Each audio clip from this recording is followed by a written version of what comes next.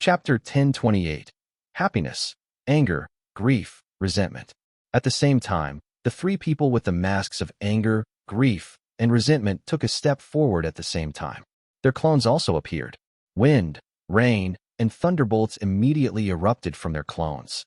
They split into three directions and charged towards Su Ming. Su Ming still had his eyes closed and was still meditating. A glint appeared in Zhu Kai's eyes. He took a swift step forward and walked towards the three people who were coming towards them. At that moment, the Rung-Wu's progenitor had a dark smile on his lips. With one move, he turned into the distortions in space and took a step towards the place where Su Ming was. Behind him, the Virtue Rooter's progenitor and the three Almighties in Mastery Realm and the large number of Rung-Wus also took a step forward. Boom! At the edge of the fifth ocean was the galactic beach formed by shattered stones. It shuddered abruptly, and as it trembled, the Rung-Wus approached en masse. It was especially so for the Rung-Wus progenitor. He was so quick that he reached Su Ming's side in the blink of an eye. At that moment, the Flame Fiend's progenitor was being held back by the clone of the person with the mask of happiness from the fifth ocean. Zhu Kai was fighting against the remaining three clones. When he turned his back around, a brilliant light shone in his eyes. He brought his right hand up, and a piercing purple light immediately erupted swiftly from the Life Inequity Spear in front of Su Ming. This light swept through the area swiftly. Booming sounds instantly echoed in space. That Rung-Wu's progenitor tumbled backwards. When he was touched by that purple light, he coughed up a mouthful of blood. Behind him, most of the Virtue Rooter's progenitor instantly had most of his body disintegrate. As he was reduced to a bloody mess, his nascent divinity was separated from him, and with a loud scream, he retreated swiftly. The three of his kind who were Almighties in Mastery Realm and who had followed behind the Rung-Wu's progenitor also looked as if their bodies were about to evaporate during that instant. They looked as if they were about to be destroyed and disappear. The Rung-Wu's progenitor pounced on them, and a large amount of blood fog erupted from his body with a bang before he swept them up and retreated 10,000 feet away. When he reappeared, he coughed up blood again. As for the other three, they were covered head to toe in wounds. The four of them had clearly activated their full power to resist Zhu Kai's attack, but they still could not fight against it. They had only managed to barely resist that attack after the Rung-Wu's progenitor had that blood fog erupt from him and after he infused some of that strange power from his race, but they were all still heavily injured. As for the Virtue Rooter's progenitor, he retreated swiftly and appeared thousands of feet away. Then, his entire body trembled before he was torn into shreds, and his body as well as his soul were destroyed. With one strike, the sky and earth were shocked. This was the power of the War Immortal. The three clones fighting against Zhu Kai also disappeared instantly from before Zhu Kai under the purple light from the Life Inequity Spear, as if they were dust that was blown away by the wind. With a buzz, the Life Inequity Spear was held by Zhu Kai. He stood in front of Su Ming and swept his spear sideways. "I am here. Who dares to come forth?" Zhu Kai asked flatly. His voice echoed in the area, causing the entire region to fall incredibly quiet during that instant. As expected of an Almighty in Life Realm, the Rung-Wu's progenitor wiped off the blood at the corners of his lips. A surprised glint shone in his eyes. As he mumbled to himself, the four real masked people of happiness, anger, grief, and resentment from the fifth ocean had their eyes sparkle at the same time before they instantly took a step forward and charged towards Zhu Kai simultaneously. Happiness, the person with the mask of happiness, immediately spoke while he moved forward. His voice was ancient, but had a force akin to thunder roaring. As booming sounds shook the area, his mask instantly melted.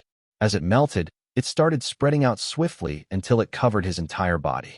Then, his body started abruptly twisting before he turned into a large runic symbol in the middle of space. An ancient, prehistoric presence spread out from that runic symbol. If there was anyone who could understand the ancient alphabet, then they would be able to recognize that the meaning of the runic symbol was the source of all joy in the universe. This was an ancient runic symbol that would cause all who saw it to be unable to help themselves, but feel happiness immediately rise within the depths of their hearts. When that runic symbol appeared, a thick wave of happiness surrounded the entire galaxy. As that presence spread out, a happy smile immediately appeared on the Flame Fiend's progenitor, but the look in his eyes was clearly that of fear. At the same time, those Rung-Wus also came to a stop, and fear appeared on their faces. In fact, The three heavily injured Almighties in Mastery Realm all reacted in the same manner. Only, three people did not react the same way. One of them was Huo Kui. His expression remained the same, and there was not a hint of change on him. The second was the Rung was progenitor. His expression was dark. The space around him distorted, a telling sign that he had activated the laws of fate's power to fight against the runic symbol of happiness that hailed from a time long past. The last was Su Ming. The gray-haired Su Ming was the master over all administrations regarding death. In his mind, which was dominated by complete rationality, not a single hint of emotion would appear. Even that runic symbol of happiness from ancient times would find it difficult to fuse even a single bit into his heart.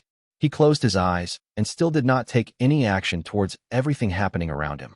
However, at the instant the runic symbol of happiness appeared, the person with the mask of anger immediately had his mask melt, and as it covered his entire body and twisted his figure, he turned swiftly into the second runic symbol.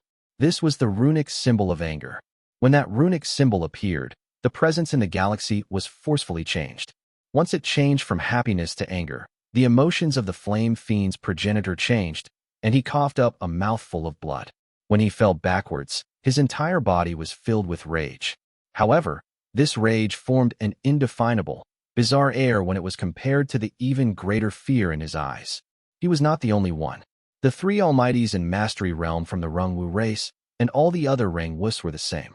This change in their emotion was not due to their will, but was a forceful change in them brought by the power of the world, and it was the most damaging of all attacks.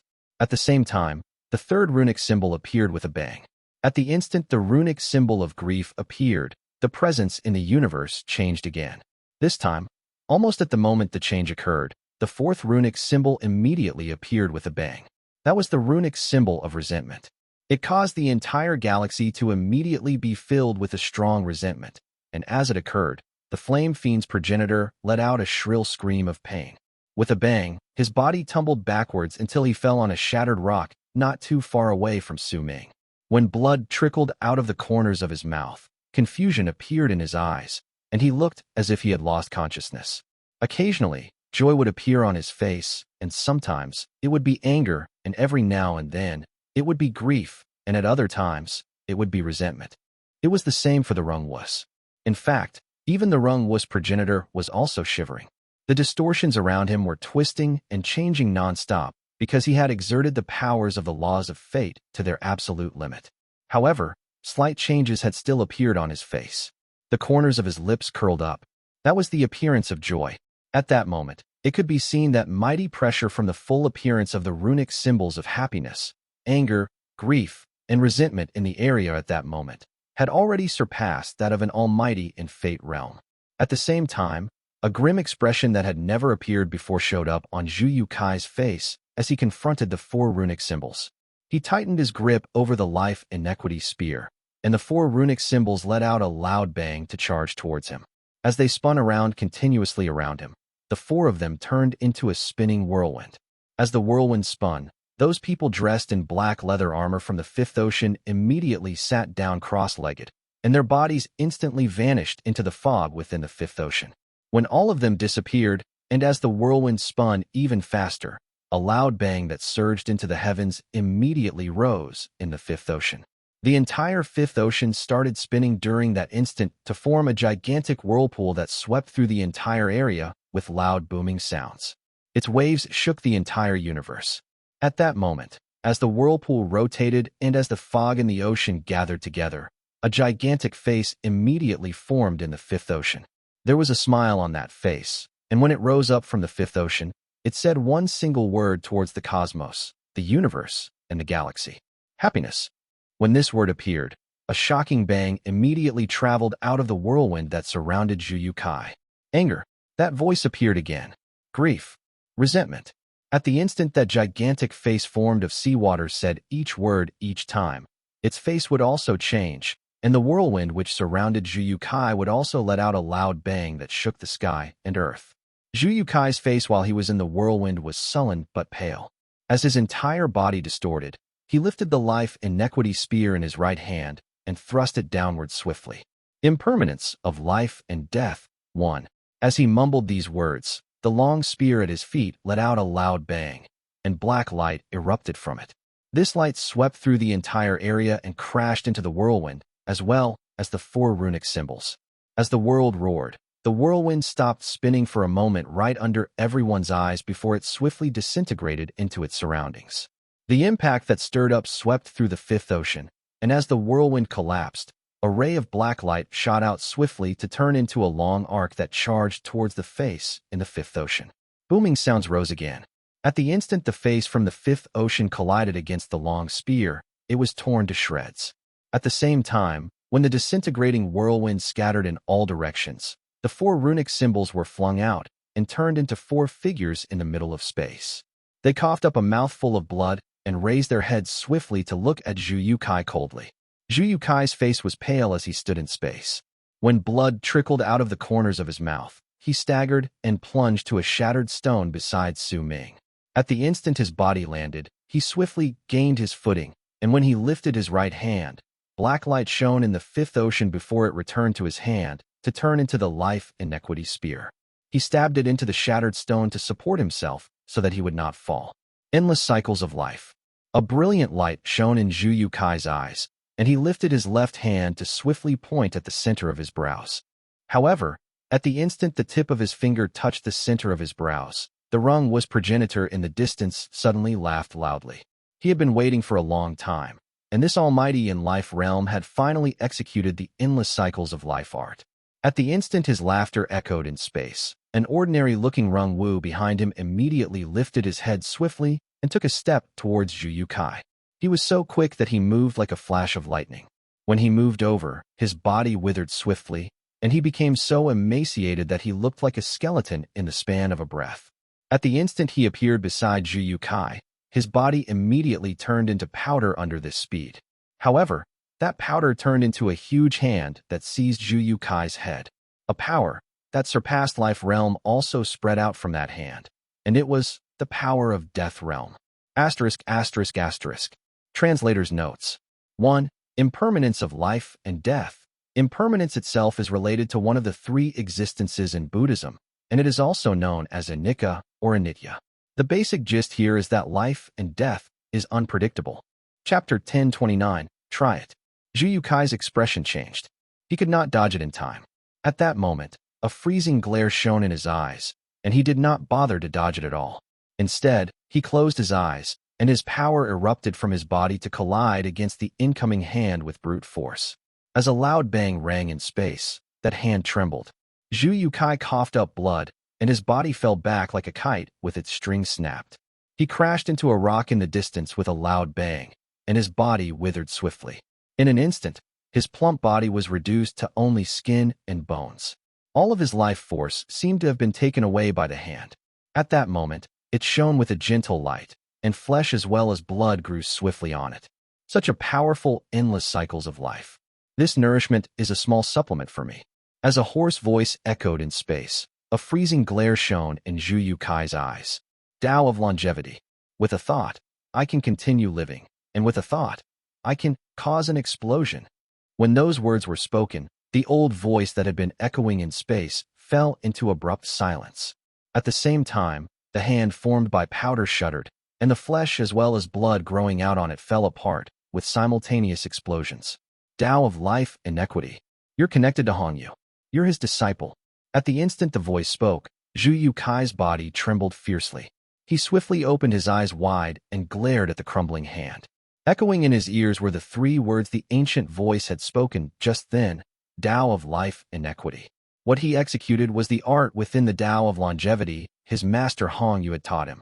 As for life inequity, his pain had turned into the thoughts in his heart after he lost his lover. Yet that strange existence within the Rongwu race said that the art was the Tao of life inequity. The impact of that sunk Huo Kui into a state of bewilderment. In the mid of it, there was also deep fear, as well as his memories towards his master's actions in the past.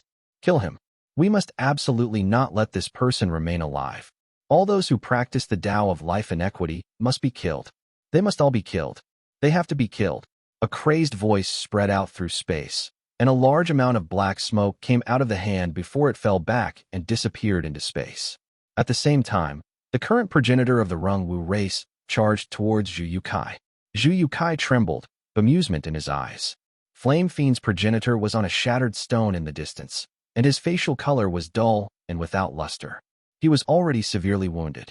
At the moment Ring Wu's progenitor closed in, the gray-haired Su Ming, who had been sitting and meditating all the while through the 6 months without moving, opened his eyes.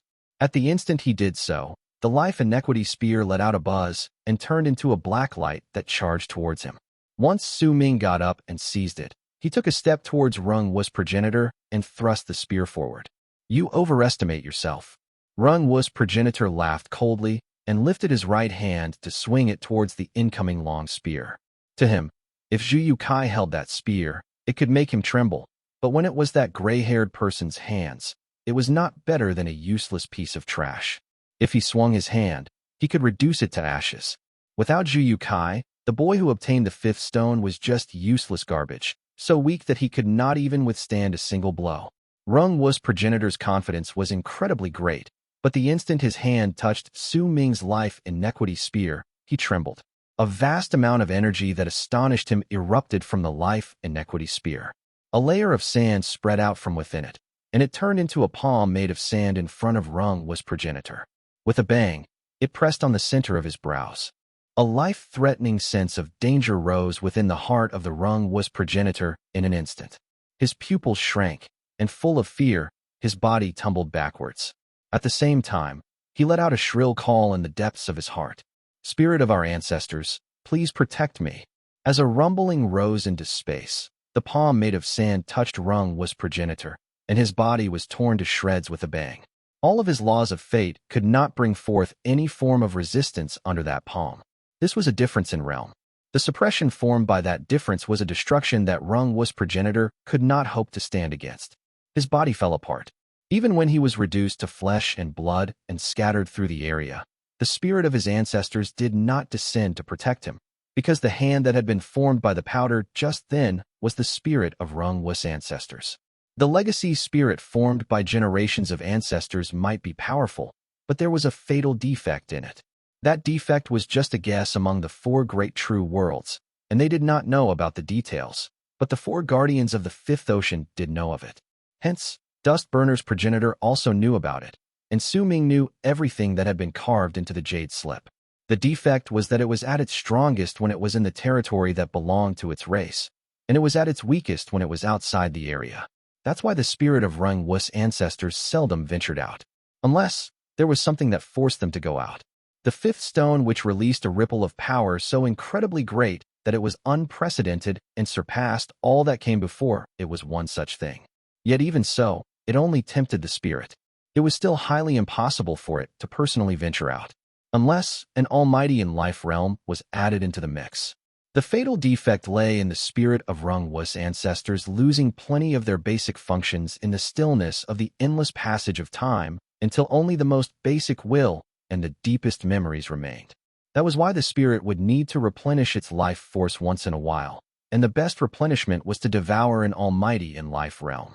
While it was not that almighties in life realm did not exist in divine essence Star Ocean, most of them had long disappeared, and those that did not disappear were like the progenitor of sand earthlings. They had chosen to fall into silence.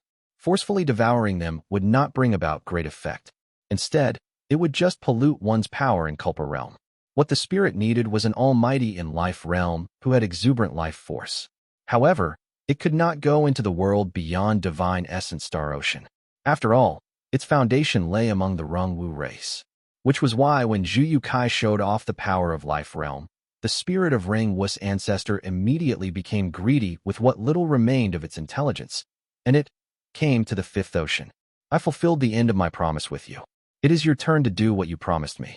Zhu Kai closed his eyes. When he reopened them, he had already buried the bewilderment deep in his heart. He struggled to stand up from the shattered stone and look towards Su Ming. Did you notice a long time ago? Su Ming looked back at him. I didn't at the start, but everything that happened later allowed me to notice some hints. You used me as a bait to lure out that person just then. I believe this is your promise with the 4 people from the 5th ocean. When Zhu Kai said that, the expression of Flame Fiend's progenitor recovered, though his face was still pale. When he looked at Su Ming, the gray-haired man gave him a feeling that his cunning was unfathomable, and it terrified him. I am an abyss builder. Sowing cast Zhu Kai a glance and sent a thought to him. Once these words were passed over, a brilliant light shone in Zhu Kai's eyes. After a long time had passed, he nodded. Sowing turned around and looked at the fifth ocean. The four-masked people floating in space had aloof expressions. Sowing brought his right hand up and patted his storage bag. Immediately, a jade slip appeared on his palm, and he flung it towards the four people before speaking. I'll return this to you now. The jade slip was what Dustburner's progenitor had given to Sowing in the past. He once said that the person with the jade slip could open the path to the fifth true world without being interrupted. The person with the mask of happiness lifted his right hand and seized the air. Immediately, the jade slip charged towards him. Once he held it in his palm, he tightened his grip around it slightly. Immediately, the jade slip turned into ashes. Offering. The person with the mask of happiness said faintly. Thousands of virtue rooters, nearly 1,000 of the ferocious beasts, several almighties, and, as Sowing listed it all calmly, shrill screams of pain rose behind him.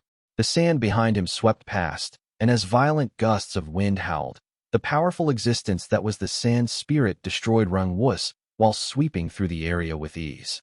Even the three heavily injured almighties from the Rung Wu race could not escape from the predicament.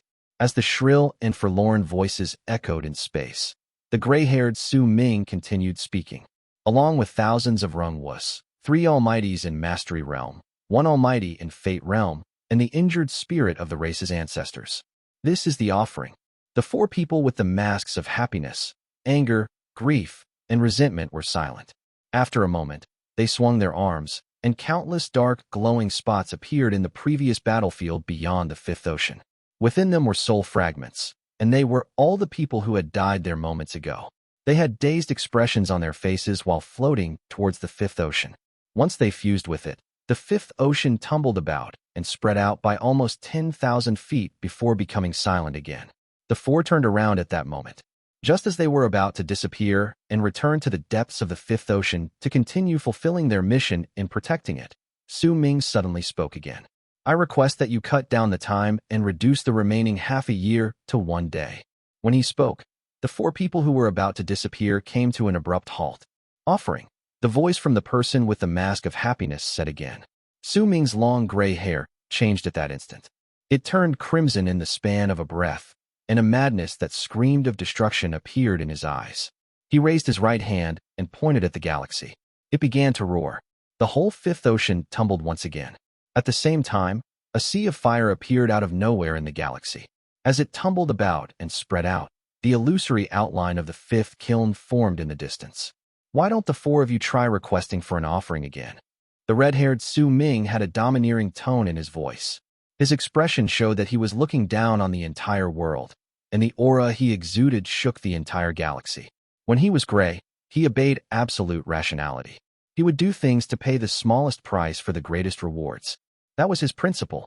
However, the red Sowing was a person of arrogance, imperiousness, madness, and destruction. While he was in that state, there were no reason or principles before him. There was only killing intent that could be triggered at any moment. With the possession of the fifth kiln, he was an existence that would cause even Zhu Kai's pupils to shrink. He was the strongest person in Divine Essence Star Ocean at that moment. Chapter 1030, the exact same. Sowing's voice had a strong domineering tone in it. That domineering will was filled with madness and destruction, and there was not a hint of rationality in it. There was only a madness that screamed, "If you go against me, then I will kill you." His voice reverberated in space.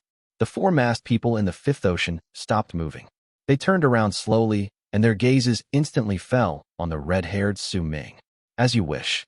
After a moment, the person with the mask of happiness among the 4 people spoke hoarsely. He raised his right hand and swung his arm. The 3 people beside him immediately acted the same. Wind immediately stirred and clouds surged in the fifth ocean. As the world rumbled, it looked as if a wave was rushing to the heavens. It instantly devoured the 4 of them, and the galaxy above the tumbling fifth ocean had a piercing, brilliant light appear swiftly. At first sight, this light was a glowing spot. Almost at the instant this glowing spot appeared, from the end of the pillar of light that shot out from the depths of the fifth ocean came another pillar of light, which shot out of the fifth ocean. It charged towards the glowing spot above it, and swiftly connected with it.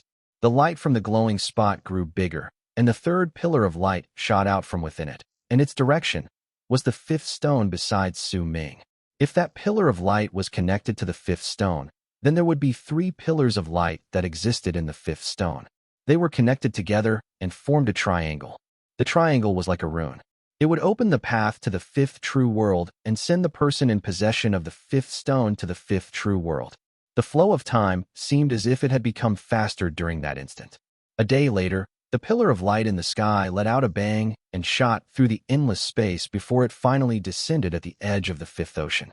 It descended beside Su Ming on the fifth stone that was shining in the same light. At the instant the pillar of light crashed into the fifth stone, the rune which took the form of a triangle on the fifth ocean appeared swiftly. As it did so, booming sounds echoed in all directions. Those loud bangs were deafening to the ears and stirred up the fifth ocean, making it turn into a gigantic whirlpool that began swiftly rotating under that bang. As it rotated, the originally vertical triangle formed by the pillars of light in this place slowly inclined, as if it was about to be laid flat in space. As it was laid down, a power of relocation erupted from the fifth stone beside Su Ming. The appearance of this power of relocation instantly caused the universe to tremble, causing the galaxy to look as if it was about to be torn apart. During that moment, if anyone looked from the highest spot in the universe, the first thing they would notice would be the whirlpool formed by the fifth ocean. The shape of the whirlpool was round, but within that circle was a triangle. That triangle was the complete rune that was formed once the 3 pillars of light were laid flat, and it looked as if it was set in the circular whirlpool. And the spot where Su Ming stood was one of the corners of the triangle. This galaxy was covered in a booming sounds shook the sky and earth. The pillars of light continued pushing forward and looked as if they had turned into pillars that were used to push up the galaxy above them and support it once it was torn apart. At the instant the 3 pillars of light forming the triangle appeared, almost all the living beings in Divine Essence Star Ocean could see it. The statue of the first god of berserkers, Liege, had its head risen to stare at the sky while it stood on a cliff in a mountain within Black Ink Planet. No one knew whether it was just a coincidence, but the spot where it was staring at was coincidentally the pillars of light that surged into the heavens and led to the fifth true world, which could be seen even from this place. Liege statue looked as if it was deep in thought. The meaning Su Ming had deciphered previously was the other message he wished to convey. If he could stand at this spot to look at this scene at that moment, then he would discover in shock that the understanding he gained in the past was not wrong. But he missed the deepest message Liege hid in it. Within Divine Essence Star Ocean was the spot where Ninth Tribe was previously located. It was also the place where Tian Xiezi had lived for a long time. At that moment, it had turned into Wasteland. The statue of Tian Xiezi built into the Wasteland was also coincidentally staring into the direction where the pillars of light had risen. His gaze also contained a message that Su Ming had deciphered incorrectly in the past. However, if he saw it with his own eyes at that moment, his heart would definitely tremble as well. The pillars of light lasted for about 3 months. Within those 3 months, the pillars of light attracted too many people's gazes. Some of them did not understand what it was, but some of them did. Time passed. 1 year, and yet another year. The Flame Fiend's progenitor waited beyond the fifth ocean and stared with eager eyes at the fifth ocean, which had long since become calm once more. He stared at the space where the pillars of light had disappeared, and vaguely, he seemed to still be able to see Su Ming's figure in the past. When the 10th year arrived, the Flame Fiend's progenitor sighed and chose to leave. Even if Su Ming had yet to release the seal in his body, all of this was no longer important to the Flame Fiend's progenitor. He's slightly reluctant to part with Su Ming just like that. It was as if that thought had risen in him while they were acquainted with each other through the series of events that happened between them. His animosity towards Su Ming had turned into wariness before it changed into a strange form of trust, and right then, it had turned into a form of nostalgia. With that nostalgia in him, he left the fifth ocean and moved through the galaxy to return to his homeland, and in that burning planet, he continued to be the progenitor his people worshipped. However, when it was night and it was quiet, he would also lift his head to look at the dazzling, starry sky, and all the things that happened during the period of time when he was in the fifth kiln and the edge of the fifth ocean would appear in his head. He will come back. The Flame Fiend's progenitor closed his eyes. His body blended with the lava before he turned back into a statue and fell into deep sleep, remaining still and unmoving. On the 72nd year after the Flame Fiend's progenitor left, Huo Kui also chose to leave the edge of the Fifth Ocean. Even though Su Ming still had yet to tell him how to resurrect his wife, Su Ming's declaration that he was an abyss builder had already given Huo Kui endless hope. Even though, during the past 70-something years, he fell into deep thought pondering over his master's Tao of longevity and the Tao of life inequity, he declared for himself in the midst of his confusion and wondered about their similarities and differences. Even though these thoughts caused his heart to ache in more pain and caused him to be increasingly agitated, he still persistently believed that Su Ming would return. When he returned, he would tell Huo Kui how to resurrect his wife. With that persistence in him, Huo Kui left quietly and returned to the mountain to rest in his cave. Beside his ears were the woman's faint hums coming indistinctly from the summit. He closed his eyes, tears fell, and in his hand he always held a medicinal core. 100 years passed in Divine Essence Star Ocean. Everything had long since regained their original peace. Many people no longer paid any attention to the scene from 100 years ago. The eternity in the sun, moon, and stars, as well as the change in the state of affairs for all things, was always a continuous dream. After one of it happened, another would arrive. However, there were some people who would always remember that 100 years ago, a cultivator stirred up a storm that caused Divine Essence Star Ocean to tremble within this galaxy. Su Hui had long since reunited with the 9 old frail darknesses. She sat on the warship, and with the 3,000 fearless warriors and all the people from Morning Dao Sect who belonged to Dao Kong, she left Divine Essence Star Ocean and returned to the region in the barren lands of Divine Essence, where the forces of power from true Morning Dao World were stationed. Over there, she waited quietly for the day of Su Ming's return. Xianshang was still struggling in the 5th kiln and did not have a way out. Dezhou Mo Sha was still expanding his tribe and continuously fighting against the other races, all for the sake of finding a place for his tribe where they would stay permanently. Everything went on their course. Without Su Ming, Divine Essence Star Ocean continued as it did in the past. This gigantic galaxy would never tilt because of a single person's will, and neither would anything change because a person was missing from the galaxy. The past glories, the rise to power that seemed to go against the laws of heavens, the endless disasters were like fleeting clouds. Perhaps they would be remembered, but perhaps they would also be forgotten. Compared to this eternal galaxy, these tiny, insignificant lives were still as tiny and as insignificant as ever. However, the legends regarding Su Ming were slowly remembered by plenty of people, since he did not leave behind his life. They remembered that there was once a period of time where a person had talents that shone brilliantly for thousands of feet in Divine Essence Star Ocean, but had appeared only briefly like a queen of the night. From the Barren Lands to Western Ring Nebula, then from the Foreign Lands to Black Ink Planet, before he moved from Divine Essence Star Ocean to the Kiln, and from Divine Essence Star Ocean to the 5th Kiln. Wherever Su Ming went to, he took away his shadow and left behind his legend. When Su Ming woke up, he saw a dazzling universe. This universe was incredibly unfamiliar to him, and it did not belong to Divine Essence Star Ocean. This place was filled with dead silence. There was not a single sound in the place, and it was so quiet that it gave off a terrifying feeling. When he looked at it from the distance, the galaxy was not empty. There were plenty of shattered stones floating in it, and it was a disheveled mess, making it seem as if war had wreaked havoc in this place for an eternity and left behind the wreckages caused by the war. All of this was the exact same as the image of the 5th kiln Su Ming projected in his mind based on the analysis he made from other people's words. All of this was also the exact same as the appearance he believed the 5th true world should take based on his speculations in his mind. There were no discrepancies, no differences. It was as if Su Ming had come here before. At first glance, it was unfamiliar, but when he glanced at it again, it was familiar. This familiarity came from the effect of the image of the 5th true world in his mind. It was like someone imagining their future lover in their minds, and when they truly saw that person, he would realize that she or he was exactly as they imagined. Su Ming fell silent. As he stared at the 5th true world before his eyes, a glint appeared in his eyes, and he charged into the distance. When he lifted his right hand, a jade slip appeared on his palm. Chapter 1031, A Wasteland.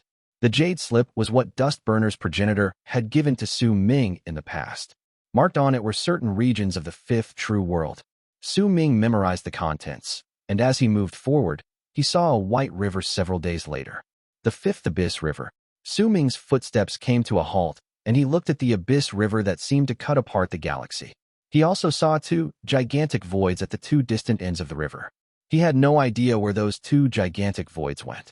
They existed in the galaxy, and the white abyss river flowed between them, making those two voids look like two eyes with empty gazes.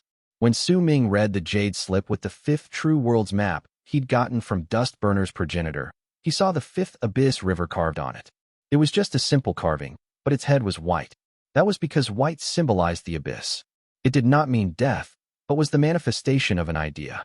Right then, Su Ming saw the fifth abyss river. He realized that the river was the exact same as what he had imagined in his head. The two voids that looked like eyes and connected the two ends also fit with Su Ming's imagination. On one end is a planet called Burning Dust. Su Ming mumbled. It was on the carved map within the jade slip. When he raised his head, he headed for the fifth abyss river. The closer he went, the thicker the aura of death became. Su Ming saw corpses drifting about in the fifth abyss river, and when he left, he suddenly stopped before turning his head around to look back. He had a vague feeling that something was off, but he was momentarily unable to figure out just what gave him that feeling. In silence, Su Ming said softly, "Baldy." He was calling out to the bald crane in his storage bag, but he obtained no answer. When he frowned, he fused his Atman into his storage bag and saw that the bald crane was not in there. A glint shone in Su Ming's eyes, and the feeling that something was off became stronger. After remaining silent for a moment, he chose to leave. When he left, the numerous corpses in the fifth abyss river continued drifting about. However, all of them looked as if they were lying face down in the river. One could only see their backs, but not their faces. Su Ming walked through the galaxy. He had no idea how much time had passed. He seemed to have forgotten about the passage of time while he traveled through the fifth true world. He just continued walking until he saw a planet in the distant galaxy. It was a burning planet. Thick waves of fire spread from it, enveloping it in a sea of fire. That planet was the origin of fire spirits which Dustburner's progenitor had spoken about. Su Ming stared at the planet, and the feeling that something was off became stronger in his heart, but he still could not find what in particular gave him that feeling. His heart was on guard, but even so, he still could not discover any form of threat. From the moment he stepped into that place to the moment he saw the planet, he was the only person in the galaxy. He did not see another living being. Su Ming was silent. With hesitation, he walked towards Burning Dust Planet. He walked past the sea of fire, and when he stepped on the planet, he spread out his Atman, but he still did not find any signs of life. The ground was a desert, a plain of sand burning in a sea of fire. The sky was crimson red and filled with flames. There were no rivers or trees in the planet. The only thing there was sand. Su Ming grabbed a burning lump of earth and put it into his storage bag. He cast a scrutinizing glance at Burning Dust Planet again before turning around quietly and leaving. He walked absent-mindedly within the fifth true world, which was completely devoid of life. He was the only person in the whole world and the entire universe. The silence around him gradually turned suffocating, which gave Su Ming a feeling as if there was a depression in him that he could not vent out. However, he also felt that everything was as it should be. The fifth true world was supposed to be an existence void of life. It was a dead universe. The destruction here, the wastelands, and everything else were the exact same as he had imagined. There was nothing different. Time passed year by year, with Su Ming continuing to charge forward through the galaxy. He only had one goal, a planet marked on the map that was located far in the distance. A planet called Abyss Vessel. It was Abyss Builder's homeland and also his race's holy land. In the past, Abyss Builder's progenitor lived over there. Time passed quietly, without notice. Then one day, when Su Ming felt that he should be near the planet, he saw an aquamarine blue cultivation planet ahead of himself. That color was incredibly unique in the galaxy, making it hard to forget after seeing it once. Abyss Vessel Planet. When Su Ming saw the blue planet, his body trembled. In silence, he walked closer to it. When he came onto the planet, stepped into its atmosphere, he saw that it was a wasteland. Only the azure blue shade of the seawater moved about as waves formed on the water's surface. It was all silent, and even the sound of the waves seemed to be completely cut off. There was wreckage all over the ground. Shattered rocks were everywhere, and Su Ming could vaguely see an image of numerous cities, but all of them had been reduced to ruins. There were no mountains that were too tall. All of them were broken, as if they were the proofs that a war that shook the entire fifth true world had happened there in the past. While in midair, Su Ming stared at the ground and the wreckage on it. He walked down in silence, then went past the ruins of numerous cities until he reached the center of the planet. He saw an island and an ocean there, and on it was a gigantic palace, most of whose structure had collapsed. Once, there had been plenty of statues standing tall at the square in front of it, but there were only 3 of them left. 2 were headless. Clearly, they had been shattered during the war in the past. Only one statue was still complete, and it portrayed a woman. Su Ming stared at it, for it was his mother, the woman who was currently lying in the coffin within the 5th kiln and absorbing life force to preserve her life. It was her statue. Based on the statue's positions, one of the headless 2 stood at the center. It should have belonged to the most important person. He might not have a head anymore, but Su Ming could tell that it should have been of Abyss Builder's progenitor. By his side was Su Ming's mother, so on his other side. With a complicated gaze, Su Ming looked at the other headless statue, and his appearance was just as indistinct and vague as in his imagination. Su Ming remained silent for a long time before turning around and walking through practically the entire Abyss Builder's planet. Several days later, when he returned back, he sat down cross-legged in front of his mother's statue. He just sat there quietly and stared at the statue before he looking at his surroundings and sinking into a pensive silence. Time slowly passed by him. 1 year, 2 years, 5 years, 10 years. Su Ming still sat there without moving. However, as time passed, a brilliant dark light gathered in his eyes, and he gradually closed them. In the core of Divine Essence Star Ocean was the 5th ocean, and the deepest part of it was a place the world outside could not see. The sea of fog there tumbled about, surrounding a gigantic altar. On the altar there was a huge mirror made of aquamarine blue. It was crystal clear and exuded a powerful, mighty pressure. It spread out as if it was suppressing the entire 5th ocean and forced the sea of fog tumbling about to quiet down when it reached a certain point. At that moment, the 4 people with the masks of happiness, anger, grief, and resentment were sitting cross-legged around the huge mirror. They did not close their eyes, but were staring at the crystal-like surface before them. After a long while, the person with the mask of grief lowered his head and sighed softly. There was no longer cold detachment within his eyes, but a complicated look.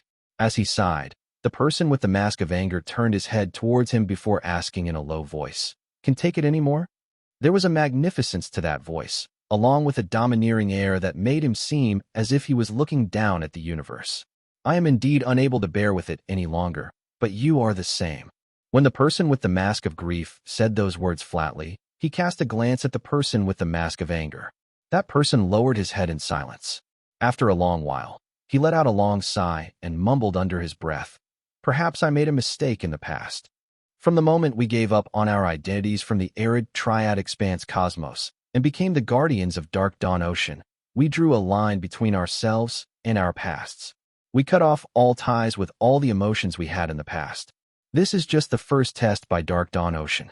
If he can't even see through the test in this place, then he is not a person needed by the 180 expanse cosmoses in Dark Dawn," a low voice said, coming from the person with the mask of happiness. "You once mentioned that besides the 4 great legacies of happiness, anger, grief, and resentment, there is in truth still another legacy.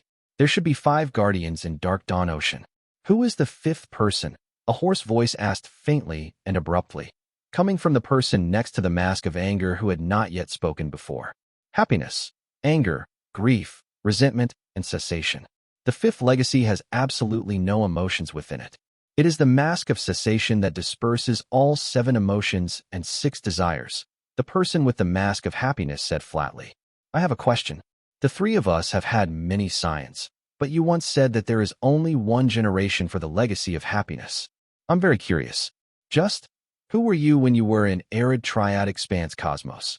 the person with the mask of grief immediately asked. "When it will be time for the 3 of you to know, you will naturally know," the person with the mask of happiness said calmly. The people with the masks of anger, grief, and resentment fell silent when they heard it, but they still looked at the person with the mask of happiness with curiosity. At that moment, the crystal mirror around they sat suddenly became muddled, as clouds and fog surrounded it. It looked like there was wind stirring up and clouds surging around them. Buzzing sounds reverberated in the area, and the people with masks of anger, grief, and resentment immediately looked over. Only the person with the mask of happiness remained as aloof as ever. Chapter 1032, Mask of Cessation. At the instant the three of them looked towards the crystal mirror, Su Ming, who had been sitting and meditating for nearly a century on the Abyss Vessel planet in the fifth true world, opened his eyes. His gaze was calm. When he looked at his mother's statue, Su Ming sighed softly. I only managed to see my mother's statue here because I saw my mother before. I never met Su Xianyi. That's why his statue is headless. I never met the Abyss Builder's progenitor either. That's why his statue is also headless. Su Ming stood up and looked towards the entire Abyss Vessel planet. The planet is the exact same as I imagined. This true world is also the same as I imagined. Su Ming shook his head. He took a step towards the air, and within an instant, he appeared in the galaxy. That year, I imagined that the planet was near, and then Abyss Vessel planet appeared. Now, I will have this thought. The fifth Abyss River is in front of me. Su Ming mumbled. He lowered his head, and when he lifted his head again, the fifth Abyss River appeared in front of him. He saw the corpses in the river. All of them only had their backs revealed before him. Their faces were not shown. This is also because I have never met you. That's why I can't imagine different appearances for all of you. Su Ming shook his head, then walked towards the galaxy. I might not want to believe it, but during the past 100 years, I already guessed at the moment I saw the statue. This isn't the fifth true world. There is no Abyss Vessel planet here. The real fifth true world isn't here as well. What a lie, what an outrageous lie. A fierce glare appeared in Su Ming's eyes.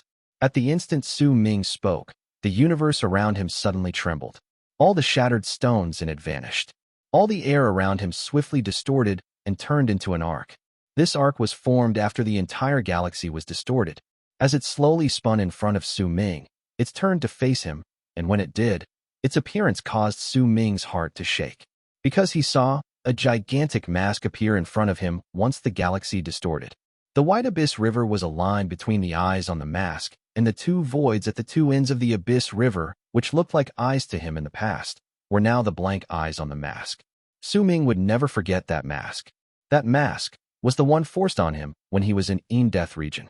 The mask that cut off all 7 emotions and 6 desires within him. The mask of cessation. Due to this mask, Su Ming came to Divine Essence Star Ocean. Now, more than 1,000 years later, he saw the mask again, and understanding rose swiftly in Su Ming's heart. That so-called searching for your king you told me in the past, and the rumors in the worlds outside about the fifth true world's entrance being located here, is a lie. You didn't just lie to me. You also lied to the first god of berserkers, Lai Shan Xiao. A brilliant light shone in Su Ming's eyes. At that moment, he had come to completely understand everything. This is a legacy that is similar to that of the 4 guardians with the masks in the fifth ocean. If my guess is correct, then there should not be originally 4 masked people here, but 5. And after happiness, anger, grief, and resentment comes the mask of cessation that cuts off the 7 emotions and 6 desires. At the moment you made me wear the mask to come to Divine Essence Star Ocean, you didn't want me to search for your king or search for the entrance to the fifth true world. You wanted to make me the 5th guardian in this place. I now understand the complicated emotions and the confusion on Lai Shan Xiao's statue in the past as well, because at that time, he might have already noticed the hints, but in the end, he still stepped into your fraud. One of the 4 masked people is Lai Shan Xiao. A brilliant light shone swiftly in Su Ming's eyes. At that moment, his understanding caused his mind to suddenly be clear. Su Ming's heart trembled, because he remembered his master, Tian Xiezi, and he was almost certain that if Tian Xiezi was still alive, then one of the 4 masked people was Tian Xiezi. It did not matter whether it was Lai Shan Xiao, Tian Zizi, or Su Ming. The 3 of them all had one similarity, and that was, the 3 of them came from Death region. When he looked at it this way, Su Ming's heart was in shock again. Who exactly was the 3rd and 4th person among the 4? Wear the mask and become the 5th guardian of Dark Dawn Ocean. Envoy of Cessation, you will know everything that you wish to know. You will know all the secrets regarding Arid Triad Expanse Cosmos, the 5th true world, and the Abyss Builders. Become the envoy of cessation, and you will never have any worries as well as uncertainties, and you will be given eternal life as well. This is your life. You cannot fight back against it. From the moment you wore the mask and was sent into Divine Essence Star Ocean, your path in your life has already been decided. No matter how hard you try to change it, you cannot escape from it. Your fate is to become the bearer of the mask of cessation in Dark Dawn Ocean. An ancient voice with a cold detachment and a supreme mighty pressure tumbled out in roaring waves from the mouth of the gigantic galactical mask. There was in no way Su Ming would forget that voice. That voice belonged to the ancient will from Death region, the one that had threatened him with his senior brother's lives and forced him to wear the mask. You are unable to refuse, you cannot refuse, and neither do you have the right to refuse. You are chosen to become my envoy of cessation. That voice echoed and shook space. The mask formed by the gigantic galaxy rushed forward swiftly to cover Su Ming with a loud bang. A powerful, mighty pressure gathered swiftly on Su Ming's body, causing Su Ming to instantly be unable to move even a single inch. However, at the instant that mighty pressure descended on him and Su Ming felt that he could not move, a power that swiftly allowed him to regain his mobility traveled out rapidly from his cultivation-based clone, Dao Kong's original body. Or rather, this was not a power. It was an aura. That aura was long-lasting and similarly brought with it a supreme will that crashed head-on against the incoming mask with a bang. Su Ming could sense that aura. That was an aura from true Morning Dao World. That was the power of Kismet.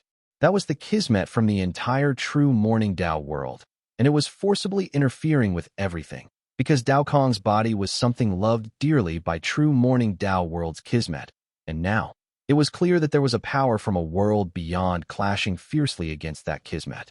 Su Xian-yi, even if you have already calculated all of this and specifically delivered a physical body so that this child will possess Kismet, I have also long since predicted this.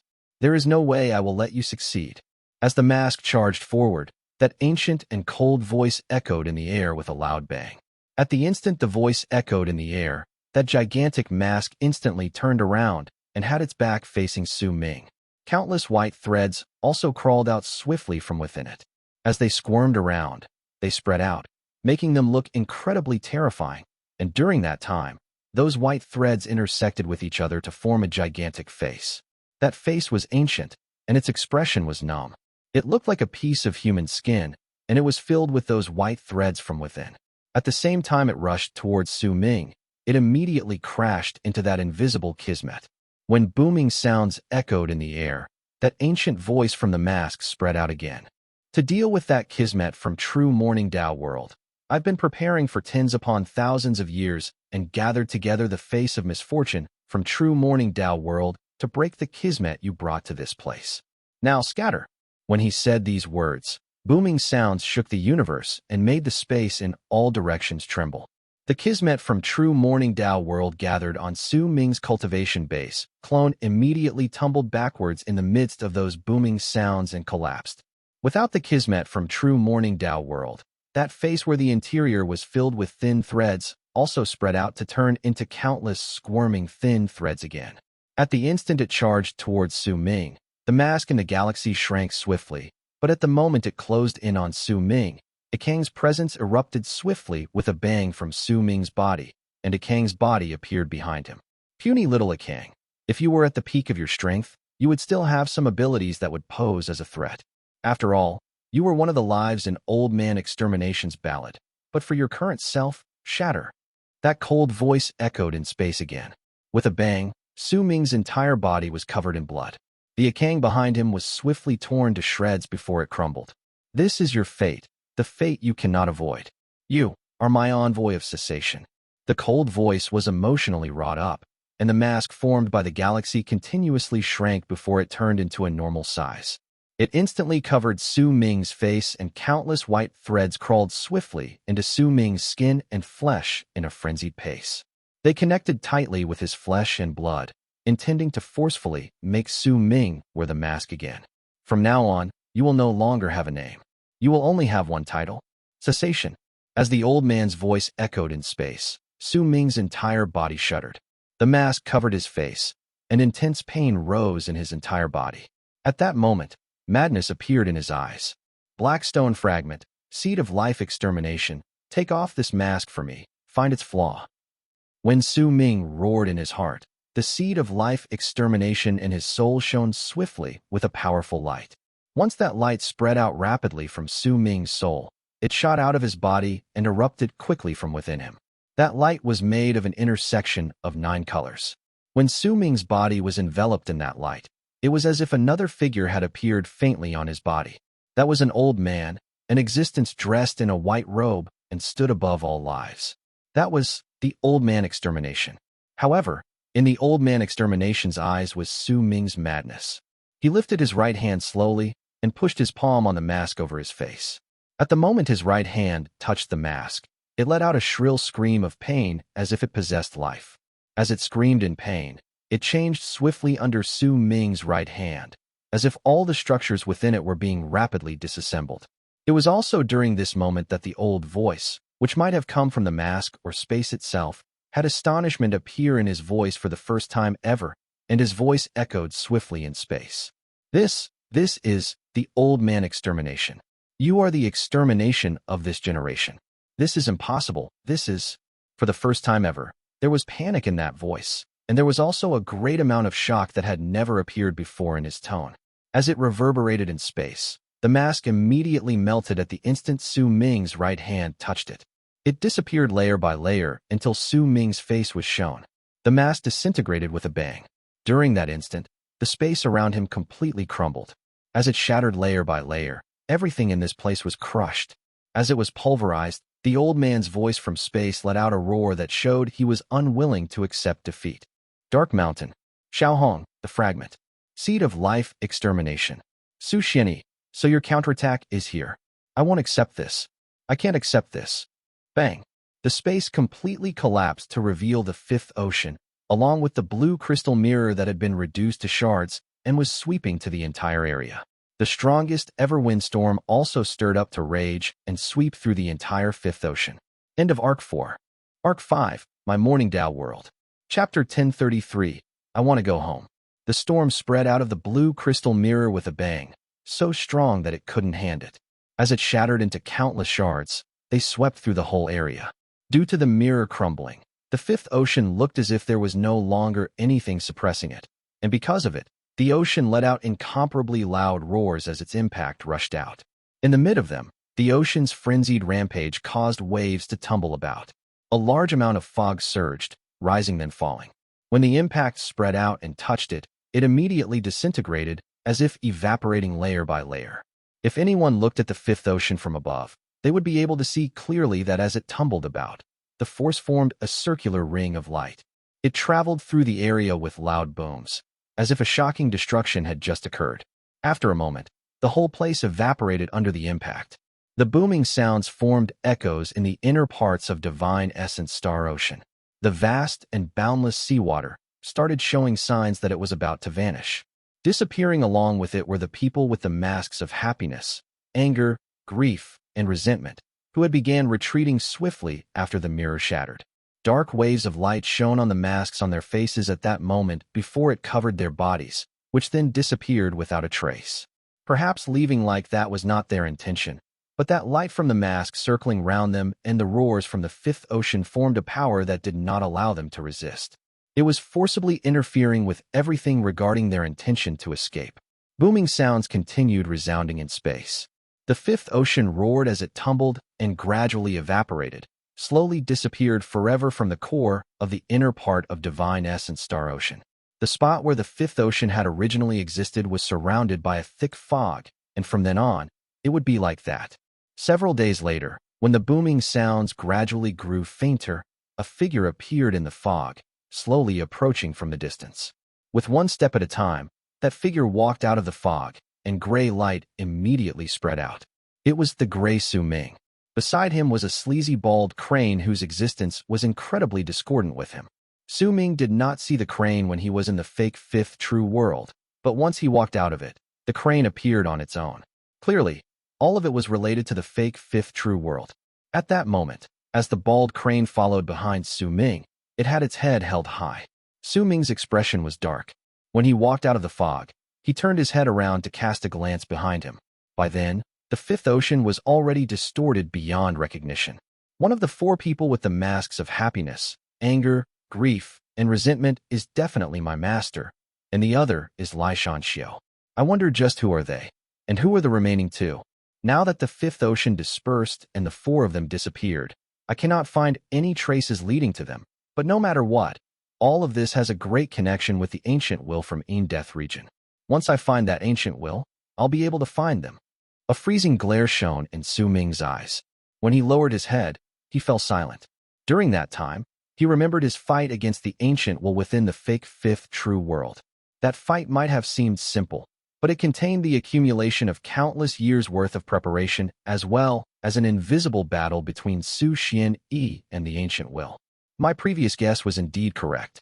Dao Kong entering Divine Essence Star Ocean was due to him being led there by Su Xianyi's will. He sent me this body, and his goal was to have me possess him. Once I possessed Dao Kong, I would obtain true Morning Dao World Kismet, but all of that was just to blinding Death Region's will. The true blow was the seed of life extermination, which is the black stone fragment Xiaohong gave me in the past. All of that was prepared by Su Xianyi. Su Ming's expression was slightly complicated. He remembered the ancient will roaring with refusal to admit defeat before eventually disappearing. Clearly, that ancient will could learn everything it wanted in Death region. However, Su Xianyi had used some unknown method to hide the fact that Xiaohong had given Su Ming that black fragment in the past, or rather, he had made the ancient will form an incorrect perception about the stone fragment, because of which it was then ignored. However, the ancient will understood everything in the end, which was why it uttered that sentence. When Su Ming remembered all that had happened, complicated emotions rose within him towards Su Xianyi. There was resentment there, but also a sigh that meant too many things. Even though he had never met his father, the man's actions were filled with great fatherly love, no matter whether it was the matter of giving him the seed of life extermination or delivering Dao Kong for possession. In fact, there were definitely other things that Su Ming had not noticed even till then, and he could sense the fatherly love from them. If that's the case, why did you leave me alone in the land of berserkers? Why did you separate my soul from my physical body? Why did you leave my mother lying in the fifth kiln? Just where are you? Who are you? Su Ming mumbled. He knew that everything would be revealed before him when he returned to true Morning Dao World. After remaining silent for a while, a brilliant light shone in his eyes. Since I can't find the real entrance to the fifth true world, then it's time for me to leave the barren lands of divine essence and return to true Morning Dao World. Su Ming turned his head around and looked at the galaxy in the distance. A hint of resolve and fierceness appeared in his eyes. He wanted to return to true Morning Dao World and retrieve his physical body. He wanted to know the answers to all the mysteries around him, and he wanted to find out who was Su Xianyi. That's right. Let's go back to true Morning Dao World. Darn it all, I want to go back too. I can hear all the crystals in true Morning Dao World calling out to the great me. They're all waiting for the great and supreme me, myself, and I to love them. Hurry up. Let's go quickly. The bald crane stood with excitement on its face while shouting with joy. Its expression was of someone mesmerized, a telling sign that it was imagining something happy and glorious. Dao Chun. Su Ming moved forward, and the sound of air being sliced apart rose swiftly as he charged forth. With the fifth kiln in his possession and as the current scion of the seed of life extermination, he was already the strongest person in Divine Essence Star Ocean. Even if he did run into an enemy who was an almighty in Mastery Realm, so what? Su Ming did not even need to activate the fifth kiln to fight against that almighty on his own. Even if he ran into an almighty in Fate Realm, Su Ming had the art to cut fate, and with the fifth kiln, he could fight against that person. The only regretful thing about it was that Su Ming did not want to take the fifth kiln away. If he left it in its place, it would reach its optimum state in terms of effectiveness. I will leave this place and return to true Morning Dao World. I want to go home. Su Ming became faster. As he turned into a long arc and charged forward through the galaxy, his hair color gradually changed. It was not red, but neither was it gold. Instead, it returned into its original color, and nostalgia appeared in his eyes. Eldest senior brother, second senior brother, and Huo Zhu. Su Ming became even faster. He shifted and shot across the galaxy. Yu Xin too. The bald crane immediately shouted by the side. As the Abyss Dragon's boss, it felt that it needed to help the Abyss Dragon speak during that moment. Yu Xian. A reminiscent look appeared in Su Ming's eyes. In his recollections was a girl who ate roasted seeds with a grin while staring at him. Several days later, he appeared beyond a burning planet in the region between the inner part and the periphery of Divine Essence Star Ocean. There were thick flames raging in that planet, and that place was where Flame Fiend's progenitor lived. It was his territory. Su Ming looked at the planet. After some time, he suddenly opened his mouth, and his voice rang with thunderous booms that echoed in all directions while it went to Flame Fiend's planet. Progenitor Huo Kui, do you remember your old friend from the fifth kiln? Huo Kui, do you still remember your grandpa Crane? The bald crane shouted loudly as well. It intentionally stood in front of Su Ming. By doing so, it would make it felt that it was the true center of attention. Since Su Ming was behind it, he was just a guard. The man and the crane's voices went into Flame Fiend's planet and into each of Flame Fiend's ears. The thunderous roar formed from those voices turned into a mighty pressure. When it descended, the whole planet shuddered, and all the Flame Fiends immediately shuddered as well. Absolutely no thought of resistance could rise in them under that mighty pressure. They felt like the world was crumbling and nothing existed in it anymore. As they quivered, they let out shrill roars as they prostrated themselves on the ground, unable to stand. In the depths of Flame Fiend's planet was a karst cave filled with lava. Within it was a statue which jolted at that moment, and a large number of cracks swiftly appeared on it to reveal the body of Flame Fiend's progenitor. His eyes were shut, so he opened them swiftly and looked in the direction of the galaxy and spoke in a wild and untamed manner. Which old friend? Before he could finish speaking, Flame Fiend's progenitor started shuddering, and excitement appeared on his face. Without any hesitation, he turned into a long arc and shot from the ground with a bang, shaking the whole planet. In an instant, he rushed out and stood in the galaxy. When he did so, he saw Su Ming looking at him. You are. Flame Fiend's progenitor stared at Su Ming. The excitement on his face turned into surprised delight. He knew that Su Ming would definitely return one day. I've come back. Su Ming stared at Flame Fiend's progenitor, and a smile appeared on his face. He could be said to have gone through many things together with Flame Fiend's progenitor in the fifth kiln. At the start, the two of them had fought against each other. Then Huo Kui had submitted to him. In time, they got acquainted with each other and slowly formed a bond that gave them the feeling as if they were friends.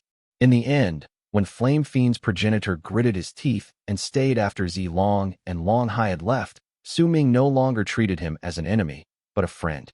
Thank you for the matter in the fifth ocean, Su Ming said to Flame Fiend's progenitor as he wrapped his fist in his palm and bowed. His act of bowing immediately made Flame Fiend's progenitor nervous. He instinctively took a few steps back and stared at Su Ming with uncertainty. The impression Su Ming left in his mind was too strong, so when he spoke with such courtesy, Flame Fiend's progenitor found it uncanny, and he became suspicious of it. Chapter 1034. Entering Western Ring Nebula once more. When Su Ming saw Flame Fiend's progenitor reacting that way, he laughed wryly in his heart before making his expression turn aloof and letting out a cold harumph. When Flame Fiend's progenitor heard it and saw the icy expression, he calmed down, finding it normal. Just as he was about to say something, Su Ming raised his right hand and pointed at him. Flame Fiend's progenitor instantly started trembling furiously.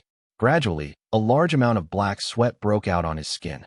Once it was forced out of his body, it swiftly gathered together and turned into a drop of water that was the size of a fist and gave off a foul stench. When it disappeared before Flame Fiend's progenitor, an incomparably light feeling rose within him. The seal has been broken. Huo Kui, don't go to the fifth kiln anymore. If we are destined to meet again, the both of us will surely see each other in the future. I bid you farewell. Su Ming cast a glance at Flame Fiend's progenitor before leaving. When he turned around and was just about to leave, his footsteps suddenly came to a halt. He turned his head around and asked, "Where does Zhu Kai live?" "In Husband Gazing Mountain."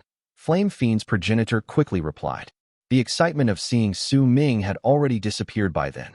The wariness and the powerful impression the other had left 100 years ago rose again in his mind. Su Ming nodded.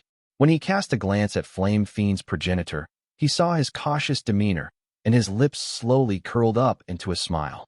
However, he did not know that when Flame Fiend's progenitor saw that smile, his heart let out a loud thump, and panic instantly rose in his heart. What's going on? This person kills without batting an eyelid. He's ruthless, merciless, and a calculative man, and now he's smiling? Something's off. Something's very off. Flame Fiend's progenitor became even more cautious, and he took a few instinctive steps back. I'm going back to true Morning Dao World. Come with me, Su Ming said faintly, then turned around without bothering himself with whether Flame Fiend's progenitor would be conflicted about this. He simply walked into the galaxy. By his side, the bald crane let out a fake cough before casting a profound glance at Flame Fiend's progenitor. This is very important. Huo Kui, it's best that you think about it carefully. Haha. At the end, the bald crane still decided to intimidate him. It felt that its current situation was the most wonderful moment in its life. When it frightened Flame Fiend's progenitor, it did not forget to let out a few snorts. Flame Fiend's progenitor was instantly conflicted. He watched Su Ming walking into the distance, then listened to the bald crane threatening him before turning his head around to cast a glance at Flame Fiend's planet behind him. Hesitation rose within him. He was actually not worried about his people. With Flame Fiend's divine abilities, even if he was not around, no great accident would happen to them while they were in Divine Essence Star Ocean. And if he followed Su Ming, he might run into a great serendipity. He was especially certain of it when he remembered Su Ming's actions on their trip 100 years ago. It immediately gave Flame Fiend's progenitor confidence. He gritted his teeth, and resolve appeared on his face. If I follow such a calculative and conniving person, at the very least, I won't suffer any losses in the hands of other people. Flame Fiend's progenitor immediately turned his head around and let out a few shouts at Flame Fiend's planet. Immediately, commotion rose within it. Numerous Flame Fiends flew up and stared at their progenitor. There was a reluctance to pardon their eyes, but all of them knelt down and worshipped him simultaneously. Flame Fiend's progenitor let out a few more shouts, a telling sign that he was leaving instructions as to what his people were to do after he left. Then, under the gazes filled with the reluctance to part from his people, he turned his head around and turned into a ball of purple flames that charged in the direction Su Ming had left. Husband Gazing Mountain was like an eternal existence in the galaxy. There were murmurs from the summit coming down all year long. The beautiful legends surrounding the mountain always stirred up the curiosity of those who came when they heard the murmurs. At that moment, Su Ming was standing on a stone rising from the ground at the center of the mountain. By his side was the bald crane and Flame Fiend's progenitor, while in front of him was a dark cave. Senior Changhe, I would wish to see you. Su Ming wrapped his fist in his palm and bowed to the mountain cave while he spoke calmly. The mountain cave was quiet. After a long while, a muffled bang came from the mountain cave, and an incomparably plump, hideous, and ugly figure walked out from within. Huo Kui. His eyes were crimson red. When he walked out, he stared at Su Ming. Conflict and madness were in his eyes. After some time, a calm expression slowly came to his face. He sat down limply by the side, and when he lifted his head to stare at Su Ming, his expression had already returned to its usual calmness. You're back, he said faintly. Su Ming nodded. Thank you for helping me when we were in the Fifth Ocean. About your wife. When Su Ming said those words, he paused for a moment. With a calm expression on his face, Huo Kui looked at Su Ming's face while waiting for the second part of his words. When my level of cultivation is high enough and I can activate the abyssal world, I will definitely resurrect her, Su Ming stated slowly. His understanding towards abyss builders was not great, but he had a general idea that they had an inborn ability to resurrect the dead. However, the prerequisite for it was that abyss builders needed to activate their abyssal worlds. Su Ming did not know much about that. The Duke of Crimson Flame did not know about it clearly, but Su Ming believed that as his level of cultivation rose, there would surely come a day when he would understand his race's inborn ability. Senior, before that time comes, if you believe me, then I can activate the fifth kiln and have your wife's soul fuse into it to be nourished.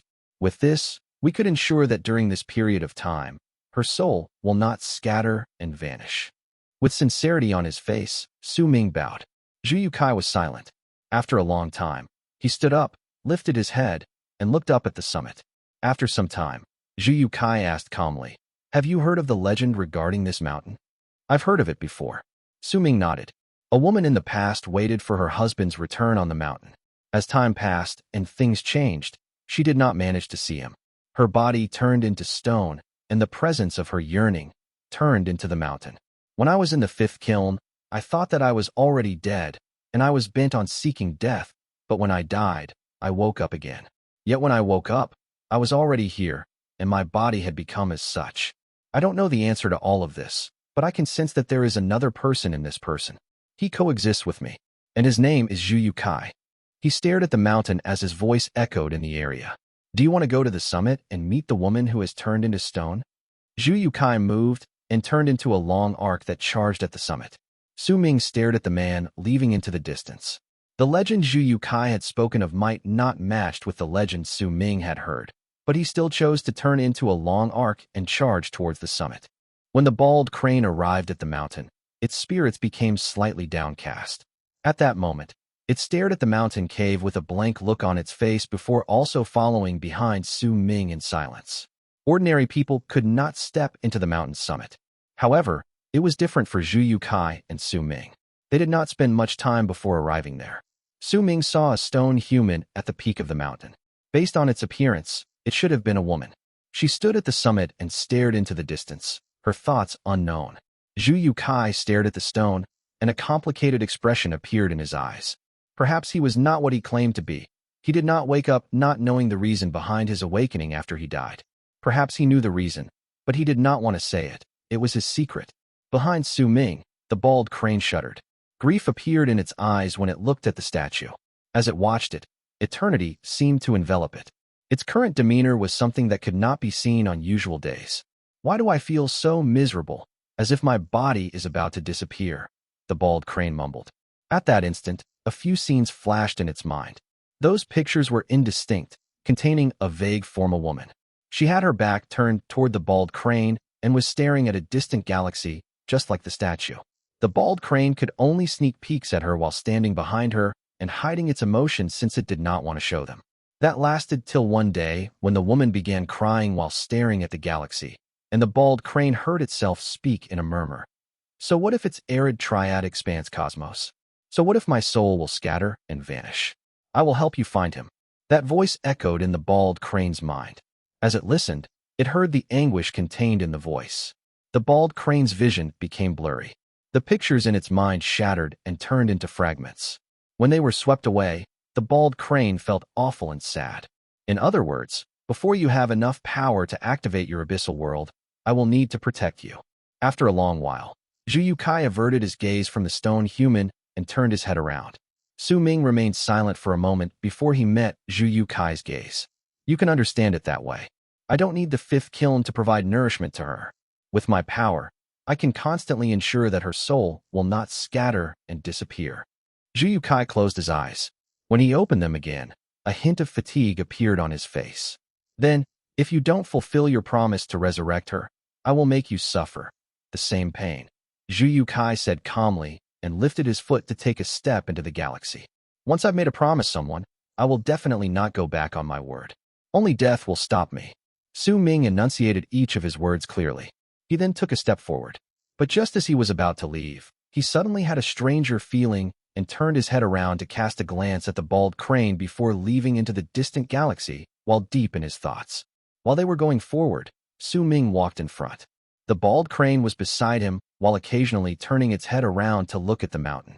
Behind them were Zhu Kai and Flame Fiend's progenitor. The strange expression on the bald crane's face had attracted Zhu Kai's attention, but he did not say much about it. He also seemed to be immersed in his thoughts. As the group charged forward, they left the periphery of Divine Essence Star Ocean and moved past Black Ink Planet to step into Western Ring Nebula, Western Ring's foreign lands. When he succeeded, his level of cultivation would increase by an incredible margin. Only then would he be able to stir up the disaster in true Morning Dao World once he returned to that place. Chapter 1035. Welcome back, our Liege. The foreign lands were fragmented and existed in countless cracks within the galaxy, including Western Ring Nebula. Even though centuries had passed since then, the mysteries and rumors about the place remained in the cultivators' hearts and did not disappear. Once they stepped in, then there was a high possibility that they would never be able to get out again. The mysterious veil about that place was something that only existed in name to Su Ming, but to most cultivators, the mighty pressure created by that mysteriousness was powerful enough to suffocate them. Su Ming had not seen that place for hundreds of years, and when he returned to Western Ring Nebula's foreign land again, he stared at the cracks in the galaxy. He did not say a word. Before his eyes, he seemed to be able to see himself hundreds of years ago being forced inside by the forces of power from the four great true worlds. He also saw himself wreaking havoc in their territory once he walked out, and then, he was chased down by an almighty in Mastery Realm. If that almighty in Mastery Realm still dared to attack Su Ming, his palm would be cut off without any hesitation. Su Ming said faintly, "Senior Changhe, please wait in this place. I still have some matters to attend to here." Zhu Yukai did not speak, but closed his eyes and sat down cross-legged in the galaxy. Su Ming turned his head around to cast a glance at Flame Fiend's progenitor. The thin old man immediately looked as if Su Ming's words would be a sacred edict. A fawning smile appeared on his face, and he nodded rapidly. Before Su Ming could even say anything about that kind of attitude, the bald crane, who no longer seemed dazed and sad as if it simply did not use its head to think, suddenly glared at Flame Fiend's progenitor because it sensed an incredibly great threat that rushed straight into its head. That threat came from the fawning look of Flame Fiend's progenitor. His expression caused the bald crane to be in an incredibly bad mood. It immediately spread open its bare wings, then put on an arrogant appearance and glared at Flame Fiend's progenitor with a profound gaze. It bent its back and used the same fawning gaze to look at Su Ming before quickly saying, "Boss, should I go in and check things beforehand? If there is any sort of danger, with my abilities, I will definitely be able to resolve it. I won't be like certain people whose entire bodies go up in flames and who don't know how to share danger." The bald crane's solicitous words were something rarely spoken by it. Su Ming cast a sideways glance at it and smiled faintly. Flame Fiend's progenitor was momentarily stunned before he cast a scrutinizing glance at the bird. An expression of wanting to face danger together with Su Ming appeared on his face. He might be an almighty in Mastery Realm, but for living spirits, no matter how high their level of cultivation was, it was difficult for them to change their nature. And it was the case for Flame Fiend's progenitor as well. When he was yet to become a progenitor, he might have had quite a promising potential, but him being able to obtain his current level of cultivation and the legacy of the previous Flame Fiend's progenitor, as well as being able to reach Mastery Realm in one go after slaughtering his way through numerous other potential successors, was due to him being good at flattering his progenitor in the past. However, it had been a long time since he had used that skill.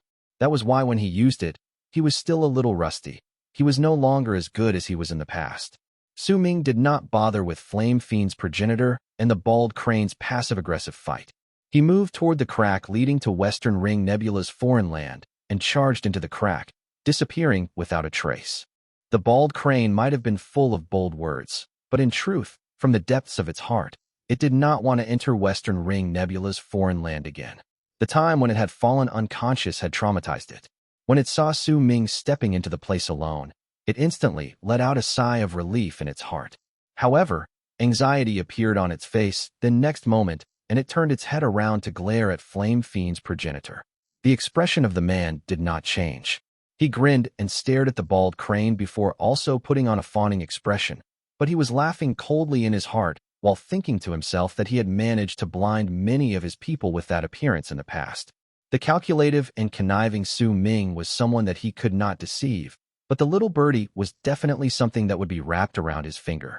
When the bald crane saw Flame Fiend's progenitor's demeanor, it instantly felt its heart let out a loud thump and thought that it had underestimated him before. Hence, even though it let out cold snort in its heart, its expression changed. Its glare turned into a smile, and it went forward to hug the thin Flame Fiend's progenitor before laughing and acting as if they were great friends. "Little fire boy, when I saw you, I instantly felt that you are someone that I can be great friends with. You flatter me. Fellow Taoist crane, you have the demeanor of an immortal and the bones those from the path of Tao. I'm afraid that these old bones do not have the courage to be friends with someone of such a high social position. Are you looking down on your grandpa crane?" The man and crane both had their own thoughts in their heads while fighting passive-aggressively with words, but despite them, it was quiet in Western Ring Nebula's foreign land. Quite a large number among the 100,000 stone monuments had made it past 1 million feet and stood tall on the ground. Among them were a certain 10,000 stone monuments. Their color might have seemed normal, but if anyone took a closer look, they would be able to tell that they were purple. There were plenty of people sitting and meditating beneath those 100,000 stone monuments. Occasionally, they would lift their heads and look at the 10,000 purple stone monuments, and all of their faces would show desire and envy. At that moment, there were dozens of people sitting under them. They did not move, and their expressions were calm. However, in that silence was a determination and an air of supremacy. That was because they owned the purple stone monuments, and because their stone monuments were the only ones among the 100,000 stone monuments that would not be destroyed by the will of the law in the land. The purple stone monuments would only have people added to them, but not lose anyone of their own. However, that was not absolute. They might not die because of outsiders replacing them. But there was another law among the purple stone monuments, and all of the people in the place knew about it. Each year, there would be people who would die, and those 10 would be the weakest 10 among the lot. It did not matter how tall was a person's stone monument. As long as their level of cultivation was at the bottom, they would be wiped off within 100-something years. Because of that, those who possessed the purple stone monuments were somewhat unique, besides the fact that they immersed in practicing cultivation for their whole lives. Purple Stone Monument. It's a pity that when I entered this place, the purple stone monuments did not choose me, or else I would have been able to become one of their tributes, and I wouldn't have to live in constant fear every single day. I would only need to train madly to be able to avoid being killed. This is our lives. It's only been a short time since you came here, but this is largely connected to a legend from the past. In the quiet land with 100,000 stone monuments, there would occasionally be a few gazes which would land on the 10,000 purple stone monuments, and the faint voices of a few people speaking would be heard. While they were discussing things among themselves, the tallest purple stone monument suddenly shone, and an old man walked out from it, which was 1,000,000-something feet tall. The old man had an ancientness to him. At the instant he walked out, he attracted the gazes of all the people in the area, especially the dozens of people underneath the purple stone monuments. All of them got up and bowed deeply to him. "Greetings, progenitor." The old man nodded. Without saying a single word, he sat down cross-legged underneath his stone monument and closed his eyes to meditate. "It's Zhao family's progenitor." The low-voiced discussion among the people from the other stone monuments echoed faintly in the air. "That's right. That person's stone monument has long since reached the size at which he can go out, but he never chose to go. Instead, he's training in a frenzy. I heard from someone about a legend that happened a long time ago. There was a person called Huo Zhu. Quiet. It's best not to mention his name in this place. He's not someone people like us can talk about." "Oh, then why can Big Brother Zhou talk about him?" "Big Brother Zhou? You're talking about Zhou Kong, one, right? He's different from us." While the people from other stone monuments discussed the old events among themselves, a violent shudder ran through the land with the 100,000 stone monuments, as if wind had risen and clouds were surging. Rumbling sounds ring in the air.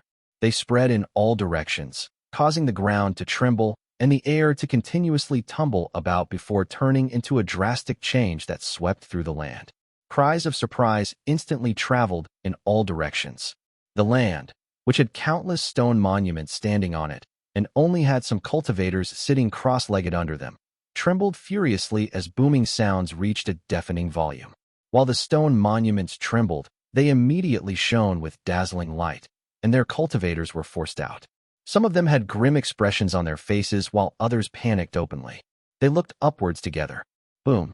When a loud bang traveled downwards like the might of heavens, the originally indistinct purple hue above the 10,000 purple stone monuments among the 100,000 stone monuments in the land shone with a purple light brighter than anyone had ever seen. As it reached a piercing degree, it instantly covered the land, causing the 10,000 purple stone monuments among the 100,000 to be incredibly striking. Zhao family's progenitor's heart shuddered. He opened his eyes, and when he raised his head to look above him, a hint of rarely seen excitement appeared on his face.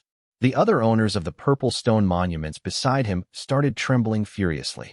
They could sense an incomparably familiar presence, and there was a great urge within them to bow down and worship it. As the tremors in the land grew stronger, that urge grew stronger in their hearts as well. The transformation in the land was something that plenty of them did not remember because they had never experienced it, but there were still a handful of people who seemed to have vague recollection, and their expressions changed to resemble something that was akin to a mix between excitement and anxiety. Zhou Kong was sitting quietly under his stone monument. When he lifted his head to look at the tumbling air above him, a hint of sentimentality appeared in his eyes. He knew that Huo Zhu had returned. "I, Zhao Tiangang, welcome back our liege." Zhao family's progenitor stood up and wrapped his fist in his palm before bowing deeply towards the sky. When his ancient voice echoed in the air, all the owners of the purple stone monuments worshipped the sky together. "Welcome back, our liege." Their voices spread out, resulting in loud bangs that shook the people from the other 90,000 stone monuments.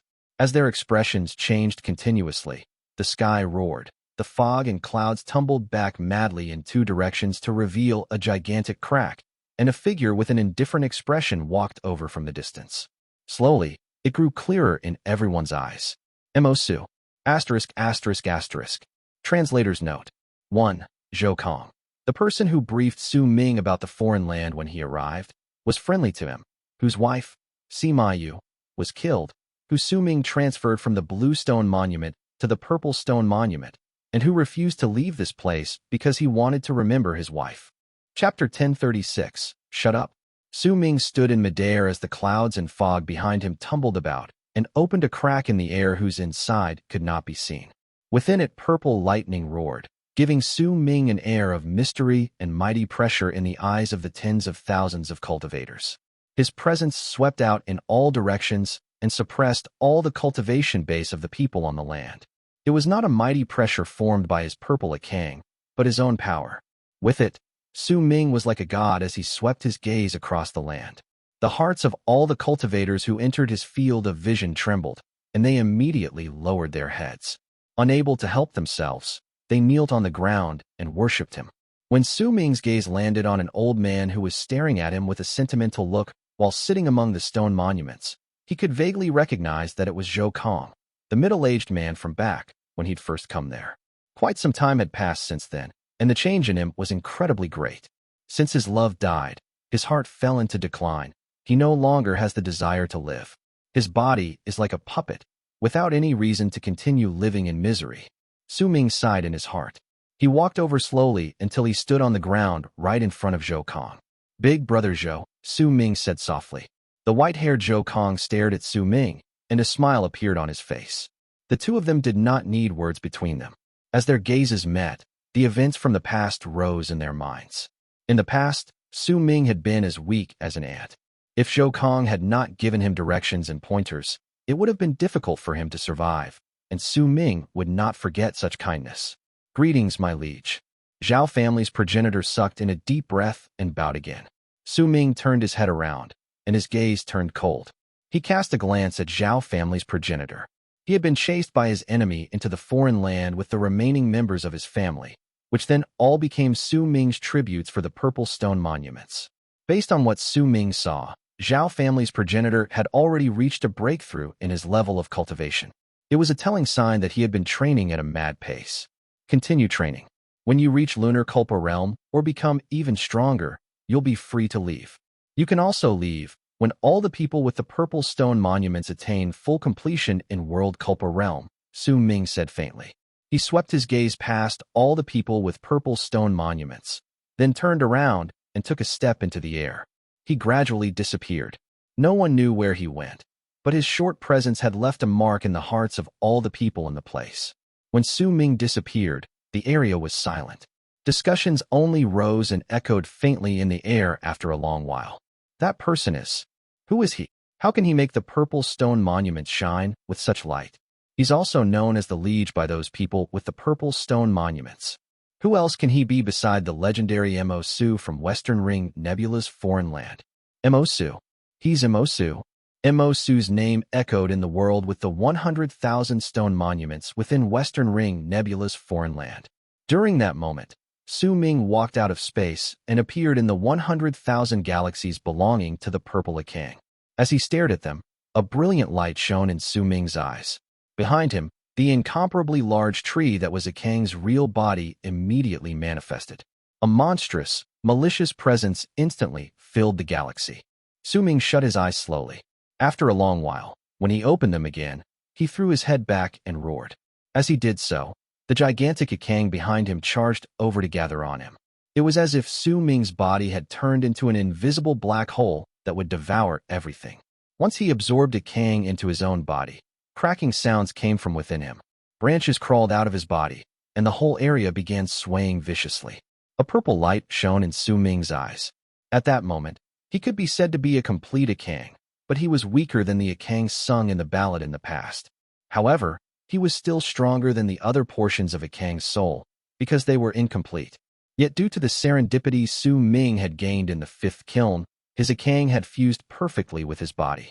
Because of it, Su Ming was already a more superior life form than the other fragments of Akang's soul. 10 colored Akangs, I now occupy purple, and next, I will devour. A purple glint flashed in Su Ming's eyes. When the 100,000 purple dimensions shone in them, they shuddered with a bang, as if they had turned into his eyes. As they shone, the galaxies trembled. I wonder which color will be the first that I will devour. Su Ming took a swift step forward. He was so quick that in an instant, he had already crossed an immeasurable distance. The purple galaxies behind him tumbled about, as they had turned into a purple ocean. They surged and followed behind Su Ming to form a presence that shook the sky and earth. As booming sounds reverberated in the air, Su Ming reached the edge of the 100,000 purple galaxies. If he stepped over, he would enter the region that belonged to another portion of Akang's soul. There was a barrier separating them, which had been assigned by all of them at the same time in the past. It was a rule not to cross them. It was a rule shared among the Akangs. If it had been in the past, this rule would have limited Su Ming's actions. But once his purple Akang had been completed, what he needed to do was not to fuse with the other portions of Akang's souls so that he could become the Akang in the ballot. Instead, he was going to devour the other Akangs to turn them into his nourishment, and with his will being the dominant one, he would become the new Akang. This was not rebirth. It was him taking over their place.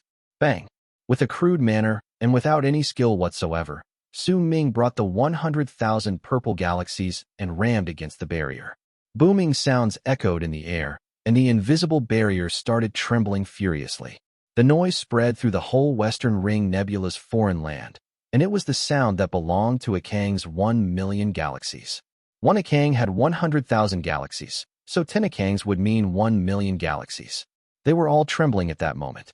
Even though Su Ming had crashed into just one of the barriers, he still managed to shake all the galaxies. The place with the 100,000 stone monuments trembled furiously as well. As if the ground was shaking, all the stone monuments began shivering, especially the 10,000 blue stone monuments. They trembled increasingly more furiously, because the barrier Su Ming had rammed against was the barrier connecting the purple and blue galaxies. When booming sounds surged into the air, the people in the 100,000 stone monuments sported drastic changes. At the instant confusion appeared on their faces, 9 great wills appeared around Su Ming. They charged towards him as if they were fuming in rage. Purple, what are you doing? Purple, do you want to break our promise? Get lost, Purple. If you dare traverse my territory, then you're intentionally not abiding to our promise, and I will make you fuse with me. The furious roars from the wills echoed in the area, but Su Ming's expression was cold and aloof. He did not answer the words from those wills. Instead, he replied to them with his actions. With the power from the 100,000 purple galaxies, he rammed against the barrier again. As booming sounds surged into the heavens, the barrier trembled even more furiously. During that instant, Su Ming raised his hands and stretched them above his head. The 100,000 purple galaxies behind him immediately shrank and charged towards his hands, causing the purple hue in the area to swiftly disappear. As they were reduced to nothingness, Akangs will gathered on Su Ming's hands, along with the power of the 100,000 purple galaxies. Su Ming's own power was also gathered there, and he swiftly slammed against the barrier. Cracking sounds rose into the air. Su Ming's hands shot through the barrier, and the instant he ripped through, a loud crash could be heard. The invisible barrier gained corporeal form in front of Su Ming. A large crack was torn through, and dazzling blue light spilled out from inside. It illuminated Su Ming's body, making it seem as if he had turned blue. So this is the blue Akang's territory. A cold smile appeared at the corners of Su Ming's lips. He rushed forward and shot through the crack. Along with him came endless purple light. When the 100,000 purple galaxies manifested themselves again, they invaded the blue galaxies simultaneously. Purple, you're just asking for death. Purple, all of us will attack you and make you disintegrate. We'll make you know the price for breaking the promise. Purple, you've broken the promise we made in the past. You must die. You must fuse with us. You must become the nutrients for our 9 wills to grow. You. Shut up. Su Ming threw his head back and roared. When his voice spread across the 1,000,000 galaxies in loud, thunderous booms, his hair turned red and crimson light shone in his eyes. Heinous murderous aura erupted from his body, and he took a step forward to charge towards the 100,000 blue galaxies in the distance. The moment he did so, a gigantic Ikang appeared in the blue galaxies. The tree was large beyond comparison and was entirely blue. At the instant his roar shook the galaxy, Su Ming had already closed in on the tree. Bang! The loud sound caused the blue galaxies to tremble, and the other fragments of Ikang's soul sent their wills into the area. When their bodies gradually manifested, all of them froze for a moment, and shock appeared on their faces. In the mid of the loud bangs, Su Ming had crashed into the large blue Ikang. As he did that, countless branches erupted from within his body. Those branches seeped into the blue Ikang's body, and without stopping even for a moment, they started absorbing it in a frenzy. "Get lost!" the blue Ikang roared. The power of Ikang burst out from its body, but the instant it touched Su Ming, it immediately disappeared without a trace, as if it was being suppressed. This was not a suppression brought by any form of cultivation case, but the suppression of a superior life form. The blue Ikang began shrinking in front of everyone's eyes. As Su Ming absorbed it, its enraged roars turned into cries of surprise, along with shivers filled with fear and disbelief. You aren't a fragment of Ikang's soul. You're complete. This is impossible. This is... As the blue Ikang trembled in panic, its body shattered with a bang. Once Su Ming completely absorbed it, he turned around and looked at the 8 other fragments of Ikang's soul. The countless branches around him swept across the area. A powerful aura that had never appeared around him before spilled out, Su Ming not holding even a single bit of it back. Within that aura was endless malice and bloodthirst. His murderous aura was shocking to all who sensed it, and the blue galaxies were disassembled with a bang to instantly turn purple. Chapter 1037. You can choose not to come out. When Su Ming possessed the purple Ikang, he had spent dozens of breaths to complete the process, while fusing and absorbing it had required cycles of 60 years for him. If he had used a long time to devour the blue Ikang, the other Ikangs wouldn't have been too astonished. However, Su Ming had only spent an instant to devour it. It was only an instant. His collision against the blue Ikang only lasted for the duration of the blink of an eye, and everything was complete. At the instant the blue galaxies were covered by a shade of purple as if ink had spilled on them.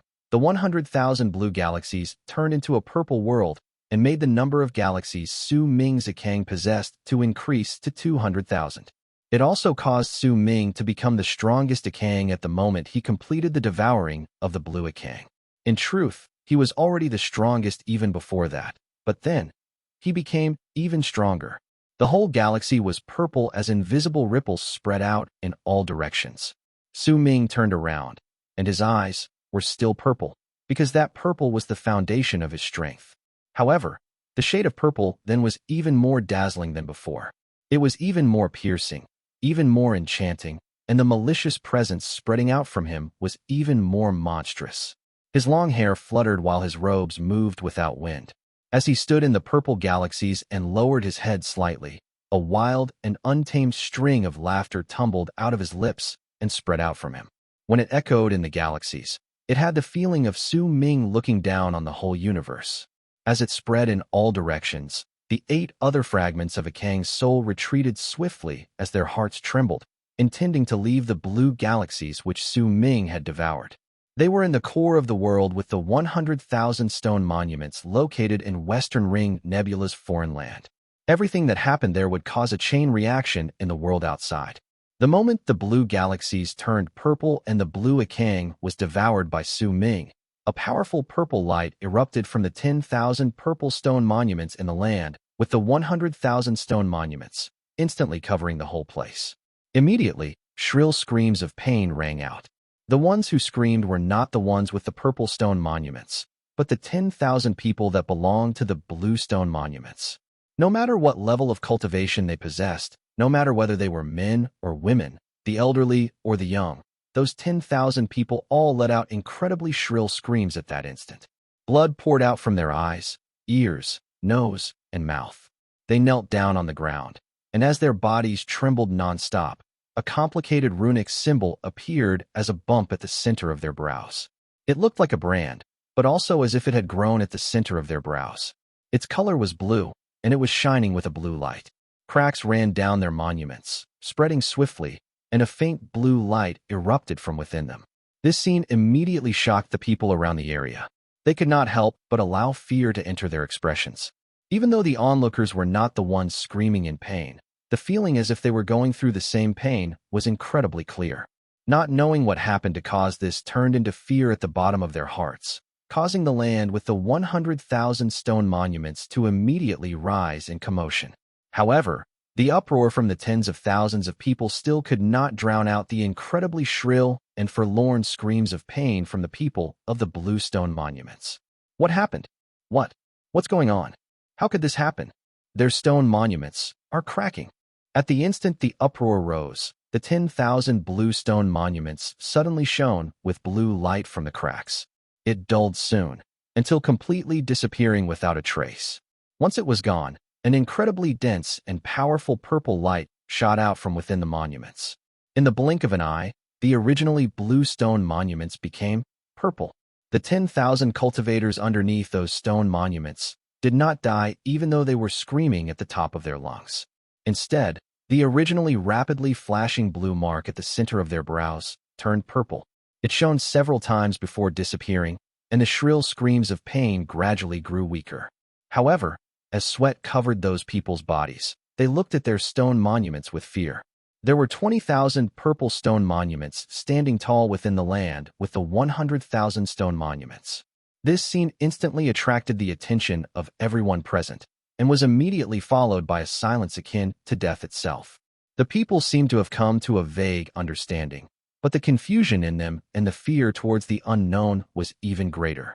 In the core of Western Ring Nebula's foreign land where the vast 1,000,000 galaxies were located, unseen to others, were the 200,000 purple galaxies that belonged to Su Ming. At that moment, he raised his head, and an indescribable malicious presence spread out from his body. The smile on his lips had a strange, enchanting air to it. The gaze of his purple eyes landed on the rapidly retreating fragments of a Kang's soul who intended to leave his purple galaxy. Su Ming did not take any action to stop them.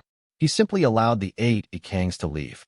After all, even if he stopped them here, it would not bring about much effect. Su Ming's goal was to devour their real bodies. Almost at the instant the Ikangs were about to disappear, Su Ming whipped his head around, and his body turned into a long arc. The 200,000 purple galaxies were swept up and formed a presence that he'd never possessed before charging into the distance like long arcs. I wonder which color will be next. Purple light shone in Su Ming's eyes, and his speed increased exponentially. Booming sounds reverberated in the galaxy. In just a few breaths, he approached another barrier. Boom. Loud booms echoed in the galaxy when Su Ming rammed his body against the invisible barrier. Under the impact, a wide area tremor shook the barrier. When Su Ming crashed into the blue galaxy's barrier, he had rammed against it about 3 times before it broke. Yet right then, with just one try, he had already almost made the barrier shatter. He lifted his right hand to strike it fiercely, and immediately, the 200,000 purple galaxies gathered on his right hand. When the strike landed, booming sounds rose to shake the sky and earth. That invisible barrier was torn to shreds. With loud booming sounds, it was completely disassembled, and a red screen of light spilled out from within. Along with the light came the roars from the Crimson Ikang. It's crimson. Su Ming moved. With the vast purple galaxies behind him, he rushed into the crimson galaxies. The purple hue instantly spread out and filled the area, while Su Ming fixed his gaze on the crimson stellar river in the galaxy.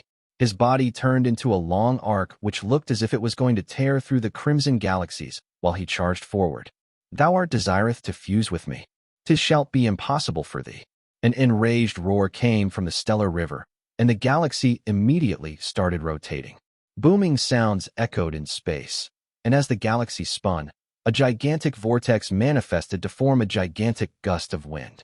It brought with it a destructive will. When it swept through the area, Su Ming could see that there was a big red tree in the vortex. That tree was huge, and its crown was crimson. The Ikang was filled with a destructive will and madness, but it did not dare step out of the vortex. Instead, it hid itself within it. The 2 eyes resembling annual rings revealed on the tree trunk were glaring at the approaching Su Ming. The rotating vortex and the crimson Ikang within it were reflected as inverted images in Su Ming's purple eyes. He did not speak, but lifted his right hand and spread his fingers wide in the direction of the galaxy above him. When he slowly clenched his fist, the purple galaxies he'd brought with him instantly covered the crimson galaxy. Anyone who looked at it would be able to see that besides the center, all the other areas around it were purple. Almost the instant Su Ming lifted his right hand and clenched it into a fist, the purple that filled the area came to a stop momentarily, as if it had been frozen. Su Ming slowly swung his right arm to form a full circle, and the frozen purple shade immediately began spinning with his arm. Su Ming then swung his arm to form another circle, the speed of rotations increasing by nearly 100 times from before. Booming sounds shook the sky and earth, shaking the whole area. If anyone took a closer look, they would be able to see clearly that the direction of the rotations of the purple galaxies were the exact opposite of the rotations of the vortex in the stellar river. "You can choose not to come out," Su Ming said in a ghastly manner. The crimson Akang in the vortex looked over with fear. Clearly, it had seen through Su Ming's goal, and it swiftly roared. "My fellow kinsmen, if you don't think of a way to save me, then this will be the day when Akang disappears." At the instant the crimson Akang roared, Su Ming lifted his right hand and swung it to form the third circle. The booming sounds instantly became even stronger. The speed of the rotations from the purple galaxy in the area did not just increase by 100 times at that time, but by 1,000 times. In the mid of those bangs, Su Ming pointed towards the vortex in the stellar river. Immediately, the purple galaxies shrank swiftly, and while rotating in the opposite direction, they crashed against the vortex in the stellar river. Boom! It felt as if the galaxy was trembling. The loud bang drowned out the crimson Akang's roars. At the instant the two vortices spinning in two different directions crashed against each other, the vortex in the stellar river looked like something without a foundation. It was unable to fight against the vortex formed by the 200,000 galaxies and collapsed with a loud bang. The crimson Akang looked at Su Ming with despair. With their differences in status as life forms and the devouring of the blue Akang, it understood that it was facing a destiny against which it could not fight. While it was in despair, Su Ming charged towards the crimson Akang with the rotations from the purple galaxies. They spread out to cover him and his target. After a moment, when the originally crimson galaxy was turned completely purple, Su Ming walked out with an even more eye-catching demeanor. His long hair reached his waist. As it fluttered, he walked through the purple light. His lean body, the countless swaying branches that filled the area around him, and the even brighter shade of purple in his eyes created a savage and primitive presence. It spread out from his with a violent energy even though he had his head lowered. That presence came from Akang. Chapter 1038, Sowing Discord. The crimson Akang was devoured, and leading to it was the 10,000 crimson stone monuments in the land, with the 100,000 stone monuments changing color, causing the 10,000 cultivators previously belonging to them to let out shrill screams of pain before the runic symbols at the center of their brows turned purple. Because of it, there were already 30,000 stone monuments out of the 100,000 in the land which had turned purple and belonged to Su Ming. Panic and alarm descended on the group of people in the land with the 100,000 stone monuments. The commotion grew louder, their fear continued. They might have stopped screaming in pain, but their voices were still echoing in the minds of the people in there, causing an unprecedented drastic change to appear in Western Ring Nebula's foreign lands. In fact, since this drastic change affecting all the blue and crimson stone monuments, it naturally affected the owners of the blue and crimson stone monuments, which had reached 1 million feet or were even taller. They might no longer be in Western Ring Nebula's foreign lands, but even if they were in the world outside, they still could not escape from the change in their souls. On Western Ring Nebula was a dull planet. There was a middle-aged man sitting beside a lake with a branch in his hand. On that branch was a brilliant green bud from a weeping willow. It was drooping in the water. There was an indifferent expression on his face, as if he was fishing. There were two beautiful women beside him. They were kneeling beside him and were gently hitting his shoulders. The sky was murky. The land was filled with fog, but only he remained as a clear sight, just like his expression. It was as if nothing could bother him, and his expression was as clear and cool as water. However, at that moment, his expression suddenly changed. As his expression changed, a violent power erupted swiftly from his body. The two women behind him immediately cried out in surprise before they tumbled backwards. The weeping willow in his hand instantly shattered and was reduced to powder. The lake on the ground also evaporated in that loud bang, causing the place where he was located at that moment to be filled with a violent power for a moment. A shrill scream of pain traveled out of his mouth. His body trembled. The two servant girls far behind him had blood trickle out of his mouths. In their panic, they saw the person known as their progenitor on the planet, the person no one dared to provoke at all, to have fear that was never seen before appear on his face. That shrill scream was especially something they had never heard before.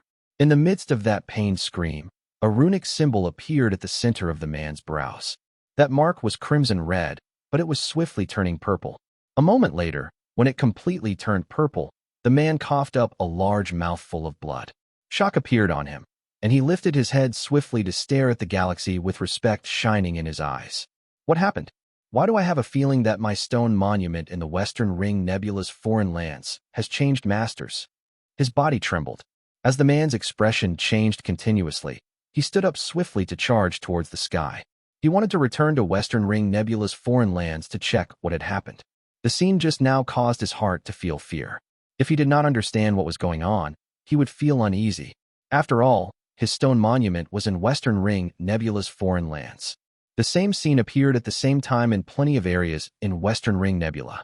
In fact, the same sight appeared on a few people among the forces of power from the four great true worlds stationed to keep an eye over the barren lands of divine essence.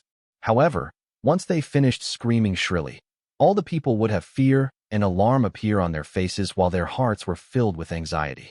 In Western Ring Nebula's foreign lands, Su Ming, who had devoured the blue and crimson Akangs, walked out of the 300,000 purple galaxies. At the same time, he closed his eyes slightly and lifted his arms to simultaneously punch his sides swiftly. That was 2 punches. At the instant he threw them out, the 300,000 purple galaxies tumbled about and surged to the sky. As loud booming sounds reverberated in space, 2 gigantic purple vortices appeared swiftly beside Su Ming to charge towards the distance while rumbling. This time, Su Ming was not going to devour just one portion of Akang's soul. He was going to devour 2 of them. Booming sounds shook the sky and earth. It lasted for only a few breaths. At the instant 2 loud sounds of something trembling surged into the heavens. The barriers by Su Ming's 2 sides crumbled. Orange and green lights spread out from the shattered barriers. Today is the day Akang descends in the universe. Why do all of you resist? With my will, I will rebuild Akang. My glory is also your glory. Su Ming's voice echoed in space, and during that moment, he moved to charge towards the orange galaxies. Stop him. If we don't stop him, then all of us will be destroyed by him. If I'm devoured, he will become stronger, and it'll definitely be impossible for all of you escape from being killed. With a voice filled with panic that had never appeared in it, the orange Akang in the orange galaxies cried out, and its voice echoed swiftly in space. How do we stop him? He has already devoured blue and crimson. He is also a complete life form. His current might is something we absolutely cannot hope to stand against. How do we stop him? Green, the barrier leading to your galaxies has already been opened. Attack. Fight together with orange. If you don't attack, you won't be able to escape from the fate of fusing into him. That's right, green. Take action first and resist him. Our barriers have yet to open. Even if our wills descend in the place, it'll be useless. Since purple is so conceited that he dared break 2 barriers at once, you have to work together with orange and make him fuse into you. The divine thoughts of the remaining portions of Akang's soul echoed in space. A hysterical roar traveled out from the green galaxies, and a violent impact rushed into the green galaxies to turn into a gigantic green Akang tree. A rampaging life force spread out swiftly from its body, and the green Akang turned into a long arc to charge forward towards the orange galaxy, where Su Ming was. However, at the instant it approached the orange galaxy, the orange Akang's despair-filled roars echoed swiftly in the galaxy. It's not that I am against you devouring me and wiping off my existence, but you intend to devour me, not have me fuse into you. This is something where I'd rather destroy my own will and break the promise so that my body, which will no longer possess any form of consciousness, to return to the universe's embrace. There was a crazed will in that voice. At the instant it echoed in the air, a loud bang that shook all 1,000,000 galaxies immediately traveled into space.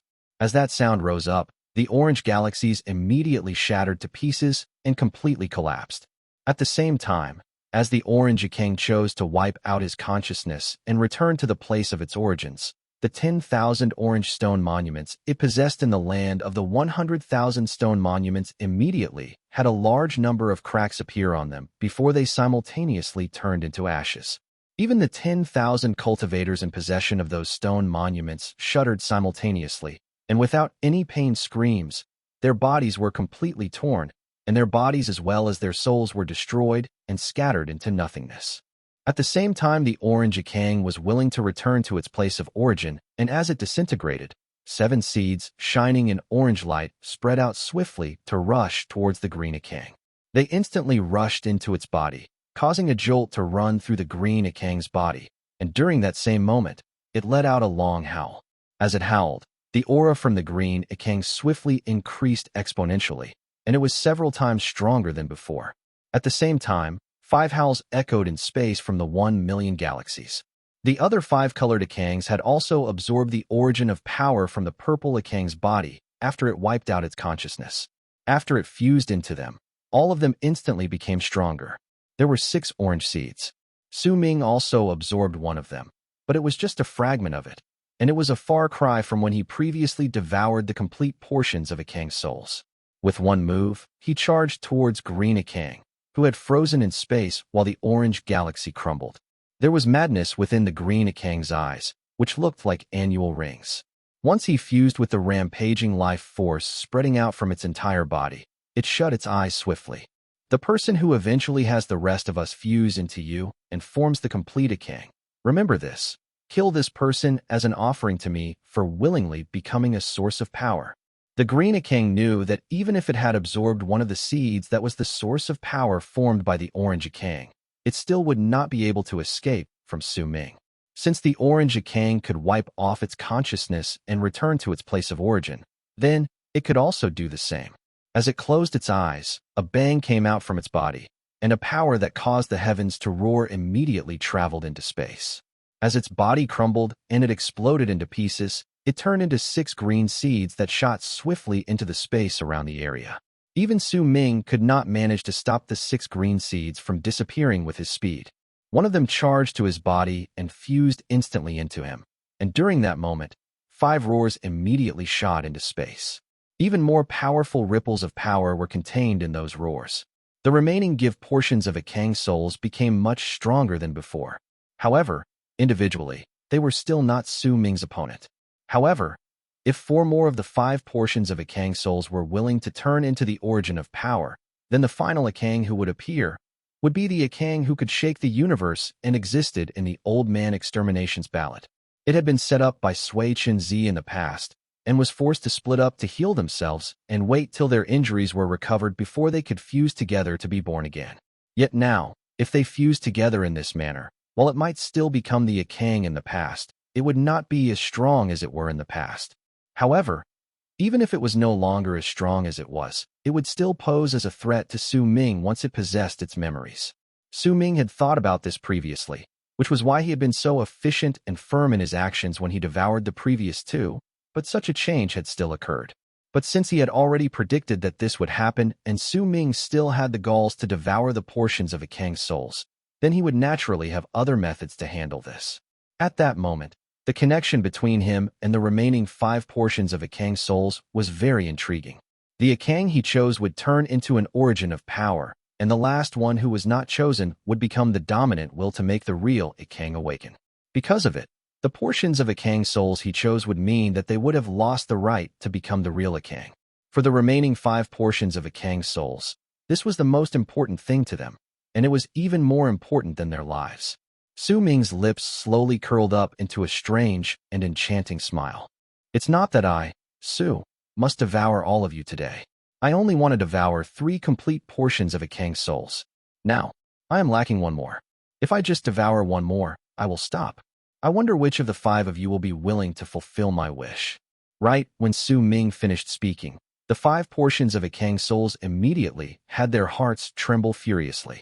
The threat from Su Ming was incredibly great to them, but they did not want to wipe out their own consciousness either. But who among the 5 of them would be willing to be devoured? Chapter 1039. White, Black, Gray. The Akangs could not choose. None of them would willingly allow themselves to be devoured, but Su Ming's goal was not to make them choose. The 300,000 purple galaxies gathered on him, and he turned into a long arc that charged towards another invisible barrier. The power of 300,000 galaxies allowed Su Ming to move as if he was splitting apart bamboo in one smooth move. At the instant he touched the invisible barrier, it let out a bang and was crushed in one blow.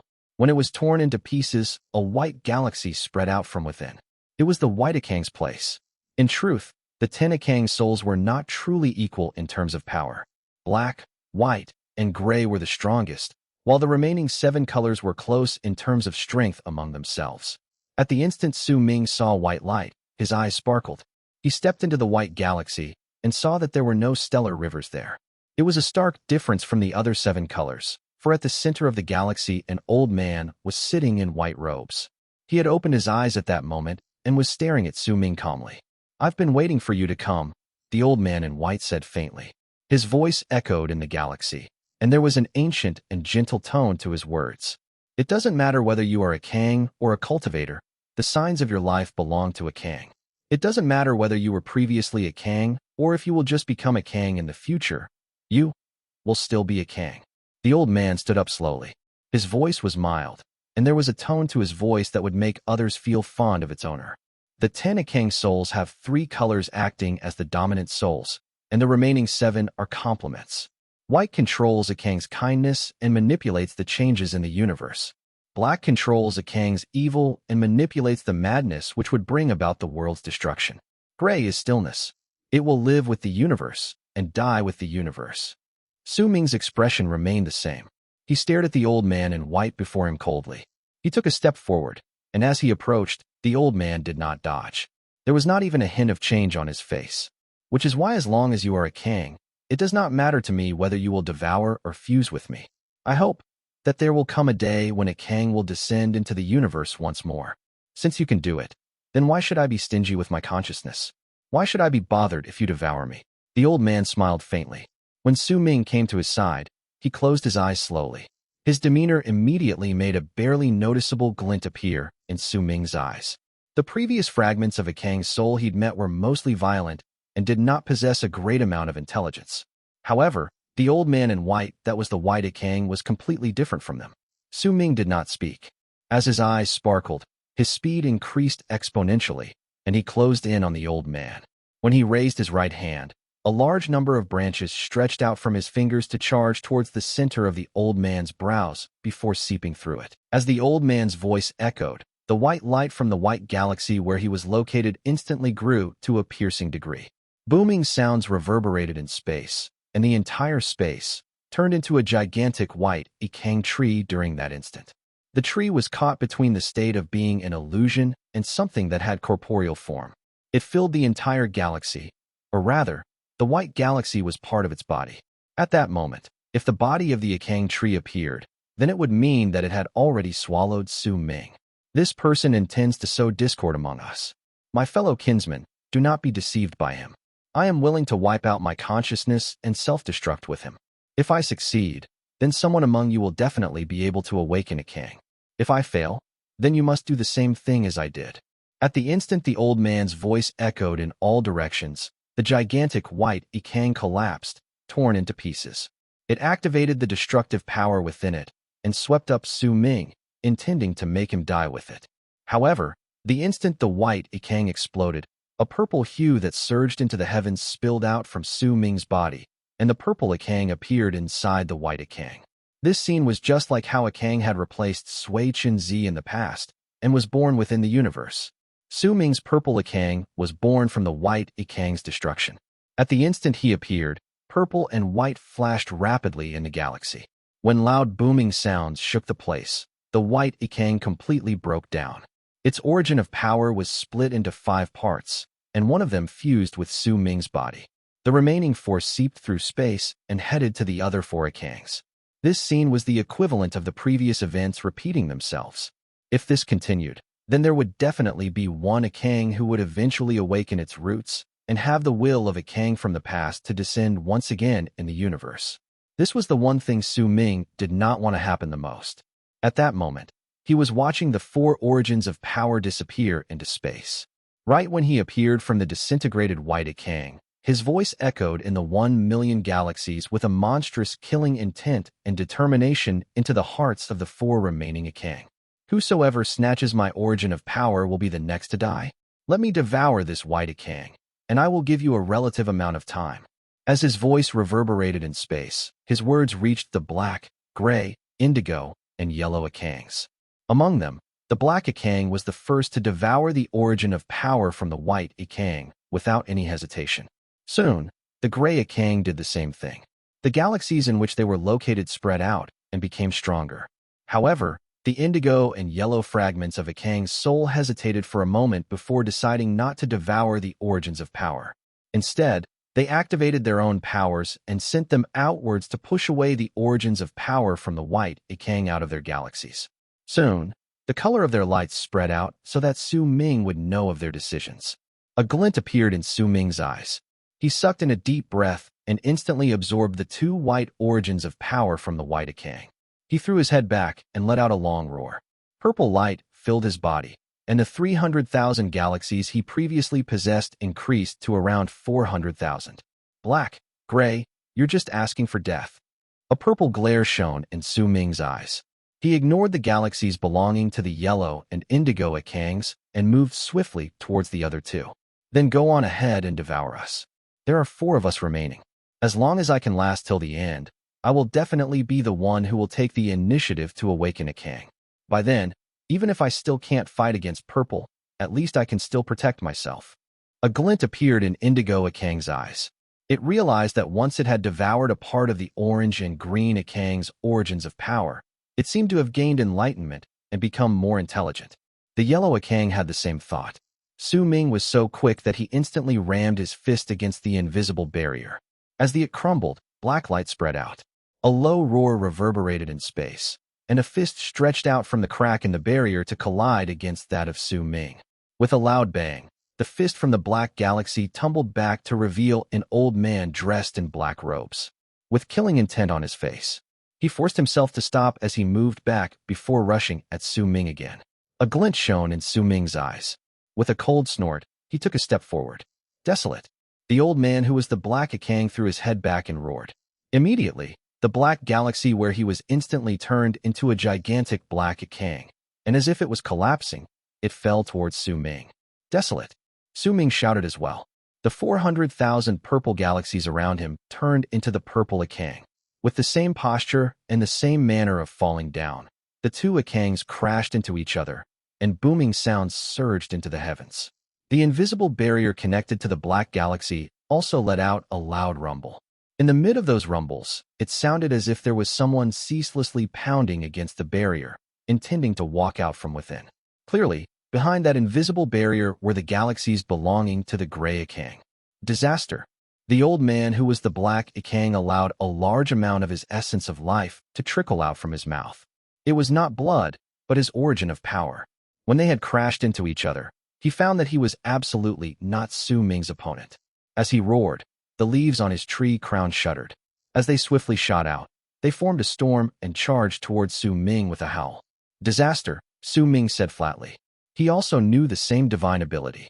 The purple Ikang turned around, and immediately, countless purple leaves fell off to turn into a vortex before charging forward. Booming sounds reverberated in space again. The old man who was the black Ikang coughed up a large amount of essence of life again.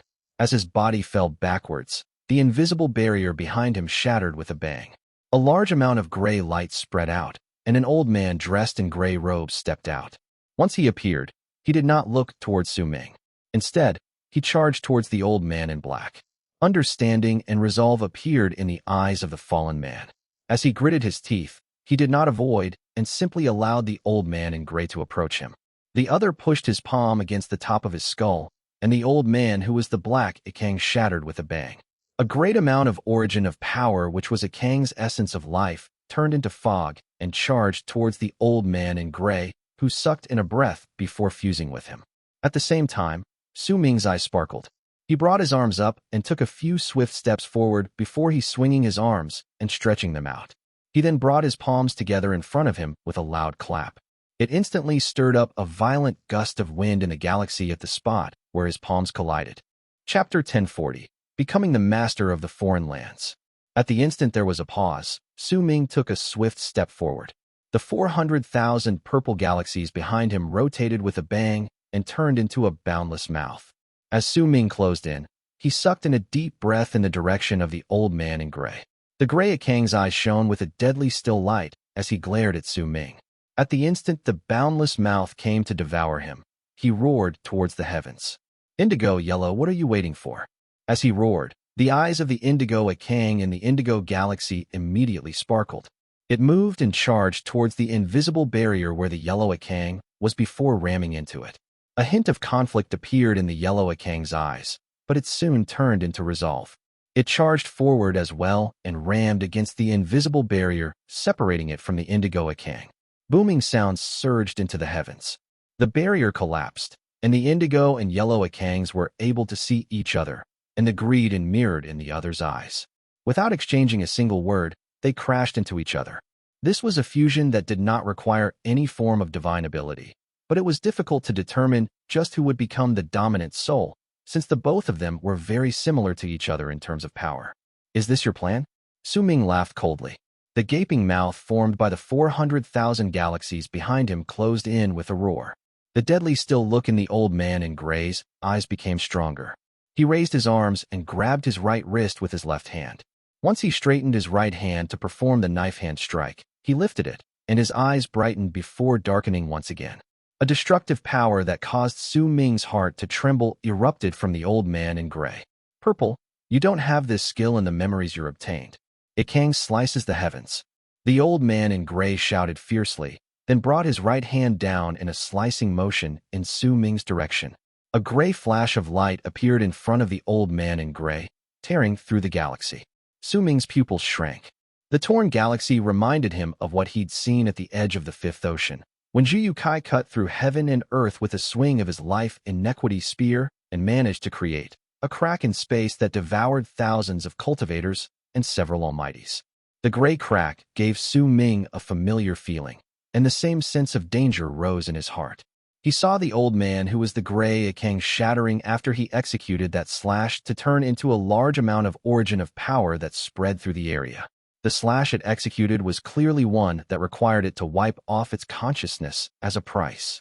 The origin of power spreading out from the gray Akang tumbled backwards and charged into the galaxy, where the yellow and indigo Akangs were fusing together. Judging by the looks of it, it wanted to fuse with them and be absorbed by the remaining two Akangs to speed up their fusion and help facilitate the speed in awakening the real Akang from the ballot. The origin of power from the gray Akang was not going to fuse with them alone. Instead, it swept up the origin of power formed after the black Akang broke down as well. If Su Ming dodged the incoming gray crack, then he would lose the initiative, allowing that origin of power to fuse with the yellow and indigo galaxies. Not only would it speed up the manifestation of Akang's real self, it would also allow the awakened Akang to be much stronger.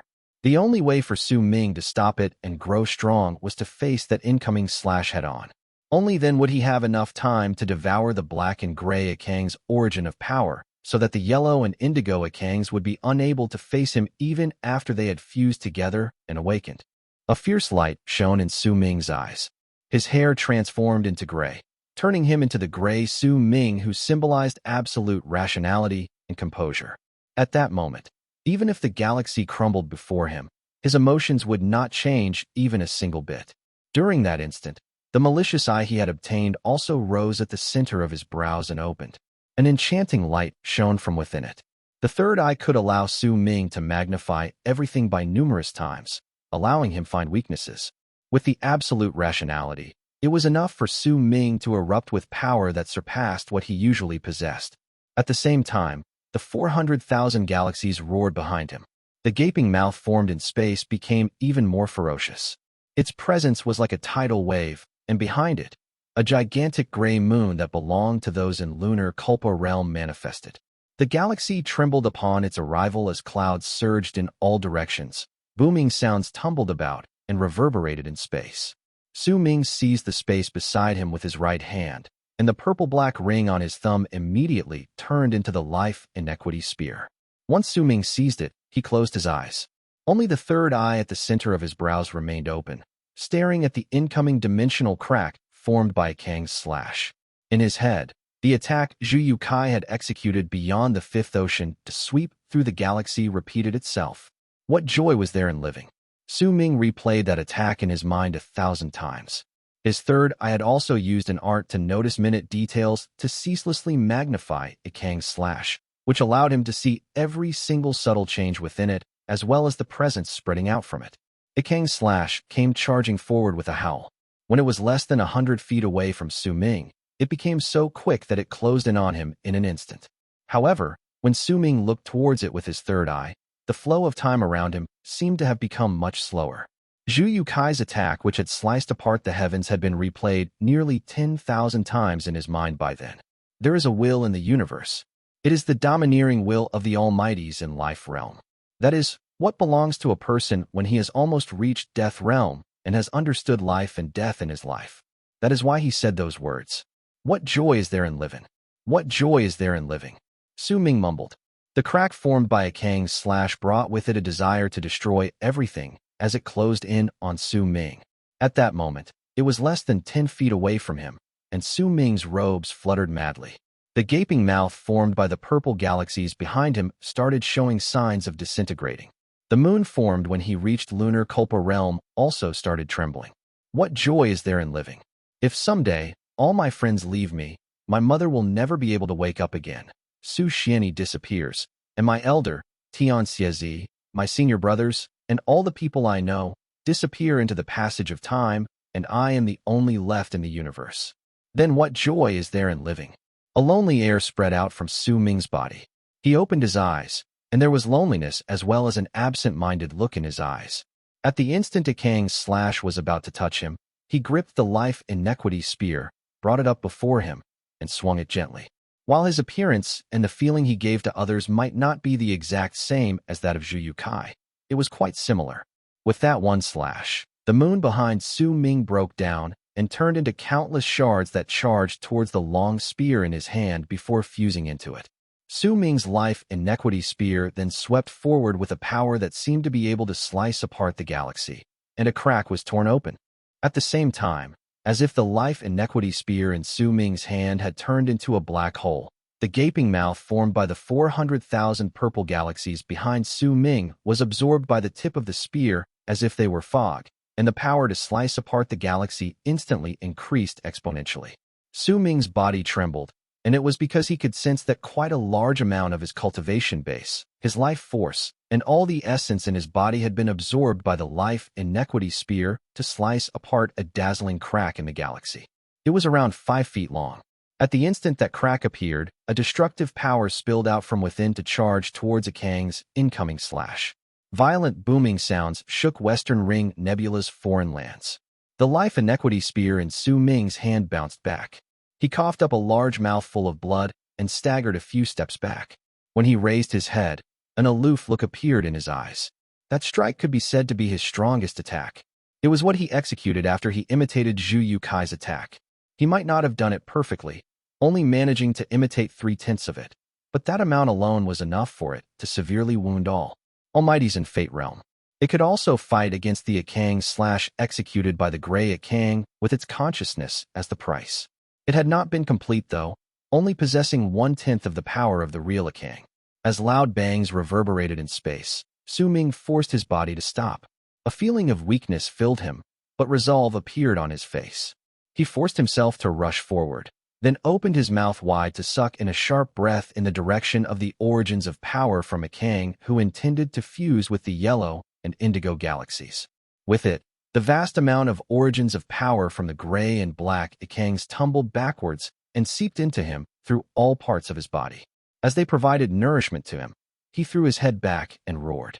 Cracking sounds came from within him, and his long hair grew until it reached his feet. His appearance grew even more strange and enchanting, and the purple glare in his eyes became more aggressive than ever. At the instant Su Ming prevented the origins of power from the gray and black Kangs fusing with the yellow and indigo galaxies, and his roar reverberated in space. A ruthless, brutal presence filled with endless savage air erupted from the yellow and indigo galaxies. A will that looked down on the whole universe and which seemed as if it had just been awakened filled the yellow and indigo galaxies. Su Ming's eyes shone. When he raised his right hand, the life inequity spear returned to his palm, and he held it again to stare at the tumbling yellow and indigo galaxies. You want to devour me? A muffled voice tinted with an ancient and archaic presence came from all directions. The instant that voice spoke, a destructive power spread out from the yellow and indigo galaxies with a bang, before Su Ming could do anything. As that loud bang surged into the heavens, Su Ming's expression changed. It was not the level of cultivation or the strength of the awakened Kang which caused his expression to change, but the determination and the conniving nature in that creature from the ballad. At the instant it self-destructed, Su Ming sensed the 20,000 stone monuments from the yellow and indigo stone monuments in the land of the 100,000 stone monuments explode at the same time. Ikang's presence turned into 20,000 parts and swiftly crawled into the bodies of the 20,000 cultivators affiliated to it, causing those cultivators to instantly swell up. As they roared, the whole Western Ring Nebula's foreign lands began trembling furiously. Then, as if an exit had been forcefully opened, a vast suction force swept up the 20,000 cultivators with Ikang's presence and instantly relocated them outside Western Ring Nebula's foreign lands to appear in different corners of Western Ring Nebula. There are 20,000 of us. As long one of us escapes, there will come a day when Ikang, will rise to power again. 20,000 voices like thunder roared and reverberated in Western Ring Nebula. This was the same as when Ikang had separated itself into 10 to heal after its battle against Sui Chenzi. However, it was injured even worse after Su Ming's actions, up to the point that it did not dare to stand but instead chose to split itself into 20,000 parts. Su Ming's expression was dark as he stared at the empty galaxy in the foreign lands. That action had exceeded his expectations. It was something he had not predicted beforehand. Yet no matter what, he had already become the master of Western Ring Nebula's foreign lands. Chapter 1041, My Universe. As Su Ming stared at the empty galaxy in the foreign lands, his face turned a little pale. Once he coughed up a mouthful of blood, it returned to normal. There was a vast amount of life force rising in his body to surround him and turn into a presence that surged into the heavens. It stirred up Su Ming's cultivation base and caused it to continuously rise. Behind him, the gray, red, and golden moons appeared at the same time. They flashed continuously, and Su Ming's long hair, which had reached his feet, flew up to form a circle behind him. It filled him with an incredibly strange and enchanting air. His pupils were purple. There were purple galaxies all around him, and standing there, he was the master of the land. With the thought processes of my gray self's personality, I won't be able to imitate the epitome of affection, which is contained in the art that questions whether there is joy in living. When I forcefully copied it, I could only obtain its form and not its meaning, and I even injured my own body, Su Ming murmured. Fortunately, he had devoured most of the Ikang's soul. Because of it, he could recover from his injuries after he coughed up a mouthful of blood, or else, his injuries would have definitely been worse. The yellow and indigo Ikangs might have split into 20,000 and fled, but I have become complete a long time ago. The devouring of the other Ikangs was only to make myself stronger. If I had devoured all of THM, I would have become even stronger, but it's not going to be much of a problem. Purple light shone in Su Ming's eyes, then he slowly closed them. After a moment, when he opened them again, Western Ring Nebula's foreign lands rumbled so loudly that the sound surged into the heavens. 800,000 galaxies all turned purple, and a thick purple hue dyed the foreign lands. I'm already complete, so I will not have 200,000 galaxies lacking in this place because of the yellow and indigo Ikang's departure. Su Ming raised his right hand and swung it towards the galaxy before him. With it, the galaxies in Western Ring Nebula's foreign lands shuddered and started dividing. As they split up, loud rumbles reverberated in space, and the missing 200,000 galaxies took shape. Because of it, there were still 1 million galaxies in the place. However, they were no longer of 10 colors, like before. Instead, there was only one color, purple. The purple had become the master of the area. The purple had become the paragon in that place. Su Ming lifted his head and stared at the galaxy. His gaze seemed to be able to penetrate Western Ring Nebula's foreign lands and see the universe beyond. The 20,000 fragments born from the yellow and indigo Ikangs. I look forward to the day when you will rise in power and be able to overturn the heavens, then devour one another until all you will mold yourself to perfection. I look forward to that day greatly. Su Ming smiled faintly. Within Western Ring Nebula were 20,000 faint long arcs charging forward before disappeared in the galaxy. Faint booms reverberated in space at that moment. It was the self-destruction of 20,000 cultivators. That was where the real Akang's ruthlessness lay. To prevent Su Ming from chasing it down, it gave up on the 20,000 cultivators as nourishment and chose others to serve its purposes. At the instant the bodies of the 20,000 cultivators collapsed, nearly 20,000 male and female cultivators shuddered. It did not matter what they were doing, be it fighting or meditating, all of them trembled at once. It was as if an invisible force had rushed into their minds, taken root, and hidden itself to start growing in peace. On one planet, the cries of an infant echoed in the air. In a corner, a woman lay on the ground. Blood pooled all over the ground beneath her as she stared upwards with her eyes wide open, but she was no longer breathing. The infant climbed out of his mother's body by himself. When his cries rang out, his body suddenly shuddered. He quietened, and a yellow glow shone in his eyes. That glow lasted for only a moment before disappearing, and his eyes returned to their usual hue. At the same time, there was a true guard in Western Ring Nebula, the area which belonged to true Sacred World among the forces of power from the four great true worlds keeping watch over the place. He was originally patrolling, but a jolt suddenly wrecked his body. He lowered his head, and when he raised it again, an indigo light flashed through his eyes before it disappeared the next moment. Su Ming stepped in space within Western Ring Nebula's foreign lands and disappeared from the purple galaxies. When he reappeared, he was already in the land with the 100,000 stone monuments. However, by then there were only 80,000 of them. The land was dead silent. All the cultivators were pale. They stared at the empty spots where the 20,000 stone monuments had been with fear in their eyes. They had also noticed a long time ago that all the stone monuments had turned purple. When Su Ming walked out of thin air, a powerful, mighty pressure descended on all the people's hearts. Su Ming had not even needed to release that mighty pressure. It had appeared naturally. Due to it, the cultivators below felt that they had to worship Su Ming, that if they showed even the slightest amount of disrespect to him, their bodies and souls would be immediately destroyed. Greetings, my liege. As everyone trembled, no one knew who was the first to say those words. But after that first person, the people in the area bowed down and worshipped Su Ming, who had walked out of the air. Greetings, my liege. Their voices were as loud as thunder which reverberated in all directions. Su Ming swept his gaze across the land before fixing his eyes on the empty spots where the yellow and indigo Akang stone monuments had been. As a glint shone in his eyes, the empty spots suddenly started squirming. Stone monuments shot up from the ground, and in an instant, the empty spots filled up. The number of stone monuments in the land returned to 100,000 once more. 100,000 purple stone monuments, 1,000,000 purple galaxies. That was Su Ming's universe. Tens of thousands of people knelt on the ground and worshipped him. Their shivers, their respect and fear, and all the other emotions could all be seen easily. Su Ming stood in midair and stared at the cultivators calmly. He did not speak, and the sound of worship that lingered in the air for a long time echoed in his ears. The more time he spent being silent, the more suffocating and oppressive air covered the land. It was heavy and pressed on everyone's hearts, causing them to have difficulty breathing. Gradually, sweat broke out on their foreheads. The feeling as if life and death might be only a moment away, something they could not control, became a powerful brand that was left deep in their souls at that moment. Their respect towards Su Ming reached an unprecedented height, though no one could see it. After a long while, Su Ming said faintly, "I am the master of this land." When he said those words, the tens of thousands of people beneath him worshipped him together again. Their voices echoed in the air, and Su Ming spoke again with cold indifference. "Do all of you wish to go out?" His words fell into everyone's ears, but no one dared to speak. All of them remained silent.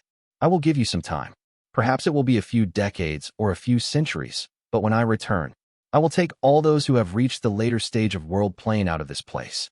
They will be by my side, and we will fight against the heavens, and I will also bring them out of the barren lands of divine essence to wage war against the four great true worlds. Then, I will grant you your freedom and the glory you deserve." The impact from the words, "out of the barren lands of divine essence," and "freedom" instantly shook the cultivators' hearts. They lifted their heads at the same time, and when they looked at Su Ming, there was an unrestrained desire shining in their eyes. Your ancestors were all in the barren lands of divine essence. Entering my universe was your fortune. Train towards the later stage of world plane realm, because I am the only one who can bring all of you out of the barren lands of divine essence in the most forthright manner. When I return, it will be the day where I will bring you out. Su Ming cast a glance at Zhou Kong and found that he had an apathetic look on his face. His expression, as if his heart was already dead, made Su Ming sigh in his heart. When he turned around, he took a step into the air and his body vanished. At the same time, a piercing purple light erupted from the 100,000 purple stone monuments in the place. Beyond Western Ring Nebula's foreign lands, purple light seeped out of the countless cracks and illuminated the area, dyeing Western Ring Nebula's foreign lands in purple. At that moment, Su Ming calmly walked out from the crack. His long hair returned to its normal color, changing from the previous gray. Su Ming might still be unable to completely control the changes in his emotions, but with the passing time, he learned how to use his surroundings and the enemies he was facing to indirectly change his thoughts and emotions, thereby allowing his different personalities to show up. At the instant he walked out of the crack leading to Western Ring Nebula's foreign lands, Zhu Kai, who had been meditating with his eyes closed and did not pay any attention to the 20,000 yellow and indigo long arcs that had rushed out, suddenly opened his eyes. When he looked at Su Ming, his pupils constricted, and the light of surprise showed up in his eyes. "You became stronger," he said calmly. The strange light in his eyes became stronger, and he stood up slowly. Fighting spirit rose in his eyes. At that moment, he was clearly no longer Zhu Kai, but the war immortal Changhe. "You have the presence of my divine ability on you. You should have copied that skill when you were in Western Ring Nebula's foreign lands, and while your presence might seem similar to mine, it contains a hidden primitive presence. It is madness, ruthlessness, and seeks to destroy the universe." The fighting spirit in Zhu Kai's eyes gradually disappeared. When his eyes returned to normal, he cast a profound glance at Su Ming again, but did not speak anymore. He was not the only one who noticed something different about Su Ming. Beside him, Flame Fiend's progenitor's heart filled with fear. He had always regarded Su Ming with great respect before, but when he saw other than, his body started trembling. The mighty pressure coming from the young man actually caused him, an almighty in mastery realm, to feel terror and fear. It was as if there was a monstrous malice hidden in Su Ming's body. That malicious power wanted to destroy the universe, and it was spreading out a boundless pressure on all forms of life. Flame Fiend's progenitor couldn't help but shudder at it, and when he looked at Su Ming, there was great wariness contained in his gaze. If it was any other cultivator, perhaps they would not feel it so greatly. However, Flame Fiend's progenitor was not any other cultivator. He was a member of an alien race, which was why his spiritual sense was much stronger than that of a cultivator who was at the same level as he. Because of that, he could see things that were hidden deeper. I could still fight against him in the past, but now, if he attacked with his full strength, I wonder how long I would be able to last. Flame Fiend's progenitor instinctively bent his back and put on a fawning expression towards Su Ming. When the bald crane saw Su Ming, it sensed the least. It strutted over to Su Ming's side, and when it turned around, it had its head held high while casting a sideways glance at Flame Fiend's progenitor. "I only obtained a small serendipity in Western Ring Nebula's foreign lands," Su Ming replied faintly. Once he swept his gaze past Zhu Kai, he fixed his gaze on a distant galaxy. Over there, the forces of power from the 4 great true worlds were stationed. A brilliant light shone in Su Ming's eyes. "Baldy, do you want to retrieve your physical body?" Chapter 1042. Do you really want to die? The bald crane was holding itself in a smug manner, but the instant it heard Su Ming's words, it shuddered before turning around swiftly to look toward him. "Let's go. In the past, I did not have enough power to help you retrieve your physical body, but now, I believe that I will be able to." There was no killing intent in Su Ming's gaze while he stared into the distant galaxy, just a strange and enchanting light. He charged into the area ahead of him. At that moment, the bald crane no longer cared about quarreling with Flame Fiend's progenitor and hurried over to follow Su Ming. "My physical body. Are you talking about my physical body? Within the camp of the forces of power from true sacred world is half of your physical body," Su Ming said calmly while taking a step forward. Who has it? A fierce glare appeared in the bald crane's eyes. Huo Zhu won. Su Ming turned into a long arc and charged into the distance. In the past, Wu Liege too had used a green feather in hopes of luring the bald crane to the camp. That feather had been given to her by Huo Zhu, who was the person controlling her actions. Wu Liege had been threatened by Huo Zhu, which then resulted in the bald crane being lured to their camp. Huo Zhu's final goal was to unravel a certain mystery contained in the bald crane's physical body. In the past, Su Ming might have already known all of it, but he could not enter the deeper parts of the true world's camps in search of Huo Zhu. His level of cultivation was just not high enough, and he was forced out by the Almighty in Mastery Realm who appeared later on. He had only escaped disaster after running into Western Ring Nebula's foreign lands. However, it could be said that the difference between the current Su Ming and his past self was like heaven and earth. Besides, he did not intend to use his power to win.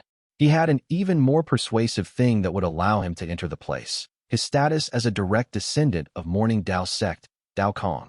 They charged forward with a whistle. Su Ming was in front, and the bald crane by his side. Huo Kui followed behind them, while Flame Fiend's progenitor was the last. The group charged forward through the boundless galaxy, straight toward the place where the forces of power from the four great true worlds were stationed. Time trickled by. With their speed, they had already shot through the endless galaxy in just one day and saw the barrier formed by shattered stars, which Su Ming had passed through in the past. At the instant he saw the barrier, he brought up his right hand. The bald crane had been with him for many years, so it naturally understood what he intended to do. With one move, it immediately turned into a long arc that entered Su Ming's storage bag, and he took a step towards the barrier formed by the shattered stars. A loud bang rang out. The sound might have billowed into the sky, but it did not stop Su Ming in his tracks. A rampaging force spread out from the runes serving as a barrier, but at the moment it touched him, it turned gentle, and the sacred constellation robe appeared on his body. During that instant, he was no longer Su Ming. He had transformed into Dao Kong. With the sacred constellation robe, a head of black hair falling to his feet, a handsome face, and an awe-inspiring presence, Su Ming moved through the barrier with ease. The barrier could prevent outsiders from entering and serve as an alarm. However, for Su Ming, who had possessed Dao Kong, the four great true worlds would naturally not start a hunt. As for Huo Kui, at the moment the rampaging force touched him, it was as if he had turned into empty air. The rampaging force did not seem to have noticed his presence, allowing him to calmly walk through the barrier. Flame Fiend's progenitor was the weakest, but he was, after all, an almighty in Mastery Realm.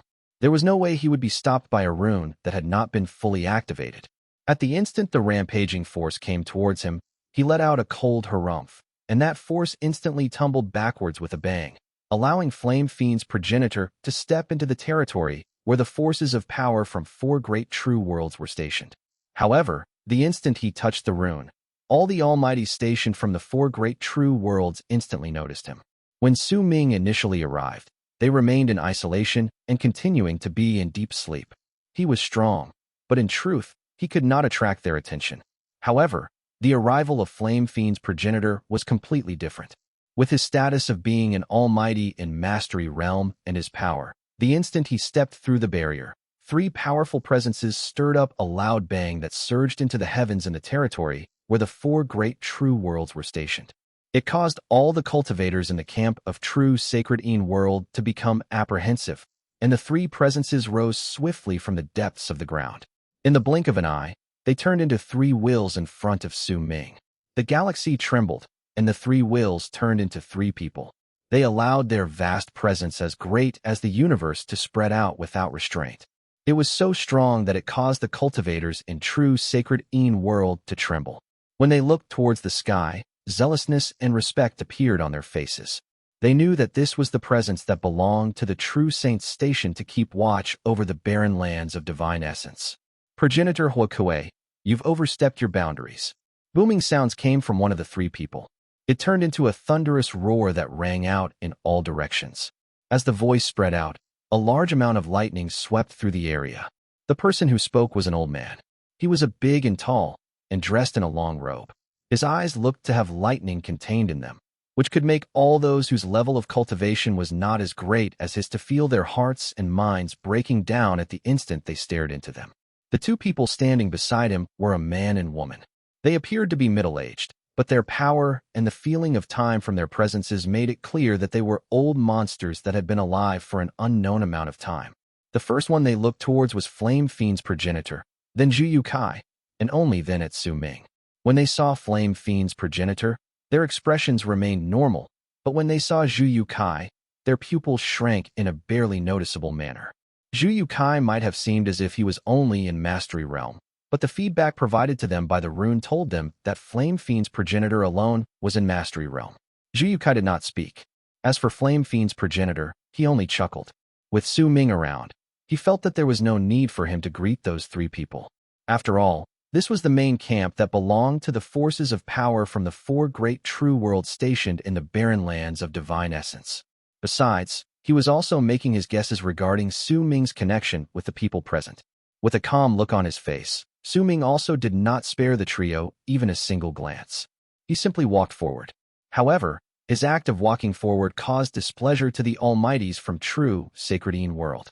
The old man did not say much, his gaze still fixed on Huo Kui and Zhu Kai, but the middle-aged woman beside him smiled faintly. Morning Dao Sect's brat, this isn't the camp of true Morning Dao World. It's not some place where you can come and go as you please. Go and wait by the side until the people from true Morning Dao World can come to pick you up. Su Ming did not seem to have heard her and continued walking forward. In other people's eyes, the three people were superior almighties and true saints, but in Su Ming's eyes, killing them was easy. The middle-aged woman, who was not too fond of true Morning Dao World in the first place, frowned. While the four great true worlds might have seemed connected, there was ceaseless internal strife among them. The hostility, however, was not so bad that they would kill a direct descendant from another world when there was no necessity, especially one of such status. Besides, the three of them were not the only ones to have sensed the rune. The Almighties from true Morning Dao World would have definitely noticed the new arrivals the moment Su Ming stepped through the barrier as well. By then, they might already be hurrying over, but it was not impossible for them to teach the disrespectful boy a lesson about respecting his elders. She raised her right hand and pointed towards Su Ming. Then let me teach you the price of disrespecting your seniors on behalf of the elders in your family. At the instant the woman pointed to him with her right index finger, Su Ming turned his head around and cast a cold glare her way. So noisy, are you asking for death? While his voice was still echoing in space, he disappeared. When he reappeared, he was already in front of the woman. He raised his right hand, and with a calm look on his face, slapped her. A loud smack rose into the air. The middle-aged woman coughed up a mouthful of blood. Many of her teeth were shattered by the slap. As she fell back, her left cheek instantly swelled up. Disbelief appeared in her eyes, but she did not have time to be angry before her expression turned into one of shock. She saw Su Ming's action just then, but did not manage to dodge. It was not that Su Ming was fast, but that the instant he looked at her, a loud bang had rang out in her mind, and she lost all her senses. The old man beside her had whipped his head around and stared fixedly at Su Ming. There was a grim look and an expression of shock that had never appeared before on his face. The middle-aged man beside them sucked in a sharp breath. When he looked towards Su Ming, his gaze was filled with shock. He also saw that strike, which was definitely not a divine ability that a person in Lunar Culpa realm could execute. Detain these three here. Injuring them will do. We'll let them keep their lives for now, Su Ming said flatly. Those who dare disrespect my master should indeed have their mouths struck. The wild and arrogant words from Flame Fiend's progenitor reverberated in the air. He then charged towards the trio. With a relaxed expression on his face, Zhu Kai raised his right hand to seize the empty space in front of him. Immediately, the galaxy roared, and the expressions of the trio changed drastically. As they moved back together, the galaxy around them distorted as if it had been sealed and completely locked away. Master? You. The middle-aged woman's expression changed again. The other two acted the same. Loud bangs rang out in their heads. This was a title they had never imagined Flame Fiend's progenitor using to address Dao Kong. What caused them to be in even more shock was that Zhu Kai's casual grip had completely sealed the three of them in that galaxy. To the middle-aged man and woman, that power and that divine ability was definitely something that did not belong to those in Mastery Realm. It was Fate Realm. However, the old man did not believe so. His pupils shrank drastically. When he looked towards Zhu Kai, terror appeared in his eyes. When he turned his head around and looked towards Su Ming, his shock became even greater. Su Ming, who had obtained the fifth kiln and absorbed a Kang's soul, was the strongest person in the entire Divine Essence Star Ocean and the barren lands of Divine Essence. He could be as willful as he wanted. The strong ruled. If a person had enough power and did not have any yokes on his shoulders hindering him, then forget any almighties. Even if he wanted to wreak havoc throughout the entire barren lands of Divine Essence and slaughter all lives in there, it would just be a matter of wanting to do it to him. The middle-aged man forced down the shock in his heart and immediately said, Dao Kong, what exactly do you want to do? This is true Sacredine World. As a direct descendant of true Morning Dao World, if you break into our camp, then you must provide an explanation for your actions to true Sacred Een Dash. Do you really want to die? Su Ming turned his head around and stared at the middle-aged man with a serious gaze. The middle-aged man's heart trembled. It were the same words as before. He trembled, but just as he was about to say something, the old man by his side let out a low shout. Shut up. The old man's words were directed to the middle-aged man, and immediately after, he wrapped his fist in his palm and bowed deeply towards Su Ming. Fellow Taoist, if you have any personal grudges against someone in true Sacredine World, then we will definitely not stop you. The old man forced down the shivers in his heart and the rarely seen fear that had risen in his body. He could already tell that the plump person was not in Fate Realm, but Life Realm. So how terrifying would be a person who could make a person in Life Realm follow him willingly? He did not dare to think about it. Asterisk, asterisk, asterisk. Translator's notes. 1. Huo Zhu, the one who has a grudge against Su Ming and had given permission for the true guards to use the bald crane's feathers to wait for Su Ming to appear from Western Ring Nebula's foreign lands the first time, has a grudge against the bald crane. 2. Wu Liege, says she's friends with the bald crane, but also seems to hate him. Chapter 1043. So what if I destroy a world? We will definitely not bother you in the least. Please release the seal on us, and I will personally lead you to the person who has offended you. The old man wrapped his fist in his palm and bowed deeply. He did not underestimate Su Ming because he seemed young. In this universe where the strong ruled, the Dao Kong before him no longer had to show any hint of his power. The feat of having an almighty in Mastery Realm as his follower was already something very shocking, much less when that almighty was in Life Realm. Besides, through that slap just then, his personal strength was enough to make the old man apprehensive. At that moment, the middle-aged man and woman beside him also made plenty of connections in their minds. With complicated expressions on their faces, they became somber. If the person in front of them was not Dao Kong or a direct descendant of Morning Dao Sect, then even if he had come from the four great true worlds, the three of them would not be so wary of him. After all, even if Su Ming and the rest were strong, they had stronger people in the four great true worlds. However, he was Dao Kong. He was a direct descendant from true Morning Dao World's Morning Dao Sect. This status alone cut off most of the tactics the old man and the other two could use against him. Su Ming turned his head around and cast the old man a look before nodding. Zhu Kai looked as calm as ever. He lifted his right hand and swung his arm forward. Immediately, the restraining seals immediately disappeared without a trace, allowing the three to regain their mobility. The old man bowed again towards Su Ming. This time, the man and woman beside him also wrapped their fists in their palms and bowed to him. Their expressions were vastly different from the faint, arrogant, and conceited looks moments ago. I want to look for Huo Zhu, Su Ming said flatly. Once those words left his mouth, the old man's gaze focused back on him. He turned his head back to look at the middle-aged woman beside him. He was not the only one. The middle-aged man cast a sideways glance at her too. At the instant the middle-aged woman heard Su Ming's words, she immediately became confused. When she saw her companions looking towards her, her expression changed slightly before she sighed. Might I know how my junior sister has offended you? She took something she should not have, Su Ming replied calmly. Oh, this is easy. I will have her deliver what you need to you. Might I know what it is? The middle-aged woman immediately asked. Once I see Huo Zhu, she will naturally know what is the specific thing I want. Su Ming's eyes gradually turned icy cold. The middle-aged woman fell silent. Once she nodded, she turned into a long arc that charged into the distance. Su Ming's expression remained the same. He took a step forward and followed behind her. With an extremely quick speed, the group rushed into the true Sacred Een World's base within an instant. As they charged forward, Su Ming saw the spiral-shaped radix planets and others around him. and the scenes from the past rose in his head. This was the second time he come there. There was a relaxed air around him compared to the first time. His power was also vastly different from before. Besides, this time, he had in his hands complete dominance over the situation. Soon, Su Ming saw the farthest he'd went back then, which was the planet where Wu Lizi was located. They moved past it, and as the middle-aged woman continued guiding them forward, gradually, a vast vortex appeared in front of Su Ming. That vortex spun with loud, rumbling sounds, looking incomparably radiant. If anyone observed it carefully, they would be able to tell that the vast vortex was formed by planets.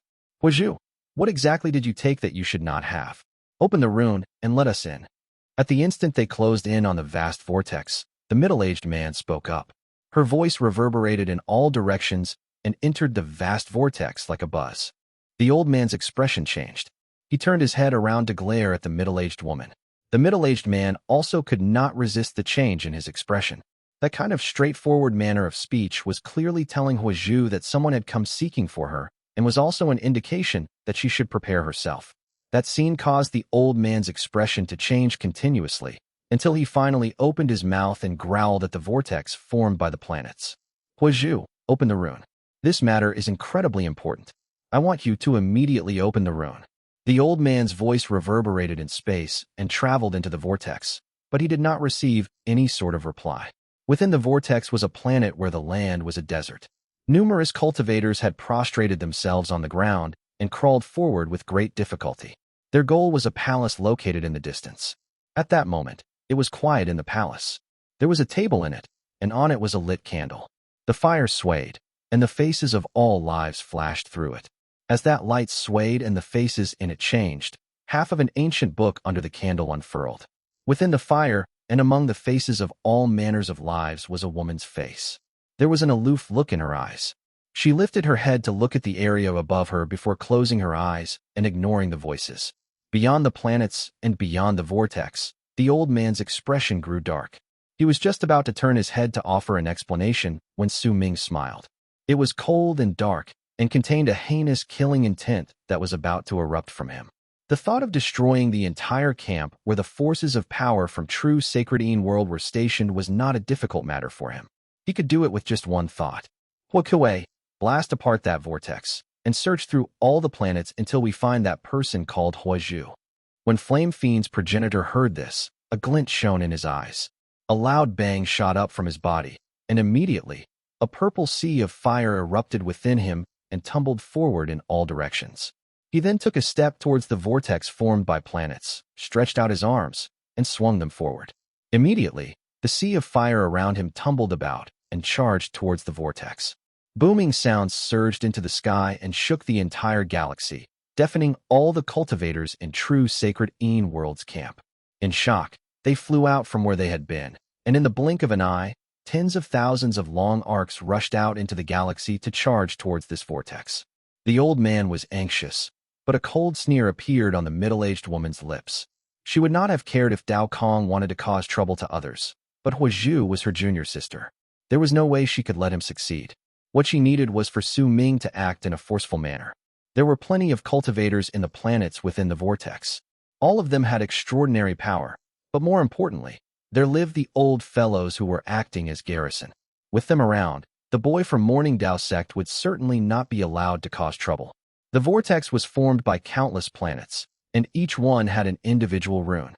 If it was not released from within, then no outsider could step into the planet. An outsider would need to blast away the rune to be able to enter. This was to give absolute protection to all those who had earned the right to stay there. After all, there were 4 of the vortices of planets within the camps belonging to the forces of power from the 4 great true worlds, and each of them were where all the key forces of each true world were located. A purple sea of fire attacked the whole vortex. The instant it touched it, booming sounds shook the galaxy. The faces of the tens of thousands of cultivators who had come turned pale, and all of them retreated.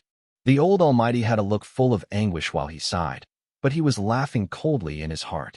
He did not warn the middle-aged woman regarding Zhu Kai. Since she insisted on provoking someone, she should not even after he tried to stop her several times. Her survival no longer had anything to do with him.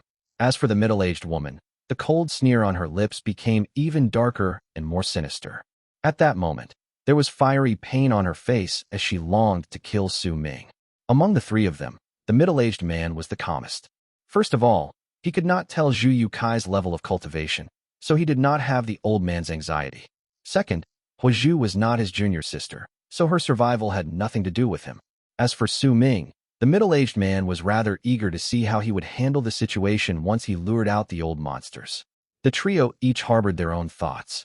However, none of them expected that if they blew it out of proportion, then what awaited them would be a real catastrophe, that the forces of power stationed in true Sacredine World would be completely annihilated.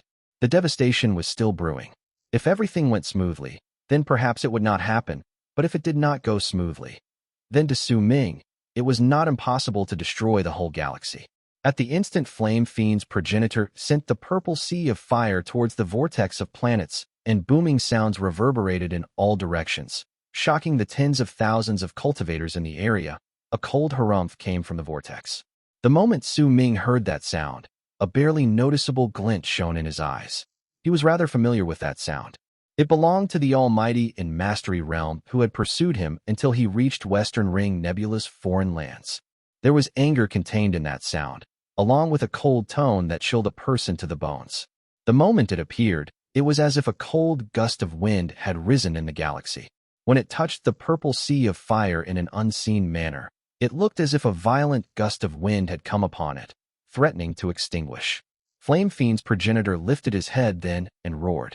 A purple sea of fire erupted from his body once more, turning into a gigantic hand of flames. When it stretched out, it was big as the vortex of planets, and it pushed down on it. This place isn't a place where you can cause trouble as you please. Even if you are a direct descendant from True Morning Sect, you will still have to immediately leave. A cold and dark voice reached everyone's ears. At that moment, a palm that was just as huge appeared in the vortex. It crashed against the palm of flames summoned by Flame Fiend's progenitor. Booming sounds caused the galaxy to tremble as if it was about to be torn apart. The expression of Flame Fiend's progenitor changed, and he took a few staggering steps back. He might also be in Mastery Realm, but he had not completed it. When he moved back, the final word from the cold voice in the vortex reverberated in space, turning into endless echoes that shook the universe. Su Ming smiled. This was the second time he had smiled after he came to the camp that belonged to the forces of power from True Sacredine World. There was a malicious air to his smile. He would not give them a third chance. If True Sacredine World continued acting in that way, then when he smiled for the third time, he would destroy their whole galaxy. By his side, Zhu Yukai's side. With a single move, he reached the vortex of planets. He might not have been acquainted with Su Ming for a long time, but he still knew more than anyone else present, especially about what Su Ming's smile signified. He knew its meaning, and he also knew that with the fifth kiln in possession, he was a formidable opponent. Even when Zhu Yukai was at the peak of his condition, he would still need to be incredibly wary of him, and that went even more for the people around them. And no matter what, he was still from True Sacredine World, which was why without even needing Su Ming to order him, he walked out. Open the rune. We will only take a single person. At the instant Zhu Yukai walked forward and approached the place, he had his true power erupt from his body. When it took shape, the galaxy roared, and all the people's expressions changed drastically. Chapter 1044, the third time he smiled. At the instant the power belonging to Life Realm spread out, the galaxy instant trembled with a loud rumble, causing the tens upon thousands of cultivators in the area to have their expressions change drastically. Their hearts trembled simultaneously, as if there was an invisible hammer striking fiercely at their hearts, causing the tens upon thousands of people to be shocked. Their cultivation bases also seemed as if they had been completely suppressed. Their minds roared, and they were completely blank. The old man was in a better state. At that moment, his face was pale, but he was still composed. After all, he had already guessed Zhu Yukai's level of cultivation before this. At that moment, this was just proving his guess correct. However, the middle-aged man by the side had an expression of disbelief on his face. His eyes were blank, and his mind roared, as if there were thousands of thunder cracking in his head at the same time. Normal cultivators might not be able to know the meaning of Life Realm, because in their eyes, becoming masters of fate, lives, and death was just reaching a realm, and even Su Ming himself only managed to slowly figure out the detailed categorizations much later after he learned about the masters of fate, lives and death. Yet as an almighty in mastery realm, even though he had just reached this realm, this middle-aged man's understanding towards life realm was clearly much greater than the tens upon thousands of cultivators around him. Ignorance is bliss. This was an ancient proverb. It meant that if a person did not know of the terrors about a certain thing, then they would not be afraid of it. Even though it was a rather one-sided view of things, but there was also some form of logic in it. On the other hand, the more someone understood the terrors of a certain matter, the more afraid they would be of it. This was boundlessly magnified on the middle-aged man at that moment. While he trembled, great astonishment and shock appeared in his eyes. He came to understand swiftly why the old man by his side tried so many times to stop the middle-aged woman from provoking this group of people. If a person could make an almighty in life realm follow him willingly, then even if it was not because of his power that made that almighty be his follower, it was still enough to make a person shocked and make all-powerful warriors to regard him with great importance. He also came to understand swiftly that Su Ming's threat of asking them whether they were seeking death were not just empty words. He had his own methods of carrying out his threat. If he was already in such a state of shock, then it was even more so for the middle-aged woman who caused all of this. This woman might be an almighty in mastery realm, but just like the middle-aged man, she had just reached that realm, and she could not be considered to have reached completion in mastery realm. At that moment, the woman shivered, and terror as well as disbelief appeared in her eyes. A billowing storm raged in her mind, and a great, ominous feeling instantly submerged her heart like a tidal wave. She turned her head around in anguish and looked towards the old man by her side. When she saw that the old man was rather composed and was only looking at her with a complicated gaze, there was in no way that the woman would not know why he had been trying to stop her previously. However, everything was already too late. She already notified her junior sister, causing something that should have been simple to become more complicated and become even more dangerous. But that woman refused to admit to her fault. A brilliant light shone in her eyes. So what if this person was an almighty in life realm? It was not as if there was no almighties in life realm among the forces of power from the four great true worlds stationed here. Based on what she knew, at the core of the vortex of planets was one of the progenitors from true Sacredine world. This person had already not appeared for a long period of time and had always been in isolation to train.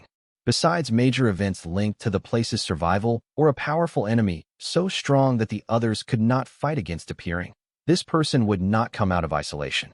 There was an old monster like this existing within each of the forces of power from the four great true worlds stationed here. They were the strongest defense left here by the four great true worlds in the barren lands of divine essence. Because of it, they could control the barren lands of divine essence to its utmost possible limit. Unless an almighty in death realm appeared in the barren lands of divine essence. However, those in life realm from the four great true worlds only numbered to nearly about a dozen people. As for almighties in death realm, they were even more scarce in number. Those people were already at the level of culpal lords from each true world, and they were existences that were only second to the true progenitors. There were less than 10 of them. Under the limitations set on the barren lands of divine essence, it was impossible for a person here to arrive in this realm, which was already very difficult to reach in the first place. Even if that person truly appeared, several almighties in death realm would immediately come forth from the four great true worlds to directly attack, kill, or seal him.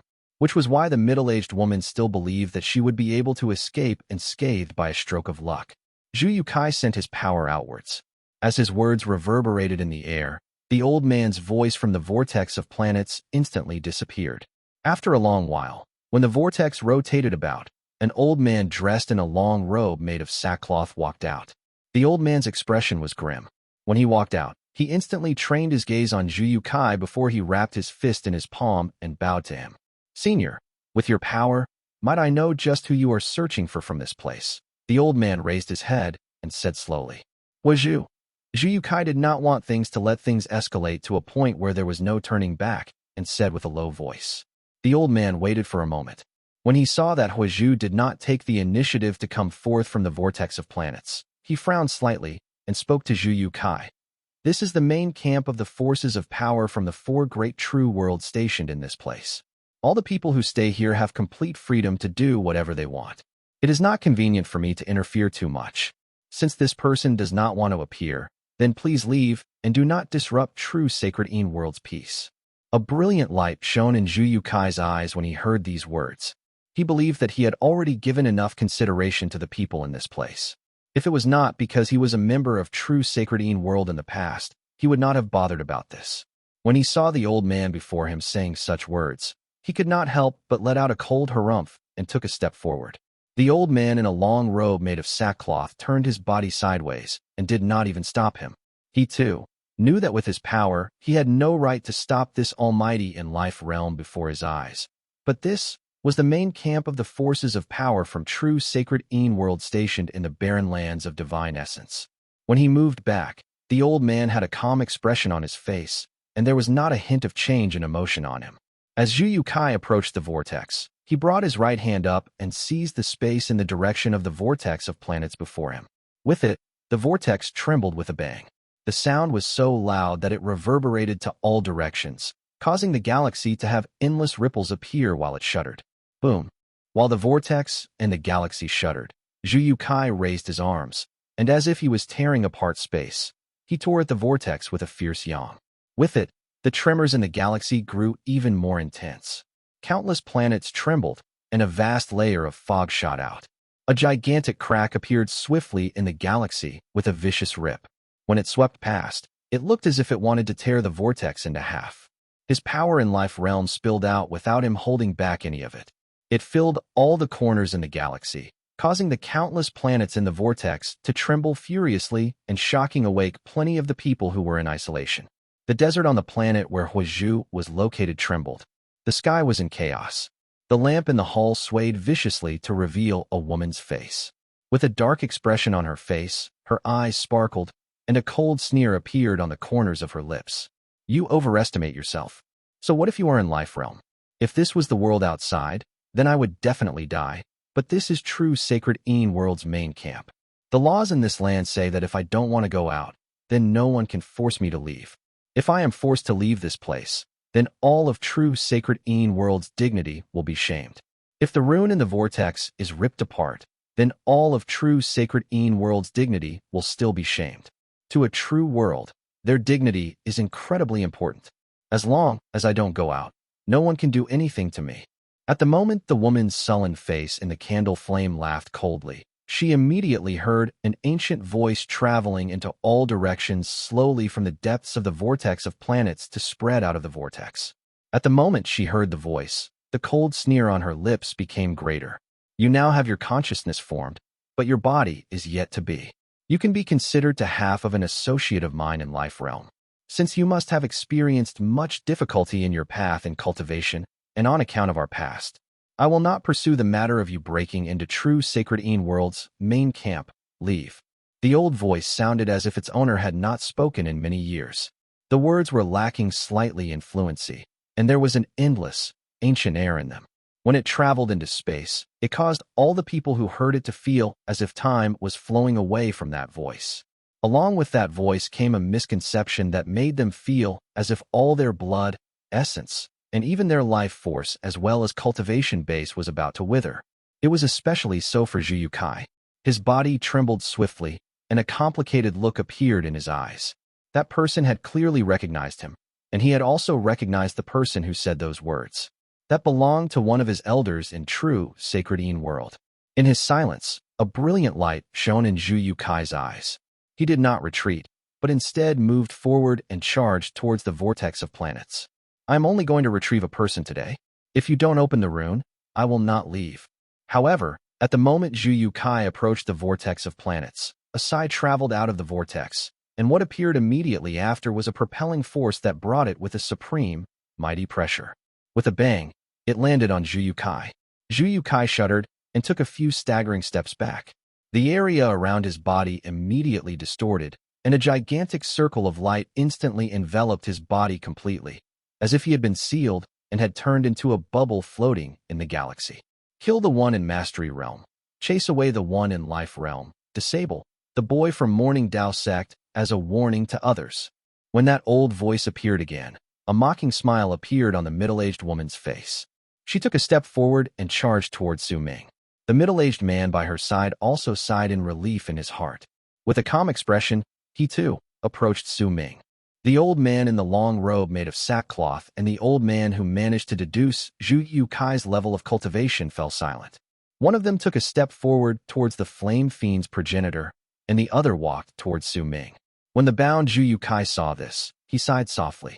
He saw the malicious smile appear the third time on Su Ming's lips, and he closed his eyes. At that moment, the tens upon thousands of cultivators around the area had hostile expressions on their faces.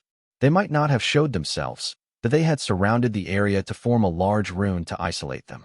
As they circled around the area, the rune started roaring and turned into a powerful propelling force intending to sweep up the trapped Su Ming and the flame fiend's progenitor and shift them out of the camp where the forces of power from true Sacred World was stationed. Several gigantic radix planets also drifted over from the perimeter at that moment. The light from them reached hundreds upon thousands of feet. Terrifying presences spread out from them. This was true Sacred World activating all of their power accumulated in their camp.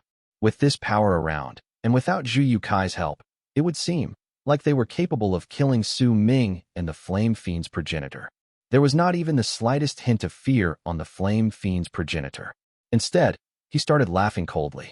When an elated expression appeared on his face, the smile on Su Ming's face grew wider. If that's the case, then one of the four forces of power stationed in this place should disappear. Su Ming brought up his right hand and pointed swiftly at the galaxy above him. With it, his long hair swiftly changed color and turned crimson red. Red light shone in his eyes, and a heinous, murderous aura erupted swiftly from Su Ming's body with a bang. As the murderous aura erupted from him, the galaxy above them shuddered furiously during that instant as well. An invisible force from space pressed down swiftly on the ground with a loud rumble. The galaxy shuddered. As rumbles shook the sky, the Almighties in the land had their expressions change drastically in a manner that had never happened to them before.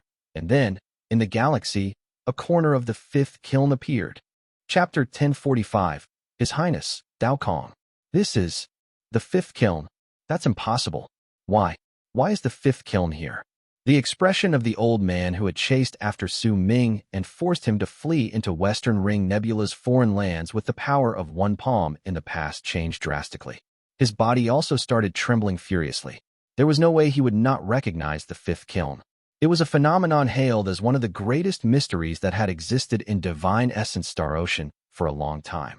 It was an item he had seen with his own eyes in the past, and which he'd only escaped by a hair's breadth after obtaining a serendipity within, an item he regarded as something incredibly sacred in his heart. The old man had a supreme treasure in his hands that he rarely used, only taking it out when he ran into extremely major events. That supreme treasure was what he had obtained from the fifth kiln. He wasn't the only one who reacted like that, though. The other three people beside him also looked as if they were suffocating while staring at the galaxy above them in shock. Their faces were pale with disbelief. It was the most unimaginable thing they had experienced in all their lives, up to the point that they were so shocked that they could not describe what was going on. The old man who had deduced Zhu Kai's level of cultivation was pale-faced. He then started laughing brokenly. Only at that moment had he come to a realization that he had still underestimated Dao Kong. He thought that having an almighty in mastery realm obey him, and another almighty in life realm as his follower would mean that he would have something exalted about himself. But he did not expect that there was more to than that. It was actually absolute power. It was being invincible in the universe. The middle-aged man had thought that it had nothing to do with him and intended to be an onlooker and watch the fun by the side. But at that moment, he shuddered and his breathing quickened. He had also seen the fifth kiln before, but he had only seen it from the distance, not having the courage to step inside. Instead, he had retreated at the time. But he had still seen the fifth kiln and saw how it stood tall in the universe. Right then, the awe and fear he'd experienced when it let out the sea of fire that even Divine Essence Star Ocean had to regard as a disaster rose within from the bottom of his heart. Yet the person with the most ghastly expression was still the middle-aged woman. All blood had drained from her face, and panic as well as great regret and fear filled her eyes. Everything that had happened had a great connection with her. If she had not warned Huo Zhu, she would not have stirred up Su Ming's desire to destroy the galaxy. If she had not acted presumptuously, then the scene of the fifth kiln descending would not have occurred. A loud bang rang out in the woman's head. As her body trembled, she took a few staggering steps back. Her eyes lost their focus. Not even in her dreams would she have expected that the weakest among the trio would actually be Huo Kui, who was in Mastery Realm, and the strongest was not the currently sealed Almighty in Life Realm. Instead, it was Dao Kong, who by then had crimson hair and a murderous aura that radiated off of him. Compared to the Almighties whose expressions changed drastically, the tens of thousands of cultivators around the area mostly looked perplexed. With their levels of cultivation, they might have heard about the fifth kiln or read about it in some ancient books detailing divine essence Star Ocean, but none of them had ever personally witnessed it. Which was why when they saw a corner of the gigantic kiln appear in the galaxy and sensed its mighty pressure that caused their hearts to tremble, they still charged towards Su Ming. The instructions from the person with the most sublime status in the main camp was to them the greatest order. Scatter in haste. A low roar with a force that could make people to tremble came in a hurry from the vortex in the planet.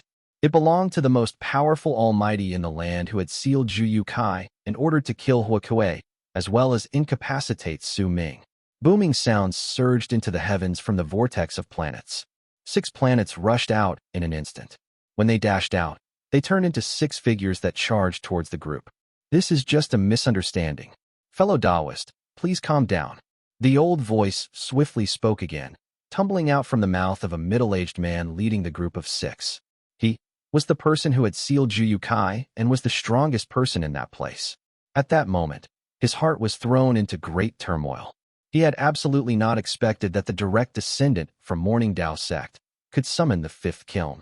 There were men and women among the 5 following behind him, and all of them were almighties in Fate Realm. However, at that moment, their expressions were ugly. They could not hide the shock and astonishment.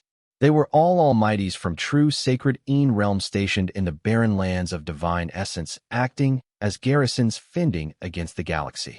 The 10 of them rarely appeared at the same time, unless the alien races from divine essence Star Ocean invaded. But when the 5th kiln descended, they could no longer care about anything else in the mid of their shock. The greater their level of cultivation was, the more they knew about the terrors of the 5th kiln, and all of them had gone to it before to obtain a supreme treasure. The universe changed its color.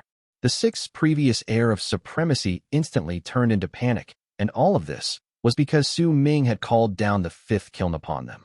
A misunderstanding? The crimson-haired Su Ming had a bloodthirsty smile at the corners of his lips. Sealing my war immortal was a misunderstanding. Su Ming lifted his right hand into the air and pointed at the incoming 6 long arcs. Immediately, the 5th kiln above released a vast and mighty pressure. It spread in all directions with loud booming sounds, making the galaxy look as if it was about to collapse.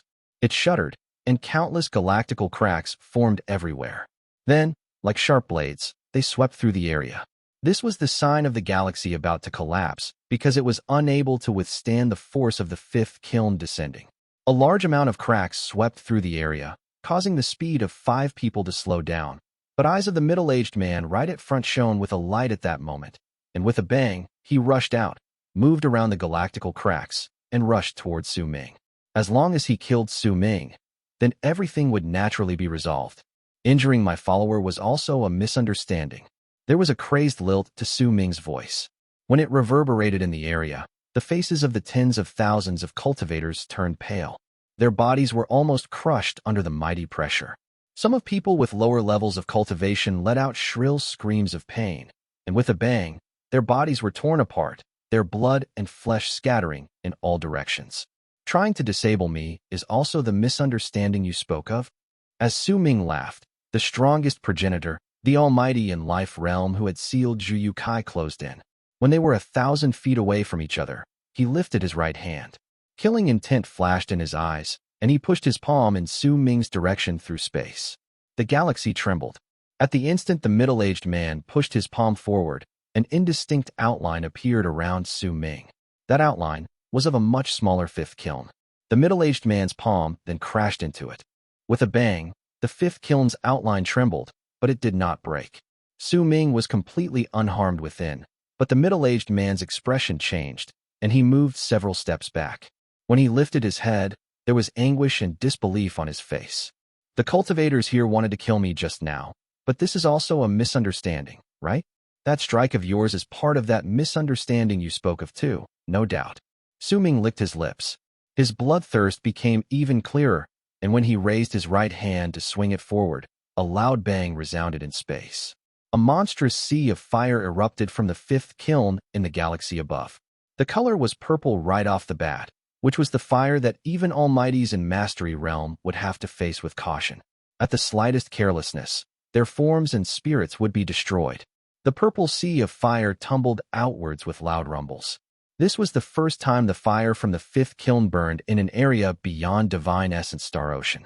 In the past, the disaster was only limited to over there. It was the first time it had appeared beyond Divine Essence Star Ocean's borders.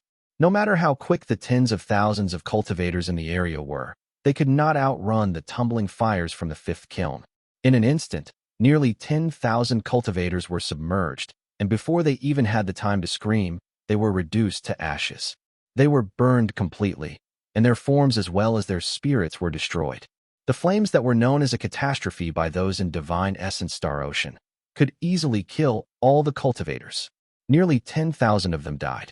As dense flames from the sea of fire roared, killing intent rose in the eyes of the 10 almighties in the area, especially those of the strongest almighty in Life Realm. He glared at Su Ming, and a strong wave of regret rose in his heart. Dao Kong, those people had no grudges nor harbored any animosity towards you. Yet you. No grudges or animosity. If a vicious dog shows malice to me, then I will definitely strike it down. If a poisonous snake bears its poisonous fangs at me, I will crush it. There is no way that I would let people who wanted to kill me just moments ago leave unscathed after they failed in killing me. Today, I will destroy this world. I will kill all the people in this land. Su Ming brought his hands up and swung his arms. The galaxy roared as the fifth kiln descended completely. The gigantic treasure brought with it a suffocating mighty pressure which spread forth through the sea of fire that burned the universe. The instant of descent brought a disaster and a nightmare to all the people in the land. Dao Kong, does true Morning Dao World really want to go to war against true Sacred World? The middle-aged man roared, and the ancient air in his voice morphed into powerful killing intent. Go to war? Then, we will go to war. The crimson-haired Su Ming laughed loudly. With a swing of his right arm, the sea of fire tumbled with a loud roar. The Almighties retreated. The alarm and fear on their faces was something that could be rarely seen on them. The planets collapsed and exploded into pieces. The radix planets might have contained terrifying power, but compared to the fifth kiln, they were so frail that they could not even withstand a single blow. All of them exploded. Tianyin, since all of you Almighties from true Morning Dao World have arrived and seen this, then true Morning Dao World will have to suffer the consequences for T. The middle-aged man roared towards the heavens. Veins popped up on his face. If anyone tries to stop me, I will destroy their world too. Su Ming raised his right foot and took a swift step forward. The sea of fire let out a loud bang. As it tumbled about, the light from the fifth kiln reached 100,000 feet. With just one thought, Su Ming could make all the life forms within the fifth kiln descend. A sigh came from space. Then a voice said with a trace of respect, Your Highness, we will obey your orders with great caution. We will definitely not take any action. Your Highness? You aren't an ordinary member of Morning Dao Sect. The expression of the middle-aged man from true Sacred World changed swiftly. He looked towards Su Ming, his heart in shock once more. Of course His Highness Dao Kong is not an ordinary member of Morning Dao Sect. He is one of the 10 heirs that our Culpa Lord from true Morning Dao World has designated. A woman's cold harumph came from space. Su Ming was familiar with this voice. It belonged to Su Hui. Chapter 1046. Which Dynast are you? When the middle-aged man from true Sacred World heard Su Ming being referred to as His Highness, his expression changed, because this title was one that only a certain group of people could obtain.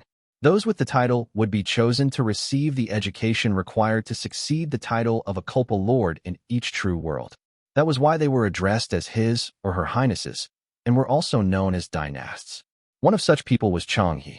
In true Sacred World, he was known as a Dynast, even though there were others who shared the same address, but one of them would definitely be chosen. It was the same for true Morning Dao World. The 10 great Dynasts were 10 people who had the potential to become the future Culpa Lord of true Morning Dao World. One of them would certainly be chosen for that role. The period of time while waiting to be chosen was known as the period of time for the heirs to be tested. The 10 of them would be provided with a large amount of resources, so their power would increase by leaps and bounds. In the end, once they were chosen, they would go through an inheritance ceremony, and they would not only inherit the previous Culpa Lord's cultivation base and epiphanies, they would also inherit the entire true Morning Dao World. All those who were known as Dynasts in any true world were renowned people. Most of them were known to others, so even though the middle-aged man had been in isolation for many years, he had a specially assigned person to send a jade slip to him once every 100 years to tell him what had happened in the 4 great true worlds. Because of that, he would not be completely ignorant of the matters in the world outside, even though he lived all year long in isolation.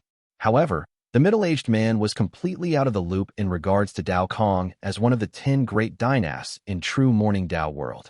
There was only one possibility for this. It was something that happened during the recent years, and it was in the jade slip he had yet to see. But based on how the others also seemed to be completely unaware of it, the matter might not have happened during the past few decades. It should have been something that was only made public during the recent years, which was why the people in the world outside could not know about it. What also caused his heart to let out a loud thump against his chest was that the Almighties from true Morning Dao World around the area were not interfering in the slightest towards Dao Kong's actions. They watched unfeelingly as all the cultivators from true Sacred Een World stationed in the area died, seeming to harbor a great deal of respect towards Dao Kong. The abnormality in this caused the middle-aged man expression to change. Even the Dynasts have different levels among themselves, which Dynast is this person in true Morning Dao World. The middle-aged man's expression changed, but he had already taken a swift step forward to charge towards Su Ming. At the instant he attempted to use his power to overturn the universe, Su Ming also took a step forward. The galaxy rumbled, the flames from the 5th kiln spread out in billowing waves, and Su Ming's deep voice echoed in all directions. The next is all of you. The crimson-haired Su Ming had madness and the desire for destruction on his face. The appearance of the 5th kiln caused the shrunken outline of the kiln to be a constant presence around his body. It was the barrier that the Almighty in Life Realm could not destroy even after he struck it at full strength. Once Su Ming was in possession of absolute defense, he was invincible. The purple sea of fire that surged into the heavens, and which could burn Almighties in Mastery Realm, became only the first disaster he stirred up. As Su Ming took a step forward, he immediately collided with the Almighty in Life Realm in the galaxy. With a loud bang, the middle-aged man's body was sent staggering backwards. He was continuously forced back several hundreds of feet, and his expression was incredibly dark. Attack at full strength. Even if he possesses the 5th kiln, if we attack at full strength, we can still shake his foundation. As the middle-aged man growled, he lifted his right hand and seized space. Immediately, a thick layer of green appeared on his palm. The green light brightened to a piercing degree until it formed a long green blade. A vast presence that shook the sky and earth erupted from the middle-aged man with a bang. At the same time, the other Almighties around him gritted their teeth. While in the tumbling sea of fire, they stopped retreating. Those in Fate Realm were in a better condition. They could control their bodies and move about in the sea of fire. Even if it tumbled about around them, they could all avoid it. However, the mighty pressure from the 5th kiln caused their aura to become chaotic. As for the Almighties in Mastery Realm, they suffered the most in the sea of fire. They had managed to stop with much difficulty, but they did not dare to remain still for too long. Resolve burst forth in their eyes. Booming sounds rose into the air, and all sorts of lights in a variety of colors flashed, and those Almighties brought out their strongest enchanted treasures. Soon, a great power erupted from everyone's bodies. There were 10 people in total, and all of them rushed to Su Ming. The instant the 10 long arcs closed in on him as if they were breaking through the sea of fire, a bloodthirsty smile appeared on Su Ming's lips. You want to attack me when I have the kiln with me? Su Ming lifted his right hand and formed a seal. He pointed at the outline of the kiln around him. Booming sounds immediately rang out. As they reverberated in space, the supreme treasures in the hands of 6 out of 10 people who rushed towards Su Ming from all directions instantly shuddered. As their expressions changed, the supreme treasures fell out of their hands, and once their connections were broken off, they immediately floated over to Su Ming. They surrounded him and let out buzzing sounds as if they were worshipping him. As they spun around the area, light flashed around Su Ming's body, giving him a supreme mighty pressure at that instant. The expressions of the 6 people who had lost their supreme treasures changed, and 3 of them tumbled backwards before immediately choosing to retreat. Determination surfaced on the faces of the other 3, and without any hesitation, they rushed towards Su Ming. He laughed coldly. He brought his right hand up, and the Life and Equity spear instantly appeared. Once he seized it, he did not spare even a glance at the incoming Almighties, the powerful warriors who would be respected, worshipped, and regarded with fervent zeal by a large number of cultivators in the world outside. He lifted his leg up and simply allowed all of them to charge towards him and bombard him with their attacks, while he took a step towards the 3 retreating figures. Su Ming's foot landed, and a crimson moon appeared behind him. It was so large that it instantly shocked all the people whose attacks had landed on the kiln barrier around him. A loud bang shot up. The barrier around Su Ming shuddered violently. Withstanding the most powerful strike from the 7 powerful warriors had caused it to shrink swiftly. Then, a powerful rebound was stirred up. When it swelled outwards, it caused the divine abilities from the 7 people to tumble backwards, and with loud bangs, they collided against their owners. The amount of power those people had used to attack him were reflected exactly back to them. As booming sounds reverberated in space, the 7 people coughed up fresh blood, and all of them staggered backwards. Even the Almighty in Life Realm suffered the same fate. He might have fathomless power, but that one strike he delivered just then had been the strongest attack he could muster with his power. Because of that, the rebound was difficult for him to handle. At the instant the 7 tumbled backwards, Su Ming's foot landed. In the blink of an eye, he appeared beside one of the 3 people who had chosen to retreat. The Life and Equity spear turned into a freezing glare that stabbed towards the center of the person's brows. The Almighty's expression changed. He opened his mouth and spat. Immediately, a large layer of fog gushed out. It turned into a shield in front of him and collided with the incoming the blade tip. With a bang, the shield shattered, and the long spear in Su Ming's hand swayed backwards. This minor delay allowed the Almighty to escape death, but the instant they moved, Su Ming seized the space in his direction. Immediately, a large number of branches formed on Su Ming's hand. With an incredibly quick speed, they sliced through space and closed in on that person, swiftly crawling into his body. The moment shrill, pained screams rose into the air, the person's body withered away. When he was reduced to a dried-up corpse, his screams fell silent. Su Ming swung the numerous branches in his hand, but Akang's presence did not spread out. Su Ming, who had now become the complete Akang, could by then change his presence at will. At that moment, there was only malice spreading out from him. There was not a hint of Akang's presence within it. It had been the first Almighty Su Ming had killed in true Sacred World's galaxy. That scene brought about great shock to the other Almighties in the area, and it was especially so for the 2 other people who had fled beforehand. One of them was the middle-aged woman who had brought about the disaster. Her face was pale, and as she retreated, she shuddered, because she saw Su Ming looking towards her. At that moment, even if she was an Almighty, her associate's death along with the deaths of tens of thousands of cultivators sent from true Sacred World to act as garrison, the endless sea of fire around her, and the bloodthirsty glare in Su Ming's eyes when he looked towards her turned into a nightmare, which caused her to shriek.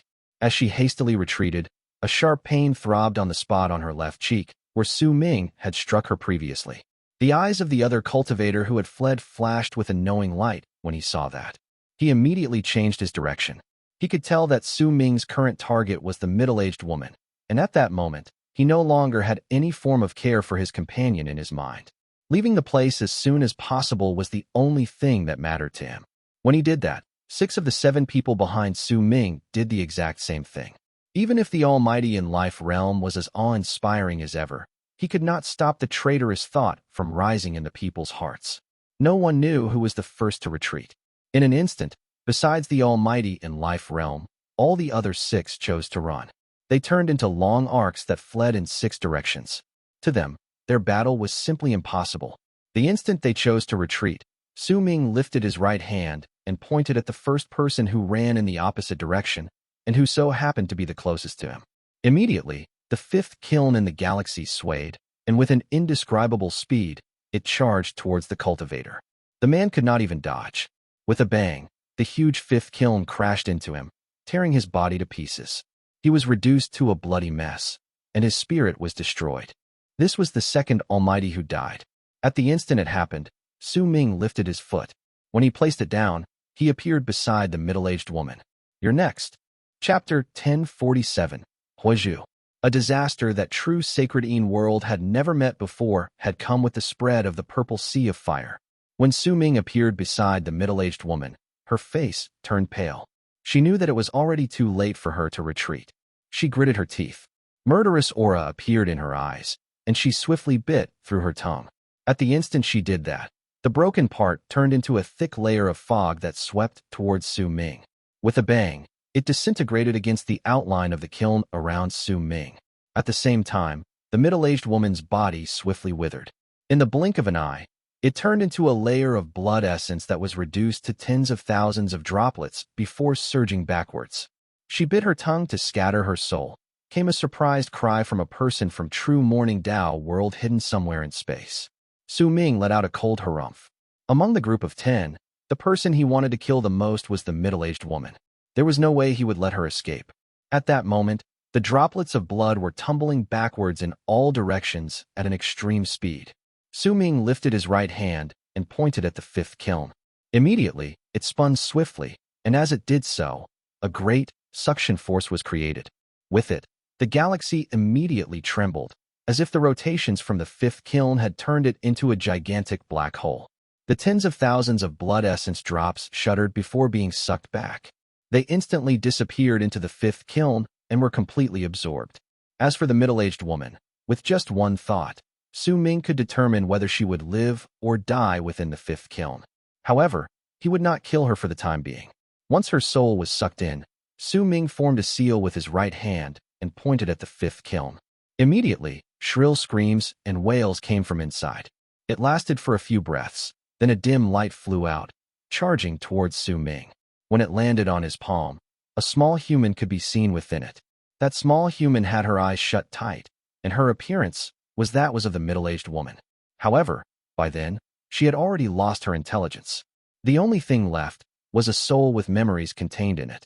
Su Ming clenched his right hand and immediately crushed that soul. Pieces of memories entered his mind, for he was not interested in anything else. The only thing he wanted was all the things regarding Huo Zhu. After a moment, he turned around and looked towards the 6 other people who had turned into long arcs to charge into the distance. His gaze then shifted to the sullen Almighty in Life Realm. With his offensive powers, Su Ming had demonstrated his will to destroy.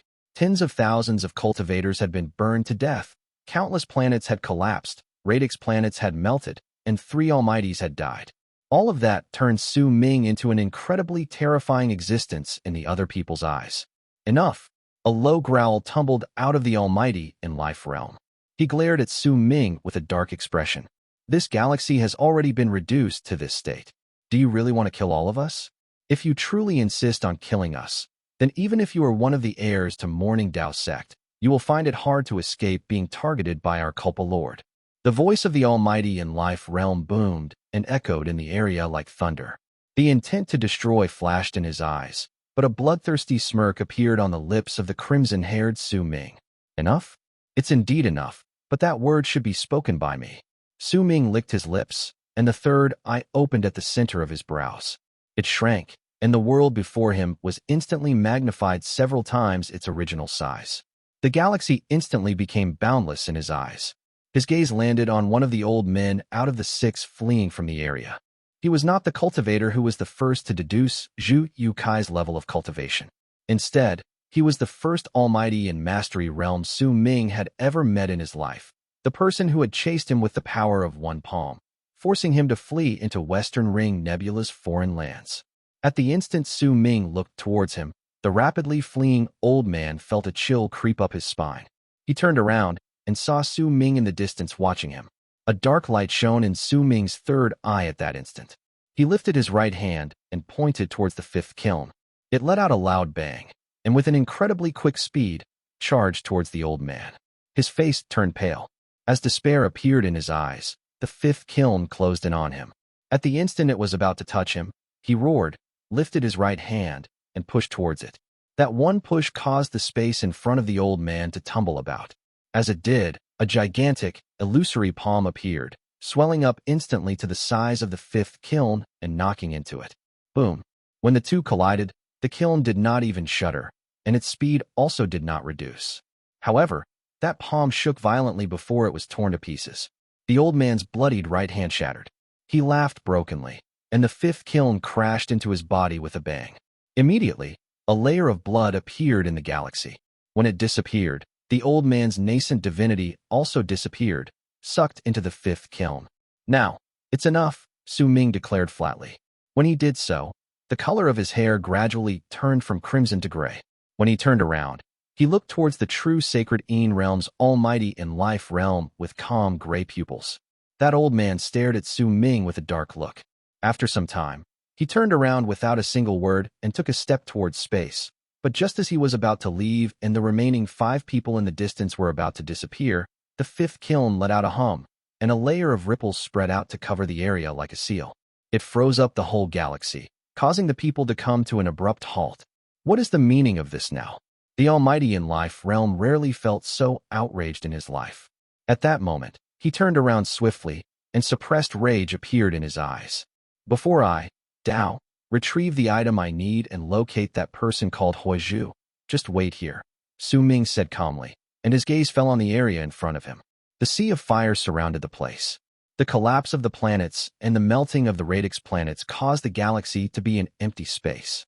Only, the vortex formed by countless planets continued rotating slowly. All the living creatures in the vortex had fled during the disaster just then. Perhaps she had also fled during the chaos, but she would have definitely ended up dead then. If she did not die, there were only 2 possibilities. One of them was that she was still in the vortex of planets, and the other was that she was hiding among the Almighties who were about to escape.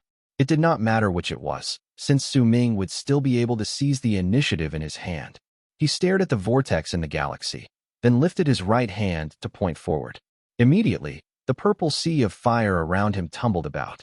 As it swept outwards in all directions, it went surging towards the vortex of planets with a loud bang. He did not care whether Huo Zhu was still in there, nor what her wishes were. He simply decided to use a crude method to forcefully melt those planets and blast her out if she was there. With a loud bang, the rune in the vortex of planets crumbled. The planets were then immediately burned to ashes. As they were destroyed, a planet was revealed several breaths later. When Su Ming looked towards it, a cold sneer appeared on his lips. He took a step forward, and his body instantly disappeared. When he reappeared, he had already closed in on the planet. He took another step and stood on the land in the planet. The place was a desert, but it was burning with purple flames at that moment. In the distance was a hall. There were great waves of resentment spreading out from inside it. Su Ming stared at that place, then saw a distorted shadow beyond the hall. It had the shape of a woman's face, and she was glaring at him. I have never offended you, Senior. Why did you do this? A shrill voice came from the shadow of the woman's face beyond the hall, no longer possessing any composure. Clearly, the things that happened in the world outside had already stunned Divine General Huo Zhu, so much so that she was shivering to the point that her soul had almost shattered from fear. She could not think of when she had brought about such a disaster upon herself. In fact, she was certain that she had never met the young man in front of her, and it had been a long time since she left her planet. With a calm look, Su Ming took a step forward. Each time his feet landed on the desert sand, the planet would tremble. As he approached the hall, the illusory face beyond it continued to look at him with resentment. Su Ming walked forward. Just as the woman was about to interrogate him again, he said flatly, "Bring Kong Mo's physical body here." His sentence caused the expression of the woman, who had been about to speak, to instantly change. Disbelief appeared in her eyes. When she looked towards Su Ming, dark light shone in her eyes, and when she opened her mouth, a piercing howl rang out. As she howled, the illusory face broke down with a bang to turn into the faces of tens of thousands of men and women, the elderly and the young. They charged towards Su Ming as if they wanted to devour him. You overestimate yourself. Su Ming had already closed in on her. Not a single hint of emotion was contained in his gray pupils. He lifted his right hand and punched forward. At the instant he did so, the world roared. Before the tens of thousands of faces could get close, all of them tumbled backwards and collapsed with a bang. In fact, even the hall fell into pieces. When it exploded, it revealed a table and the burning candle on it. As the candle's flame distorted, a woman's face showed up, and she spoke urgently towards Su Ming. Who is Kong Mo? I don't have his physical body. This is a misunderstanding. Senior, Do not believe in other people's slander. We will know whether or not this is a misunderstanding once I extract your soul and search through your memories. Sowing stepped into the collapsed hall and moved towards the candle flame. Chapter 1048, Kong Mo's Physical Body. The 1,000-something years was a long time. But if anyone would go back it, then when everyone was on this spot in the past, in the same camp belonging to the forces of power from true Sacredine World, in the same vortex of planets, in the same planet with the desert, and in the same hall. The cultivator from true Sacredine World who once chased down Su Ming would be kneeling on the ground, telling Huo Zhu the story of a person called Mo Su in Western Ring Nebula. He would even tell her that there was a crane by his side. In the past, Huo Zhu stood in a superior position. Her voice was filled with an awe-inspiring might and could make the person kneeling tremble in respect. With just one sentence, she could decide whether Su Ming would live or die in Western Ring Nebula. In truth, if anyone was to get to the bottom of things, then in the past, Su Ming had been forced into Western Ring Nebula's foreign lands because of that conversation. 1,000-something years had passed since then. Su Ming returned and stood in front of Huo Zhu once more.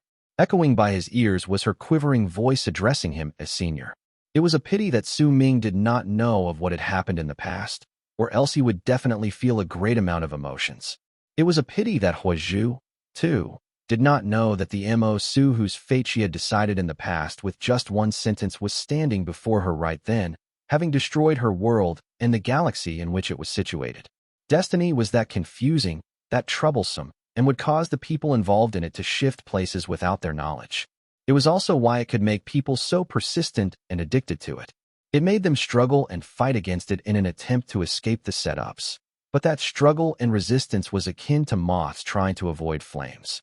In the end, those who could be reborn in the fire would not be those who ran away, but those who were willing to fall in fire, the undying phoenixes. Su Ming approached the woman. When he lifted his right hand, there was an aloof look on his face. At the instant he seized the air in the direction of the candle flame, a piercing screech came from it. It was not unpleasant to the ears, sounding like a ballad. Even though Su Ming could not hear the lyrics clearly, all those who heard melody would still know that it was a ballad. At the same time, the ancient book on the table started unfurling swiftly. As its pages turned, it was as if the flow of time around Su Ming was swiftly flowing away at a pace of thousands of years in an instant. This was Huo Zhu's divine ability, the one which allowed her to stay in that place. Time is akin to a song. Su Ming's lifted right hand started withering away rapidly right before his eyes, as if 1,000 years had passed while he stretched it out. Huo Zhu had executed that divine ability many times in her life. Every single time she used it, an astonishing effect would be seen, but this time, a child's play. The instant Su Ming's right hand began to wither, he let out a cold harumph. One of the Abyss Builder's inborn ability was the art of time. Perhaps Huo Zhu's divine ability would be effective when it was used to fight against other outsiders, but when it was used on Su Ming, there would be no effect. When he let out the cold harumph, his right hand immediately returned to normal. The power of time around him instantly disappeared in an unseen manner. The ancient book shuddered, and half of its pages were immediately reduced to powder. At the same time, the candle fire was also mostly extinguished. It struggled with great difficulty. When she saw that Su Ming's right hand was about to touch it, the woman's face in it became distorted, and she screeched again. The ancient book on the table was originally flipping rapidly from left to right, even though half of its pages had been destroyed. However, the instant Huo Zhu let out her screech, the pages immediately started flipping from right to left in the opposite direction. At the same time, a power reversing the flow of time swiftly spread out from Su Ming's body. My strongest attack isn't the passing of time, but the reversal of time. With my life as the price, I will reverse time. Huo Zhu's voice was piercing to the ears. At the instant it rang out, Su Ming's body immediately seemed to go back in time. His cultivation base and his nascent divinity also flowed away from him. The presence of that power caused the cold sneer on Su Ming's lips to become wider, and he decided to just let go of his control over himself to let that power of time reversal to spread out around him. 3,000 years. Huo Zhu roared. Immediately, Su Ming's body started shrinking rapidly. In an instant, it seemed as if he had been reduced to nothing, as if he no longer existed. An unsophisticated presence came from him. The reversal of time had brought back the presence he possessed when he was in Dark Mountain back, but soon, all of it disappeared without a trace. Another presence appeared, although one that he also had when he was in Dark Mountain. How could this be? Huo Zhu's eyes went wide, and disbelief appeared in them before she roared again. 3,000 years. The reversal of time continued, but the smile on Su Ming's lips did not change. When his body turned semi-transparent, he looked as if he was going through cycles of reincarnation, and the presences he possessed the multiple times he was in Dark Mountain surrounded him. All of this caused Huo Zhu's expression to change continuously. Disbelief appeared in her eyes, and she roared again while offering up her life. 30,000 years. At that time, she gave up everything. As she roared, the power of time caused 30,000 years to reverse for Su Ming. Huo Zhu let out a sigh of relief, but then suddenly screamed shrilly in pain. Su Ming's body remained semi-transparent, but the inside of his body was as empty as a black hole. This was time returning to the point when he had not been born, when the power of the curse had surrounded him in his mother's womb. The instant Huo Zhu touched the curse via her divine ability, it immediately spread out and invaded her soul. Her scream reverberated only for an instant before the ancient book shattered, and the candle flame was extinguished. Su Ming's expression remained as calm as ever. He had been able to tell that this would happen from the start, or else he would not have put up no resistance. In truth, he had wanted to use that chance to verify just how strong was the curse. The moment Huo Zhu's life was extinguished, the candlestick crumbled with a bang to reveal a corpse hidden in the dimension within it. It was a woman's corpse. It was old and rotting away swiftly, its stench filling the area in no time. Su Ming lifted his right hand and seized the air in the direction of the storage bag on the carcass. Immediately, it landed on his hand. When he struck it, it instantly crumbled, and a black coffin fell to the ground. A powerful, mighty pressure spread out. The strength of it caused Su Ming's heart to tremble at the instant he sensed it. His pupils shrank. This presence surpassed all that Su Ming had ever sensed in his life. In fact, the only presence that could compare to this was the one whom Su Ming had seen in the pictures provided by the fifth kiln. Changhe's master, the sublime paragon from true Sacredine world. At the instant the coffin appeared, the bald crane flew out of Su Ming's storage bag. Shivering, it stared at the coffin and the carcass within it. Based on it, one could see that it was a ferocious beast. However, by then it was a bloody mess. The blood might have dried long ago, but it was impossible for anyone to tell how the creature had looked like in the past. Yet the presence spreading out from the carcass was astonishingly similar to that of the bald crane. It shuddered while staring at the carcass in the coffin with a stupefied expression. It mumbled to itself, or maybe it was to Su Ming. What a strange feeling. Darn it all, this was my physical body in the past. I have a strong feeling that once I fuse with it, most of my memories will return. I'll remember plenty of things I've forgotten, my origins, my identity, and how I became an entity that has a soul as a body. I'll also be able to remember. Darn it all, I'll know just who it was that nearly caused my soul to scatter. The bald crane shuddered. It raised its right claw, but just as it was about to touch the carcass, it suddenly shuddered. I also have a strong feeling that once I remember all that, I will no longer be me. I will no longer be the bald crane, and I will no longer be Su Ming's companion. Who will I be then? The bald crane trembled even more fiercely, and conflict appeared on its face. I will turn into another person, or rather, I will become my past self, and then I will no longer exist, but I will become stronger, much stronger. The bald crane's mind was a little muddled. It threw its head swiftly and roared with struggle and conflict on its face. Su Ming saw this, but chose to remain silent. He had helped the bald crane retrieve its physical body not because it was a pet to him, but a friend. Even though this friend was a little unreliable and very avaricious, a friend was a friend. However, Su Ming could not help but choose. It would have to choose how it wanted to walk down its path. Darn it all, why do I feel like I despise my past self very much? Once I fuse with it, I will become it. But I want to fuse with it very much. I want to remember everything. I want to know what I lost in my life. Why I would cry when I stare at husband-gazing mountain. Why I would feel horrible when I stare at the galaxy, and why I would remember a certain group of people during certain times. As the bald crane struggled with itself, its eyes turned bloodshot, and it turned around to stare at Su Ming. Darn it all, I'm living a merry life right now. I won't fuse with it, but I'll help you keep it. When you'll collect all of my physical body in the future, then I'll fuse with it. It won't be too late by then, anyway. The bald crane said through gritted teeth while putting on an unconcerned expression for Su Ming. He cast the bald crane a glance, respecting its decision. When he lifted his right hand, he swung his arm, and the coffin exuding the presence that caused him to shudder was instantly put away into his storage bag. Soon after, the mighty pressure in the land vanished. The bald crane slumped down. There was still a hint of a reluctance to part in its eyes, but it soon turned into determination. As Su Ming turned around, the bald crane transformed into a long arc with Su Ming and left the planet. Everything ended.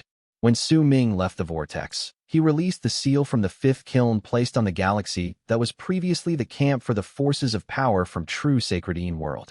The Almighty from Life Realm cast Su Ming a deep glance before turning around and disappearing. He left the galaxy. The other 5 people in the distance also disappeared to flee from all the wreckage. Chapter 1049, Goodbye, Barren Lands of Divine Essence. Su Ming stood in the galaxy and stared at the group heading into the distance with an aloof expression. As the space behind him distorted, around a dozen people walked out. Among them was Su Hui, the 9 old frail darknesses, as well as 6 old men with complicated expressions. One of them was an old man with a purplish-black face. The mighty pressure spreading out from his body was the thickest, and it was on par with the Almighty in Life Realm from true Sacredine Realm. It was clear that he was someone with the same status in the camp that belonged to the forces of power from true Morning Dao World as the middle-aged man from true Sacredine World. Greetings, Your Highness. We welcome you back. The 9 old frail darknesses had excited looks on their faces. They bowed together towards Su Ming. They had followed him into Divine Essence Star Ocean in the past, and though they remained at the periphery, they had still experienced quite a number of things. They were incredibly worried about Su Ming, and even though they had returned to the camp where the forces of power from true Morning Dao World were stationed, they were still worried about his safety. At that moment, when Su Ming saw their excitement, he could not help but wrap his fist in his palm and bow to them as well. When Su Ming turned around, the color of his hair had already changed to its normal shade. He also saw Su Hui. At that moment, there was a smile on Su Hui's lips. It was so gentle that it looked as if it could melt anything. I am Tianyin. Greetings, Dynast Dao Kong. The old man with the purplish-black face wrapped his fist in his palm towards Su Ming and bowed deeply. In truth, with his level of cultivation, even if he met true Morning Dao World's heir, he did not need to do this. Unless that heir truly became the master of Morning Dao World, he was not worthy of the old man bowing to him. However, the things that happened just then had shocked him deeply. At that moment, he was not bowing in respect to Su Ming as the heir, but was using the form of greeting for those of equal status. No one in the area felt that there was anything amiss about him choosing that. The 5 people behind him also wrapped their fists in their palms and bowed simultaneously. Greetings, Dynast Dao Kong. Su Ming stared at the people in front of him, and a faint smile gradually appeared on his lips. At that moment, Flame Fiend's progenitor cast a sideways glance at the people around them while beside Su Ming. Zhu Yukai, who had walked out of being sealed a long time ago. I remember that when I entered Divine Essence Star Ocean, no one referred to me as a Dynast. Su Ming looked towards Su Hui. Your Highness, you might not know about this, but 3 months ago, a sealed order came from within Morning Dao Sect to designate you as one of the heirs. Su Hui was not the one who answered. Instead, it was one of the 9 old frail darknesses beside her. 3 months ago, a barely noticeable glint shone in Su Ming's eyes. 3 months ago, that was the time when he had walked out of the 5th kiln. Su Ming remained silent for a moment before he suddenly asked, Did you say that there were 10 heirs? That is correct. There are 10 designated dynasts. All of them possess the right to become the heir. The future master of true Morning Dao World will be chosen among the 10. However, an almighty in mastery realm beside Tai and Yin said respectfully. When he reached the contradictory part, he hesitated for a moment. When he saw Su Ming look towards him, he continued. However, based on Morning Dao Sect's rules, you will need to return as soon as possible to receive the challenges and trials from the members of your sect, Your Highness. Only when you receive the progenitor's blessing will you truly be able to receive the world. Su Ming's expression remained the same, the smile still on his lips. It has been a long time since Morning Dao Sect chose heirs, but based on the records in ancient scrolls, every single time it happens, the heirs would be tested by the members of their sections. If they manage to complete the challenges successfully, they will obtain the right. Then, they would receive the trials of the heirs. The sect would distribute a mission for each one, and those who complete it are examined. If they succeed, they receive Progenitor Dao Chen's blessing, and will then be conferred the official title. Your Highness, to you, everything will not pose too much of a problem, but you will still have to be careful. There are 9 other heirs, Tianyin said calmly as he stared at Su Ming. I only know that the other 9 are all older than you. 3 of them are even from the same generation as I am. Tianyin did not say much, but those few sentences already told Su Ming plenty of crucial points. So there will be plenty who will challenge, and there will also be plenty of people who won't want me to complete my trial. Even if I eventually succeed, I will have to protect myself against the other 9. Su Ming smiled faintly. I hope that there will come a day when you will become the master of true Morning Dao World, Your Highness. But your actions here might become a weapon used by the other factions of the other heirs from the sect to attack you. Also, the source of your sudden increase in cultivation, as well as the fact that you are in possession of the 5th kiln, will become the source of other people's suspicions. After all, there are plenty of possessions in the world, so please be careful. Tianyin smiled. As he spoke, the other almighties by his side lowered their heads and closed their eyes, as if they did not hear his words. The 9 old frail darknesses also lowered their heads and closed their eyes, as if they did not hear those words. When Su Ming heard them, his expression remained the same. The smile was still on his face. I received enlightenment from the progenitor in the past, and it was only because of him that I gained my current power to protect all my fellow Taoists in this land, who were the people the progenitor occasionally sent here while being in isolation. Each of them are eternally grateful to the progenitor. Tianyin smiled and wrapped his fist in his palm to Su Ming. We of the 9 old frail darknesses originally failed in the cultivation method we practiced. The bodies of 8 of us crumbled, and we were bound to die when with 9 souls sharing one body. It was the progenitor who sent us a spirit core in the past that allowed us to separate and form our bodies again. We will never forget this grace. The 9 old frail darknesses bowed again to Su Ming. The war in true Morning Dao World is still ongoing. Right now, half of true Morning Dao World belongs to the Immortals Union. Once you return, you must be careful of them. There isn't much time. There is a space separating everything in Divine Essence Star Ocean from the world's Flame Fiend's progenitor, and Zhu Yukai followed Su Ming and went to stand behind him on the battleship. The 9 old frail darknesses turned into long arcs and landed on the deck around him as well. As for Su Hui, she naturally stayed with Su Ming with a smile on her face. Under Tianyin and the others' gazes, the hundreds of battleships turned into hundreds of long arcs and rushed out from the galaxy. They charged forward, and about a quarter of an hour later, a gigantic vortex appeared in front of them. Divine Essence Star Ocean was in the shape of a gourd, and the vortex was located at its mouth. Once they passed through it, they could leave Divine Essence Star Ocean. Then through the runes belonging to the different forces of power from the different true worlds head to different true worlds. As Su Ming stared at the vortex, he could not help the excitement that rose in his heart. When they drew closer to the vortex, he turned his head around and looked towards the galaxy behind him. He stared at the barren lands of Divine Essence, and the events that had happened over the past almost 2,000 years rose in his head. When he was still a cultivator in Earth Cultivation Realm, he had been forced in there, and he lay on the ground in Crimson Flame Planet, completely immobile. At that time, he had that mask on his face and could feel no emotions. He was so weak that anyone could control him.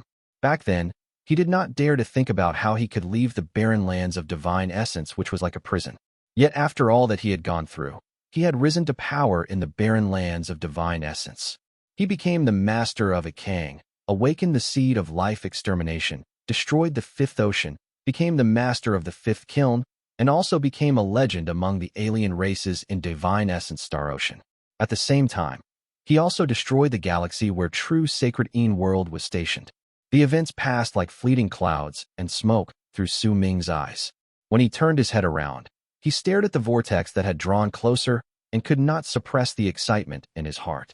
He, Su Ming, was about to return to true Morning Dao World.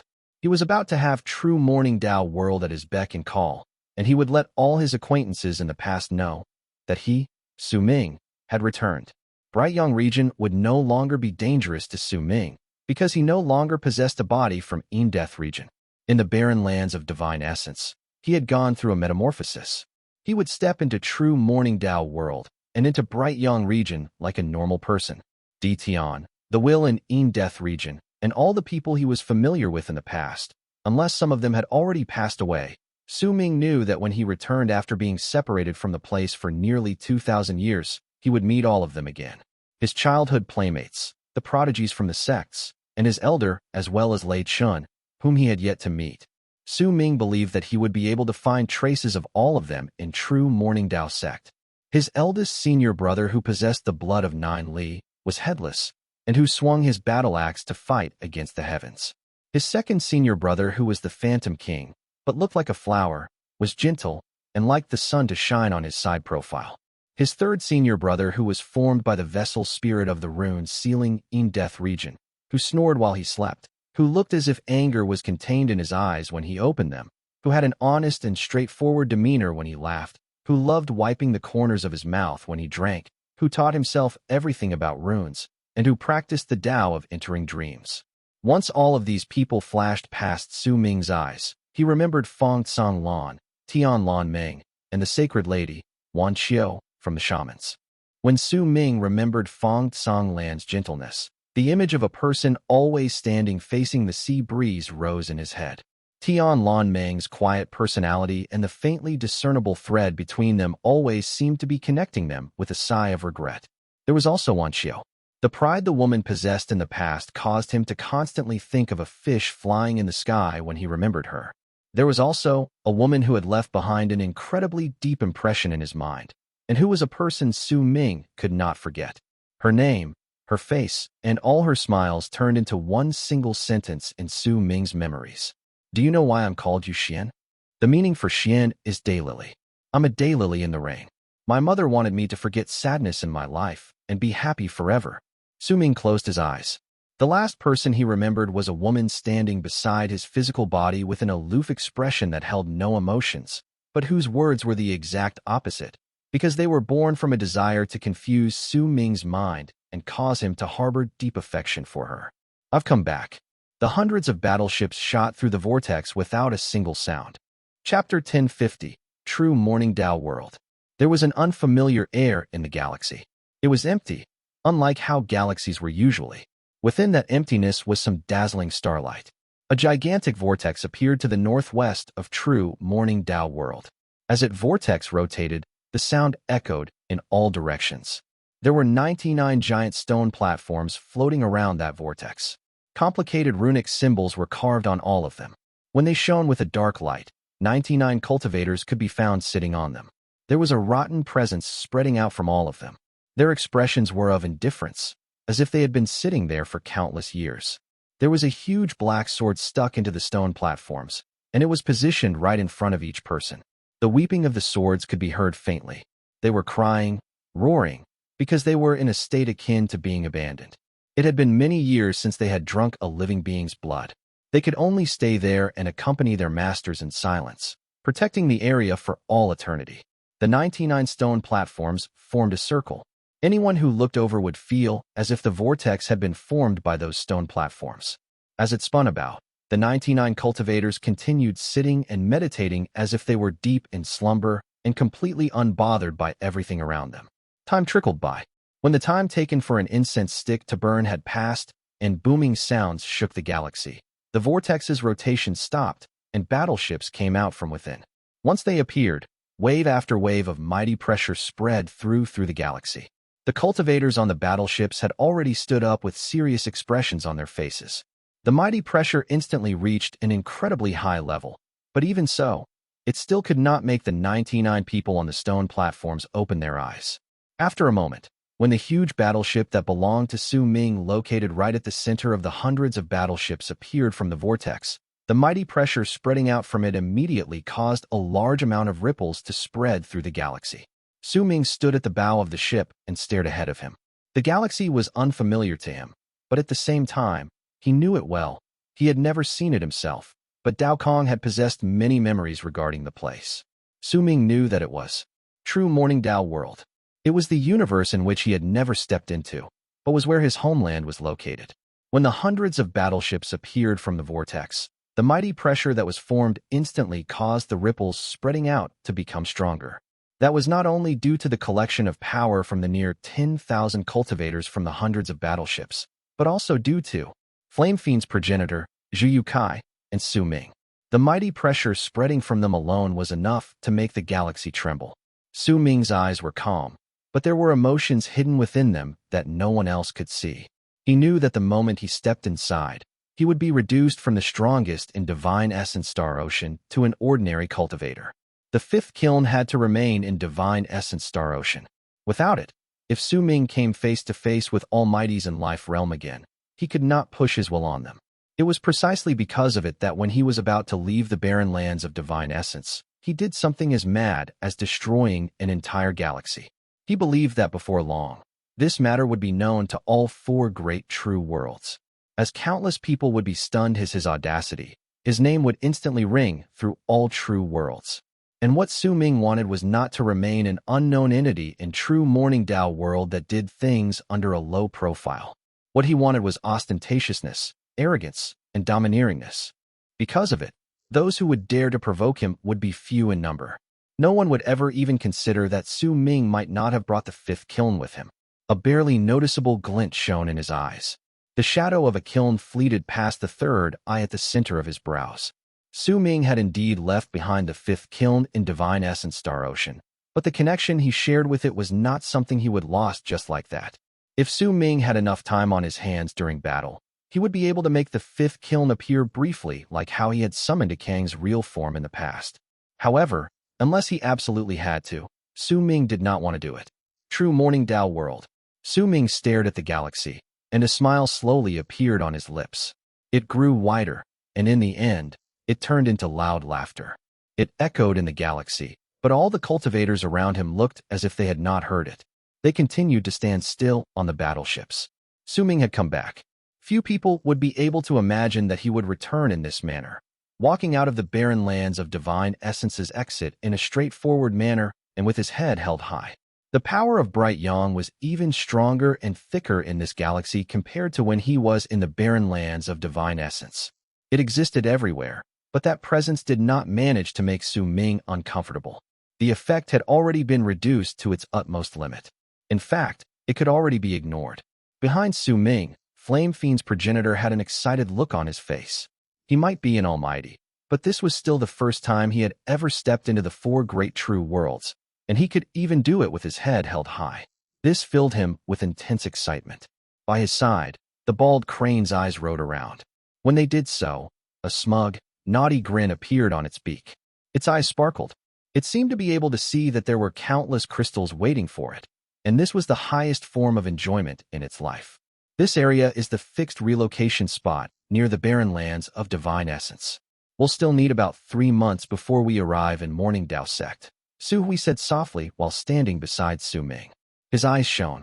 He stared at the 99 stone platforms around him and sensed an ancient and archaic presence from the cultivators whose expressions had yet to change. He could sense a sharp, glaring presence hidden within them. If it spread out, it would shake the universe. When Su Hui saw Sowing looking towards the 99 people, she told him all she knew. These 99 seniors of ours are powerful warriors sent from Morning Dao Sect to defend the exit. Their levels of cultivation are a mystery, so the only thing we know is that they practice a cultivation method that is different from ours. It's a strange legacy art. The sword is their art, and their swords are like their lives.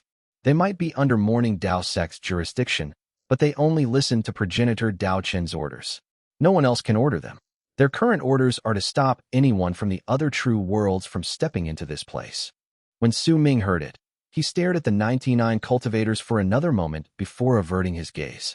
The hundreds of battleships headed off into the distance. They turned into hundreds of long arcs that charged towards Morning Dao Sect. They would bring Sowing to receive his challenges and trials, and to be given the entire true world to become the real Dynast. Sowing stood at the bow of the ship. As he watched the galaxy, he sensed that the power of Bright Yang truly did not cause any form of discomfort to him. By then, 7 days had passed. During them, the galaxy had been empty. Not a single planet appeared within sight. At that moment, 7 days later, Sowing saw an array of planets before him. This region belongs to Morning Dao Sect. The cultivators in all the planets are tribes under its jurisdiction. The West and North still belong to Morning Dao Sect, but the West and East regions have been conquered by the Immortals' Union and have become a war zone.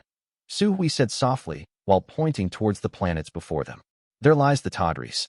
They are people of Sect Elder Mo Da, who is one of the 3,000 great Sect Elders in Morning Dao Sect.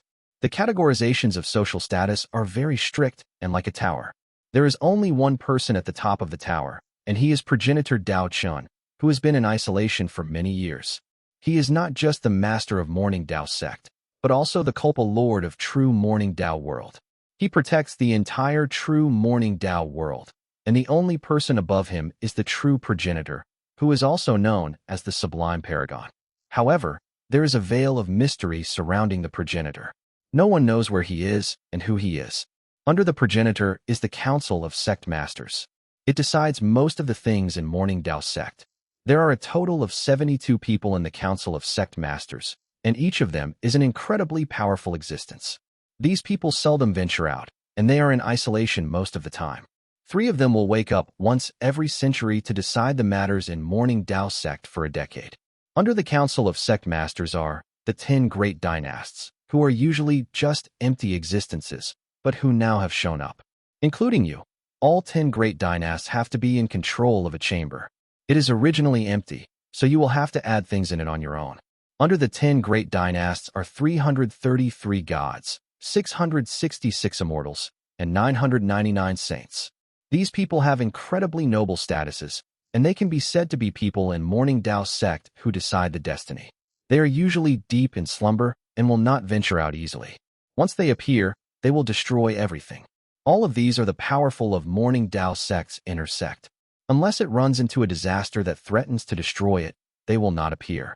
The ones in outer sect are Morning Dao Sect's 4 chambers: Sect Elder Chamber, War Chamber, World Protection Chamber, and last is the chamber which only the 10 great Dynasts can control.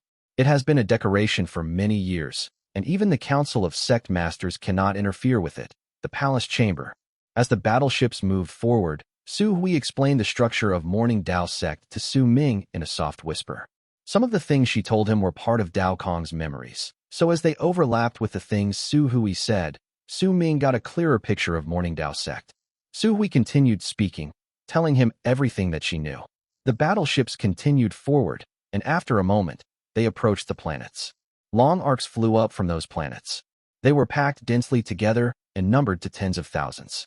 When the cultivators flew up, they bowed together towards the battleship where Su Ming stood. There were around a dozen people who bowed towards Su Ming with respect on their faces while standing in front of all the cultivators. Greetings, Greater Sect member. As these people spoke, the tens of thousands of people behind immediately bowed and repeated the words. Greetings, Greater Sect member. Their words echoed in all directions. Even in the galaxy, their voices still sounded like thunder roaring.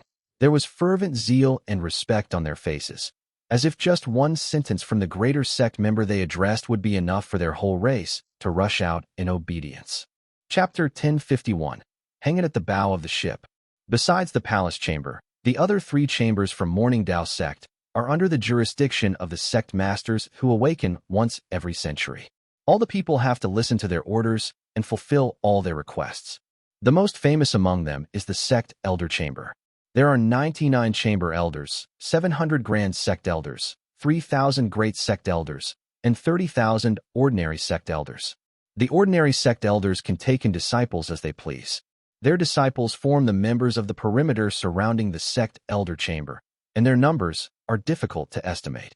While Su Hui spoke of Morning Dao Sect structure, Su Ming stared at the tens of thousands of cultivators worshipping him near the planets in the distance and remembered his master, Tian Xiezi. His senior brothers once mentioned that Tian Xiezi was taken in as a disciple by a sect elder from Morning Dao Sect.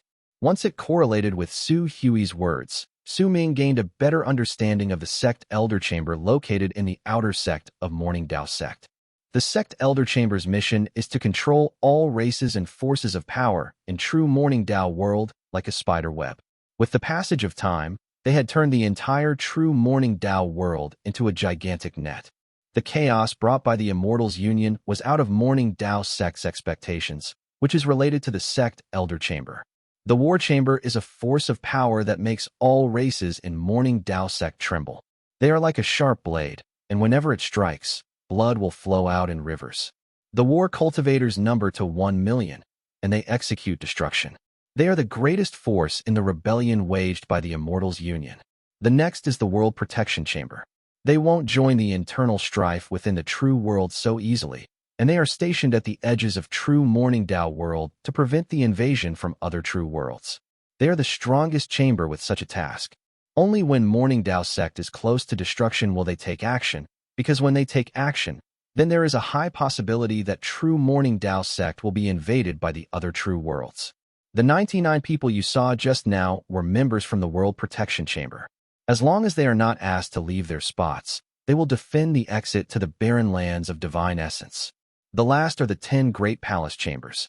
Since they have only existed in name for ages, not even I know what sort of mission they'll have once Morning Dao Sect activates them. As Su Hui spoke, Su Ming stared at the planets getting closer to them. He watched the cultivators worshipping him, and he could sense the strength and size of Morning Dao Sect. The people before him clearly were their own race, and they were definitely not small in number. If there were tens of thousands of cultivators who possessed the power to fly out of their planets, then there would definitely be even more people who remained below. Even though they did not possess the power to fly out of their planets, they would definitely possess combat abilities. Su Ming even saw quite a number of people who were lords of world planes among who had flown out. Some of the dozen-something at the forefront of the group were clearly in the later stage of world plane realm. In fact, there were 3 among them who were in lunar Kulpa realm, and one of them was in solar Kulpa realm. These people far surpassed what power the berserkers possessed in Su Ming's memories. Yet, when that powerful race saw the battleships from Morning Dao Sect, all of its people came forth to pay their respects together. With the greatest form of greeting, they demonstrated their respect towards Morning Dao Sect. Su Ming was silent. He knew that Morning Dao Sect was very powerful. After all, it was the strongest existence in a true world, and they were the master of an entire galaxy. However, it was just a thought in his mind before. Even if he had Dao Kong's memories, he had not directly perceived Morning Dao Sect's strength, but when he saw an entire race worshipping him, he could feel the majesty and grandeur of Morning Dao Sect. After all, there were plenty of races in true Morning Dao Sect. In fact, there were quite a number which were even more powerful than the people in front of them. However, before the chaos brought by the Immortals Union, all of them and all the sects had obeyed Morning Dao Sect and regarded Dao Chun as their master. A great wave of sentiment rose in Su Ming's heart. Because of that, he did not notice that the bald crane behind him looked ahead with sparkling eyes. They had a crystalline glow, as though there were countless crystals shining in them. The bald crane was so excited that it was shivering. The emotion on its face had already reached its peak. It moved forward with the hundreds of battleships, but the instant they approached the cultivators from the race worshipping Su Ming, it rushed out. Crystals! Give me all your crystals. I want crystals. Give me 10,000. No, 50,000. Darn it all. Give me 100,000 crystals. The bald crane had been holding it in for half a day. As it roared, it demanded a sum that it believed to be a large number of crystals. When it spoke, all the cultivators were immediately stunned, along with the dozen-something people in front, and even the cultivators on the battleships besides Su Ming. All of them had strange expressions. Su Hui sighed and shook her head, but did not speak. Su Ming frowned, but when he saw the bald crane's excitement, he did not take any action to put a stop to its excitement. The entire galaxy fell silent at that moment. Only the bald crane's voice continued echoing. Several breaths later, the old man in Solar Kulpa realm lifted his right hand and struck his storage bag with a strange expression. He then brought out an emerald green bag and pushed it towards the bald crane. There are 1 million crystals in here. Please accept it, great sect member. The bald crane's eyes went wide. It seized the bag and quickly opened it. With a solemn expression, it scrutinized its contents several times before it beamed and swiftly returned to Su Ming's side. It hugged the bag, and powerful light shone in its eyes. I'm rich. I'm rich. Darn it all. If we continue like this, I'll definitely be rich. With the respect from the tens of thousands of cultivators whose hearts were filled with a strange feeling, Su Ming and the group gradually left into the distance. The area around them was silent. No one spoke, but there would be someone who would occasionally sneak a glance at Flame Fiend's progenitor. The old man had originally stood beside the bald crane. But by then, he had taken a few steps backwards while sighing with great emotion in his heart. If it was him, he would have definitely asked for 800 million or 1 billion. The bald crane had shouted for half a day, but only asked for 100,000, and the other party had even given it a lot more than what it initially asked. This was so embarrassing. Sowing decided to close his eyes. Once he sat down cross-legged, he acted as if he did not hear the bald crane counting crystals behind him. After several days, it let out a shrill scream. That scream instantly attracted the attention of the cultivators around them. When they turned their heads towards it, they saw the bald crane shuddering and screaming with gritted teeth. Damn it, damn it. He lied to me. This isn't 1 million crystals. 3 crystals are lacking. I still need 3 more before I reach 1 million. I'm going to die. This grandpa crane is going to die. How could I have miscalculated? I'm still missing 3 RFK. My crystals. The bald crane screamed shrilly while its body shuddered, as if it had lost the most important thing in its life. My cute crystals, my beautiful crystals, my crystals which are even more important than my life. Damn it. I'm going to die. I'm seriously going to die. When the crowd heard those words, their hearts calmed down. There was no longer a strange expression in their gazes, but instead, it had turned into one of respect. They respected an existence that was so obsessed with crystals that it would replace everything about it. That respect grew even more when the bald crane's pained screams and endless chatter lasted for 10 days. It continued trying to persuade Sowing to turn back and return to the planets to regain those 3 missing crystals. The drive powered by its obsession alarmed the cultivators, and they were ashamed that they could not match up to it. There was also a new form of respect that took shape in their gazes when they looked towards Sowing. If it were them, they would have been driven mad a long time ago by the bald crane, but he continued to sit with his expression unchanging. He would even occasionally respond. In the end, even Flame Fiend's progenitor could stand it no longer. He seized his bosom with his right hand and brought out 3 crystals to the bald crane. That's yours, not mine. Even if you give me 3 crystals, I'm still missing 3. The bald crane caught those crystals, but its piercing voice still echoed in space. Sowing was already used to it. It was not the first time the bald crane had showed its extreme obsession towards the crystals. Time passed by slowly like that, and another month passed with the hundreds of battleships charging forward through the galaxy. They passed by various planets, and the bald crane would extort each one, which made it more and more excited. However, even so, it was still obsessed with the 3 crystals it had missed because it had miscalculated. When they were only 7 days away from Morning Dao Sect, Huo Kui, who had his eyes shut since the beginning while standing behind Sowing, suddenly opened his eyes. A brilliant light shone in them. Next was the bald crane. Its endless chatter fell silent abruptly. A glint appeared in the eyes of Flame Fiend's progenitor. The 9 old frail darknesses all opened their eyes aslit. The battleships instantly shone with a powerful light. The expressions of the cultivators on them became grim. All the people's gazes instantly landed on the planet before them. More accurately speaking, it was not a planet, but a gigantic egg. Its surface was filled with uneven. It was just like a gigantic stone, which was why it looked like a planet, but in truth, it was a huge egg. The mighty pressure spreading out from it was so strong that even Huo Kui had opened his eyes, a telling sign of how strong was the life being nursed in it. There were dozens of cultivators flying around at that moment. One of them stood in space with his arms over his chest and was watching Sowing approach the area with a cold sneer. There was a half-naked young man sitting on the huge egg. In his hand, he held a beast bone and was biting on it, making crunching noises. His hair spilled all over his shoulders, and a primitive, savage presence spread out from his body. His eyes were narrowed and starting the fleet of battleships before him. What a grand parade. So you are Dao Kong, one of the people who belong to those who can be considered my grandchildren, but one who still managed to become a Dynast and whom I have never met before. The young man's eyes were as sharp as blades. They instantly swept past the people on the battleships to land on Sowing. As he spoke, he bit through the beast bone in his hand. Once he ate all of it, he picked up the constellation robe beside him and wiped his hands on it before wiping his mouth.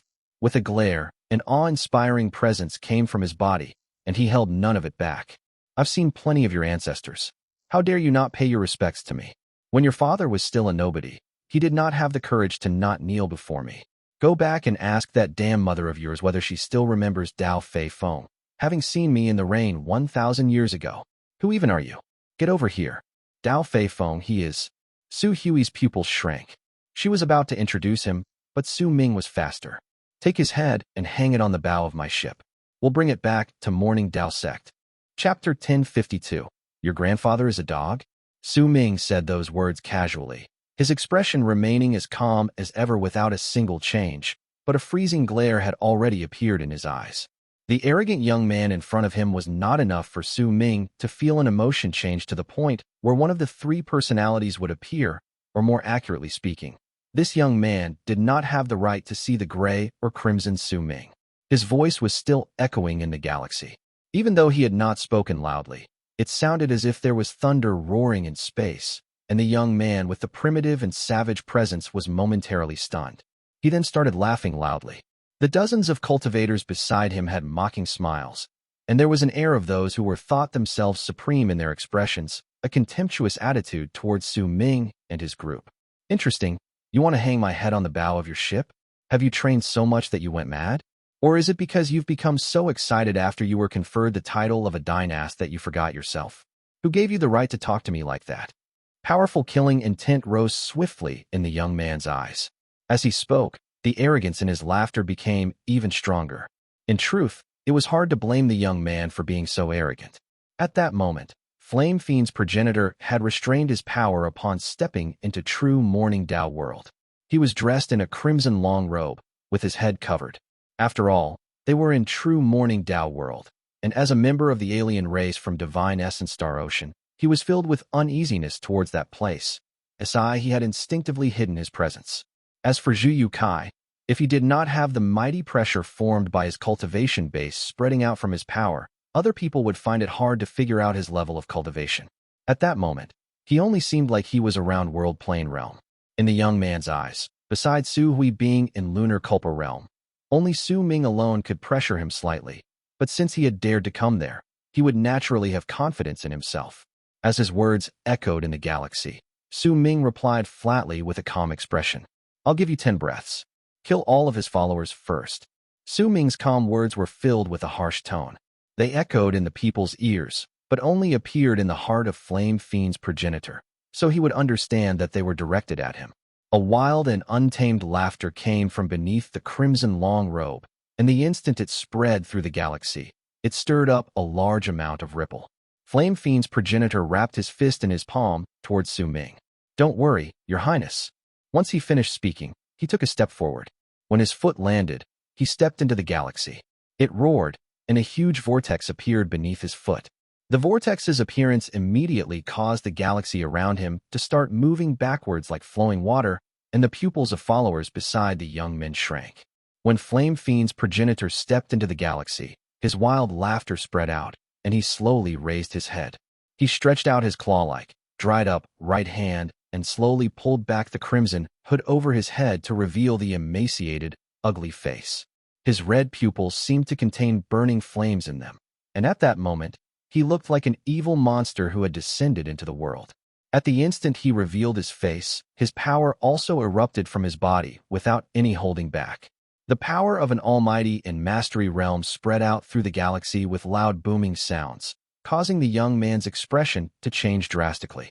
His followers had had derision on their faces, but at that moment, their expressions changed into shock and disbelief.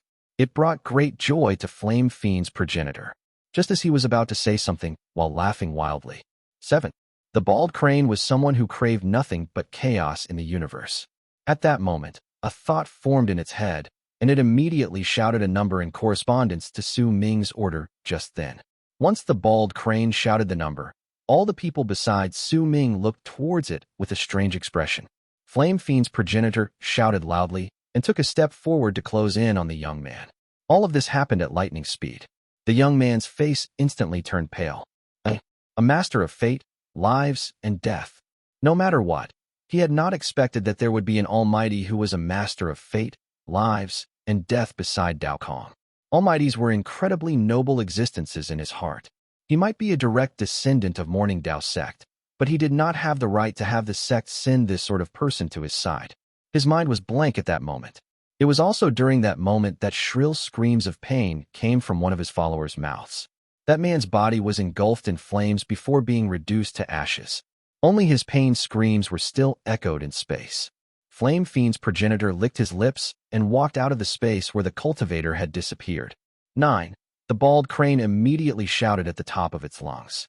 Anger appeared in the eyes of Flame Fiend's progenitor. He did not have time to talk about anything else and brought his arms up before swinging them sideways.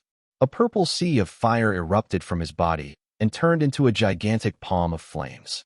It seized the space upwards. If anyone was to look over from the distance, the palm of flames that was around 1,000,000 feet big would look as if it occupied the whole galaxy. As it went to seize the space upwards, the galaxy rumbled. Ripples spread out.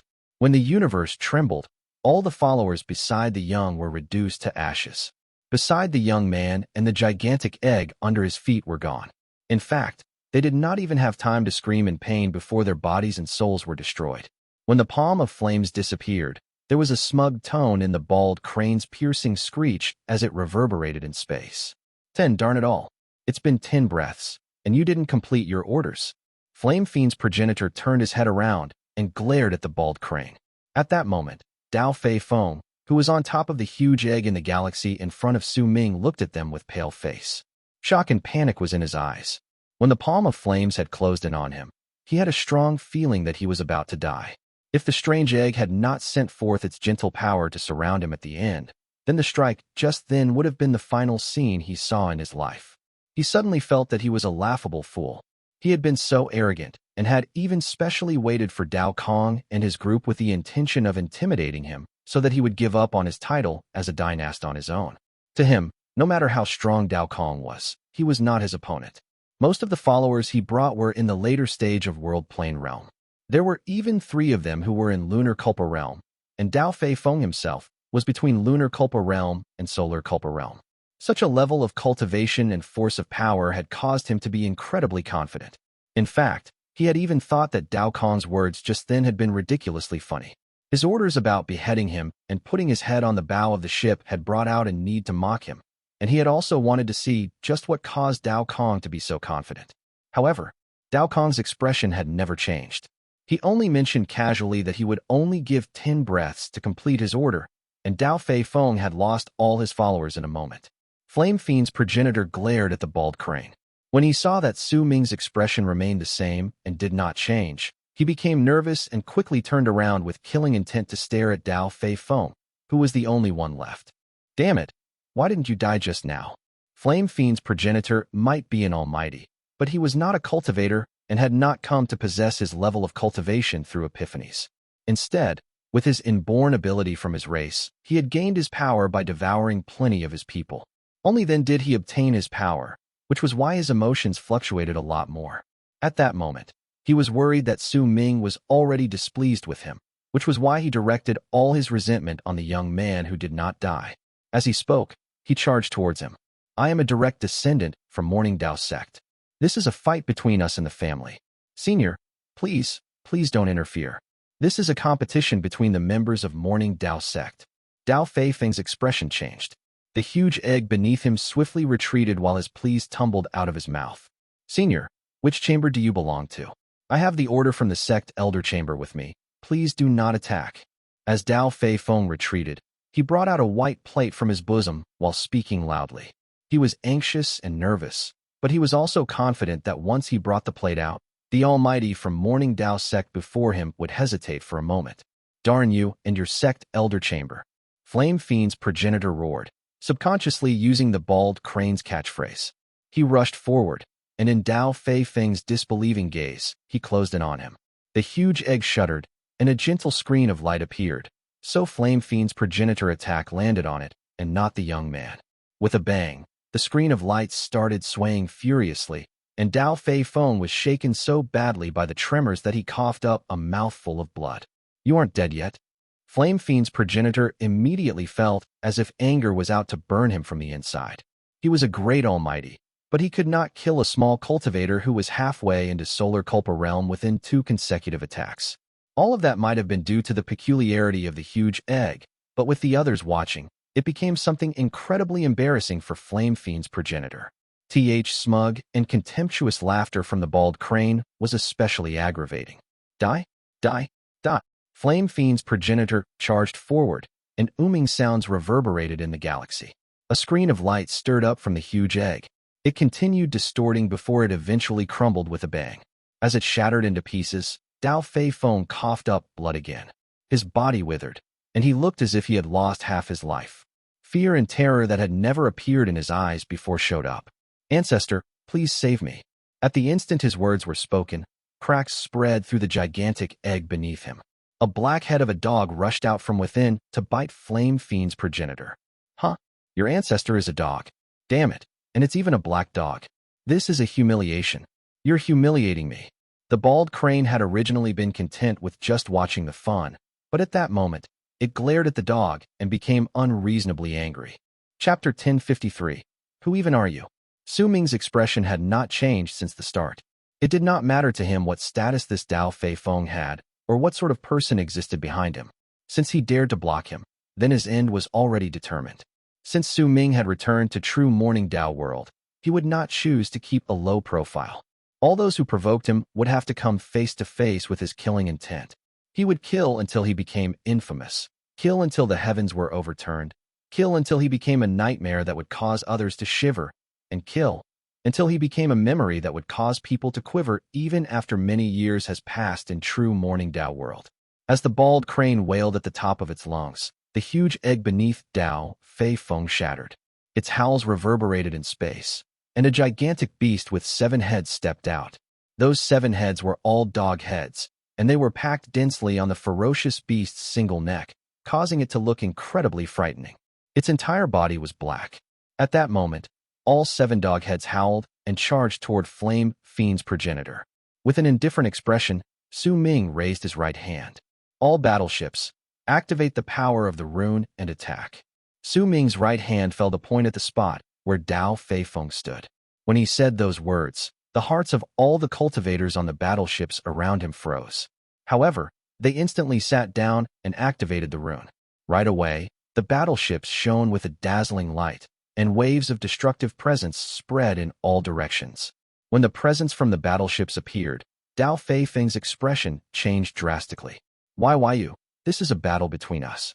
I can let the fact that you asked your follower to attack me slide, but how dare you use the power of the battleships?" Almost the moment he said those words, the galaxy shuddered. A loud bang surged into the heavens. During that instant, all the battleships activated their runes at full speed. With loud rumbling sounds, hundreds of light pillars shot out to charge towards Dao Fei Feng. The galaxy trembled. The loud bangs were even louder than thunder. The light pillars all landed where Dao Fei Feng stood. If the 7-headed beast had not swiftly moved in front of him to protect him, then that place would have been reduced into emptiness, and the already heavily injured Dao Fei Feng would have been injured even more. But even though he was protected, the 7-headed ferocious beast had been forced to take the full brunt of the attack from the hundreds of light pillars. In the midst of the booming sounds, it was forced back continuously. At the instant the booming ended, the ferocious beast let out a loud wail. It was reduced to a bloody mess, but it turned around swiftly to glare at Su Ming before seizing Dao Fei Feng in its mouth and changing into a long arc to charge into the distance, intending to escape. Anger flashed in the eyes of Flame Fiend's progenitor. He felt incredibly outraged by the events that happened due to his level of cultivation. First was that huge and strange egg putting a stop to his divine ability, and next came that ferocious beast. It had thick skin and could even withstand his divine ability head-on. This caused Flame Fiend's progenitor to suddenly suspect that his level of cultivation had regressed when he entered true Morning Dao World. But the moment he wanted to give chase, a freezing glare shone in Su Ming's eyes. With a calm gaze, he took a step forward, and when his foot landed, he moved past Flame Fiend's progenitor. Then, he took another step forward to appear in the distant galaxy, right in front of the 7-headed ferocious beast. A ruthless glare shone in the ferocious beast's eyes. At the instant killing intent shone in the eyes of Dao Fei Feng, who was still in the beast's mouth, Su Ming brought his right hand up and gave the ferocious beast a seemingly casual slap. "You overestimate yourself. Without that almighty beside you, a puny cultivator like you is just asking for death." Dao Feng let out a low growl. But just as he was about to fly out, the pupils of the 7-headed ferocious beast shrank in disbelief. A power that surpassed the Almighty's in mastery realm erupted from Su Ming's single strike. It could easily destroy a planet and collapse an entire galaxy. In fact, even if almighties in Fate Realm ran into it, their hearts would tremble. And that strike landed on the ferocious beast. With a bang, Su Ming's palm pressed on space, and the ferocious beast screamed shrilly in pain. Its body fell backwards as blood gushed out of it. 6 of the 7 heads exploded at the same time, as they were reduced to bloody mess. Even Dao Fei Feng was affected by the remnants of that power. He coughed up fresh blood, and his body was flung outwards. This scene caused Dao Fei Feng to shudder. Blood flowed out non-stop from his mouth, and when he looked at Su Ming, his gaze was filled with disbelief and stupefaction. The ferocious beast, which only had 1 head left, had a muddled consciousness at that moment. There was no longer any thought about saving Dao Fei Feng in its head. The only thing that remained was to run. With every ounce of its strength, it had to run away. It sensed a presence that caused it to tremble from Su Ming. That presence might be barely discernible, but it was a power that seemed to be able to destroy the entire universe. Su Ming had an indifferent expression on his face. As he stood in the galaxy, he lifted his right hand, and immediately, a purple-black fog surrounded his arm to turn into the Life Inequity Spear. Once he held it in his hand, he threw it towards the dog-headed beast fleeing into the distance. The Life Inequity Spear charged forward with a strange whistle to form a long arc. It ripped through the galaxy and sliced through space. The whistles sounded like Life Inequity Spear's soul crying out in excitement. There was an excitement contained in them that seemed filled with a wish to destroy all lives. With a loud bang, it pierced the dog-headed beast's neck, dragging its large body towards the battleships. With a bang, the Life Inequity Spear shot into the hundreds of battleships. It might have pierced the bow of the gigantic ship that belonged to Su Ming, but it did not destroy the ship's structure. Instead, it pinned the ferocious dog's body to the ship. All of this might have seemed to have happened over a long period of time, but in truth, it only took the span of a few breaths before it was over. It was so quick that it caused the people in the area to instantly fall into dead silence.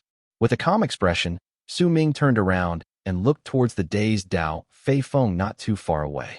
Su Ming's previous words surfaced once again in Dao Fei Feng's mind at that moment. The words which he had thought were ludicrous and had even regarded with derision and scorn were incredibly sharp when they appeared in his head again. They made him tremble and realize that he had been incredibly presumptuous. An expression of anguish appeared on his face. When he saw Su Ming taking a step forward, about to approach him, he swiftly retreated while speaking urgently. Direct descendants from Morning Dao Sect are forbidden from killing each other. This is my fault, and I'm willing to suffer the consequences for it.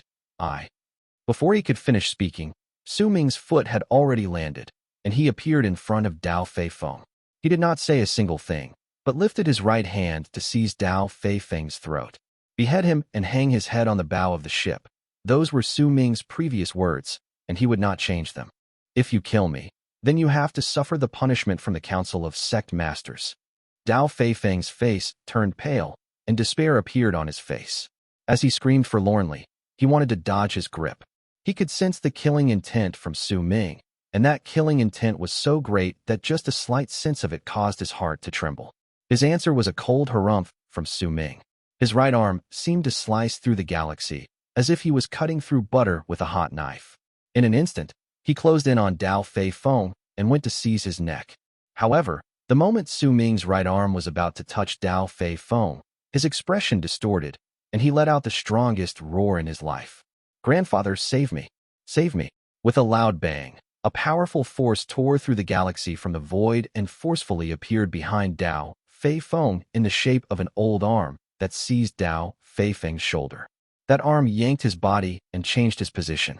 At the same time, the person who appeared out of nowhere lifted his other arm and crashed it against Su Ming's incoming grip. Boom, boom, boom. Su Ming moved, and the person who had walked out of the void and saved Dao Fei Feng coughed up a mouthful of blood. He staggered several hundreds of feet backwards. When he lifted his head, an old face was revealed. It was an old man who was dressed in a gray, long robe and was filled with an immortal's air. He stared at Su Ming in shock, and there was astonishment in his eyes. As he yanked Dao Fei Feng to retreat with him, he spoke urgently. "I am a Dao Hua Lin, a great sect elder in Sect Elder Chamber. Your Highness, please allow me to save face. I will definitely repay you in the future." "Help you save face?" Su Ming said faintly. When he lifted his foot, a gigantic moon appeared behind him. At the instant it did, a great commotion rose up. It came from the cultivators on the hundreds of battleships, and it also came from the old man in gray, and also Dao Fei Feng, who was stupefied again while coughing up blood due to the severe injuries he had suffered. At the instant the gigantic moon appeared, Su Ming took a step and instantly closed in on the old man. He brought up his right hand, formed a seal, and the moon behind him shone with a piercing tricolored light. The old man's expression changed drastically. Immediately, he bit the tip of his tongue, and after he coughed up blood, he shouted towards the blood he coughed up. It shuddered and turned into blood fog before turning into a gigantic ferocious head that had its mouth opened to swallow Su Ming. Boom. At the instant his finger touched the head made of blood fog, it collapsed into bits. The old man's face turned pale. He was forced back again, and during that process, he roared, "You aren't the real Dynast yet. You killed your fellow Sect members and disrespected the Sect Elder Chamber. Don't blame me for working with the Sect Elders to strip you off of your right as a Dynast. Would you want another friend or another enemy? Dao Kong, give me an answer." The old man might have looked a little disheveled and pathetic, but as he spoke, there was an air of him standing high above others. Clearly, as a great Sect Elder from the Sect Elder Chamber, he had become used to such an attitude, since it was his usual bearing on normal days. "Who even are you?" Su Ming asked flatly. Chapter 1054, The Bloodlight in the Galaxy. "You." When the old man heard it, anger immediately appeared in his eyes. Since he was one of the great Sect Elders in the Sect Elder Chamber, every single person who met him in the galaxy would be polite to him, trembling in nervousness, and when they spoke, there would be caution and respect in their voices. Since he had Dao as his family name, which meant that he was a direct descendant of the Dao family, he still had quite a high status. There were very few people who would refute him.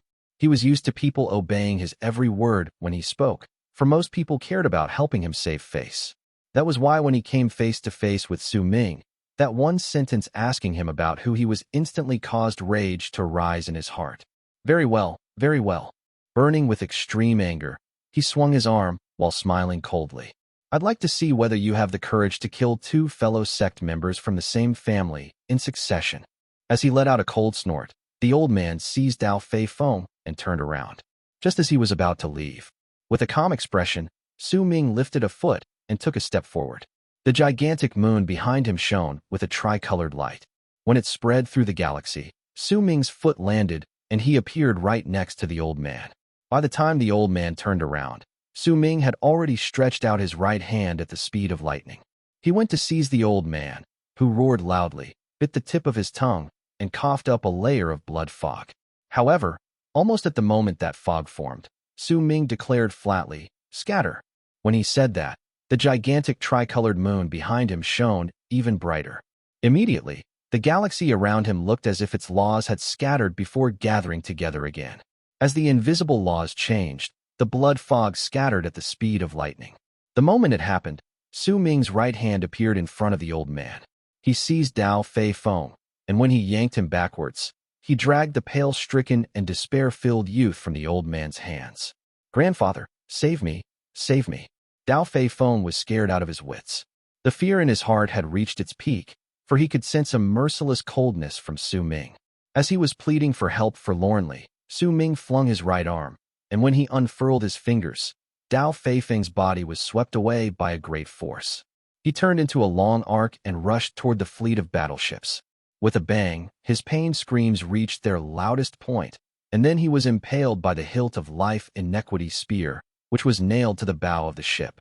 His chest was pierced through, and together with the dog-headed beast, he was impaled at the bow of the ship. His body convulsed, and a large amount of blood trickled out from his mouth. His eyes gradually grew dull, his head rolled to the side, and he breathed his last. His nascent divinity and soul had been crushed the instant he was stabbed by the Life Inequity spear. The area was filled with dead silence. Even the cultivators who belonged to Su Ming on the battleships did not make a sound, staring at Su Ming in shock. After all, killing fellow sect members was strictly prohibited within Morning Dao sect, so Su Ming had clearly committed a great offense. However, Su Hui's expression remained the same. The 9 old frail darknesses by her side also did not exhibit any change, as if they were not too worried even though Dao Fei Feng had died. This scene shocked the old man from the Sect elder chamber. He was momentarily stunned, then red appeared in his eyes. Disbelief lingered in them as they glared at Su Ming. One of the duties of those in the Sect elder chamber is to monitor the people in the family, and we have the right to kill all those who go against the rules of the Sect. Dao Kong, you are a direct descendant of our family, yet you killed a fellow family member and broke the rules. For the offense you've committed, your cultivation base should be destroyed, and an entire galaxy will suppress you until your body and soul are destroyed to serve as a warning for others. With my status as the great Sect elder in the Sect elder chamber, I bear witness that you are a criminal, the old man roared. The enmity in his eyes was incredibly clear. As he spoke, he lifted his right hand, and immediately, a white plate appeared on his palm. He struck it with his left hand, and the ruthlessness and the venom in his voice was incredibly distinct. Dao Fei Feng was the one who provoked us first. With provocative words, he intended to challenge His Highness right. This is Dynast Dao Kong's first challenger. Based on the orders the progenitor sent several years ago while he was in isolation, once the heirs appear, the survival of challengers from the sect will not be brought into consideration. Su Hui smiled faintly. She lifted her right hand as well, and a blue plate appeared on her palm. At the instant it was brought out, ripples of power immediately spread out from it. The sect master's plate. The old man's expression changed drastically as he stared at the plate in Su Hui's palm. He took a few staggering steps back, and a complicated look appeared on his face. At that moment, he remembered that even as well, it had been many years since heirs had appeared in Morning Dao sect, which was why he had overlooked the status and power of dynasts. He then also remembered the progenitor sending an order while in isolation stating that those who challenged heirs would forfeit their lives upon loss. You are Dao Fei Feng's grandfather. Are you going to challenge me as well? Su Ming asked faintly. That question was like an invisible slap that struck the old man's face, and his expression changed a couple times. Without a single word, he then turned around and changed into a long arc that left swiftly. Su Ming did not stop the old man. He stared at him, leaving into the distance before turning around to walk toward the fleet of battleships. When he reached Flame Fiend's progenitor, he came to a halt. Flame Fiend's progenitor heart let out a thump. There will be no next time, Su Ming said faintly, and Flame Fiend's progenitor quickly lowered his head to show his obedience. While doing so, he let out a huge sigh of relief in his heart. When he first came into contact with Su Ming in their journey to the fifth kiln, he had regarded the other in derision. But when he showed hostility towards him, his physical body was destroyed, and derision turned into wariness. Then, he plotted against the descendant of ancient Wu with Su Ming, and the series of things they went through made Flame Fiend's progenitor to be incredibly wary of Su Ming. At some point it had changed into respect, and then to fear when they left the fifth kiln and headed to the fifth ocean. In fact, a strange sort of thought had risen in him. As long as he followed Su Ming, then no matter how great the danger they ran into, he would be able to resolve it. Because of it, Flame Fiend's progenitor decided to follow Su Ming willingly after just one sentence. With time, his respect became grown greater, and it had already become etched into his soul. At that moment, as he stared at Su Ming's back, he lowered his head and pulled the crimson hood over his head before returned to the battleship. After a moment, as the hundreds of battleships rumbled, they continued in the direction of Morning Dao sect. They sliced through space and charged forward. At the center of the battleships was Su Ming's gigantic battleship, and on its bow was the Life Inequity Spear, nailing the dog-headed ferocious beast and Dao Fei Feng's corpse. Time trickled by slowly, and 5 days gradually passed. During them, Su Ming and his crew passed through several planets, and all the races they ran into would all venture into the galaxy to greet him. They had also run into several direct descendants of the Dao family, but when they saw Dao Fei Feng's corpse hanging on the bow of Su Ming's ship, their expressions changed drastically, and all of them turned around and left without any hesitation. The dead bodies were a blatant deterrent. With them, Su Ming could get rid of many unnecessary disturbances, so the fleet of battleships intimidated everyone wherever he went. When the 5th day was over, Su Ming stared at the galaxy in the distance, and his pupils shrank slightly. When he stood near the railing, he could vaguely see a crimson light in the distant galaxy. That light might be faint and rather far from them, but Su Ming could not help but think that the place was filled with an air of slaughter and bloodthirst. Clearly, that spot where the crimson light was coming from was going through a large-scale slaughter and battle at that moment. There are at least 100,000 cultivators fighting against each other. A glint appeared in the eyes of Flame Fiend's progenitor, who licked his lips. Crystals, darn it all. How many crystals are there? The bald crane's eyes sparkled. A solemn expression appeared on Su Hui's face. The 9 old frail darknesses also stared at the distant galaxy with scrutinizing looks. With the battleship's speed, we might need about a day to reach that battlefield. Based on its position, it should at the relocation spot for which we are heading. Su Hui raised her right hand and flipped it over. The Sect Elder's plate appeared on her palm, and when she sneaked a glance at it, she shook her head. I haven't received any warnings. This battle should have just recently broken out. But based on the location, it is indeed the place to which we are going. That's one of the 108 relocation spots Morning Dao Sect has in the galaxy. When we reach it, we should be able to return to Morning Dao Sect with the relocation power there. Su Hui stood beside Su Ming while speaking softly. There aren't any other paths to enter Morning Dao Sect from the areas beyond the Sect. The only way is through the 108 relocation spots, and we need Morning Dao Sect to correspond with us to activate it. Because of that, even if outsiders took control of the relocation spot, they won't be able to enter through it. It's much easier to leave Morning Dao Sect. We just need to walk to the end in any direction, and we'd be able to move through space to the galaxy of true Morning Dao World. The relocation spot in front of us is the closest one, but it is also located quite near to the region which belongs to the Immortals Union. But if we circle around this place, we'll need another month or so to enter. Su Hui looked towards Su Ming. True Morning Dao World was so big that even if Su Ming had lived for many years in the barren lands of Divine Essence, he was still awed. It was much larger than the barren lands of Divine Essence. In truth, if Su Ming was alone, he could shift and soon close the distance. However, there were hundreds of battleships with him, and because of it, his travel speed was naturally slower. But Su Ming was not in a hurry. He wanted to see more of true Morning Dao World, and since the battle before them was clearly waged by the Immortals Union, he nodded upon hearing Su Hui's words. He wanted to see whether he could find any familiar faces on the battlefield. Let's head to the relocation spot in front of us, Su Ming said faintly. Chapter 1055, An Old Friend with the Family Name Bei. The sound of battle shook the entire universe. As the loud booms echoed in space, they spread outwards.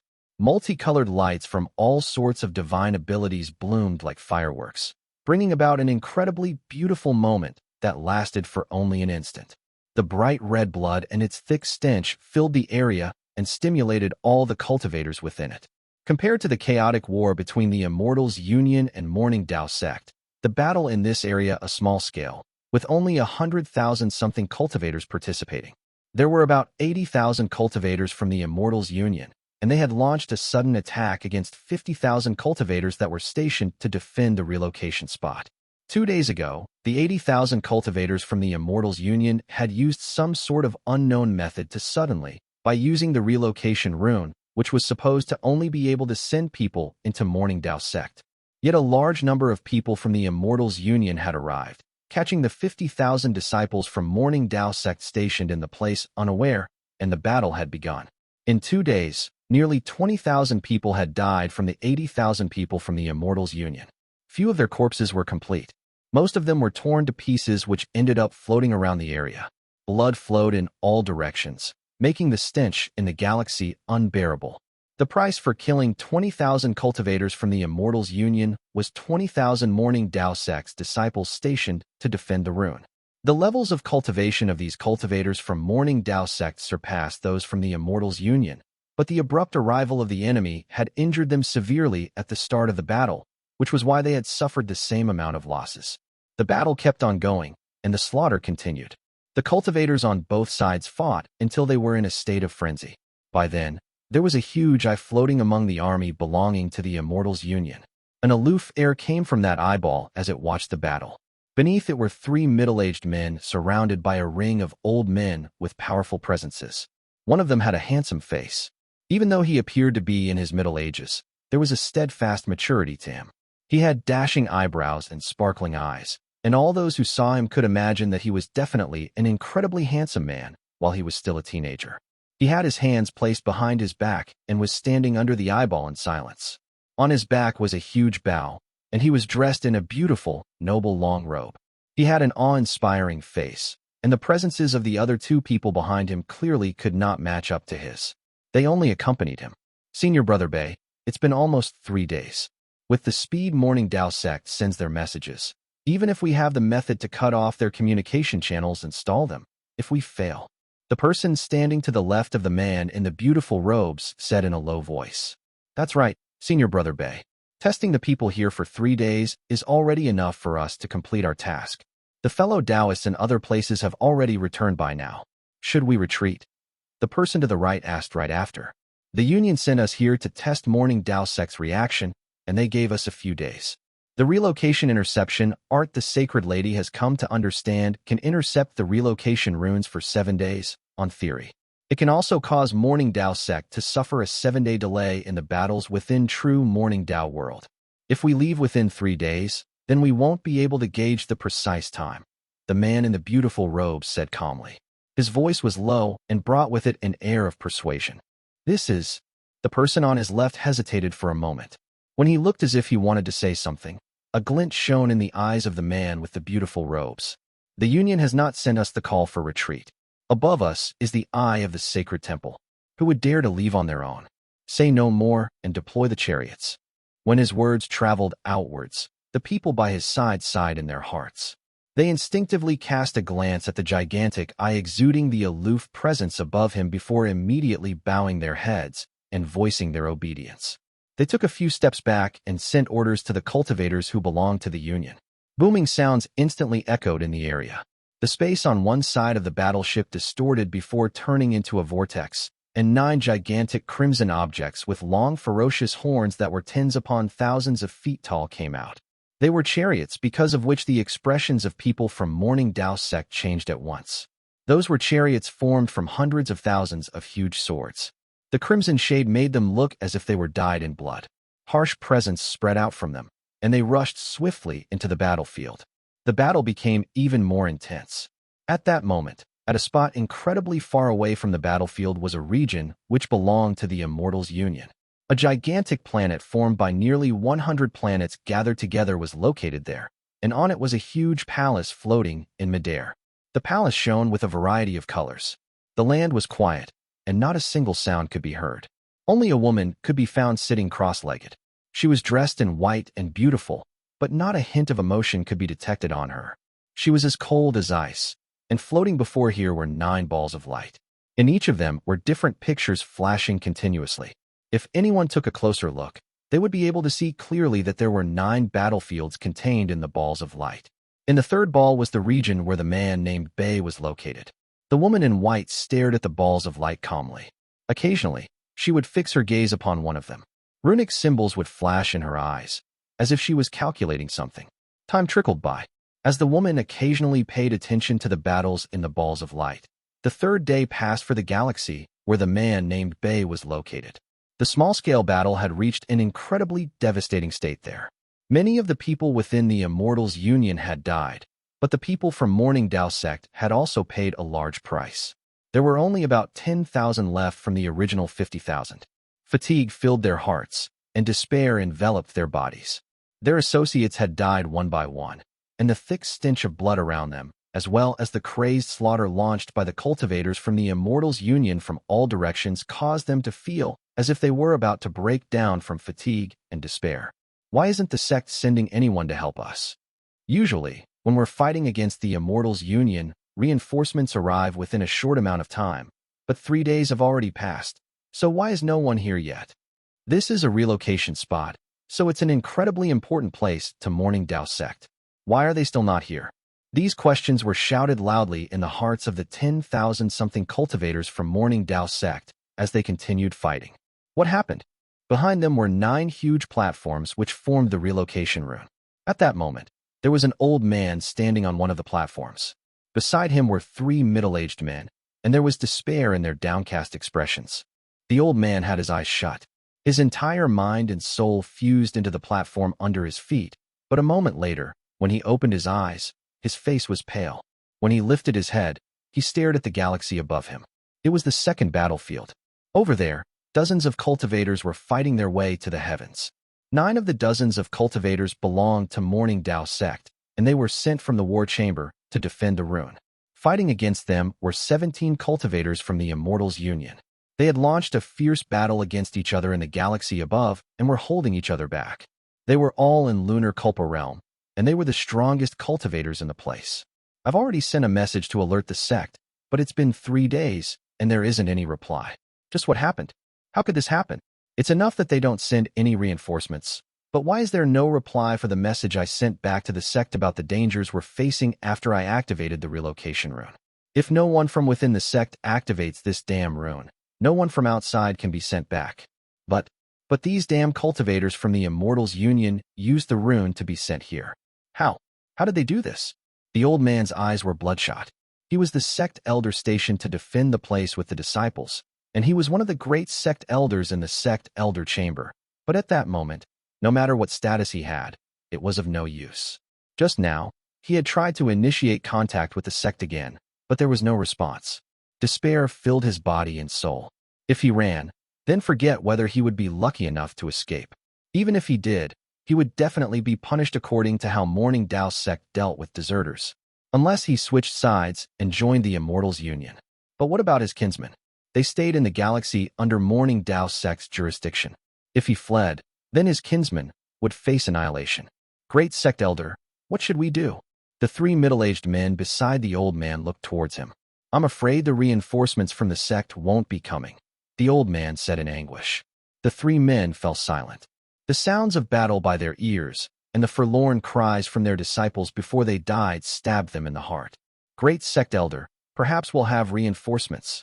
Suddenly, one of the 3 middle-aged men lifted his head. I remember that 10 days ago, I received an order from the direction of Divine Essence Star Ocean. It told us that Dynast Dao Kong and his group were coming to this place to use the relocation rune to head back to Morning Dao Sect, and we were to make preparations beforehand to activate the rune. Judging by the time, they should arrive soon. Dao Kong. Forget his level of cultivation. Even if he really arrives, how many followers would he be able to bring with him? It won't be enough. The blood light has grown so strong it reaches the sky. With the personalities of all direct descendants in Morning Dao Sect, he might have already turned around to head to another relocation spot. He wouldn't come here. But no matter what, he is a dynast, one of the 10 great dynasts. So what? I met him many years ago. He might seem kind, but in truth, he's incredibly cold. The group then fell silent. Even if we have to fight to death. The old man laughed brokenly. He threw his head back and roared, and his shout reverberated in the battlefield to fall into the ears of all the disciples from Morning Dao Sect in the area. For our families, even if we have to fight to the death, do it. After we die, the sect will definitely not mistreat our families. Fight, my fellow Taoists. With our lives, fight for our family's safety. It's just death. What are you afraid of?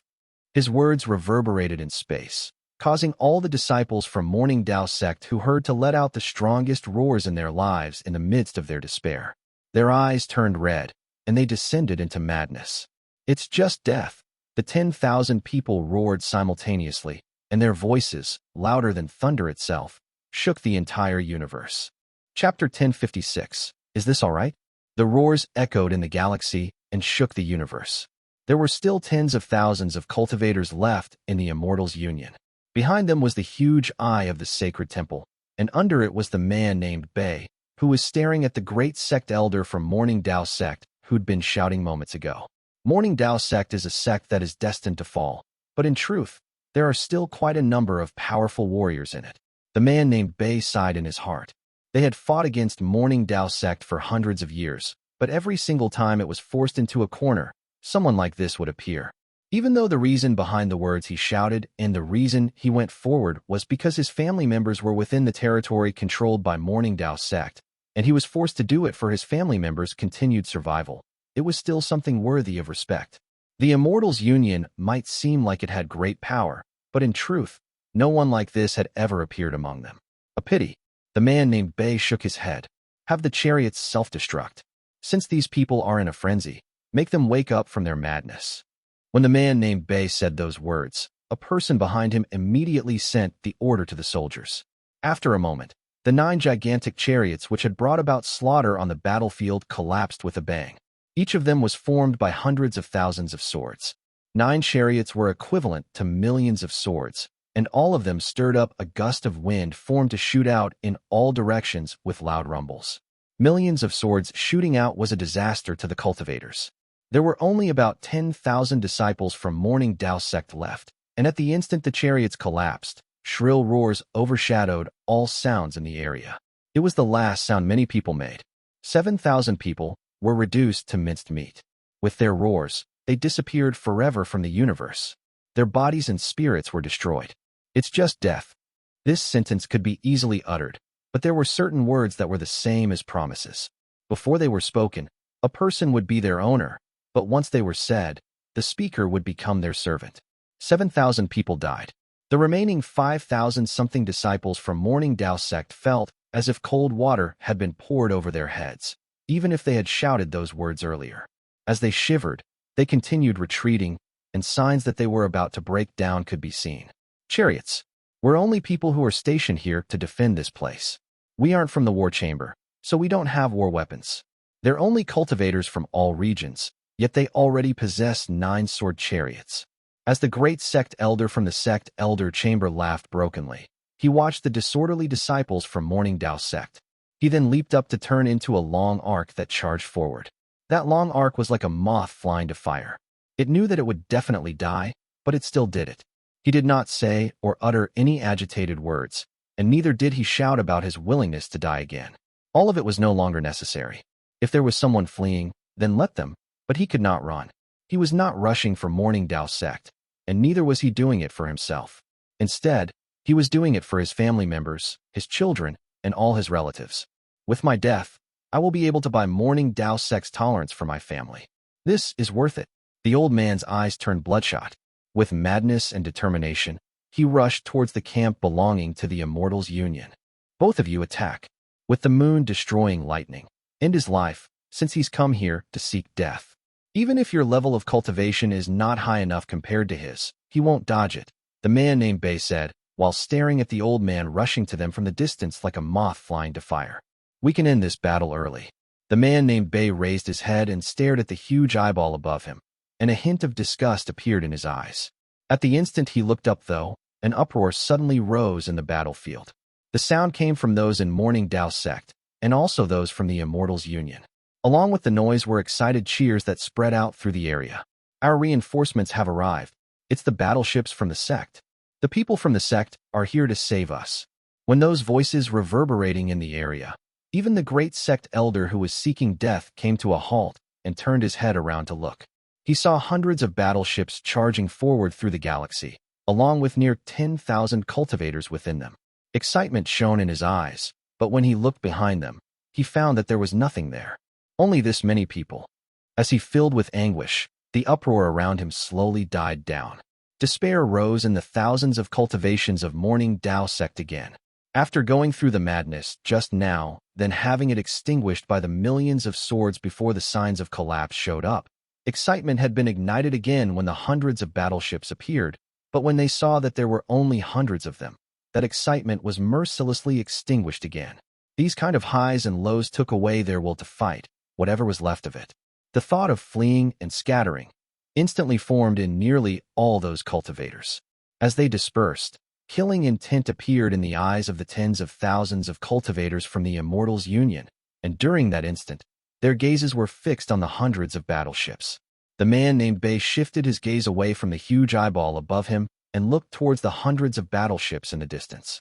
They aren't the reinforcements from Morning Dao Sect, or else they wouldn't have just sent these people. They should be just passing by, but since they're here, make them stay, the man named Bei said calmly. Sowing stood at the bow of the ship and stared at the battlefield before him. He saw the tens of thousands of cultivators from the Immortals' Union and also saw the thousands of dispersed cultivators from Morning Dao Sect, along with the numerous shredded pieces of flesh filling the galaxy, along with the thick, bloody stench in the area. Do I have a banner? Sowing suddenly asked. Su Hui was momentarily stunned. The eyes of the oldest among the 9 old frail darknesses immediately flashed with a glint. He lifted his right hand and patted his body. A long piece of cloth appeared in his hand, and when it drifted in space, it was revealed that it was thousands of feet long. Your Highness, we do not have a banner, but if you need it, I can make a simple one right now. I want a red one, Su Ming said faintly. The old man immediately swung the long piece of cloth in his hand around him, to dye it red with the blood floating about. Immediately, a blood-red flag took shape. Hang the banner and shout my name. Let all these people know who you belong to, and also let me see whether you have the right to continue being by my side. When Su Ming spoke, his words landed in the ears of all the cultivators on the battleships, causing a brilliant light to shine in their eyes. The old man hung the blood-red war banner on Su Ming's battleship. With one fling, the flag, which was thousands of feet long, fluttered in space without any wind, and during that instant, the hundreds of battleships let out a bang. An equivalent number of light pillars then shot out from them. At the instant they charged into the battlefield, all the cultivators on the battleships took a simultaneous step forward and turned into nearly 10,000 long arcs that rushed together into the battlefield. Dao Kong! Those people roared at the same time at the instant they rushed out. They shouted a name, and their voices shook the galaxy. When the words tumbled outwards like thunder in all directions, it landed in the hearts of the thousands of disciples from Morning Dao Sect who had already scattered. It also landed in the ears of the cultivators from the Immortals Union. The voices surged about excitedly. When they fused with the momentum created by the near 10,000 people rushing out, there was only one phrase that could describe them: as fierce as tigers and wolves. Booming sounds shook the galaxy. The hundreds of light pillars from the battleships brought with them a destructive presence that surged into the storm in the battlefield. When it reverberated in space, the near 10,000 cultivators under Su Ming's jurisdiction closed in and launched a crazed battle. At the instant the near 10,000 cultivators collided against the exhausted tens of thousands who had been fighting for 3 days, an endless battle began. Even though the cultivators from Morning Dao Sect were scattered, they became hesitant when they saw that scene. They did not know whether they should continue fighting or continue fleeing, but the blood-red flag and Dao Kong's name echoing in their ears caused the extinguished fighting spirit in their hearts to gradually be ignited again. The great Sect Elder from the Sect Elder Chamber saw the incoming cultivators and the soaring blood-red war banner. He also heard the name those near 10,000 cultivators roared, and without any hesitation, he turned into a long arc that charged towards the battleship in which Su Ming stood. At that moment, the 9 old frail darknesses flew out together, but they did not rush into the battleship. Instead, they flew into the galaxy above them, where the dozens of powerful warriors were fighting fiercely. The bald crane's eyes sparkled. With a single move, it disappeared without a trace. Only Su Ming could see half of an arm swiftly approaching the battlefield, while traveling among the shredded pieces of flesh and torn limbs with almost no presence. Flame Fiend's progenitor snickered while fiercely licking his lips. Bloodthirst appeared in his eyes. He looked towards Su Ming, and when he saw him nodding, he let out a long string of laughter and decided not to spread out the full extent of his power. Instead, he only showed power that was about Lunar Culpa realm. He left with a single move, clearly not willing to reveal the mighty pressure which belonged to an almighty and would cause the others to flee. Instead, he wanted to relish in the enjoyment of being a wolf in sheep's clothing. Is this all right? Su Hui chuckled softly while giving Su Ming a glance. We have to let them vent a little. Su Ming smiled faintly as he looked back at her. Su Hui and Su Ming stared into each other's eyes, and a gentleness that would not usually appear in her eyes showed up. She covered her mouth and laughed, but when she saw the huge eyeball floating in the galaxy, her mirth immediately disappeared, and her pupils constricted. What is that? Su Ming's gaze also landed on the huge eyeball. He had a vague feeling that it was also staring at him at that moment. That thing was different from Su Ming's third eye. His third eye possessed its own intelligence, but the huge eyeball gave others the feeling that it was a dead object. Clearly, it was an enchanted vessel that was remotely controlled by someone. It is the eye of the sacred temple from the Immortals Union. I am Ouyang Kong. Greetings, Your Highness. The person who replied to Su Ming was the great Sect Elder from the Sect Elder Chamber rushing towards him from the distance. When he approached, he saw the dog-headed beast and Dao Fei Feng at the bow of the ship. His heart shuddered, but he averted his gaze and wrapped his fist to bow deeply towards Su Ming while he outside the battleship. Su Ming nodded. His gaze landed on the huge eyeball. Then he shifted his gaze downwards and saw the man named Bei. At the instant Su Ming recognized him, a surprised glint shone in his eyes. Bei Ling. Chapter 1057, One Drop of Blood. The commander of the tens of thousands of cultivators from the Immortals Union, the man who had already reached middle age, but who everyone could still recognize as having been handsome when he was a teenager, was Su Ming's childhood friend, Bei Ling. When they were in Dark Mountain, he was an older brother whom Su Ming respected. Later on, they met again in the land of berserkers, and he came to understand that all the people were fake. Now, he stood in the distant galaxy in front of him. Su Ming stared at him, and Bei Ling also looked over. At the instant their gazes met through the galaxy and past tens of thousands of cultivators, Bei Ling felt his heart let out a thump. His expression instantly turned pale, and he took a few staggering steps backwards before the power of those belonging to the later stage of World Plane Realm erupted from his body. That power swept through the area, and only by doing so did he manage to prevent himself from being pushed back by Su Ming's gaze. However, a line of blood trickled out of the corners of his lips. Shock appeared on his pale face. At the instant Su Ming looked towards him just then, Bei Ling had a strong feeling that the gaze was like a sharp sword which shot through space to pierce his eyes. When it swam through his veins, it cut his blood and flesh, sliced apart all his bones, as if everything about him had been laid bare and seen clearly. In fact, even his soul had no room to escape under that gaze. He felt as if all of his secrets and memories were seen through, causing him to have the misconception that he was alone in a crowd. It was especially so because Bei Ling felt as if that gaze contained some sort of mysterious, enchanting power. It was as if that person knew everything about his past, which made him feel an incredible familiarity, but also that he was an unfamiliar presence he had never seen before. Bei Ling believed that this was definitely because the person had practiced some form of art using the eyes. He could not manage to tell who Su Ming was.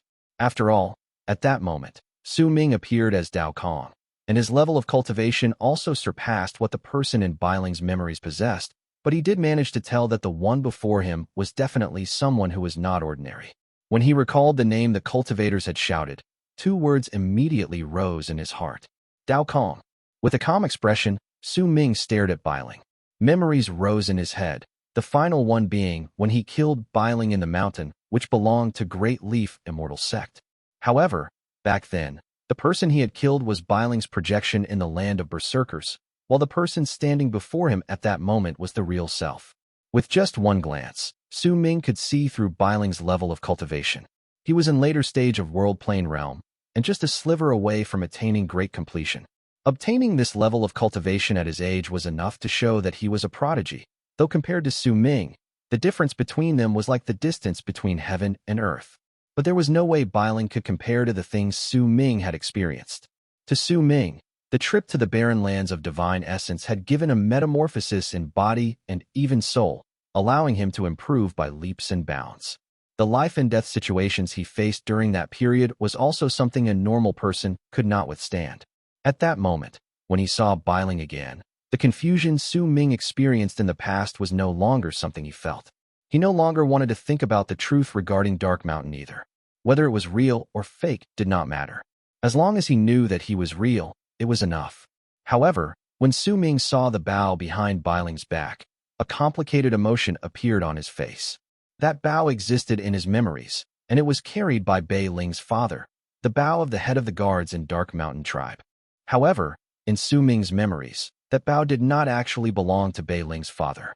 It belonged to Dark Mountain tribe, and was the authentication token each head of the guards would inherit. Even though this memory might be fake, Su Ming believed that it was real, and since he believed it to be real, then he would turn all of it into reality based on his memories. Since that's the case, leave that bow behind, Su Ming murmured softly. He was the only one who could hear his voice.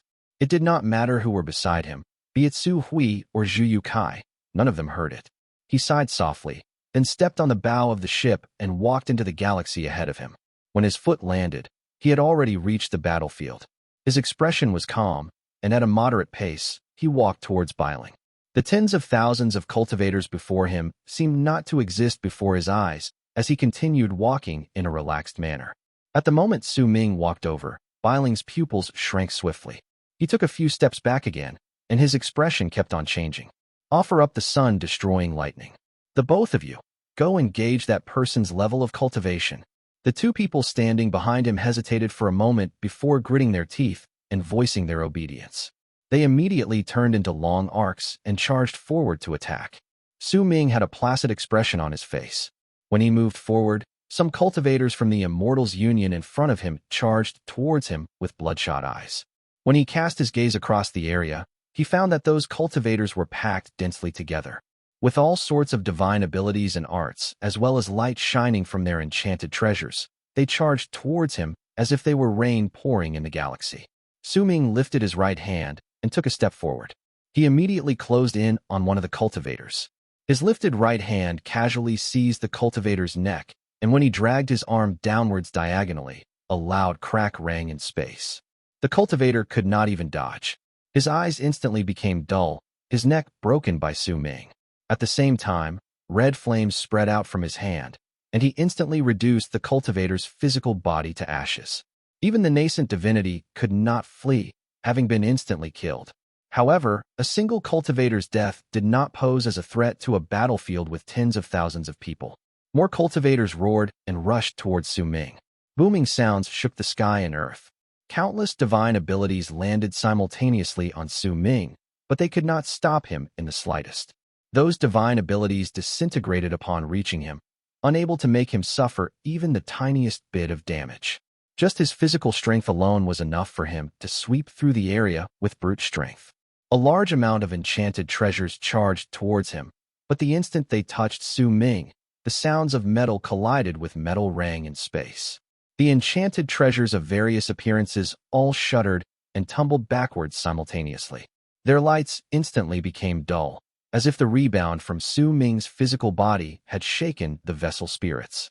This scene shocked the incoming cultivators, and Biling's expression changed drastically.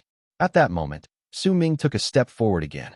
When his foot landed, a loud bang rose in the galaxy. A large amount of ripples stirred up under Sowing's feet. When they spread out, all the cultivators who came into contact with them shuddered before being instantly torn to pieces. Sowing's footsteps retained a fixed rhythm. It was not fast, but neither was it slow. He walked at the same pace, moving forward one step at a time. Gradually, a thick trail of blood formed behind him. The cultivators in front of him retreated, and for a time being, no one dared to block him. Sowing's level of cultivation far surpassed what the other cultivators in this land possessed. If it was any other powerful warrior or someone else with status standing in his place, they would find attacking to be beneath them. However, this principle did not exist for Sowing. No matter who it was, as long as they blocked his path, they would have to suffer the fate of being destroyed. The strong preyed on the weak. This was the law in the universe.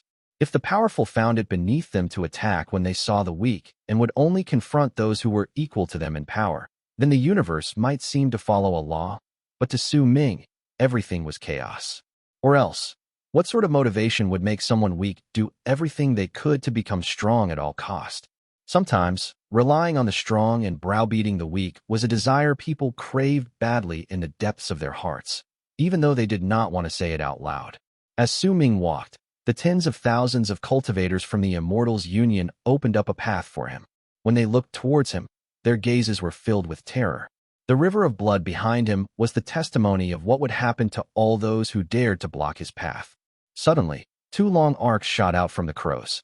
Before they closed in, they flung out 4 dark rays of light. At the instant they flew out, piercing screeches rang out, then turned into 4 dark birds that exuded the power akin to those in Solar Culpa realm. They charged towards Sowing in the blink of an eye. Sun-destroying lightning. This was one of the weapons which belonged to the Immortals Union. It shared the same name as the moon-destroying lightning, and during the past 1,000 years, they were created by the Immortals Union. It was rumored that only the Sacred Temple had mastered the method to create those vessels. They were so mighty that they would shine with the most dazzling light during the battles between the Immortals Union and Morning Dao Sect. Their name was Sun-destroying lightning. Even though it could not really kill those in Solar Culpa realm, it could force down all the cultivators of that realm. In fact, if there was a sufficient number of the vessels, then it was not impossible for them to possess the power to kill them. In truth, during the many battles between the Immortals Union and Morning Dao Sect, the Almighties of Solar Culpa realm who died due to the sun-destroying lightning were already in the dozens. Each time, hundreds of sun-destroying lightnings would rush out at the same time. The power to blast through heavens would echo in space, and it would make all who saw them to tremble. Their destructive power was enough to make all the people instantly lose their will to fight. As Su Ming watched the 4 dark birds formed by the dark rays of light charge towards him as if they had locked onto him, while letting out piercing screeches, he did not dodge. He simply allowed those 4 dark rays of light to close in on him. Under the sinister gazes from the 2 middle-aged cultivators who had turned into 2 long arcs, Su Ming raised his right hand and grabbed one of the dark birds. Boom, boom, boom. The 3 consecutive loud bangs instantly attracted the attention of all the cultivators who were fighting. When they looked over, their hearts trembled. 3 sun-destroying lightnings had exploded on Su Ming, but as they collapsed, he remained as composed as ever. Not even a single strand of his hair flew up. In his hand, the last dark bird formed by the sun-destroying lightning struggled ceaselessly, but it could not escape. Su Ming stood in the galaxy with his head lowered to stare at the dark bird. As his eyes sparkled, thin branches that no one could see appeared on his right hand. They shot through the dark bird and started analyzing it. It fused with shamanic spells and used the universe's laws. These are created by cultivators in Solar Culpa realm, triggering the explosion in their blood and essence. A cultivator in Solar Culpa realm can create about 1,000 of these sun-destroying lightnings. Perhaps ferocious beasts akin to those in Solar Culpa realm could be used to create them as well. But the power of the blood in here is rather unfamiliar. Su Ming furled his right hand, and the dark bird started melting layer by layer. Under the shocked gazes of the people around him, a drop of golden liquid was revealed from the melted dark bird. The thick stench of blood was proof which showed that it was a real drop of blood. As Su Ming stared at it, a glint shone in his eyes. He raised the drop to his mouth and touched it gently with his tongue. A surprised sparkle appeared in his eyes. There's not a hint of negative presence on it, and it can even be used to nourish the soul, making a person feel as if they're under a warm sun. What creature could possess such blood? How could it have this sort of effect? Chapter 1058 came from Saint Defier. Almost the moment Su Ming melted the sun-destroying lightning, gathered up the golden drop of blood from within and licked it with his tongue. The pupil of the huge eyeball above Biling shrank and fixed its stare on him. At the same time, the incredibly beautiful and aloof woman in white sitting in the large, floating palace above the gigantic cultivation planet, formed by numerous planets far away from the galaxy, where Su Ming was suddenly focused her eyes on him.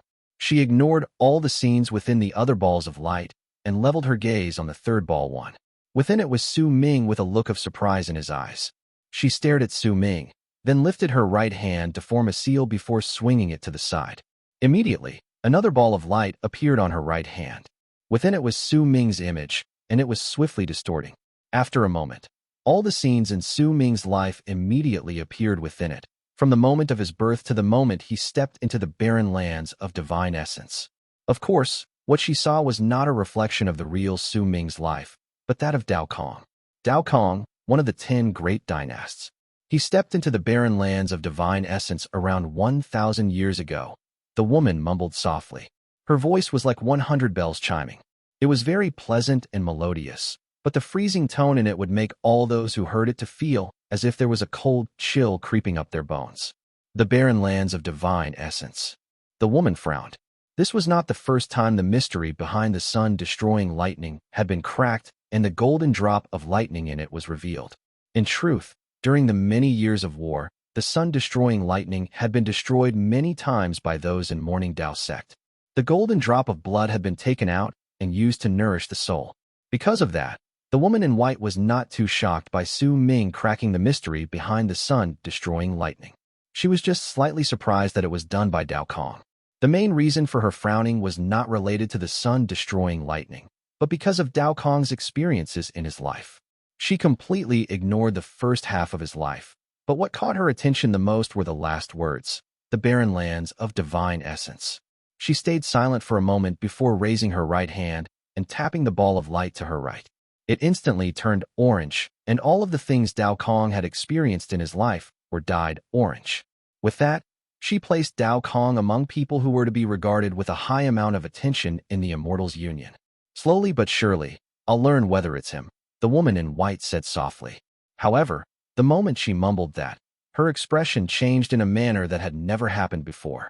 She stood up swiftly, and her pupils shrank as she fixed her stare on the Su Ming in the third ball of light. While the people had various expressions on their faces, Su Ming clenched his fist around the golden drop of blood. Thin threads appeared on his palm, and all of them crawled into the drop of blood. This was Su Ming taking a more in-depth analysis of the blood's origin using the power of the seed of life extermination after he had become suspicious. As the power of the seed of life extermination from Su Ming's palm continued seeping into the golden drop of blood to swiftly analyze it, Su Ming's expression changed. He sensed a presence he could not put to words, and it was ceaselessly spreading from that golden blood. That presence seemed to have been hidden in the seed of life extermination all along and had just been awakened, having experienced a powerful stimulation. At the moment it spread out, a roar that could shake the sky and earth immediately rose in Su Ming's heart. As it echoed within him, even he was so shaken by the tremors that his mind went blank. Waves of mighty pressure descended on him, causing him to instantly feel as if he had lost all his power. There was an ancient presence contained in that roar, along with an unfamiliar air that Su Ming had never sensed before. It was as if it did not belong to this universe, and in fact, it felt as if it did not belong to the four great true worlds, much less arid triad expanse cosmos. Because at the moment that presence and roar echoed in Su Ming's heart, endless ripples appeared out of nowhere in the galaxy around them. It was the law of the universe descending on them. This law had no form, and as it spread out, it caused all the things in the galaxy to freeze. Flame Fiend's progenitor had been having fun being a wolf in sheep's clothing as he fought in the galaxy above, but at that instant, he shuddered. The will of the universe. This is the law of the universe taking the form of a will to descend here. Just what sort of reason could possibly make the will of the universe to wake up from its slumber? Su Ming's heart trembled because the seed of life extermination, which had fused into his soul, had erupted within him to fight against the presence from the golden blood, as if the seed of life extermination and the golden blood were natural archenemies. They were existences that countered each other. Right then, the two presences were fighting against each other in Su Ming's body, and the will of the universe born from the law chose to descend on them. If Su Ming still did not understand what was going on, then he would not have been able to survive in Divine Essence Star Ocean up till that point. The drop of blood came from the arch-enemy of Old Man Extermination's affiliated camp, St. Defier. With a bang, the golden blood in Su Ming's right hand evaporated, turning into blood fog that swiftly rose into the galaxy through the cracks between his fingers. A shrill screech spilled out from the fog and caused the galaxy in all directions to shake. The golden fog instantly gathered together to turn into a large, golden mosquito in front of Su Ming. It was hideous, but there was an incredibly pure feeling of strength exuding from its body. This power seemed to refuse to comply to the trends in the universe and be suppressed by it. At the instant it opened its mouth to roar in Su Ming's direction, a mighty pressure instantly spread out, but its body also swiftly disintegrated like flowers that would wither after they had bloomed for one night at the moment the pressure spread out. However, right when the golden mosquito disintegrated, a great suction force shot out from Su Ming. When the fog formed by the golden mosquito was about to scatter, that suction force swiftly absorbed all of it into Su Ming's body, fusing it into him through every part of him. That sequence of events was witnessed by all, and it shook the hearts of the tens of thousands of people in the land. Only Su Ming himself knew that the huge golden mosquito had disappeared because the power of origin contained in the golden blood was too little and could not fight against seed of life extermination. Once it was forcefully scattered, the devouring happened. When the fog that was formed by the golden mosquito was devoured by Su Ming, cracking sounds immediately came from his body. The seed of life extermination in his soul was originally just a fragment, but at that moment, it seemed as if it had absorbed nutrients and signs of growth appeared at its edges. It might have only grown slightly larger, but it was enough to show that with more nourishment, it could complete itself. Su Ming's eyes focused. When he raised his head, he moved forward, and he was so quick that he instantly appeared next to his target. Biling's expression changed. He swiftly retreated. As he did so, he lifted his left hand to seize the longbow on his back. With the momentum, he drew the bowstring with his right hand, but at the instant he did so, Su Ming stopped rushing forward. Instead, he moved left and right, and two shrill screams of pain came at the same time from the mouths of the two people who had thrown the sun-destroying lightnings. Their bodies crumbled with a bang, but their storage bags were caught Su Ming. He then lifted his head and looked towards Biling. At that moment, a glint shone in Biling's eyes, and he let go of the bowstring in his right hand. The arrow he had placed earlier let out a buzz before it charged towards Su Ming. When it shot out, the arrow swayed in space before increasing to nearly 100,000 arrows. They looked like rain in the galaxy. With a calm expression, Su Ming took a step forward and charged towards the rain of 100,000 arrows. As booming sounds reverberated in space, he shoved his way through. The arrows landed on his body, but all of them tumbled back with loud booms, unable to stop Su Ming for even a single moment or even injure him even in the slightest. He took a step forward, and when his foot landed, he appeared beside Bailing. At the instant the other's face turned pale, Su Ming casually patted his left hand and snatched the bow. With a swing, a powerful force swept up Bailing and flung him tens of thousands of feet away. When he coughed up blood, his eyes turned bloodshot. "I'll be taking this bow in exchange for your life." "This is just an ordinary bow. What's the point of you taking it?" Bailing's heart ached with pain. The bow held a special meaning to him, but he could only watch helplessly as it was snatched from his hands. He might be shocked by Su Ming's power and could not accept it for a period of time, but once he finished speaking, he gritted his teeth and turned away. While he charged into the distance, he tore apart a jade slip, and his body instantly disappeared from the galaxy. "It doesn't belong to you," Su Ming said softly. He flung the bow in his hand and put it away into the storage bag. At that instant, a powerful light suddenly shone from the giant eyeball above him. That light turned into a long blade that came slashing down at his head. Su Ming lifted his right hand, and the life inequity spear swiftly formed in it. Once he held it, he swept towards the incoming blade. At the instant they collided with a bang, the blade shattered into pieces. At the same time, the third eye shone at the center of Su Ming's brows. It opened to a slit and stared at the huge eyeball. With it, the galaxy was magnified endlessly. In the span of a breath, that eyeball turned into a mere illusion.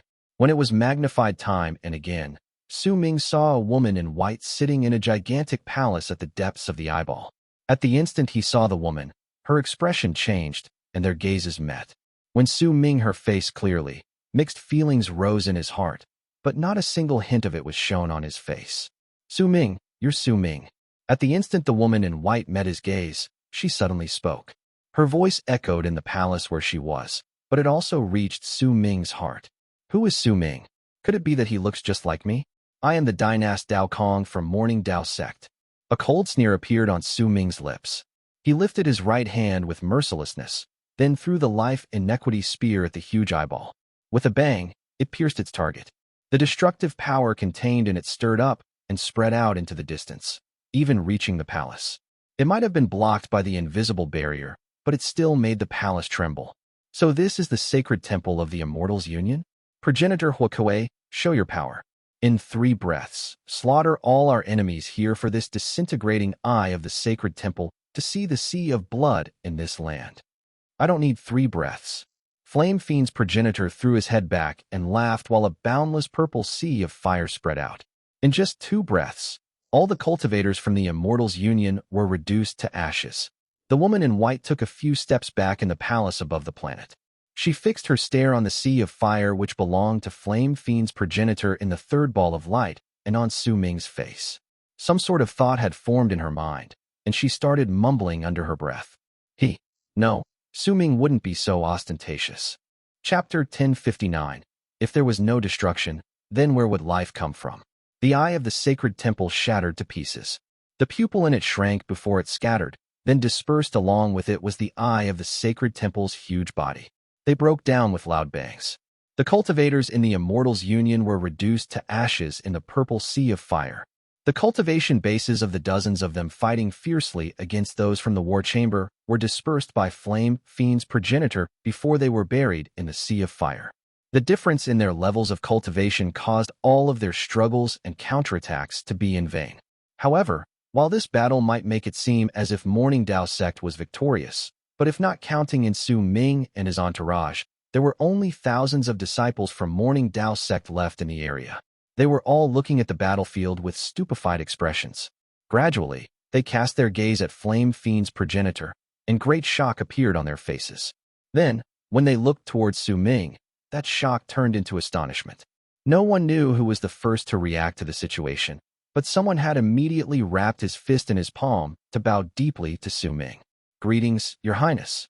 We welcome His Highness, Dynast Dao Kong." The voices were scattered at first, but then they turned into a wave of sound created by thousands of people shouting together. It reverberated in the sea of fire, echoing in the galaxy and lingering for a long period of time.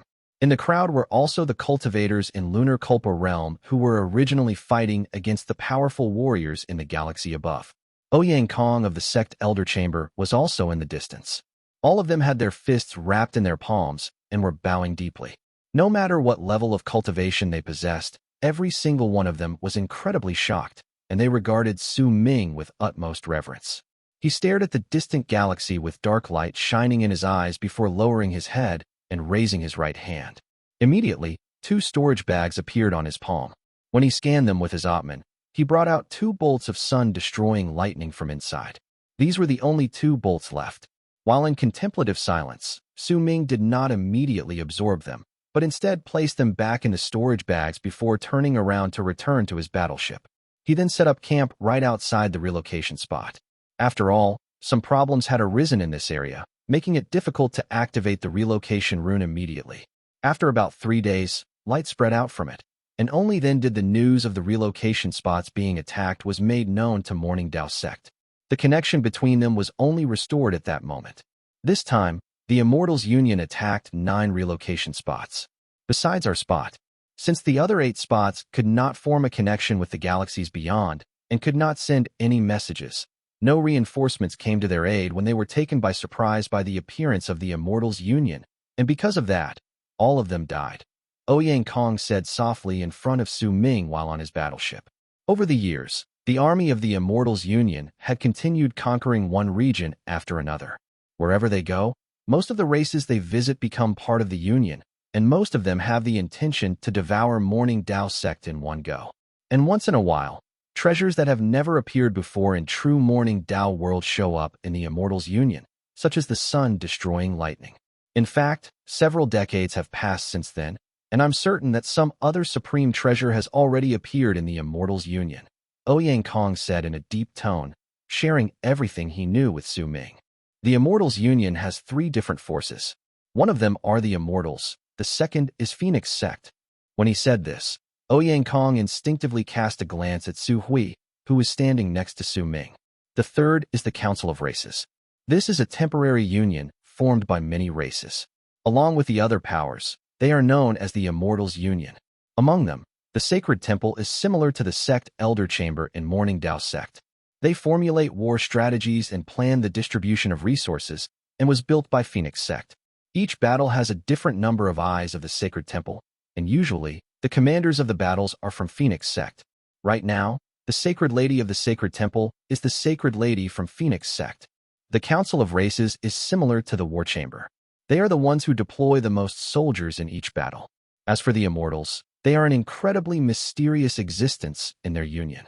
They are different from the Immortals we were used to in the past. Right now, the Immortals' territory has been completely locked down. No outsider can enter it. But every single time, most of the powerful warriors deployed during battle come from the Immortals. They seem to have mastered another method of cultivation, and their levels of cultivation have increased by leaps and bounds. The divine abilities they use are also rarely heard of, such as what the black-robed man the Immortals had sent 300 years ago in a battle with more than 1 million people. That person was clearly not an almighty, but he used a divine ability that turned the galaxy into a void and the battlefield into a black hole. With blood as water, the battlefield in the galaxy was turned into a well. Our cultivators had the mark of a moon branded at the center of their brows while in that well. Hundreds of thousands of people were forced to group together to form a gigantic moon. The black-robed man only gently lifted his hand after that, and as if he had scooped them out, he took away hundreds of thousands of nascent divinities. If Progenitor Taishan had not rushed to the battlefield and used his great power to severely wound the black-robed man, then before the battle even started, we would have failed. But the price of severely wounding the black-robed man was that Progenitor Taishan was also heavily wounded. He had to return to Morning Dao Sect to isolate himself to recover. And then there was also a small-scale battle 500 years ago. Morning Dao Sect had an extreme advantage at first, but at the instant the Immortals Union was almost wiped out, they sent out a creature that all of us will never forget in our lives. A giant. That person was hundreds of thousands of feet tall. There were 7 planets spinning in a circle at the center of his brows. With just one punch, a wary look appeared in Ouyang Kong's eyes. That giant's level of cultivation was clearly only at the later stage of world-plane realm, but the power that erupted from him was as terrifying as that of the black-robed man. They were both similarly unbelievable, and they could only be suppressed by people with levels of cultivation that surpassed theirs by more than a couple times. Ouyang Kong's voice reverberated in space as he spoke. While listening to him, a fierce look appeared in Su Ming's eyes. Your Highness, you must have already guessed the answer. The strange sights over the years allowed all of us to understand clearly that there is a power that doesn't belong to true Morning Dao World in the Immortals Union. In fact, it doesn't belong to the forces from the 4 great true worlds. This power that descended among us gave the Immortals Union power to fight against Morning Dao Sect. Otherwise, how would a mere Immortals Union be able to remain even after 1,000 years, and even occupy half of the galaxy in our true world? Ouyang Kong said bitterly. What about the true progenitor? Su Ming suddenly asked. The true progenitor's status is mysterious and transforms frequently. No one knows precisely who he is, but no one similar has appeared in the war up till now. Forget you, Your Highness, even us, from all races, are also in a state of anxiety and nervousness. Besides, progenitor Dao Chun is still in isolation, not having come out once. The Almighties in Morning Dao Sect and all the powerful seniors haven't appeared either, making all of us think that perhaps there is some other secret that we don't know of around. As Ouyang Kong spoke, he looked towards Su Ming, as if he was hoping to obtain an answer from him. Su Ming narrowed his eyes. He remembered how the golden mosquito and the seed of life extermination in his body had countered each other as if they were mortal enemies. Old man extermination came from Dark Dawn, then the force that countered him and was his mortal enemy was naturally from Saint Defier. If that was the case, then there were plenty of questions in Su Ming's heart that were answered. The giant with the rotating planets at the center of his brows, the huge golden mosquito, and the black-robed man with the strange divine ability, along with those who had yet to appear but definitely existed. The power hidden behind all these creatures who descended in true Morning Dao World and were the reason why the Immortals Union could wage war came from the 180 Expanse Cosmoses from Saint Defier. The battle between the 180 Expanse Cosmoses from Dark Dawn and the 180 Expanse Cosmoses from Saint Defier over Arid Triad Expanse Cosmos had already reached an intense state. Saint Defier's camp had already descended, and if that was the case, then Dark Dawn's camp might have already arrived, but no one knew about it. How could Arid Triad Expanse Cosmos hope to fight against those 2 huge powers? And how could true Morning Dao World hope to stand up against them? There had to be a great connection between this and why the true progenitor had not appeared while the Almighties in Morning Dao Sect remained silent. Dark Dawn has already appeared. The ancient wolf from Death region and everything that happened in the 5th ocean is proof enough that this is Dark Dawn's power, isn't it? Su Ming narrowed his eyes while thinking about it. He closed his eyes then. He had a strong feeling that the war waged since 1,000 years ago was just a start, the start for a battle that would cover the whole Arid Triad Expanse Cosmos. The true battle of the Expanse Cosmos would spread out in an increasingly greater scale, and eventually, the flames of war would spread to the 4 great true worlds. They would burn the 2 remaining ancient kingdoms, and once they burned Arid Triad Expanse Cosmos, they would decide whether Arid Triad Expanse Heaven would belong to Dark Dawn or Saint Defier. When Su Ming opened his eyes, the flames of wild ambition were hidden in them. Those flames were invisible, but they burned his body, his soul, and while they might seem naive and perhaps a little beyond his ability, they became a resolve in Su Ming's heart. Perhaps it will not belong to Dark Dawn or Saint Defier, but will belong to. Su Ming did not continue that thought, but the flames of determination in his heart had already risen to a point that they were crackling even louder than before. This time, the attack from the Immortals Union caused each relocation spot to lose its ability to send messages. If Morning Dao Sect doesn't think of a solution soon, then I am certain that multiple battles will be waged in the true world in the near future. Your Highness, when you return to the Sect, then with your status, please relay my worries to the Sect Elder Chamber. My race is still within Morning Dao Sect's jurisdiction, and I don't want for there to be a day When the Immortals' Union will conquer Morning Dao Sect's current territory, then offer up the blood of my people as a sacrifice. Ouyang Kong wrapped his fist in his palm towards Su Ming, then bowed deeply to him again. I will do it. Su Ming's gaze landed on Ouyang Kong, then shifted to look at the galaxy. In his heart, he murmured aloof words that no one could hear. If there was no destruction, then from where would new life come? Chapter 1060, Return to the Sect. Within true Morning Dao World was Morning Dao Sect, which was situated in a spot that did not belong to the universe, but had been opened up in another dimension by true Morning Dao World. There was an altar in that place. On it was a dimension that looked as if it wanted to tear through the galaxy, and within it was a world that was isolated from the universe. In this land lived true Morning Dao World's Culpa Lord. It was the isolation grounds which belonged to progenitor Dao Shun. Within the indistinct light inside was a man whose back was the only thing visible.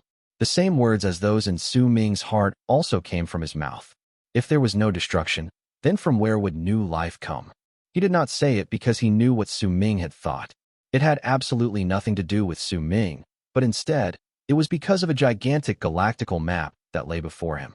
That galactical map showed true Morning Dao Sect's territories. Half of them had turned crimson, and that color symbolized the Immortals' Union. In the depths of the crimson region was a pillar of light that descended from above. It stood vertically in the region which belonged to the Immortals' Union, and it was incredibly distinct. When arid triad expanse cosmos is destroyed, the day for my race's rise to power will arrive. Even when the person murmured those words in a deep voice, he sat still, as if his body had grown rigid.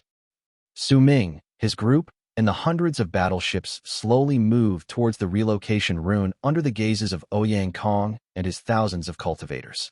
Through the rune, they could head to Morning Dao Sect. The trip had lasted for about a month.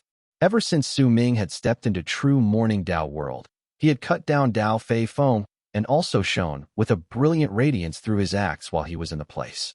He killed a large number of cultivators from the Immortals' Union, and when the relocation rune was restored, Ouyang Kong sent word of it to Morning Dao Sect. So many people learned about it. Dao Kong's name had faded away from many people's memories around 1,000 years ago after he entered the barren lands of divine essence. But when that name resurfaced, there was a bloody stench surrounding it, along with a murderous aura that could not be ignored. Dao Kong had killed Dao Fei Feng. This might not be the first internal fight among the direct descendants, but it was usually done in the dark. No one dared kill one of their own so blatantly. But not only did Dao Kong do it, he also hung Dao Fei Feng's corpse at the bow of his ship. The shock brought by this scene was incredibly great. This was also an unspoken threat to all the direct descendants in Morning Dao Sect. Don't provoke me. If there was anyone who provoked or challenged him, they would end up like Dao Fei Feng. This frightening aura filled the air, causing many people to etch the name into their minds during the past few days, even if plenty of them had never met Dao Kong and their memories of him were vague. If he had only killed Dao Fei Feng, then only the direct descendants would have paid a lot of attention to him. He would not have been able to catch the attention of the other disciples in Morning Dao Sect. After all, to the huge Morning Dao Sect, the direct descendants were really just a small portion of their population. The disciples from the other races made up most of the sect, which was why the internal matters of the direct descendants in Morning Dao Sect were seen as having nothing to do with them. But Su Ming's fight at the relocation spot and his act of killing a large number of cultivators from the Immortals' Union along with him, destroying one of the eyes of the sacred temple, caused his reputation to instantly increase by leaps and bounds, especially when most of the other direct descendants hadn't built a reputation for themselves as of then. Su Ming's action had made many people remember Dao Kong's name. In truth, even before he returned to Morning Dao Sect, there had already been quite a number of people who looked forward to his coming back. The elderly with high statuses and great power in Morning Dao Sect were mostly indifferent to Dao Kong, but the information from Ouyang Kong told them that there was an almighty by Dao Kong's side, acting as his follower. This matter instantly stirred up a storm in Morning Dao Sect. Most people might not know about such a commotion, since it was controlled and restricted to a certain region, but it was enough for all those who knew about it to shiver. Moreover, that Almighty was not from Morning Dao Sect. Clearly, Dao Kong had run into him in the barren lands of divine essence. The fact that he could make an Almighty become his follower willingly was enough to show how fortunate and how skillful he was. Then, When they combined all these factors along with Dao Kong's status as a dynast, it led to a large number of cultivators gathering in a particular relocation spot. When Morning Dao Sect activated the rune from within after they had notified all the people on the other side that Dao Kong could return. There were some direct descendants among the cultivators, but most of them were ordinary disciples. There were also some informants sent by the old monsters who usually did not care about the matters in the universe. Then there were the people who showed incredible interest towards Dao Kong, along with some who came to see Flame Fiend's progenitor beside him. Regardless of purpose, there were nearly 10,000 people gathered around the relocation spot at that moment. Their gazes were all fixed on the place, shining with a dazzling light, while it rotated with loud bangs, while they waiting for Su Ming and his entourage to appear. I wonder what Dao Kong looks like. I seem to remember that I saw him before, but it's been a long time since then, and my memory of him is slightly faded. I still remember him, kind of. He's a direct descendant with an incredibly great potential in Morning Dao Sect. There are also people who say that he has true Morning Dao Sect's kismet on him. That's right. He was sent to the barren lands of divine essence around 1,000 years ago, and now he killed Dao Fei Feng and massacred tens of thousands of cultivators from the Immortals' Union upon his return. It's enough to see that he had obtained plenty of experience when he was in the barren lands. It doesn't matter whether he killed Dao Fei Feng in battle or slaughtered those cultivators from the Immortals' Union. Don't forget that he didn't do it on his own. It's the work of his follower. That's also logical. There are people who met him on the way, and they say that he doesn't have a really high level of cultivation. He seems to only be at about the initial stage of World Plane Realm. As the near 10,000 people waited, they discussed among themselves in whispers, which sounded like a buzz from afar. Interesting. This Dao Kong is the only one missing from the 10 great dynasts right now. The others have all returned. Look around you. There are direct descendants who are on good terms with 3 of the dynasts. It's clear that they are here to see whether this Dao Kong lives up to his name. And there are also quite a number of people from the Sect Elder Chamber as well. There were 3 people of note who stood in different spots in the crowd. Many cultivators surrounded them in silence. Based on their expressions, those cultivators were clearly followers, but even so, their levels of cultivation were nothing ordinary. Even the weakest among them was in the middle stage of World Plane Realm. As for the powerful ones, there were even those who had attained great completion in World Plane Realm. The 3 people appeared to be middle-aged. They had cold and aloof expressions while they stared intently at the relocation rune.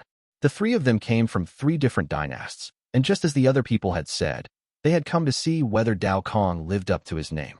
The light from the relocation rune shone even brighter. Gradually, vague shadows appeared within it. They slowly gained corporeal form, and all the cultivators in the area understood what it meant. Dao Kong of the 10 great dynasts was about to arrive. The sounds of discussion in the area slowly calmed down. At the instant, all the people's gazes were gathered on the relocation rune. Ripples spread out from the galaxy in the distance. A long arc could be seen charging forward. At first glance, it was in the distance, but when the group lifted their heads to look, their expressions instantly turned into one of respect. Even the 3 direct descendants who were on good terms with their respective dynasts lowered their heads, wrapped their fists in their palms, and bowed. Greetings, Senior Taishan. Greetings, Senior Taishan. The voices of nearly 10,000 people rose and fell. Above them, the long arc turned into an old man. There was a thin and frail teenager beside him. That teenager had a face as white as snow, clean and elegant. However, that teenager looked rather sickly and had her head lowered, looking like she didn't want to speak. The teenager did not have an Adam's apple on the neck, making it clear that she was a girl, but because she was too thin and frail, her feminine features weren't very clear. As for the old man, he had a head full of long hair. With a calm expression, he stood in midair and nodded towards the crowd before he cast his gaze on the relocation rune. The people immediately started discussing among themselves quietly. Senior Taishan actually came? Could this Dao Kong have some sort of connection with Senior Taishan? Otherwise, with his status, he wouldn't have come here. There were some people in the crowd who had learned that Su Ming had an almighty acting as his follower through their own methods. All of them speculated that this was the reason behind why Taishan had come. Gradually, the light from the relocation rune grew brighter. The crowd calmed down again, and their gazes gathered on the light. A few breaths passed, and in about the time it takes for half an incense stick to burn, the light from the relocation rune suddenly reached a piercing degree. At the instant it became blinding to the eyes, all the cultivators in the area immediately knew that Dao Kong had arrived. With a bang, the tip of a battleship was the first to appear from within the relocation rune. As it came out slowly, the battleship was fully revealed before the crowd's eyes. It flew out, and at the instant it floated in midair, the hundreds of cultivators dressed in black armor, standing on it immediately stood up and knelt down on one knee in the direction of the relocation rune. They did not speak a word, but the grim presence from their bodies instantly filled the whole area. That grim presence was naturally formed after those cultivators had went through the trials in the barren lands of divine essence. They were in the first battleship, and the instant it showed up, some of the cultivators in the area focused their gazes on it and scrutinized it. But there were still many people who had indifferent expressions on their faces, not at all shocked by the grim presence. After all, there were plenty of people who had killed to a monstrous degree during the past 1,000 years of war between Morning Dao Sect and the Immortals Union. Boom. The second battleship appeared from within the relocation rune. Then came the third, the fourth, and hundreds of battleships came out, filling up the area. The near 10,000 cultivators on them knelt in worship. Their expressions were filled with fervent zeal, and a thick, grim presence came from their bodies. This scene affected the onlookers' emotions. Gradually, their emotions were stirred up, causing different lights to appear in their eyes. At that moment, a shocking boom reverberated in the air, and the bow of a gigantic battleship came from within the relocation rune. At the instant the crowd's gazes landed on its bow, the sound of sharp intake of breath instantly rolled through the crowd, because everyone saw Dao Feifeng's corpse, and behind him the dog-headed beast's carcass. There were times when knowing about something was a different matter from seeing it with one's own eyes. At that moment, it was the case for the cultivators in the area. They could sense an arrogance from that ship with the two dead bodies hung at its bow for all to see. They also sensed a threat aimed against all those who were hostile towards the owner of the ship. A powerful killing intent was contained in that very blatant threat. Chapter 1061. My Old Friend Huo Kui. As more parts of the gigantic battleship slowly showed up from the relocation rune along with Su Ming, who was dressed in the sacred constellation robe and had his long hair fluttering in the air while his hands were placed behind his back as he stood at the bow of the ship, all the people's gazes were trained on him at the instant he appeared. Your Highness, we welcome you back to our sect. At that moment, the cultivators dressed in black armor who belonged to Su Ming and were around him spoke at once, their voices shaking the sky and earth and all the people around them. The blue sky was filled with white clouds, causing the sky to look as if it was filled with a peacefulness. When anyone looked into the distance, they would find that the land was boundless. It was Morning Dao Sect. There were no galaxies in this place, only sky and earth. However, they were so vast that even with Su Ming's Atman, he could not completely cover them. There were 99 mountains that towered into the clouds in the vast land. They stood tall and exuded waves of mighty pressure that made it seem as if they were defending the land, making all those who saw it to be unable to disagree with how huge the place was. Above the 99 mountains were 9 continents that formed the shape of a circle floating in the sky. They existed far in the distance. If anyone looked over, they could only see a circular mark, unable to see the continents unless they scaled the sky. Otherwise, it would be difficult for them to see the full thing. There also seemed to be other continents above the 9 continents, but they were too far away and could not be identified clearly. If that was the case, then even though Morning Dao Sect was huge, it did not really fit the image of being the strongest sect in true Morning Dao World. It might be big, but it was still not enough. However, the memories which belonged to Dao Kong and Su Ming's head allowed him to understand that the seemingly boundless continent upon which he currently stood was in truth floating in midair, and there were 999 such continents in Morning Dao Sect. They were all floating in midair, forming a gigantic ring, and beneath them were 9,999 continents to form an even bigger one. They were all floating in the sky. At the bottommost part was an ocean. It was a mysterious area known as the Dao Ocean. It was a forbidden region, but there was no need to intentionally label that place as such. It was known like that just to warn all the disciples from Morning Dao Sect who wanted to go to the Dao Ocean that it was very dangerous. In truth, over the course of countless years, no one had ever returned once they stepped into Dao Ocean. All of them died. It was a forbidden region for the living. There were rumors in true Morning Dao World that it was in truth formed by Dao Ocean, that the first Dao Chun was just a clone of it. However, rumors were only rumors. No one knew whether it was real. Perhaps only every single Dao Chun who was ever born would know whether the rumor was true or not. Su Ming averted his eyes from the sky. Once he swept his gaze past the area and the battleship under his feet gradually gained more complete form, he saw the near 10,000 cultivators looking towards him at that moment. He swept his gaze past them, and all those who met his gaze would find their hearts trembling. They had a strong feeling that Su Ming's eyes had turned into sharp arrows that pierced their hearts when he looked at them, causing their cultivation bases to become chaotic and loud bangs to ring within them. At that instant, the people moved back simultaneously. Those with higher levels of cultivation were in a better state, and it was just their hearts that trembled. But those who had lower levels of cultivation heard a ringing in their head. Their minds went blank, and a great desire to worship Su Ming rose within them. They felt that if they did not worship him once they met his gaze, their hearts would be torn to pieces while they broke down.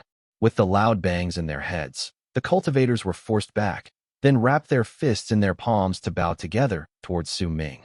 "Your Highness, welcome back to the sect." The voices rose and fell before gradually turning into a wave of sound that rumbled through the area. In the crowd, the three middle-aged men who represented the three dynasts stood with pale faces. When they moved back, their eyes were filled with great shock. When the battleships all passed through the relocation rune and the light from it disappeared, the 9 old frail darknesses, Su Hui, Flame Fiend's progenitor, and Zhu Yukai also showed up. By Su Ming's side was the Abyss Dragon, who had been released and had turned into a big yellow dog at that moment, and along with it was the bald crane. They appeared as the dual fiends at that moment. Next was the Catwoman.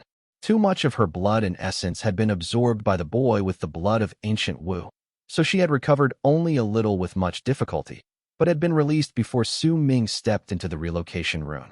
At that moment, she stood by his side. Her face was slightly pale, but when she looked towards Su Ming, her gaze was much different from before. The appearance of the entire group, the hundreds of battleships in the sky, and the mighty pressure formed by Su Ming's gaze fused together to create an incredibly powerful, intimidating force. Su Ming's expression was calm. When he swept his gaze past the land, he cast his eyes on the 3 direct descendants. They had many followers and guards where they stood, which was why they were incredibly distinct in the crowd. "I need a follower. It doesn't matter whether you are a direct descendant or whether you are from another race. I need someone who is incredibly familiar with Morning Dao Sect, so that I can fill in the gaps regarding things I missed over the 1,000-something years I was gone. All of you have come to welcome my return. So is there anyone among you who is willing to take up this position?" Su Ming asked faintly. His voice was not loud, but it managed to reach every single person's heart. The 10,000 people immediately fell silent. There were quite a number of them who were hesitant. They felt that it was a great chance, but Su Ming had just arrived. He might have a great presence that seemed like a tidal wave, but no matter what, the other 9 dynasts were also prodigies. There would surely be a devastating competition between all 10 of them in the future.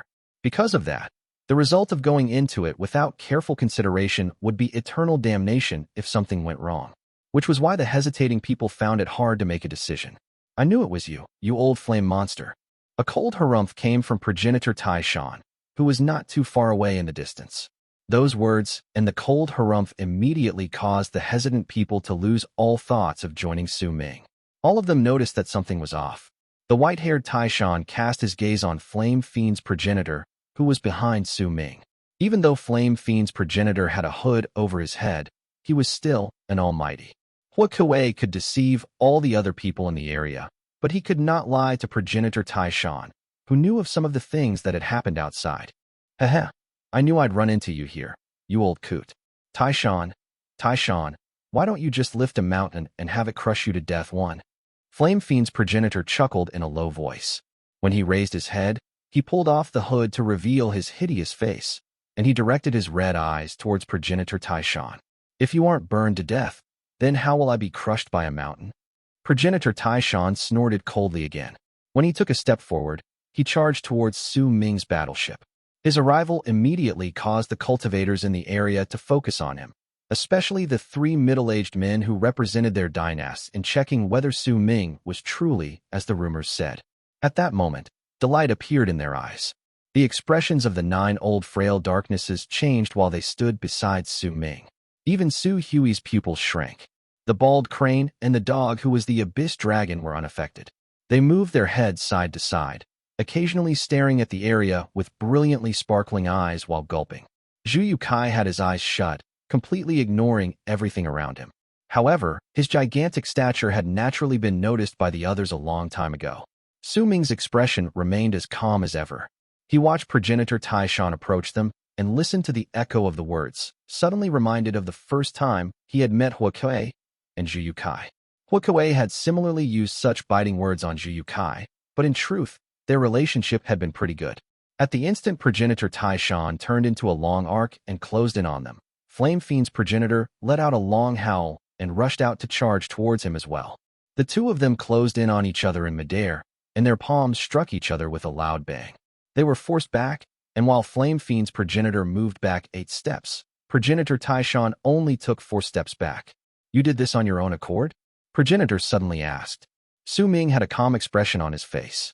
He could tell with just one glance that progenitor Taishan's strike had not been an attack, but was aimed to test whether there was some sort of seal in the body of Flame Fiend's progenitor. Similarly, the palm strike from Flame Fiend's progenitor might have looked like he had attacked, but in truth, it was used to hide the divine thought he sent to Taishan at the moment they clashed. Rubbish, if I was unwilling. Who could make me leave my nest? Flame Fiend's progenitor grinned. A smile also gradually appeared on Taishan's face. His gaze fell on Suming, and after a moment of scrutiny, he narrowed his eyes before wrapping his fist in his palm towards Suming. I am Taishan. Greetings, Your Highness. This old flame monster and I are acquainted, and I owe him my life. If he had not lent me a hand when we were in the 5th kiln within Divine Essence Star Ocean, I would have died. I attacked him just now to test him. I hope that you will not mind. As for the follower you will need, there is no need for you to search for any other outsider. I have a disciple with me who is completely up to the task.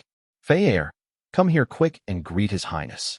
Smiling, progenitor Taishan called out to the thin and frail teenager who had her head lowered in the distance.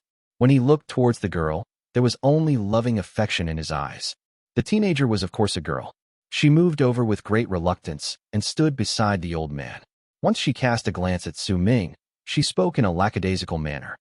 I am Ma Fei. Greetings, Your Highness. Oh, this child. Progenitor Taishan glared at the girl. When he turned his head back to look at Suming, he spoke with a smile. She is my only disciple. She's had a weak constitution since she was young, but she is very intelligent. There is nothing that she does not know of in Morning Dao Sect. If you have anything that you do not understand, you can ask. If she misbehaves, you can discipline her as you please. I will hand this foolish disciple of mine to you. Please teach her well, so that she will gain more experiences in her life. Progenitor Taishan's expression became serious. He wrapped his fist in his palm towards Suming, then bowed deeply. Suming cast Taishan a glance. He might not know what sort of message Huo Kui had delivered to him, but clearly, that message had caused the old man to push his disciple on him, and there were plenty of underlying meanings with that outsider he mentioned just then. If Suming still did not understand what he meant, he wouldn't be Suming. He smiled faintly, willing to accept this gestures of goodwill. He swept his gaze past the thin and frail girl, but just as he was about to speak, he suddenly turned his head around and cast a glance at the distant sky. Dao Kong, you killed my older brother. Now, do you dare step up to fight against me by yourself? An enraged roar came from the distance. Along with it, a sword sliced through the air towards the battleships. Asterisk, asterisk, asterisk. Translator's note. 1. Taishan, why don't you just lift a mountain and have it crush you to death? It's a play of words. Taishan, Tai Tu Shan 1. Means to lift mountains, so Huo Kui is basically saying he should literally lift a mountain. Chapter 1062. Ignore. The sword shone with a green light. As it charged forward, it instantly closed in on the area. Without a hint of intending to stop, it rushed towards Suming, and it was so quick that it looked as if it was about to slice through space itself to appear in front of him. There was no one on that green flying sword, but it looked as if it was held by someone. It rushed to the center of Suming's brows with incredible agility. Killing intent instantly erupted from it, and turned into an endless chill that filled the area. Waves of green aura also spread out from the flying sword. It smelled sweet, but once someone breathed it in, it would turn into a strange bitterness that would leave a taste on the tongue. Dao Fei Xian. It's Dao Fei Xian's will of the sword. Cries of surprise from the crowd immediately rose into the air. Suming's expression was calm as he watched the incoming green flying sword. He did not make any move to dodge. but instead turned his head around to look towards the thin girl to continue with what he had wanted to say. Then over the next few days, I will need you to introduce Morning Dao Sect to me in detail, Miss Ma Fei. The moment Su Ming said those words, a cold glare shone in the eyes of progenitor Tai Shan, stood beside them. He let out a cold snort, then raised his right arm and swung it. Immediately, an invisible gust of wind swept up the incoming flying sword, which made it shudder and instantly fall back. I am meeting up with an old friend here. Who dares to interrupt me? That was Tai Shan not being ruthless. Otherwise, it would have been far too easy for him to just break the sword and injure the owner's soul. Su Ming might not have paid any attention to the incoming sword, but he did take note of the attack progenitor Tai Shan performed while he swung his arm, almost into Fate realm, and can even control a bit of the fate around him. This Tai Shan has extraordinary power. He was injured badly when he fought against the black-robed man in the past. Based on this and Ouyang Kong's words, he should have been slightly weaker than what he is now when he fought against the black-robed man in the battlefield. Black robes. When Su Ming heard about a black-robed man appearing in the battlefield from Ouyang Kong, he had already linked some things in his mind. There might be a number of cultivators in the universe who liked wearing black, but in Su Ming's memories, the person who left the deepest impression in him was still the black-robed man who had fought against his elder when he was in Dark Mountain. There had also been words about some mysterious organization about which the black-robed man spoke at the time. There was a meaning contained in those words, that his elder was once a member of that organization. It had been many years since then, but Su Ming had subconsciously thought of that black-robed man. As progenitor Tai Shan flung off the green sword, and it tumbled as it fell back, the space beside the sword in the sky distorted, and a young man in green robes appeared. His face was filled with pimples, and he looked incredibly hideous. Once he appeared, he seized the flying sword and glared at Su Ming.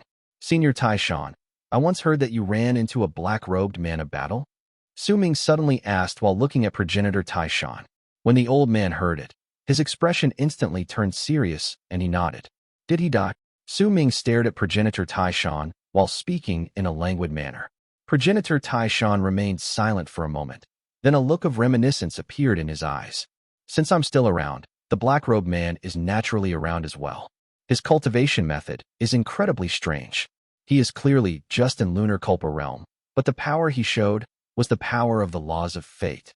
I still can't forget his divine ability.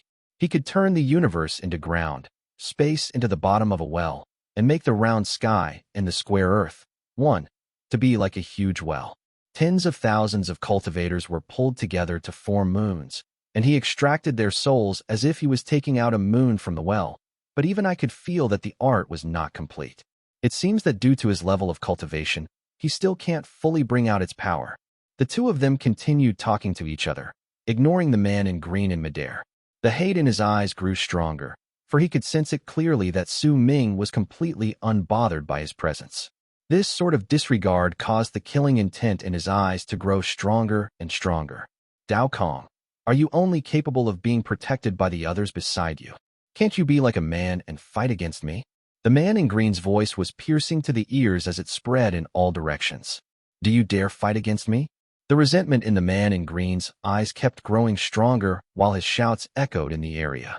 Su Ming's expression remained the same. He was pondering over Tai Shan's previous words. After some time, he nodded.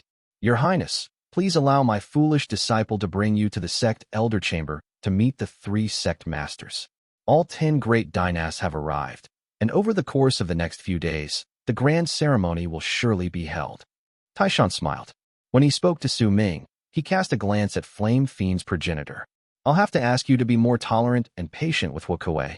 This old monster is the hot-tempered sort and has never been restricted in the way he does things. While he was able to survive in Divine Essence Star Ocean with this sort of personality, in the 4 great true worlds, it is slightly inappropriate. Flame Fiend's progenitor glared at him. He let out a snort, but said nothing. During the past few days, he could already see that the tides were changing in the 4 great true worlds, but in his eyes, as long as he followed Su Ming, nothing would be a problem for long. All right, Huo Kui, since you ran into an old friend, there's no need for you to follow me for a time. Su Ming nodded. He then cast Flame Fiend's progenitor a glance, and the other grinned. Old Tai Shan, you said you still have a lot of that alcohol you kept in your pockets in your cave abode. Let's go. I want to see it.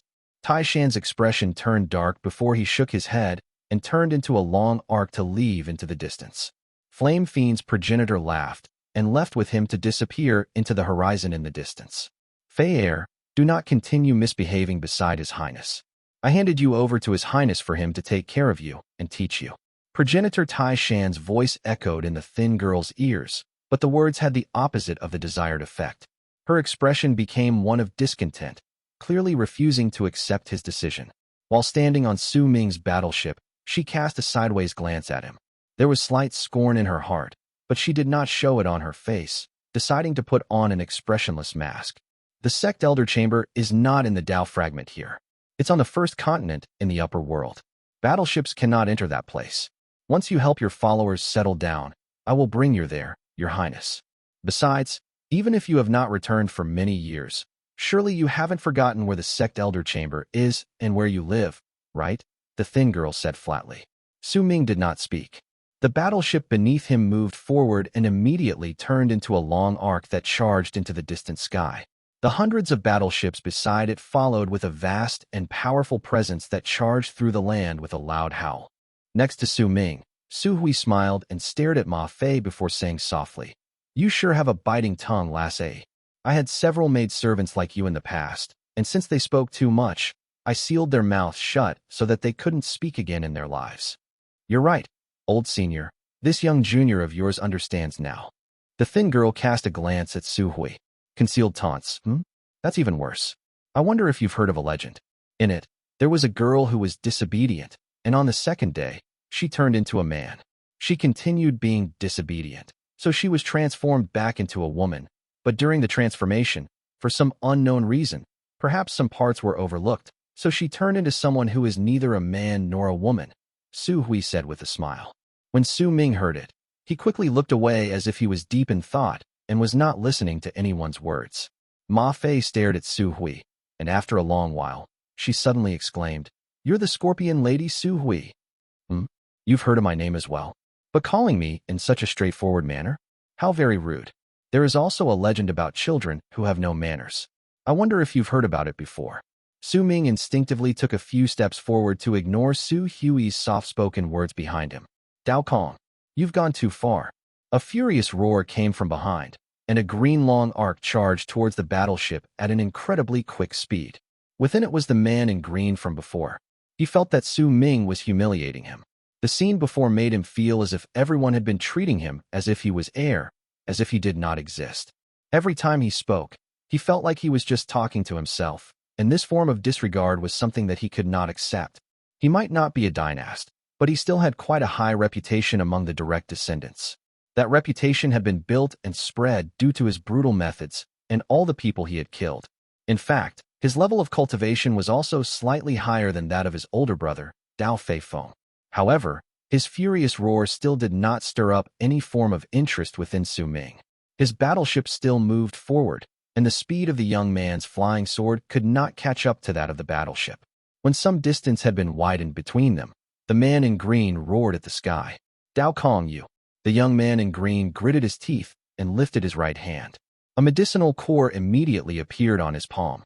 When he swallowed it, he struck the center of his brows with his right hand. With it, his whole body immediately turned crimson. Killing intent shone in his eyes, and he moved forward. His speed instantly increased by several fold, and with a loud whistle, he charged towards Su Ming's battleship. In the blink of an eye, he caught up to it. The flying sword shone in his hands and cut down on his target. Su Ming's expression remained the same. The moment the young man in green came to him, he turned around and cast a cold glance at him. He took a step forward, and his body instantly disappeared. When he reappeared, he had already come into contact with the flying sword in the young man's hand. With 2 fingers, he caught it, which resulted in a loud bang. No matter how the flying sword struggled, it could not escape Su Ming's hold. At the same time, Su Ming took a step forward. He appeared right beside the young man in green. At the instant his eyes went wide, Su Ming lifted his left hand, and without any difficulty, went to seize the young man's throat. The young man's expression changed drastically. The constellation robe on his body swelled up. Cracking sounds echoed in the air, and several jade amulets shattered, turning into a screen of light around him. But at the instant the screen of light crashed against Su Ming's left hand. It shattered. Shattering along with it was the green constellation robe that the young man wore. Su Ming seized the young man's throat with his left hand, without any form of resistance in his way. Once he lifted the youth up, he locked his fingers around his neck, and a destructive force rushed into the young man's body, instantly destroying all of the venous pathways within him. All of this happened in the span of a few breaths, and it was so fast that before the near 10,000 cultivators in the area could react, it was already over. It was so quick that even the thin girl sucked in a sharp breath of air, her eyes going wide.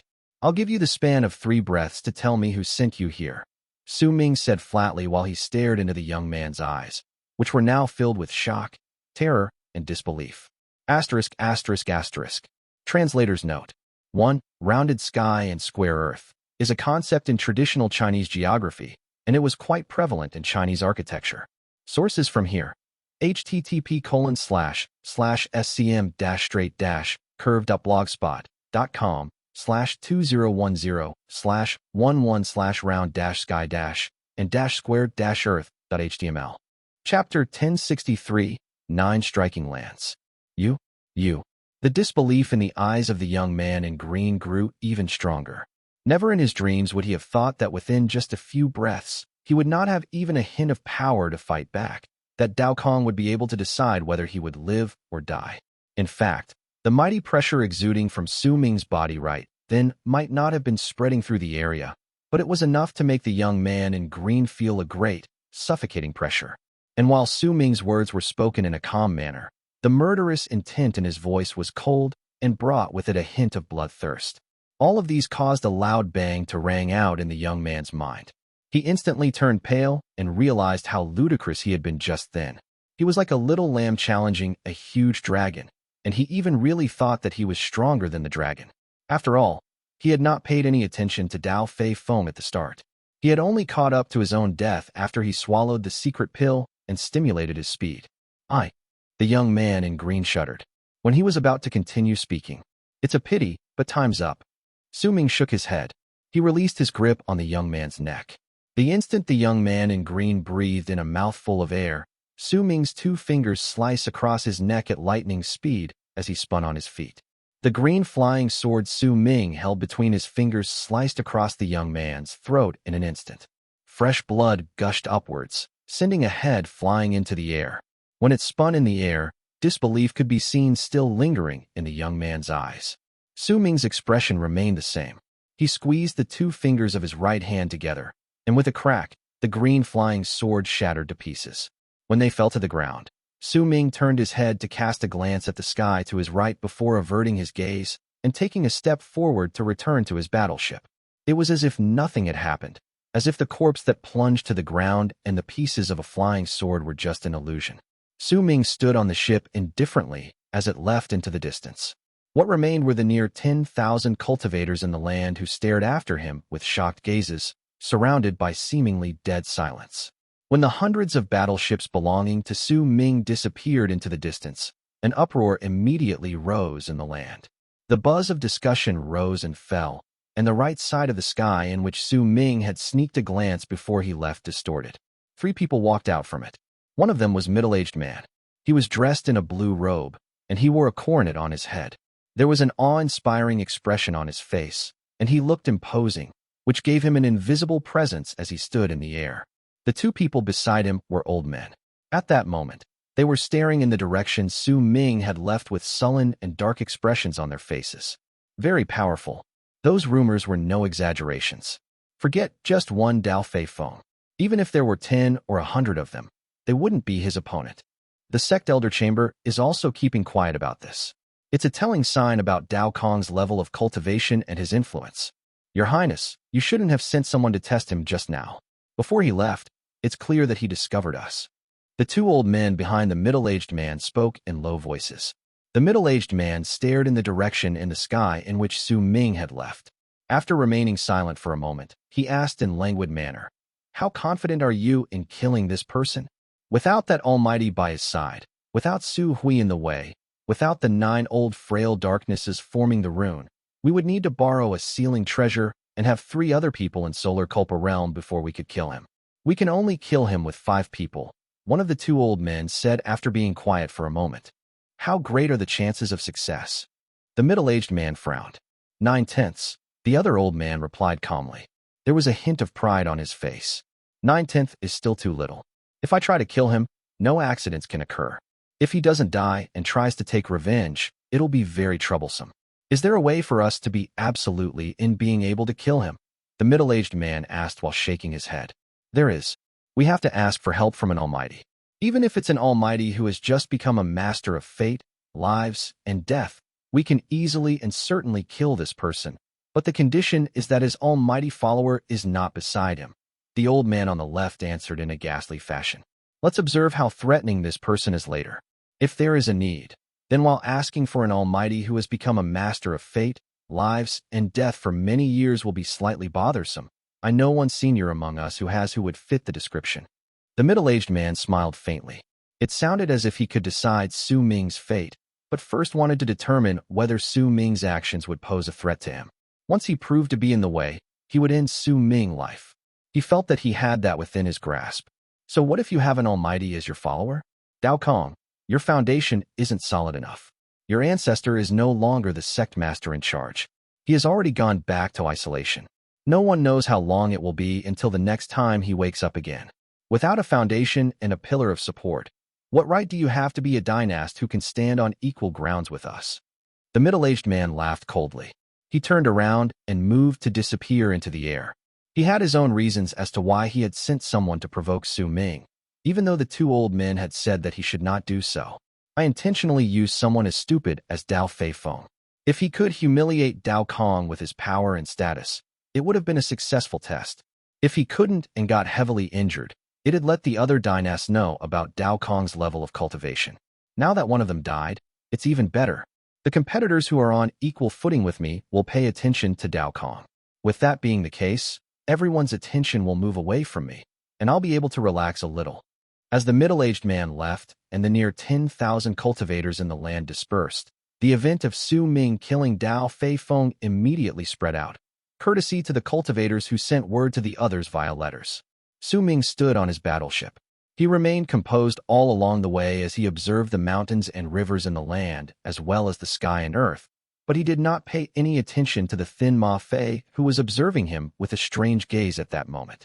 The mountains, rivers, and the land he saw slowly fused together with the memories of Dao Kong in Su Ming's mind, causing him to subconsciously become much more familiar with the land. Several hours later, Su Ming and the hundreds of battleships arrived at another relocation rune under the ground at the center of the continent. This relocation rune was not connected to the world outside.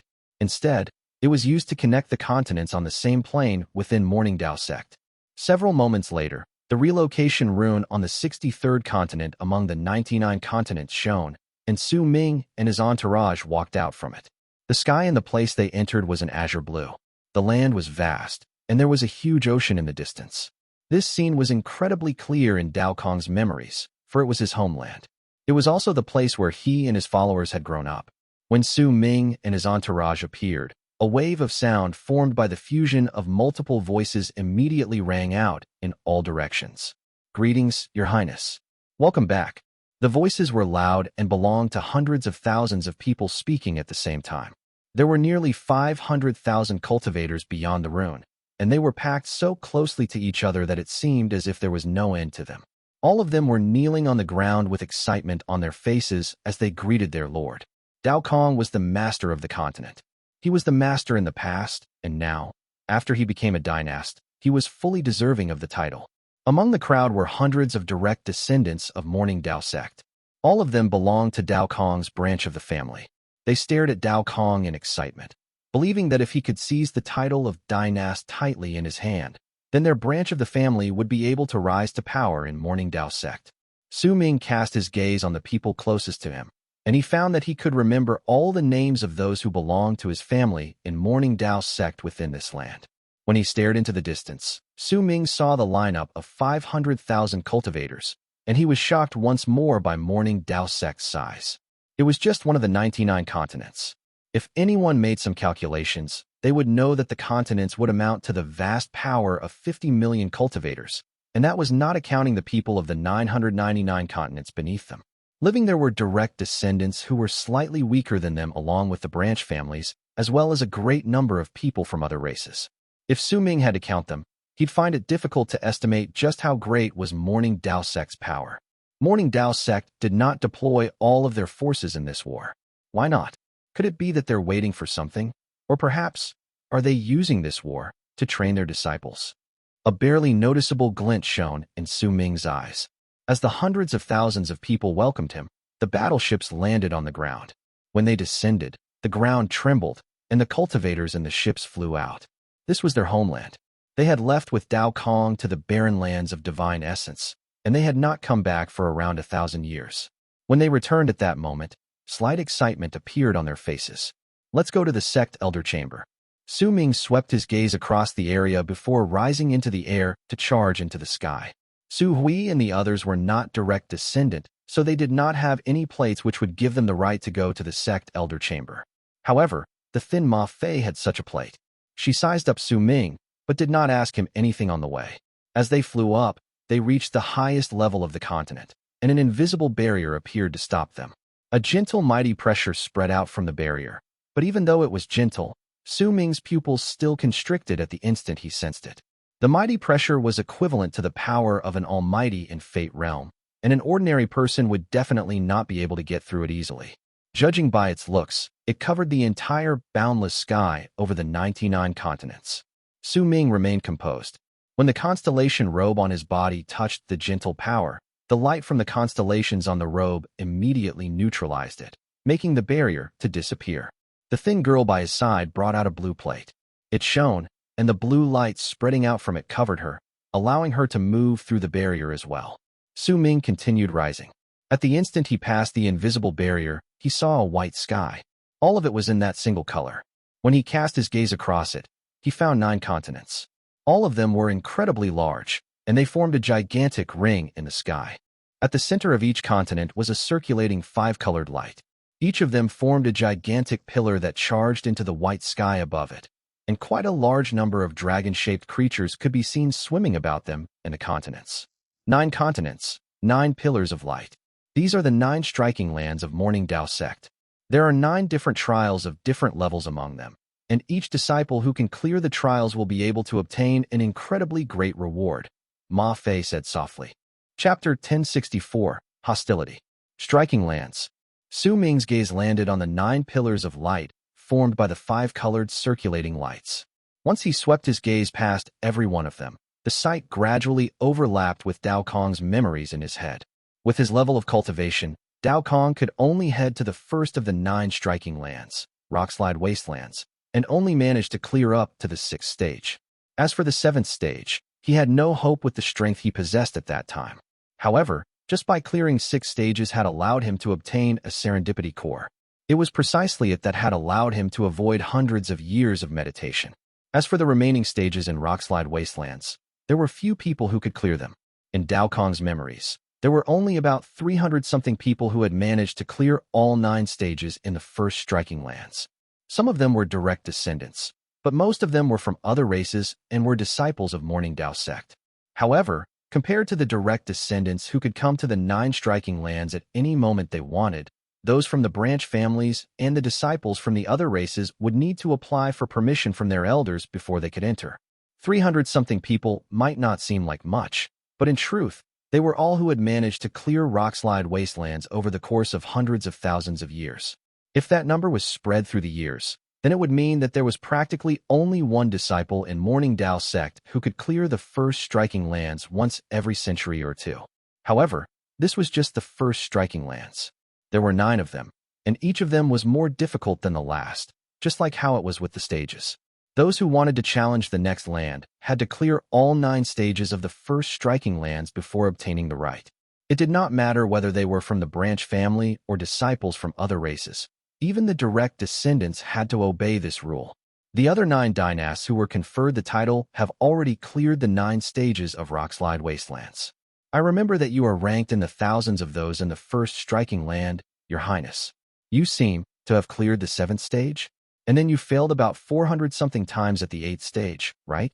The thin Ma Fei said with an apathetic expression as she cast him a deliberate look. Sowing did not speak.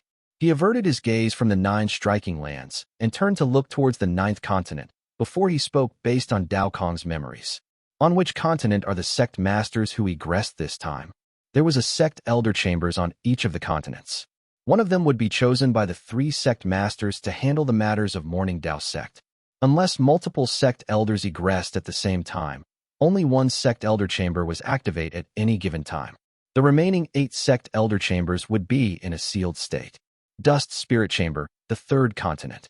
The thin Ma Fei winked. Without another word, Su Ming moved forward. He immediately turned into a long arc that charged towards the 3rd continent with a roar. If someone only used numbers to label the continents which were located in a ring, it would be difficult for outsiders to identify them. However, with Dao Kong's memories, Su Ming did not hesitate, and he traveled so quickly that he instantly closed in on the 3rd continent. The land was vast, filled with tall mountains and forests. The trees were lush, and there were several cities built on the ground, looking like gigantic beasts deep in slumber. Waves of terrifying mighty pressure spread out in an indistinct manner from many spots on the continent. Su Ming charged forward without stopping for even a moment. Gradually, 3 tall towers appeared at the easternmost part of the continent. Those 3 towers formed a triangle. There were threads of light connecting their tops. From the distance, those threads of light flashed, and as they connected with each other, they formed a triangle as well. A gentle screen of light surrounded the area. It was round in shape, enveloping the 3 towers. As it stood above the ground, it looked like an air bubble. There was a glossy shine to it, and there were lightning sparks swimming through it. This scene made it seem as if there was a triangular foundation built under a huge crystal ball, or like it was a living creature's brain. As Su Ming approached the place, waves of mighty pressure spread out. They went through the entire area, causing the place to become silent. Su Ming stopped and landed on the ground. He stood on the earth, and a barely noticeable glint shone in his eyes while he wrapped his fist in his palm to bow towards the strange chamber. I, Dao Kong, would like to meet the 3 sect masters. Only at that moment did Ma Fei arrive while gasping for breath, but she did not approach the place. Instead, she glared at Su Ming in an indignant manner while she was tens of thousands of feet away. Just then, when Su Ming charged through the air, he was so fast that in the blink of an eye, he had already disappeared without a trace. If she did not have the treasure her master had given her, she did not know just how long she would have needed to catch up to him. Yet at that moment, the thin Ma Fei's pupils suddenly shrank. She took a few successive steps backwards with bewilderment and surprise on her face.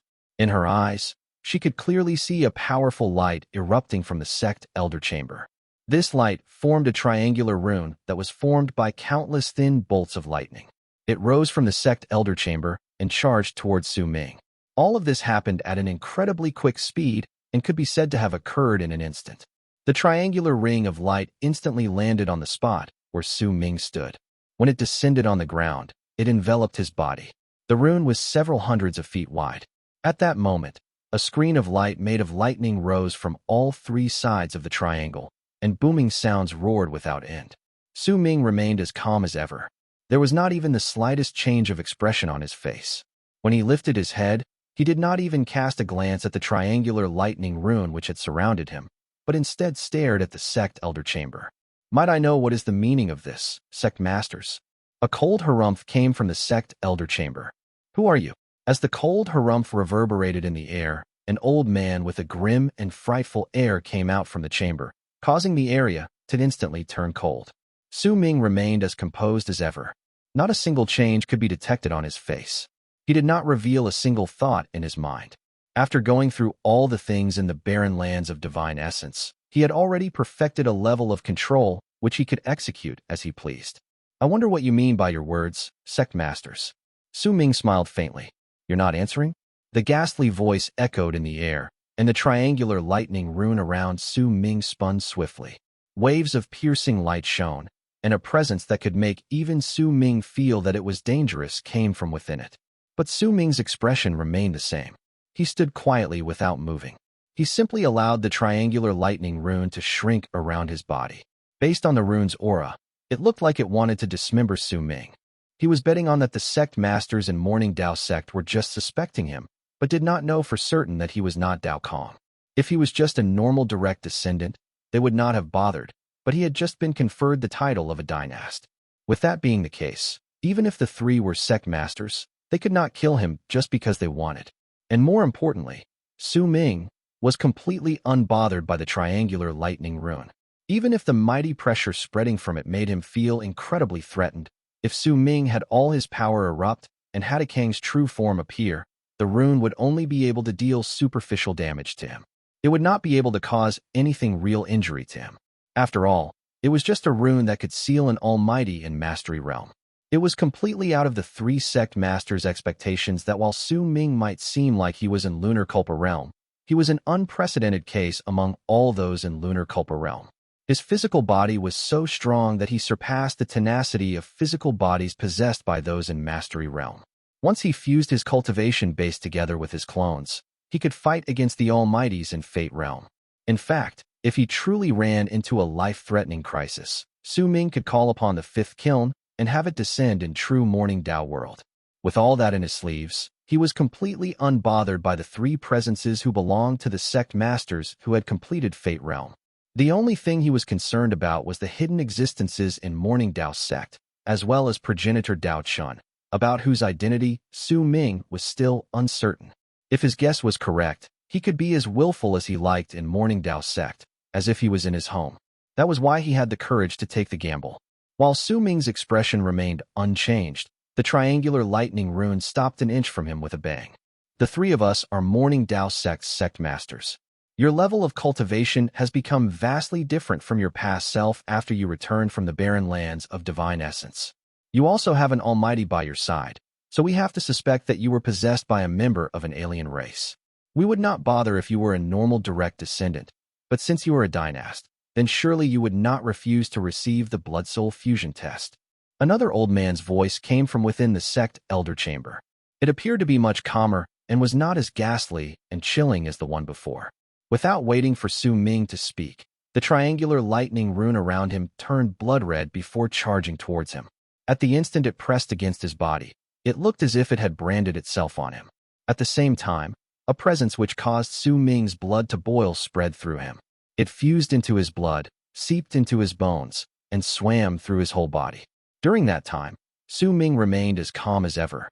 When that presence swam through his body once, a dense, blood-red light immediately spread out from him with a bang. As it shone, a long arc flew out from each of the three corners before turning into three pearls the size of a fist in the air above Su Ming. These three pearls are bloodline pearls which were sent out from progenitor Dao Qin's isolation grounds 10,000 years ago. The power of our bloodline is strong in those pearls, and if we use them for the test, there will be no margin for error. You can rest assured. The third old man's voice came from one of the three towers. There was a gentleness to it as it echoed languidly in the air. When Su Ming heard that sentence, a strange expression appeared briefly on his face. The three pearls swiftly absorbed the blood-red light above Su Ming. After a moment, red light instantly shone from them, but it was slightly darker. It made Su Ming's pupils constrict.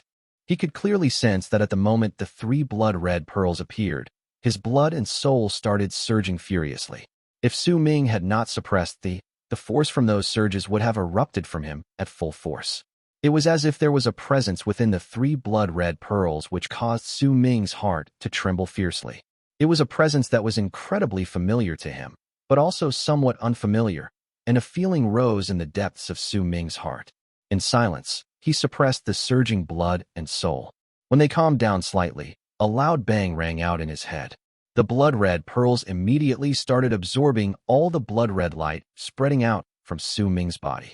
Then, a piercing red light erupted from them, and it was so dense that it looked like it couldn't get any brighter. Then, it changed into silver. That silver light dyed the sky and earth, enveloping the entire region, and it became the most impeccable color in the area. Chapter 1065, Teachings from the Ancestors. The silver light spread in all directions. The eyes of the thin Ma Fei tens of thousands of feet away widened at that moment. She had grown up in Morning Dao Sect, and while she might appear obedient and quiet beside her master, she was in truth a very popular figure among the younger generation of Morning Dao Sect. Through her master, she also got to know plenty of secrets other people did not know. One of them was the blood-soul fusion which she was seeing at that moment. Not a single accident or secret could be hidden from its view. Since the elders had used 3 of the Morning Dao blood pearls the progenitor had left behind to test the fusion level of the blood and soul on a fellow family member, and especially so when the test was directed by the 3 sect masters. The blood-soul fusion could detect whether a person had been possessed and whether there was another soul in the body. After all, the soul and blood complemented each other. If there was a difference in them, then there would be hints of it even if they had fused within together. No perfect fusion existed, and it could be seen how much a person's soul and blood had fused together based on how thick the light, which would shine from them, would be. It would also allow for other to learn if the person tested was who they said they were. The blood had to that of the direct descendants from Morning Dao Sect. This was the foundation of the test. If a person did not possess Dao Chen's blood, they would not be able to stimulate the 3 Dao Chun blood pearls to shine with a radiant blood-red light. Second came the soul. It had to have a high fusion rate with the blood to make the 3 blood-red pearls to shine with an even denser red light. The denser the red light was, the closer to perfect was the fusion between the soul and the blood. When that level of fusion reached a certain level, a change would occur.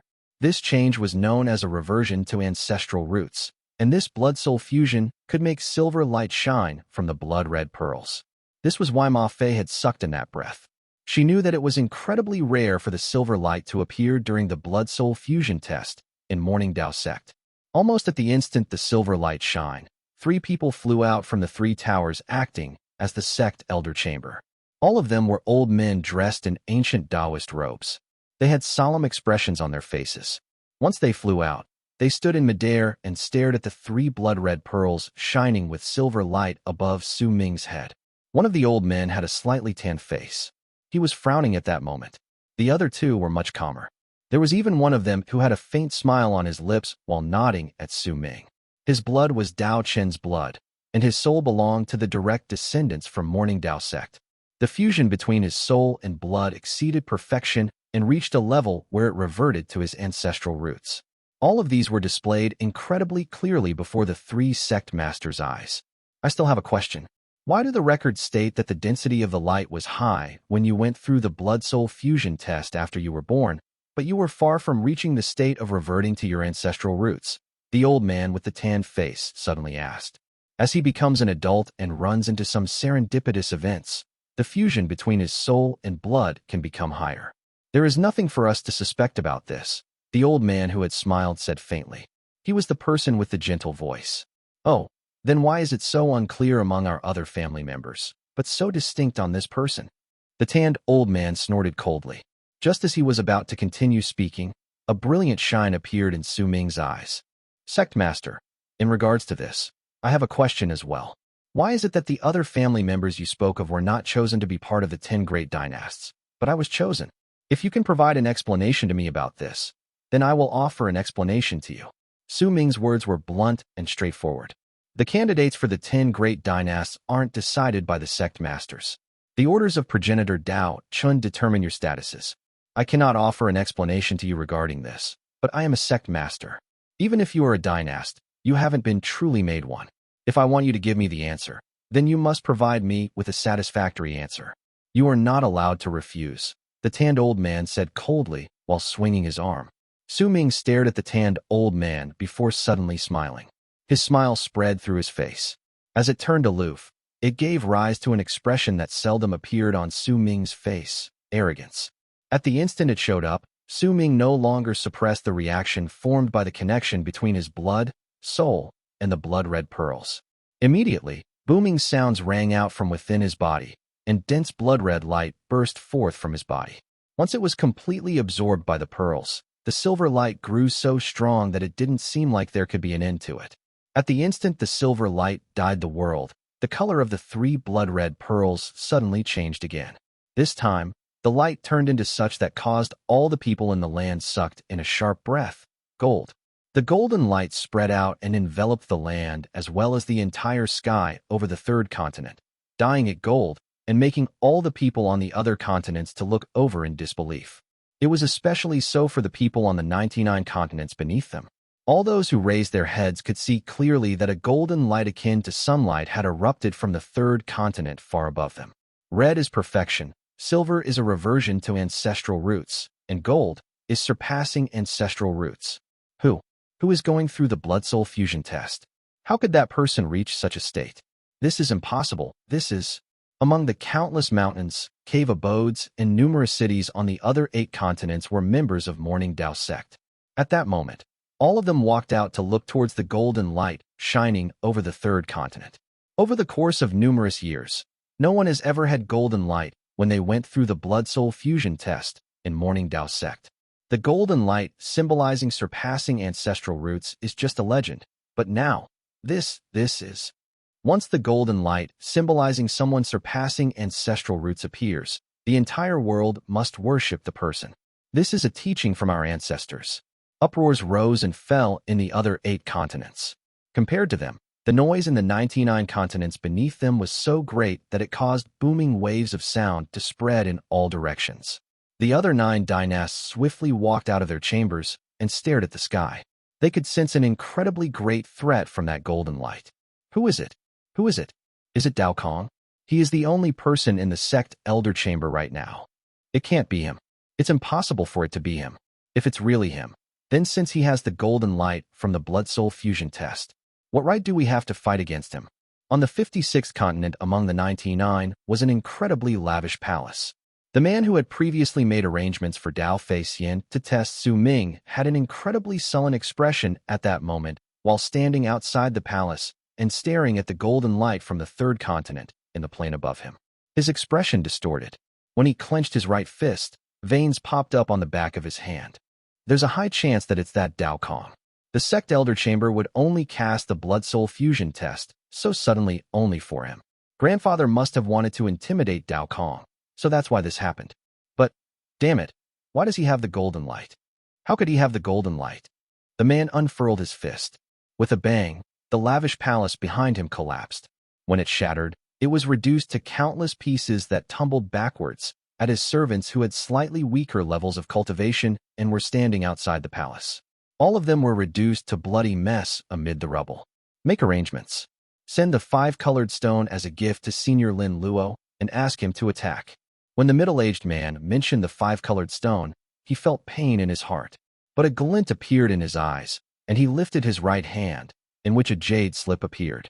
He furled his hand tightly, and his divine thought was instantly branded inside it. With a fling of his arm, the jade slip split into 8 parts before spreading out to charge towards the other dynasts, all besides Su Ming, who had equal status and who were located in different spots on the 99 continents. At the same time, on a continent covered in an ocean which was Dao Kong's homeland, an excited look appeared on Su Hui's face when she saw the golden, sun-like light from the 3rd continent. As she stared at it, she was certain that it was due to Su Ming, even though she did not know how Su Ming managed to do it. But the appearance of the golden light would chase away all the fog of doubt. From then on, no one would question his bloodline.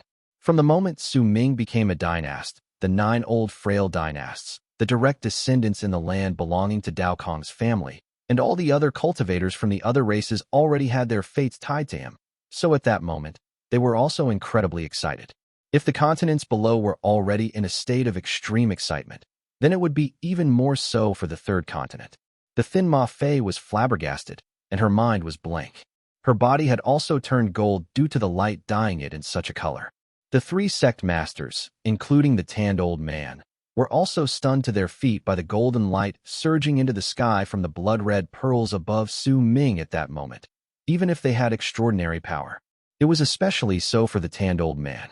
Disbelief had appeared on his face. As his expression changed, he found himself unable to accept what he was seeing.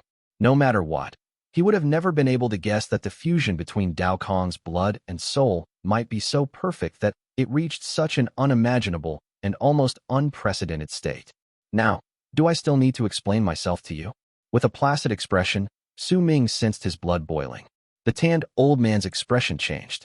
He sucked in a deep breath, and a complicated look settled on his face.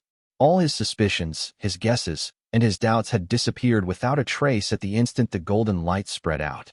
If anyone still wanted to suspect Dao Kong to have been possessed, then it would be the same as suspecting that Morning Dao Sect's progenitor Dao Shun had been possessed. This would then add another speculation.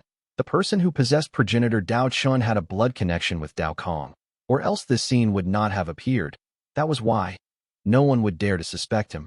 and no one would dare to doubt him. They simply couldn't do it. I remember that there is a teaching from our ancestors in Morning Dao Sect, Su Ming stated flatly, and his gaze landed on the tanned old man. Greetings, Your Highness.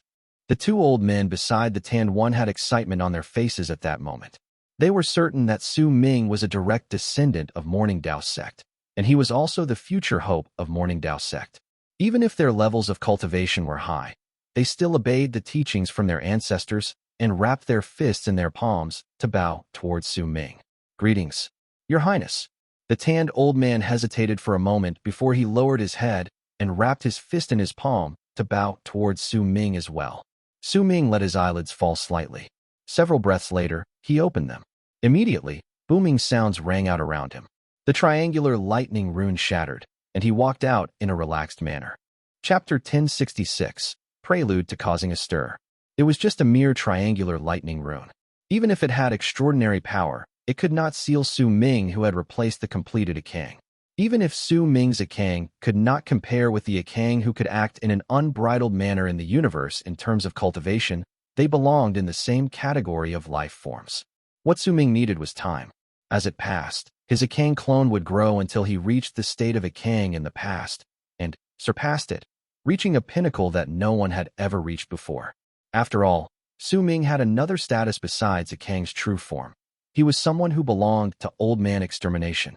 Based on Su Ming's understanding, Old Man Extermination was an old man from Dark Dawn's camp.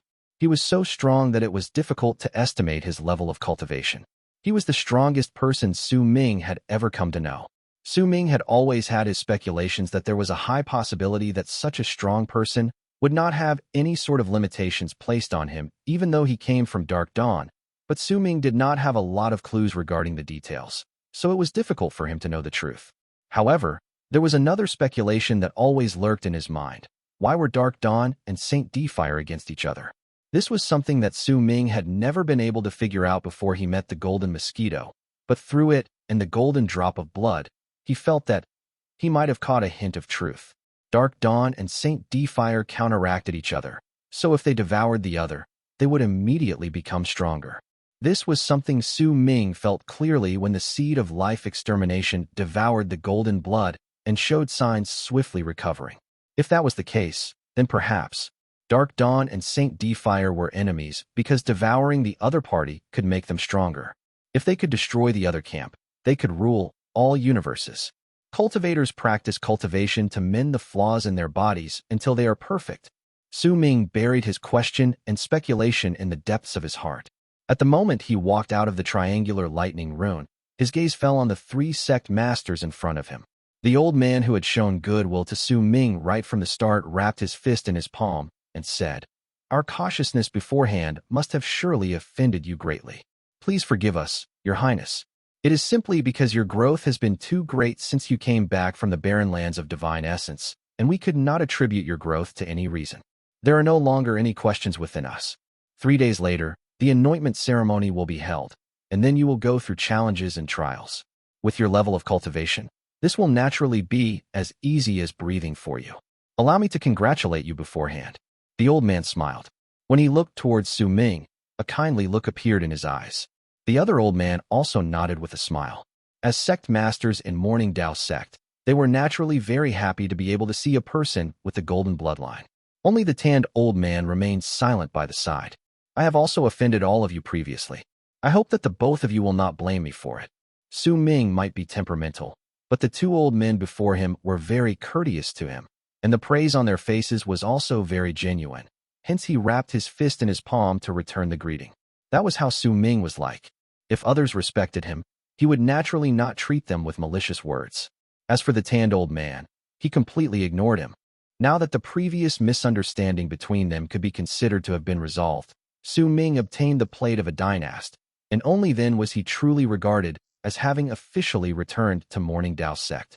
Once he wrapped his fist in his palm to thank the two sect masters, he turned around and left in the form of a long arc.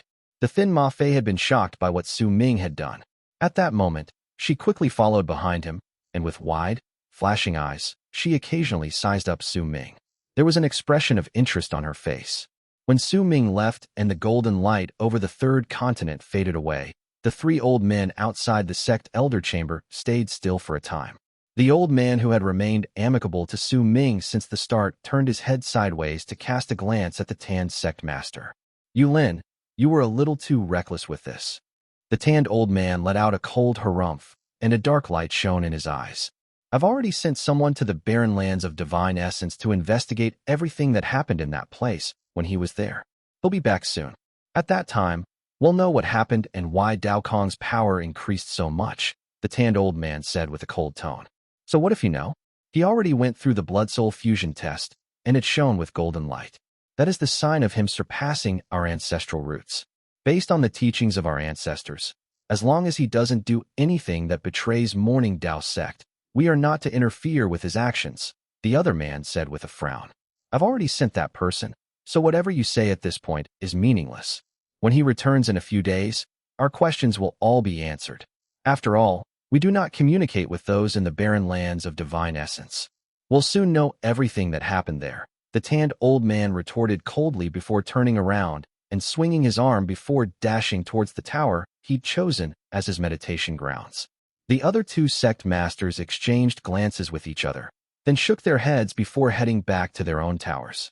The tanned old man sat down cross-legged in his tower. Within its silence, his expression was incredibly sullen. He had intended to make things difficult for Dao Kong because he was made a Dynast, and there were people from his own family who were made Dynasts. Because of that, it would have been good if he could have killed Dao Kong. But he did not expect this sort of result. Not only did he not get to kill Dao Kong, he instead caused Dao Kong to gain more influence. After this, everyone in Morning Dao Sect would know about his golden bloodline. Golden bloodline. The tanned old man's eyes glimmered faintly. He lifted his right hand, and a jade slip appeared on his palm. With a light squeeze, it disappeared without a trace. I will spread this to the galaxy beyond. The forces of power in the Immortals Union will surely be interested in Dao Kong's golden bloodline. A cold sneer curled up the tanned old man's lips while he closed his eyes. He looked forward to what sort of results the person he sent to the barren lands of divine essence would bring to all the disciples in Morning Dao Sect. Su Ming left the third continent and returned to Dao Kong's continent, the land covered by an ocean. What welcomed him was another round of excited cheers which lasted till nightfall. Only then did silence slowly settle over the continent. It was late at night when Su Ming sat on a cliff by himself. In his ears were the sounds of waves crashing against the rocks. Before him was an ocean whose end could not be seen. It might be night, and the light from the moon might not be bright, but all those in the continent could still see how vast the ocean was and smell the scent wrought by the sea breeze. Su Hui came to sit beside Su Ming to watch the ocean with him. The two dogs, which were the bald crane and the abyss dragon, came over and sprawled themselves by the side, while yawning as well. Su Ming stared at the ocean. He remembered South Morning and the berserkers there who were submerged under the water. He remembered the Ninth Summit, his senior brothers, and he wondered whether they were still in the land of berserkers or if they had managed to walk out. Su Ming shook his head. After all, 1,000-something years had passed since then. It was just too much time. Besides the memories, there was nothing else he had left about them. Su Hui tugged the strands of her hair which had been lifted by the sea breeze, then turned her head to look at Su Ming's pensive expression. "Do you like this place?" she asked quietly. "What about you?" Su Ming did not answer her, but threw the question back at her. "I don't really like it." Su Hui shook her head. "This place doesn't belong to me. It's a pity my sect has become a member of the Immortals Union. I feel slightly uncomfortable in this place." Su Hui sighed softly. "If a day arrives when this place belongs to me, then I will like it," Su Ming said faintly. Su Hui did not speak. She looked at the ocean, and after remaining silent for a moment, she turned her head around to stare at Su Ming once more. A complicated expression flashed briefly on her face. But just as she was about to say something, he suddenly spoke up. "The complicated expression on your face has appeared several times before. It was the most prominent on you when I saved you in the fifth kiln. Su Hui, everyone has their own secrets." Su Ming picked up a stone by his side and lightly threw it into the ocean where it was submerged by seawater. "Those secrets are like stones. When they fall into the ocean, they disappear without a trace, but if we want to fish them out, it's rather difficult." Su Hui hesitated for a moment. "Don't tell me. There are certain things upon which you can lord for as long you don't say them. But once you give them voice, you will become their servant." Su Ming turned his head around and stared at Su Hui. She remained silent for some time before biting her bottom lip and lowering her head. In a few moments, she asked faintly, "Once you are made a true Dynast, I'd like to leave your side for some time to settle some personal matters. Do you need me around?" Su Ming asked with sincerity.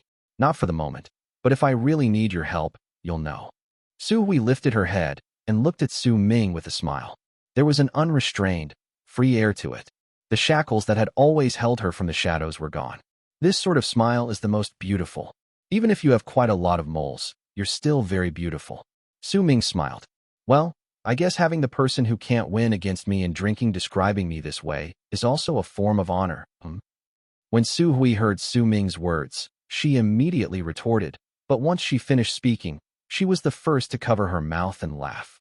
Her covered mouth and open eyes, which had curved into the shape of crescent moons, seemed to be reflecting the moonlight in the sky and giving her an even more elegant charm. The bald crane cast a sideways glance at Su Ming and Su Hui before it snorted in its heart, while thinking to itself that Su Ming and Su Hui really dallied with their actions. If it was in their place, then if it had found someone it fancied, it would immediately make its moves on them. It would definitely not spend so much time flirting with the other. The big dog, which was the abyss dragon, also snorted in its heart, but it was more of a grumble. Chapter 1067, Anointment Ceremony. Time trickled by slowly. 1 day, 2 day, 3 days. During the morning of the 3rd day, a solemn bell toll reverberated through all the continents of the 4 planes in Morning Dao Sect, the 9,999 continents in the 4th plane, the 999 continents in the 3rd plane, the 99 continents in the 2nd plane, and the 9 continents in the 1st plane. At that moment, a bell toll echoed in through air of the highest plane. The bell tolled 99 times.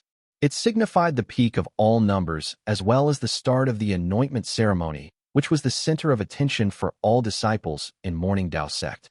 The ceremony would last for some time, and during it, besides the war chamber which remained in the galaxy beyond to prevent the Immortals' Union from invading their world, all other disciples would rush back to Morning Dao Sect through the relocation spots to attend the anointment ceremony. The place where the ceremony was held was the center of the 9 continents of the upper plane. On the day the ceremony started to the day it ended, all barriers around the 9 continents in the upper plane would be taken down, allowing all disciples to gain access to the place. In fact, they could even join the ceremony. At the end of the anointment ceremony, the 10 great dynasts would go through various challenges and trials. In the end, when they were truly made dynasts, the representatives from the other 3 great true worlds would come to bear witness to Morning Dao Sect's 10 great heirs. There would be plenty of messengers from the other 3 great true worlds, and they would all be outstanding people. In fact, based on tradition, there would even be a competition between the heirs of the 4 great true worlds. This would be the liveliest event in many years within true Morning Dao World, and it would be an incredibly grand ceremony. When morning arrived and the bell tolls rang out, loud booms came from each continent. They shook the sky and earth, causing the universe to seem to tremble under the sound. Sound waves crashed against the surface of the sea within Dao Ocean, Morning Dao Sect's forbidden grounds, as well as rising into the 9 heavens. Fusing with those sounds were the drums, which were 100 feet big, being struck on all 9,999 continents of the 4th plane. There were also sounds coming from 999 large drums located on the continents in the 3rd plane. These drums were 1,000 feet big and would only make sound when 100 people surrounded them and struck one at the same time.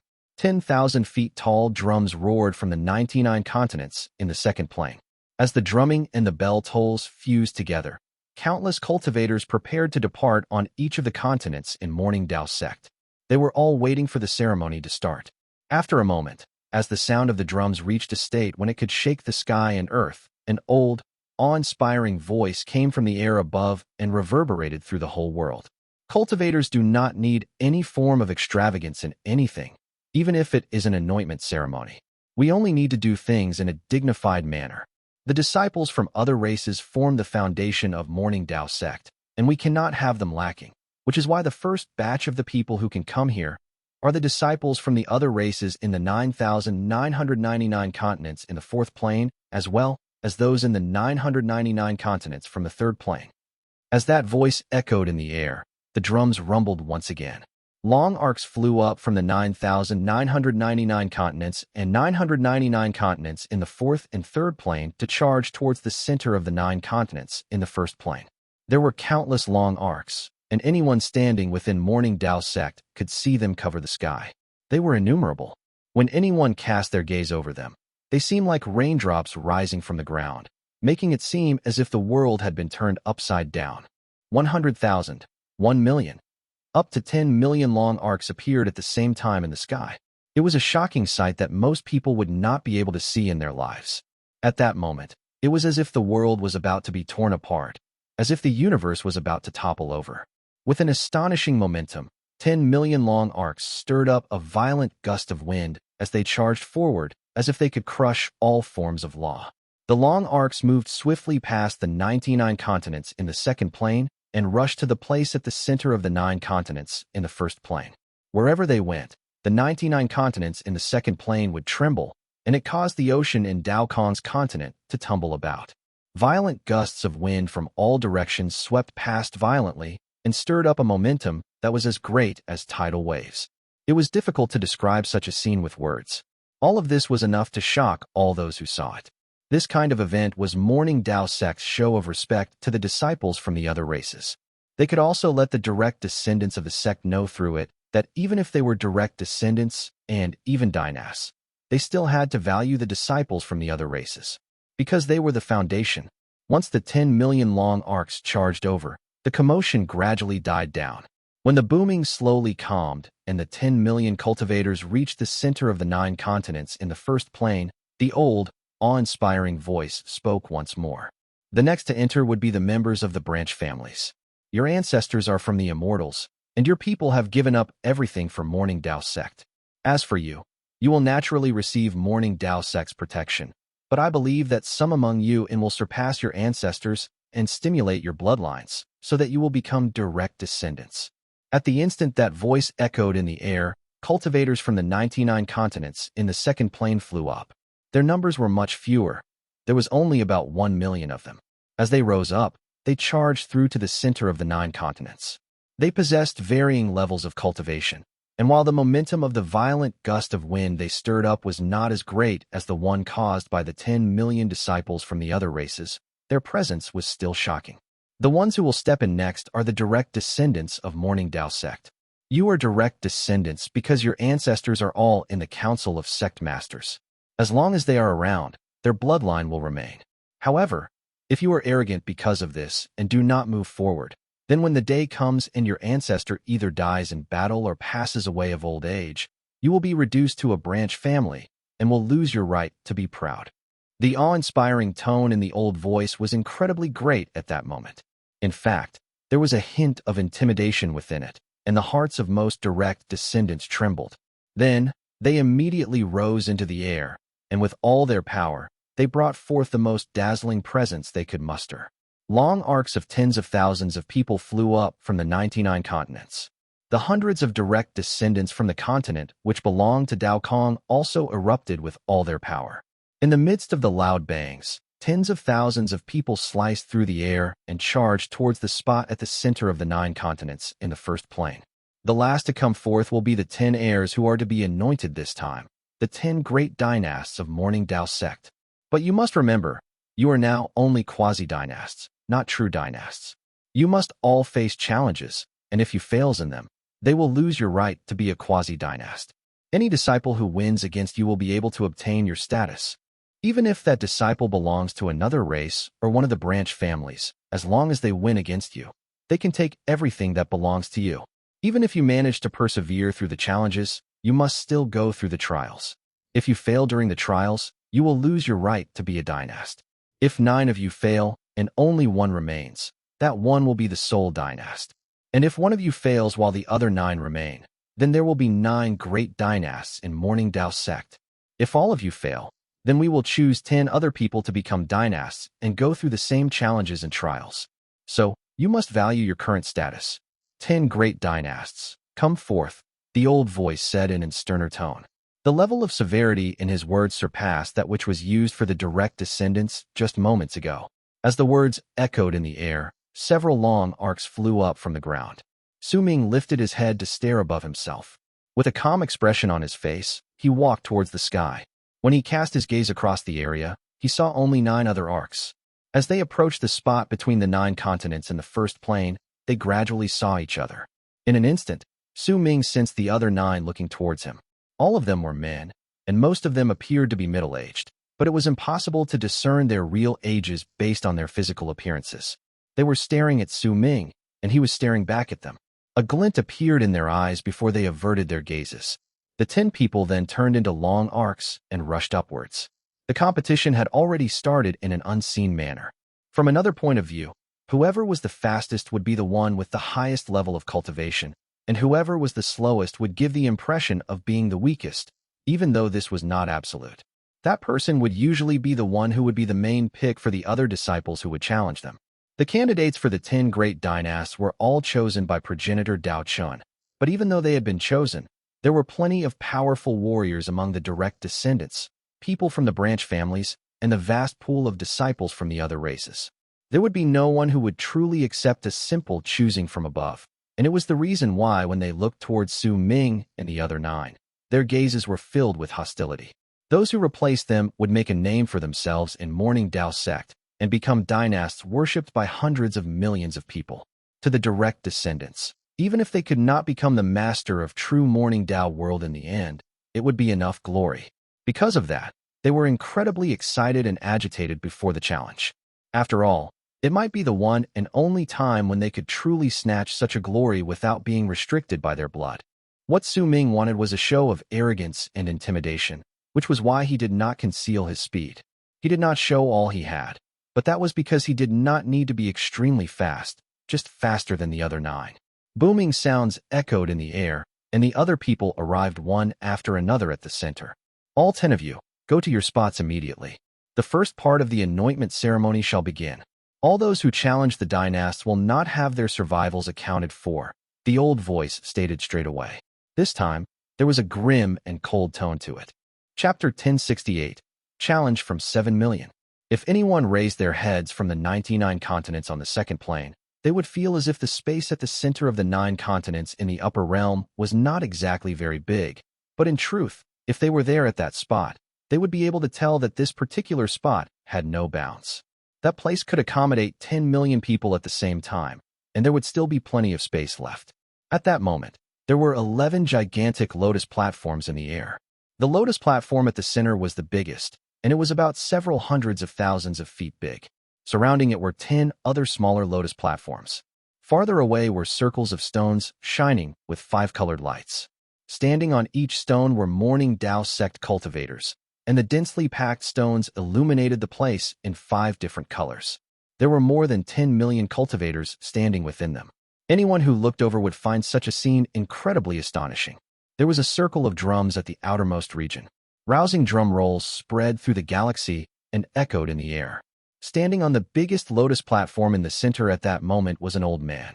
He was dressed in a golden long robe. His face was old, but when he opened his eyes, there was brilliant light shining within them.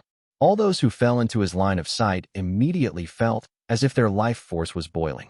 There was only one possible reason for a person to be able to cause this effect, and that was being in life realm. And he was not any ordinary almighty in life realm. He had reached it a long time ago, and his power was so great and deep that he was a powerful existence which could shock all people's hearts. Behind that old man were 3 other people. Sowing had seen them before. Needless to say, they were the sect masters in charge of managing all things for that century in Morning Dao Sect. However, based on their location, it could be seen that their status was clearly not as great as that of the old man in life realm. There were incredibly exquisite and lavish tables with auspicious beasts carved on them placed around the lotus platform where the old man stood. There were thousands of these tables, but all of them were empty. The bright ones among the people immediately understood what it meant. The tables were prepared for those who would come from the other 3 great true worlds to congratulate the dynasts when they were truly anointed. As the old man's ancient voice spread out, the 9 dynasts who came with Sowing instantly moved and spread through the 10 smaller lotus platforms. Sowing took a step forward and also landed on one of them. At the instant he did so, a dazzling light spread out from the lotus platform beneath him. It was also not the only one that acted this way. The lotus platforms of the other 9 dynasts were the same. Because of it, the dazzling lights made it seem as if 10 beautiful lotuses had bloomed in space. In fact, there were even waves of faint fragrance spreading through the area. This scene caused Su Ming and the others to instantly become the most striking people in the crowd. They became the most brilliant sons in Morning Dao Sect at that moment. Morning Dao Sect. With the usual aged and awe-inspiring voice, the old man in life realm began to speak at the center of the large lotus platform. The disciples from the other races form the foundation. The descendants of the branch families form the Venus pathways, while the direct descendants are Morning Dao Sect's soul, which is why even though the 10 of you are only quasi-dynasts, to show that you are different from the others, you were granted the right to stand on Morning Dao Sect's lotus platforms. On behalf of progenitor Dao Chun, I will also temporarily grant the 10 of you the lotus constellation robe. Whether or not you will continue to be in possession of this robe will depend on whether you can stand till the end of the ceremony. I will tell this straight to all of you that the robe has not been activated, but just wearing it will allow the 10 of you to borrow the power of true Morning Dao World's Kismet. It will aid you in gaining epiphanies, and your growth in your path of cultivation will surpass that of the others by several hundred times. With this robe, practicing cultivation for 1 year will be equivalent to training for 100 years. When it is truly activated, its defensive properties will allow you to withstand a full-powered strike from an almighty in Mastery Realm. In fact, it also contains a hint of the will from progenitor Dao Chun. You can only use it once, but even if it is just once, it will still be enough for you to kill an almighty in Mastery Realm. When you have become true dynasts, you will be allowed to go to the progenitor's isolation grounds, and progenitor Dao Chun will personally activate the robe.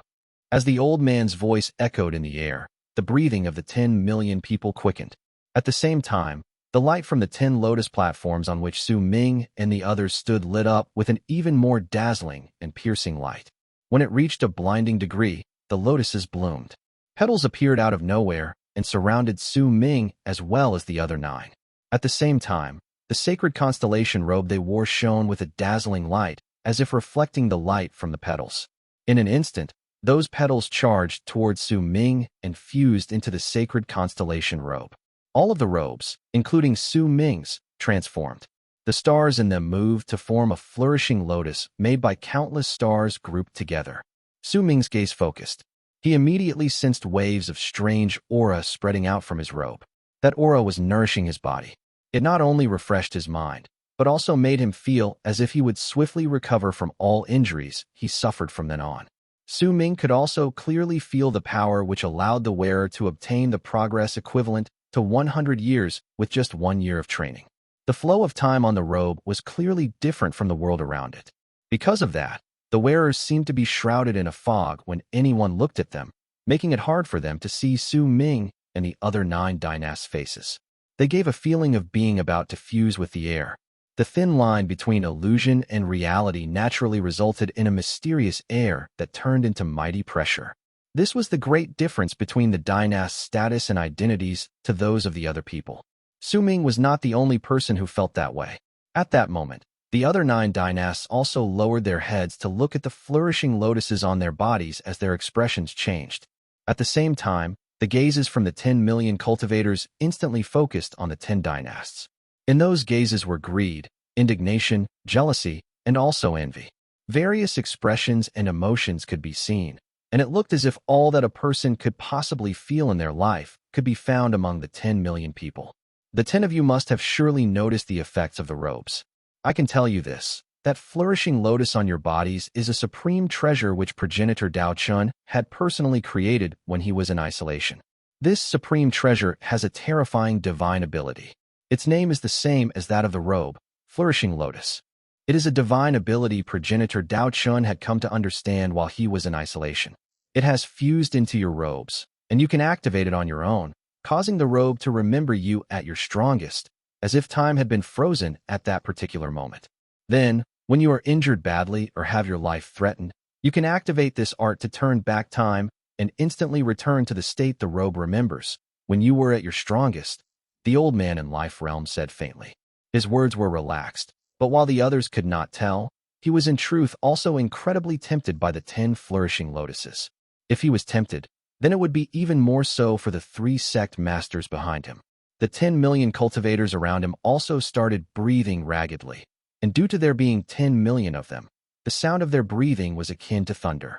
Gazes filled with powerful desire landed on the 10 dynasts, and it was certain that their owner's fighting spirit had been lit. Whosoever becomes the dynast will be able to obtain this. Even if you are a disciple from other races, and even if you cannot become the master of true Morning Dao World, you will still be able to obtain this Lotus Constellation robe. Now is the time for the first step of the Anointment ceremony, the challenges.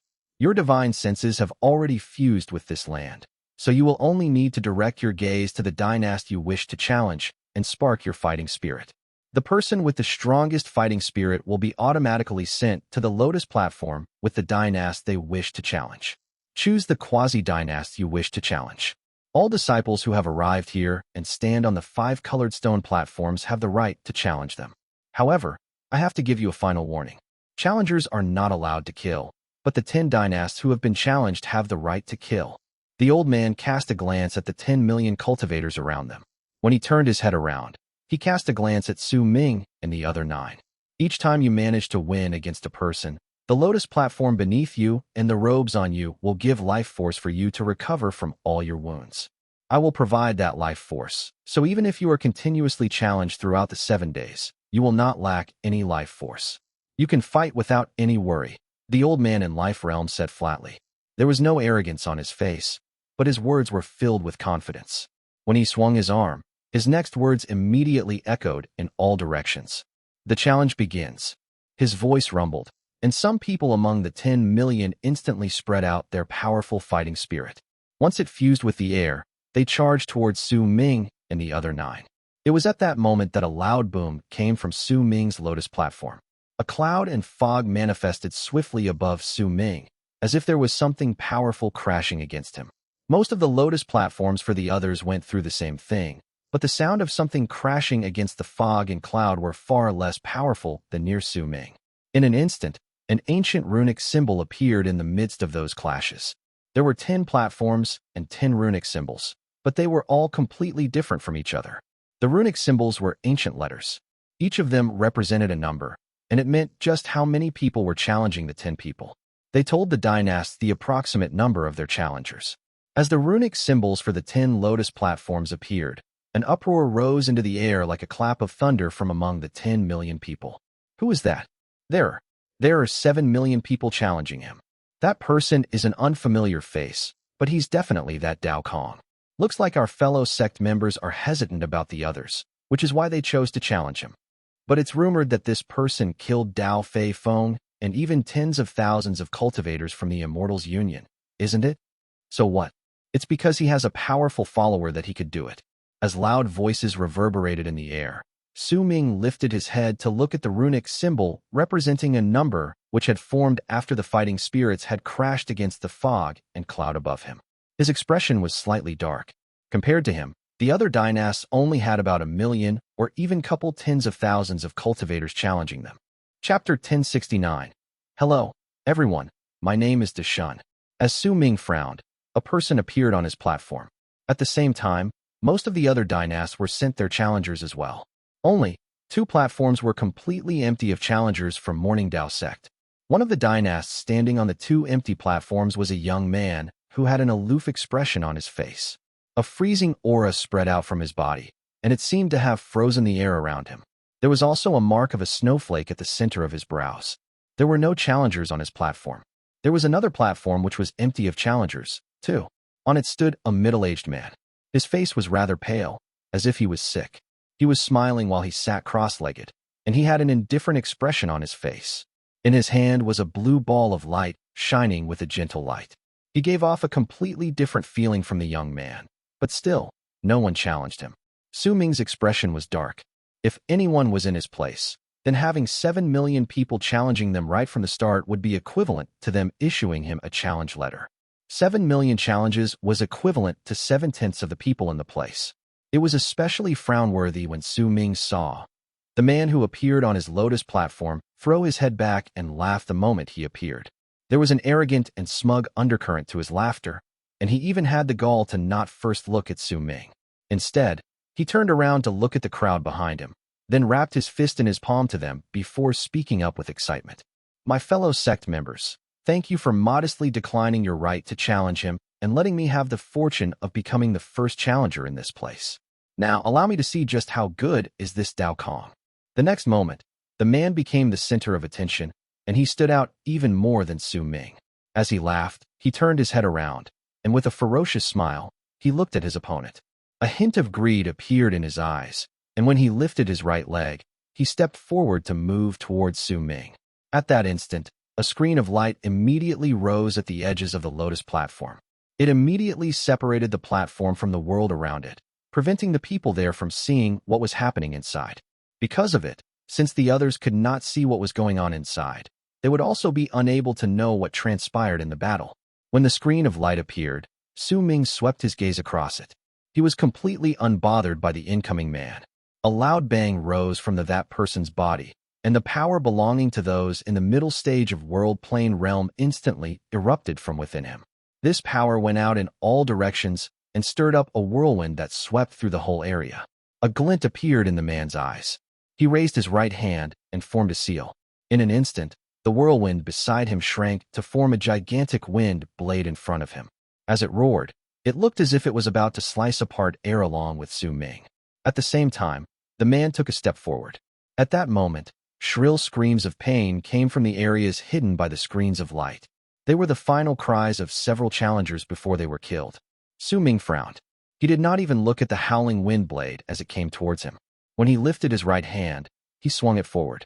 With it, the incoming wind blade shuddered before instantly collapsing. It shattered into several parts, but it did not dissipate.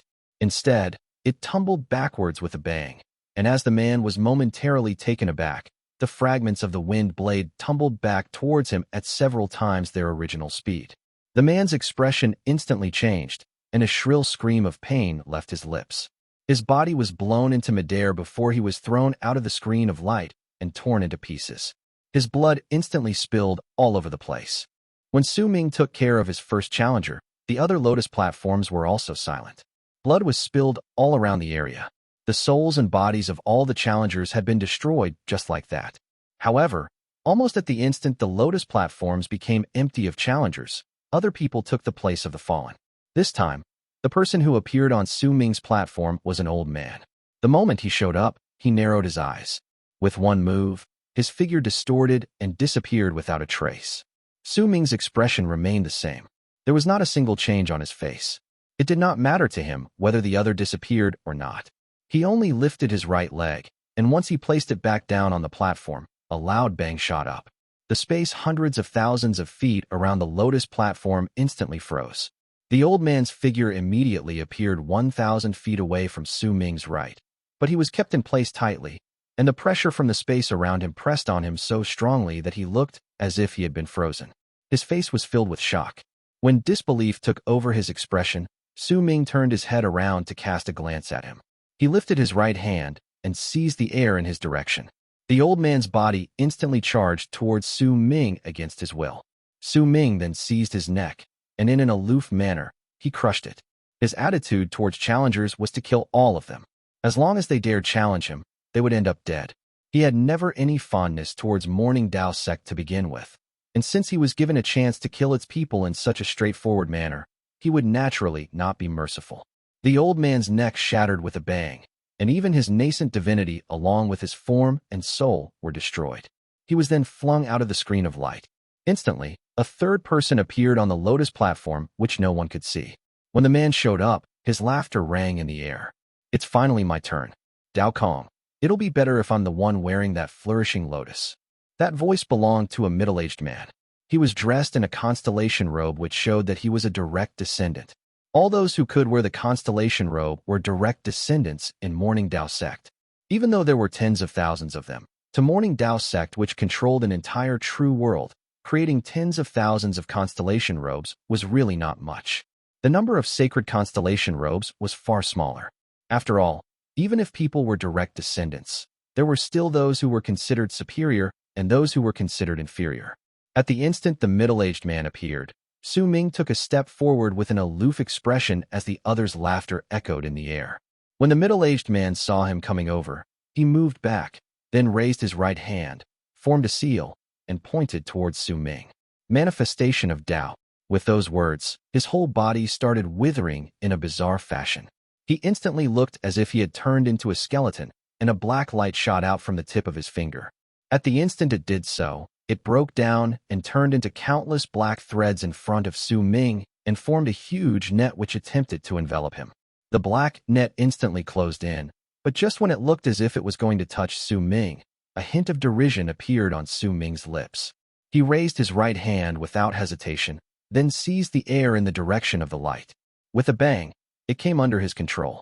This scene caused the middle-aged man to suck in a sharp breath. He retreated swiftly, his heart filled with shock. He had always believed that his divine ability was incredibly powerful, so even those who had attained great completion in World Plane Realm would not dare seize it with bare hands. If they did so, the power contained within the divine ability would transform the person and steal their intelligence. The middle-aged man had ambushed plenty of people whose levels of cultivation had been higher than his with this art, but it was his first time seeing someone not being affected by the divine ability when they seized it with bare hands. As his expression changed, the middle-aged man moved, intending to retreat, but when Su Ming unfurled his right hand, the black net he'd caught immediately tumbled backwards towards the middle-aged man.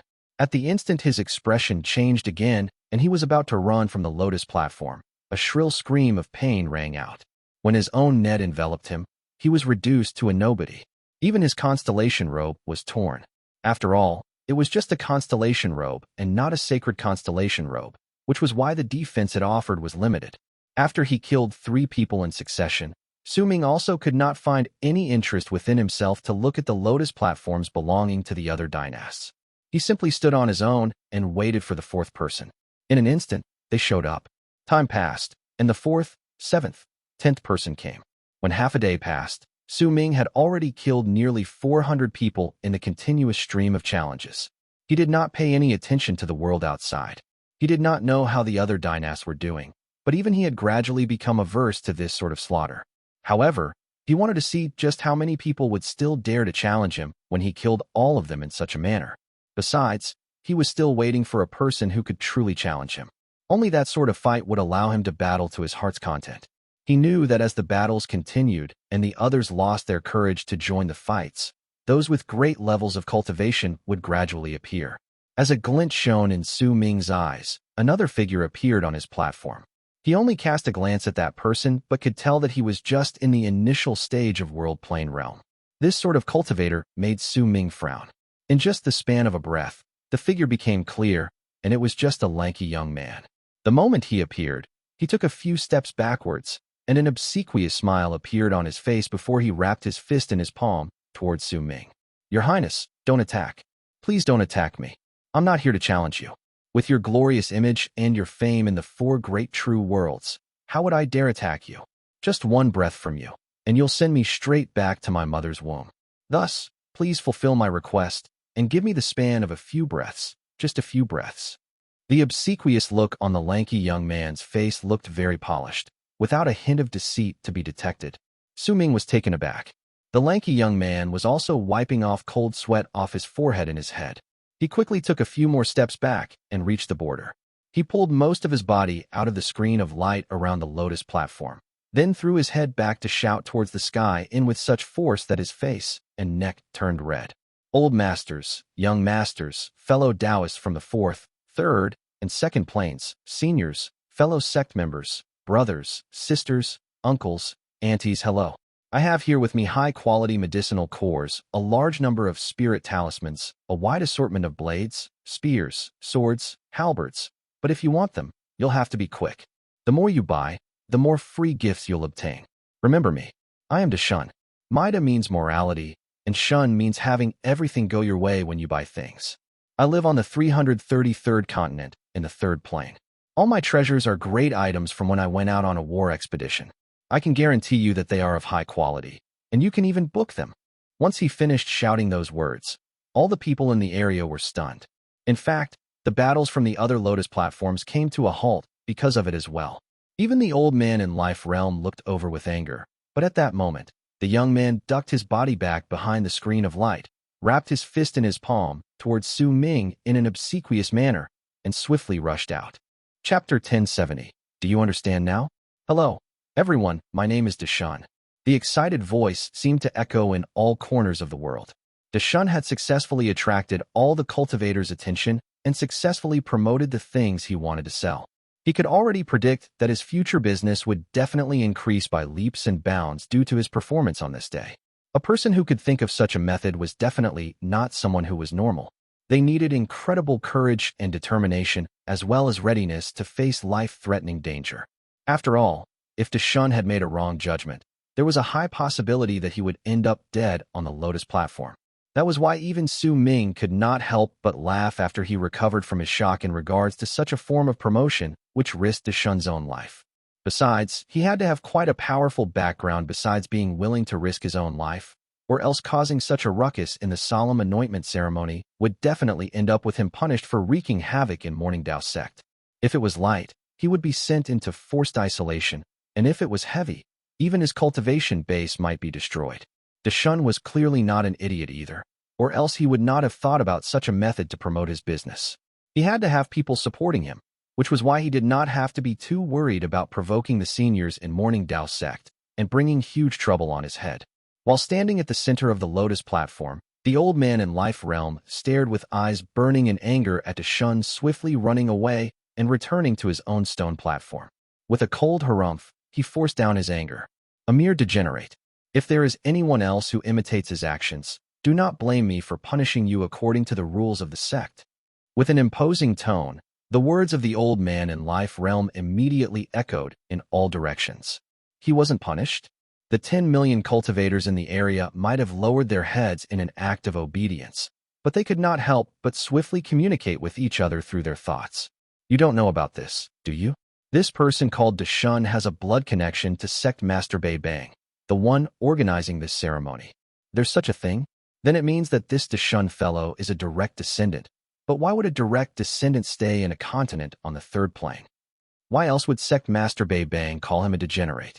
I know a little about this matter since I was living in the same continent as Shun in the past, so I've heard about him. He has incredible potential, but he doesn't like training.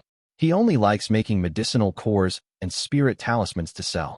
He sneaked to the third plane and chose to stay there permanently, refusing to leave. There are plenty of other things that happened in that period of time, but I don't know the details. The various divine thoughts caused a buzzing in everyone's heads. Even though Bei Bang knew about it, he only frowned and did not pay too much attention to it.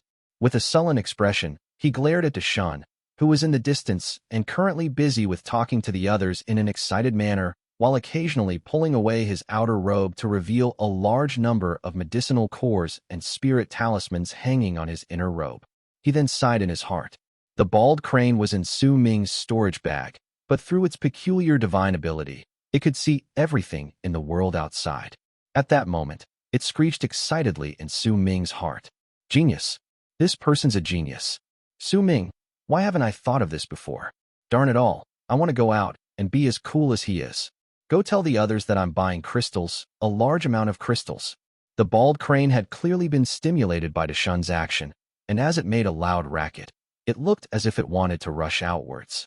What are you going to use to buy crystals? Su Ming scented a divine thought uttered in a flat tone, immediately stunning the bald crane.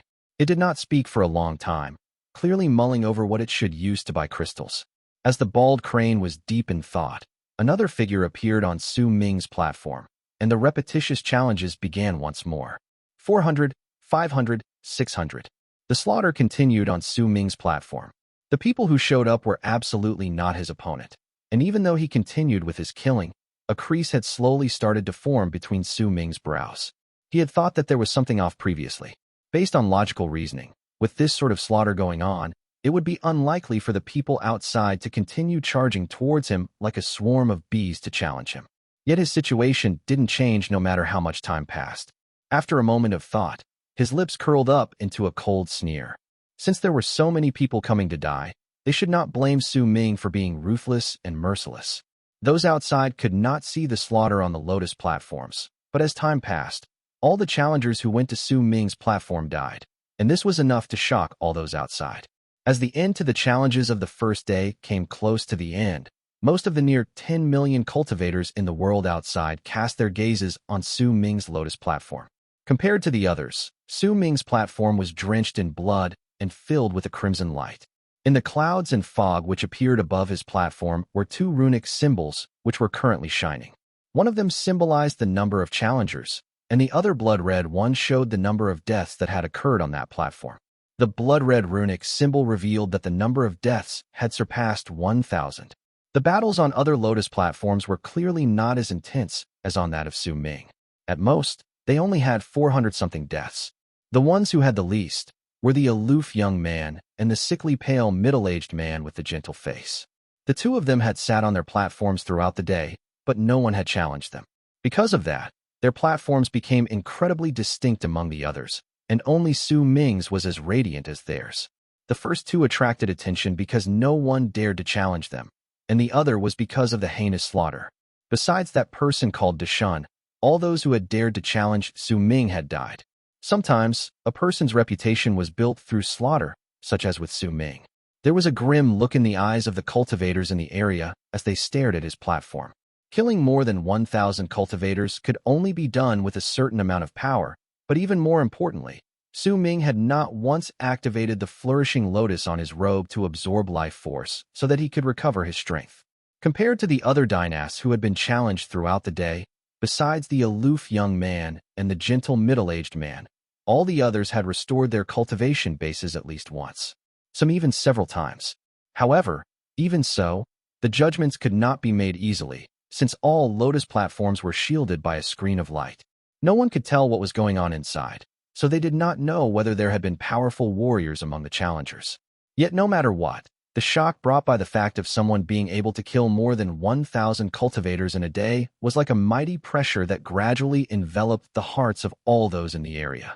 When the first day of challenges ended and the screens of light from the lotus platforms disappeared, the figures of all 10 dynasts were revealed. Su Ming's expression was dark. Over the course of the day, he had grown annoyed by all the slaughter. What he wanted was to fight against a true powerful warrior, not partake in such meaningless slaughter. Su Ming's questions had also grown. Through the battles over the course of the day, especially the hundreds of people in the latter half, quite a large number of them had been taken aback when they saw him before they attacked. He would have passed it off as insignificant if it was just one person, but when hundreds of people did the same thing, Su Ming was forced to think more on it. It was clear that those cultivators had not come to challenge him, but for some unknown reason, they had been sent to his platform. The challenges for the first day are over, but us cultivators do not need long to rest. 2 hours later, the challenges will continue, Bei Bang said flatly after sweeping his gaze across Su Ming and the others. No one raised any opposition to his words.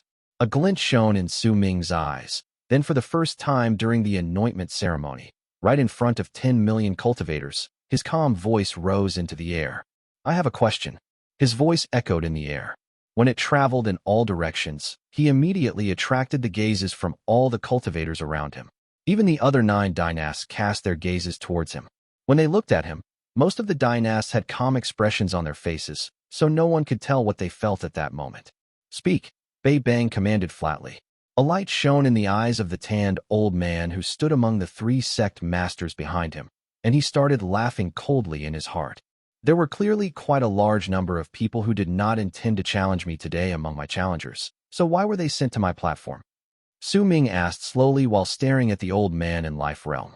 When his words were heard by the crowd, the 10 million cultivators in the area were stunned before some of them soon seemed to have understood what was going on. They immediately chuckled, and when that noise fused together, it turned into loud laughter that echoed among the cultivators. It was rather grating to the ears, as if the whole world was laughing at Su Ming for his ignorance. In fact, even the tanned old man began laughing. Besides the aloof young man and the gentle middle-aged man among the other dynasts, the remaining 7 also laughed, and there was a hint of derision in their laughter. How many lands and stages have you cleared in the striking lands? Bei Bang frowned and looked towards Su Ming amid the laughter emitted by the 10 million people around him. Su Ming frowned as well. I remember this. Dao Kong, you only went to the first land and cleared the 6th stage in the striking lands. A young man with long hair and long, narrow eyes said with a laugh. He was one of the dynasts. You're wrong. It's not the 6th stage anymore. Dynast Dao Kong has not returned for 1,000-odd years, so his rank has automatically been reduced. I remember taking a glance at it 3 months ago. He has already been reduced to the first stage. A middle-aged man with a distinct birthmark on his neck said with a hint of a smile on his lips. He was clearly another Dynast since he stood beside the young man with the long, narrow eyes. Great Sect Master Beibang, you do not need to trouble yourself to make explanations for this. I can provide answers for your question, Dao Kong. Your rank in the striking lands is too low while all of us have already cleared the first striking lands a long time ago. In fact, Dao Lin and Dao Fa are powerful warriors who have cleared the second striking lands. There are also far too many people among our fellow Daoists around us whose rank surpasses yours. That's why even if they challenge us, they are sent to your platform because their rank in the striking lands is not high enough. Another young man who was a Dynast by the side said with a laugh. Beibang cast Su Ming a glance, then asked flatly in an unconcerned manner, "Do you understand now?" As everyone spoke, the 10 million people's laughter grew louder and even more grating to the ears, causing the faces of direct descendants and the disciples from the other races who were good friends with Dao Kong to turn incredibly sour. Chapter 1071. I understand now. The thin Ma Fei shrank a little while she stood in the crowd and felt a cold chill on her back. She admitted that she had intentionally not told Su Ming the secret about the striking lands because she wanted to see him make a fool of himself. After all, she was incredibly unsatisfied with the fact that her master had placed her beside Su Ming, preventing her from going on trips to the third plane with her friends. And Su Hui's words had also made indignation rise within her, which was why she had hidden it. However, she did not expect that Su Ming would possess the golden bloodline, and that even the 3 sect masters would have to bow to him. While in a state of nervousness, she followed Su Ming back to the continent, totally forgetting to mention the matter about the striking lands. The grating laughter from the crowd continued to echo in the air. Since a rare chance for them to mock a Dynast had arrived, the people naturally did not let it pass. Their laughter grew louder and louder, and they were used it to express the jealousy and envy in their hearts. As for Su Ming, he remained composed and not a hint of change could be detected on his face. When he heard Beibang and the other Dynast's explanation, he nodded in an indifferent manner. However, those who knew Su Ming would definitely feel a chill in their hearts if they saw it, because Su Ming had never been a magnanimous person. He was vengeful, and being temperamental was the best manifestation of his character. Su Ming had naturally seen the scorn from the other Dynasts and the disregard from the old man in Life Realm, and he put it to memory. Similarly, he also took note of the people who laughed the loudest and most joyfully in the crowd. I see, so that's how it is. Very well. I have 2 hours of rest, yes? Allow me to take my leave first. Su Ming nodded, then lifted his foot and left into the distance amid the laughter around him. Could it be that he felt a little embarrassed here? That's why he left in a hurry? It must be. This Dynast Dao Kong might look bright, but he actually asked such a stupid question. He was definitely asking to be mocked. He might have been so angered that he went to the first striking lands to return to his previous rank. This person could kill more than 1,000 challengers without stop, so he naturally has ability. He might be able to succeed. Succeed? He only has 2 hours. Unless he is a powerful warrior in Solar Culpa Realm, he will at most be able to clear the 5th stage. He won't be able to reach his previous result, the 6th stage. The 10 million people's words and laughter was still echoing in the air, but at that moment, someone suddenly let out a cry of surprise. He really went to the first striking lands. He's so fast. This speed. As that cry of surprise reverberated in the air, the crowd looked over. They saw a long arc traveling so fast it could slice apart the air. With a speed that could not be seen clearly with the naked eye and a loud bang that shook the sky and earth, it rushed to the first among the 9 striking lands in the first plane. This speed, what level of cultivation does he possess? Perhaps he is only fast. After all, how many stages could he possibly clear in 2 hours? The Dynasts who had mocked Su Ming previously on the Lotus platforms immediately cast each other a glance. However, almost the moment they sent their divine thoughts to each other, and the 10 million cultivators cast their gazes towards the first striking lands, the long arc which was Su Ming had already landed in the first striking land. At that moment, a loud bang shook the world and caused the air to tremble. Bang! The sound was so loud that the hearts of all 10 million people trembled. Their expressions changed drastically, for they knew that there was only one explanation to that sound coming from the first plane, right from the first striking lands. It was the sound of the rock slide crashing down from the first stage, and the sound of someone successfully clearing it. Even if we need to begin from the start every single time we challenge the striking lands, what is the fastest speed for someone to clear the first stage? I remember it was 7 breaths. How many breaths did he use? How could he be so fast? How did he go through it? As the 10 million people's expressions changed, the Dynasts only laughed coldly. Some of them might have also been surprised, but they were not too shocked. After all, this was just the first stage. Any one of them could easily clear it. But the instant they laughed coldly, boom, boom, 2 loud bangs that shook the sky and earth reverberated in the world from the first striking lance.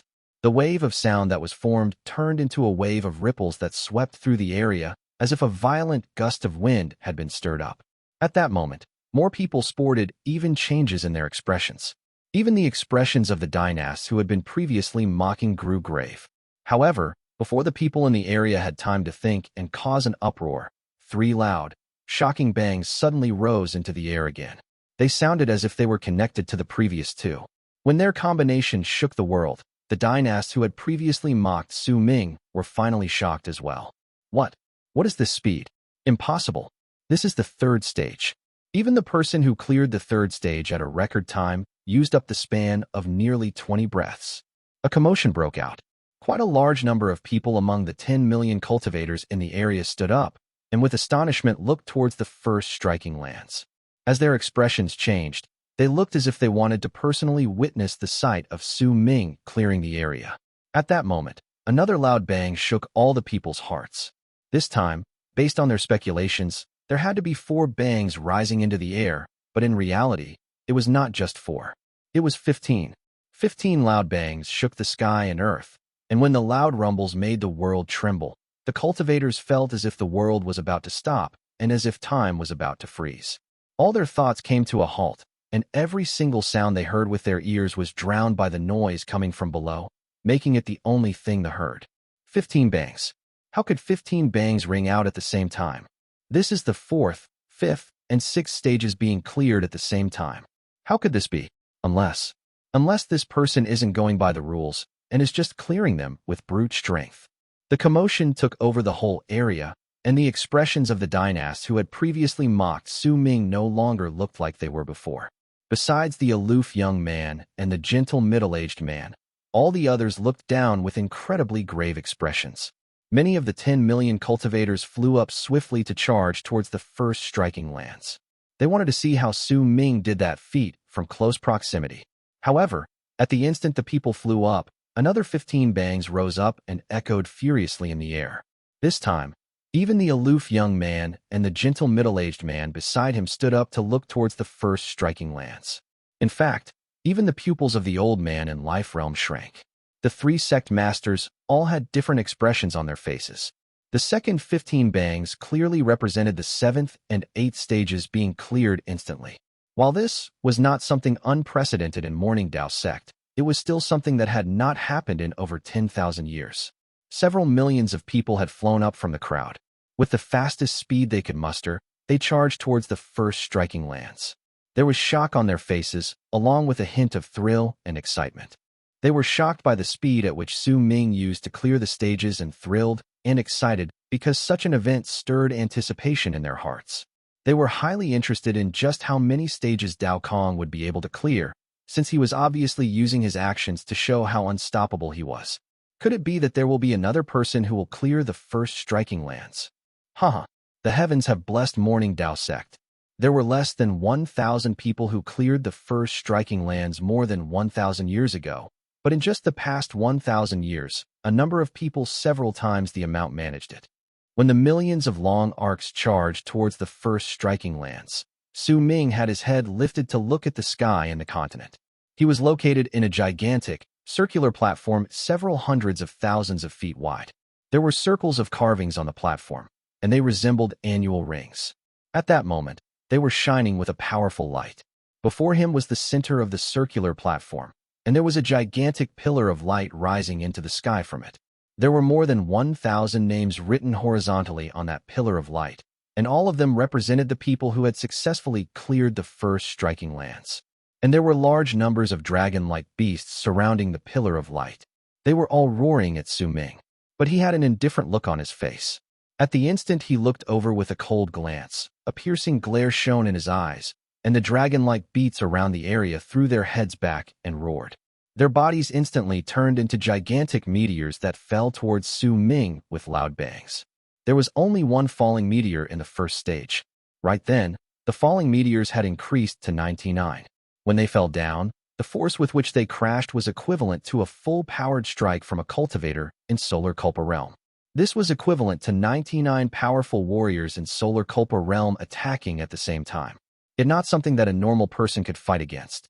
In truth, people were not supposed to go through the test in the first striking lands through brute force. They were instead supposed to be dodging and relying on their speed. Only when they had a sufficient amount of speed and dodging abilities would they be able to gauge their potential. Figuring out this potential was the main focus of the first striking lands. This test could increase a cultivator's speed so that they could have a greater chance at avoiding an enemy's fatal strike. After all, there were times when they would not have enough power to face off against a powerful enemy with brute strength. At such a situation, with enough speed, they could still fight in circles against them. A cold sneer appeared on Su Ming's lips. The instant the falling meteors formed by the 99 dragon-like beasts, he lifted his right foot and stepped on the circular platform. With a loud bang, a powerful wave of impact spread out from his foot. His body shot up, and he lifted his right hand to throw a punch in the direction of the sky. The world roared, and the shadow of a gigantic fist rose from Su Ming's body. As it roared, it charged towards the sky. All the meteors it touched instantly crumbled to pieces. At the same time, right when all the meteors shattered, 9 loud bangs that meant Su Ming had cleared the stage rang out in the air. It was just as what the 10 million cultivators had guessed. Su Ming had completely ignored the rules of the test. He had simply decided to use his strength to clear the place through brute force. As the world roared and the cultivators in the area were in the process of going over, Su Ming had already leaped up to change to the second striking lance. He could choose not to take action, but when he did, then with just one move, he would shock the world. The pillar of light on the platform behind him had a flashing name appear right on top at that moment. Dao Kong. Chapter 1072, Striking Lance 1. The 9 booms shook the sky and earth. As a brilliant light surged skywards from the first striking lance, it shone in all directions, and all the cultivators from Morning Dao Sect on the way immediately stopped moving. When they looked towards the first striking lance, shock appeared in their eyes. They were not the only ones.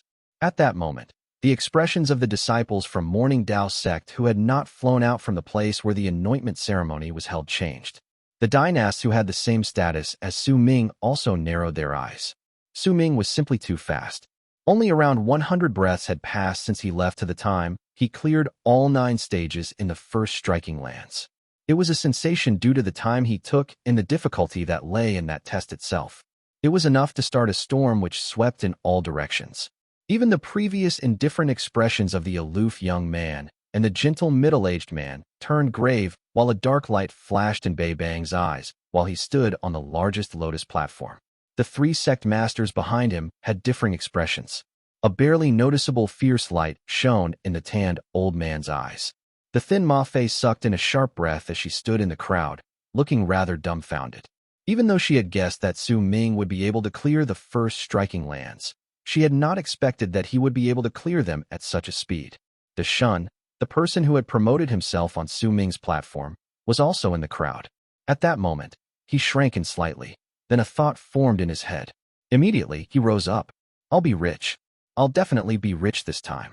An excited expression appeared on his face, and he charged towards the cultivators rushing to the first striking lance. With his actions, Su Ming had crushed all of the laughter mocking him just then. With his actions, he told all the people that the striking lands posed no difficulty to him if he wanted to clear them. At that moment, Su Ming took a step forward, turning into a long arc that sliced through the air. When the crowd looked at him from the distance, they saw him rushing towards the second striking lance. The second striking lance. He went to the second. The second striking lance is several times harder than the first. Even if he managed to clear the previous one at an incredibly quick speed, he might not be as successful in the second land. But I look forward to whether he will succeed. That's impossible. The second striking lance tests willpower. The illusions there are so strong that a normal person will not be able to go past. Or else why would only Dao Lin and Dao Fa be the only ones among the Dynasts who could clear all 9 stages in the second land? That's not necessarily true. After all, there are hundreds of people who had managed to clear the 9 striking lands. But even the fastest person used 6 hours. Dao Kong simply might not have enough time. As the noise from the discussions rose, the crowd charged towards the second striking lands. Besides Dao Lin and Dao De with somewhat grave expressions on their faces, the other 7 dynasts on the Lotus platforms sat with various forms of sullenness. He only has 2 hours. It's impossible for him to clear the second striking lands. That's right. It'll be especially so for the illusion in the 3rd stage. Even if you know it's fake, it's still difficult to prevent your will from shaking. That man, As the dynasts sent their thoughts to each other, the long arc which was Su Ming sliced through the air and stepped onto the second continent, right where were the second striking lands. It had the same gigantic round platform, and there were also several dragon-like beasts surrounding a gigantic pillar of light. At the instant Su Ming came to the place, those dragon-like beasts immediately roared at him. At the instant their voices echoed in the air, Su Ming stepped onto the round platform without any hesitation. An imposing voice immediately spoke from the pillar of light. "Challenger, your name." There was not a hint of emotion in that voice. It echoed in the area and reached the hearts of all the cultivators who were rushing over at their top speed. "Dao Kong," Su Ming answered flatly.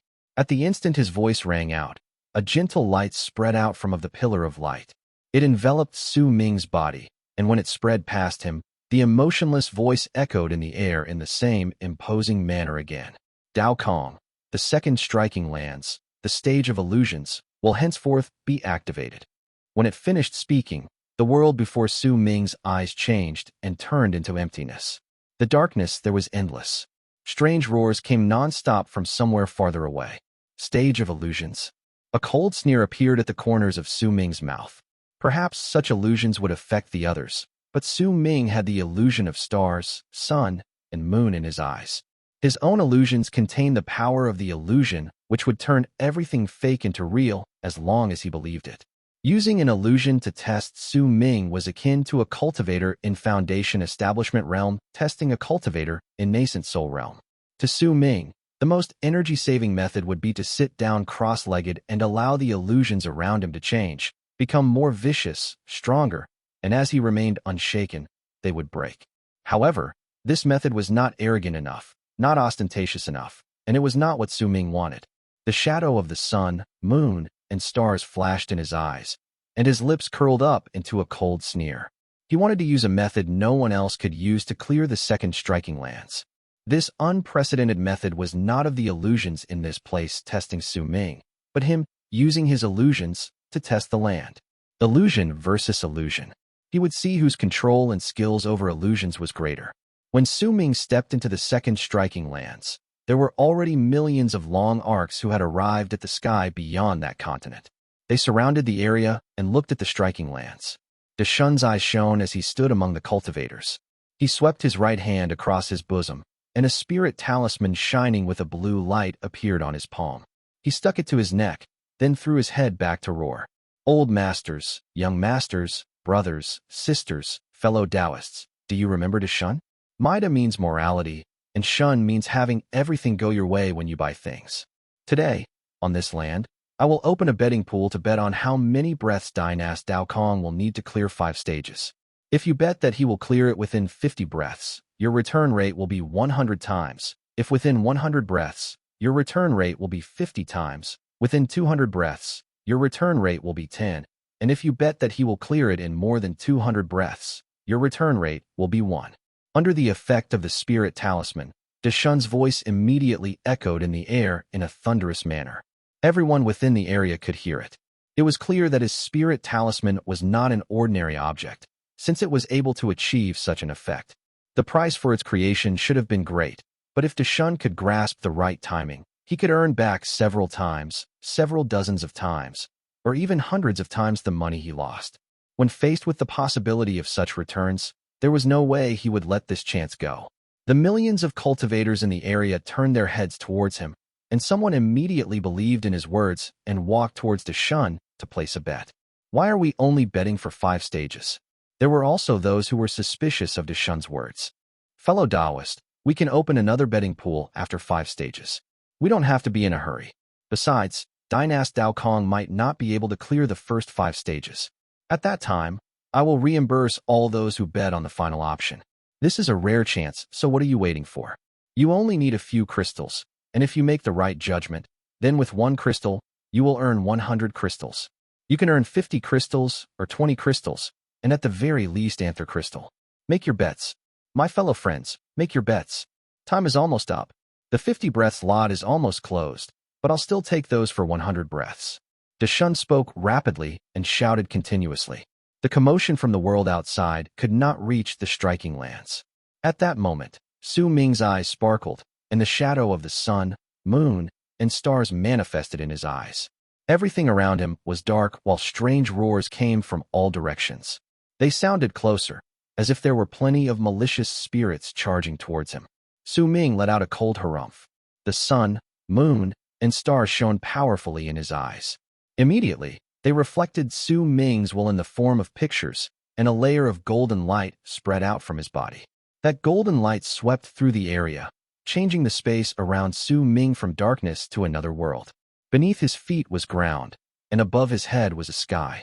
Beyond the continent was empty, black space, and the land upon which Su Ming sat down was spreading outwards swiftly, as if it was replacing the emptiness in the land, since he was the dictator of the illusions in the land.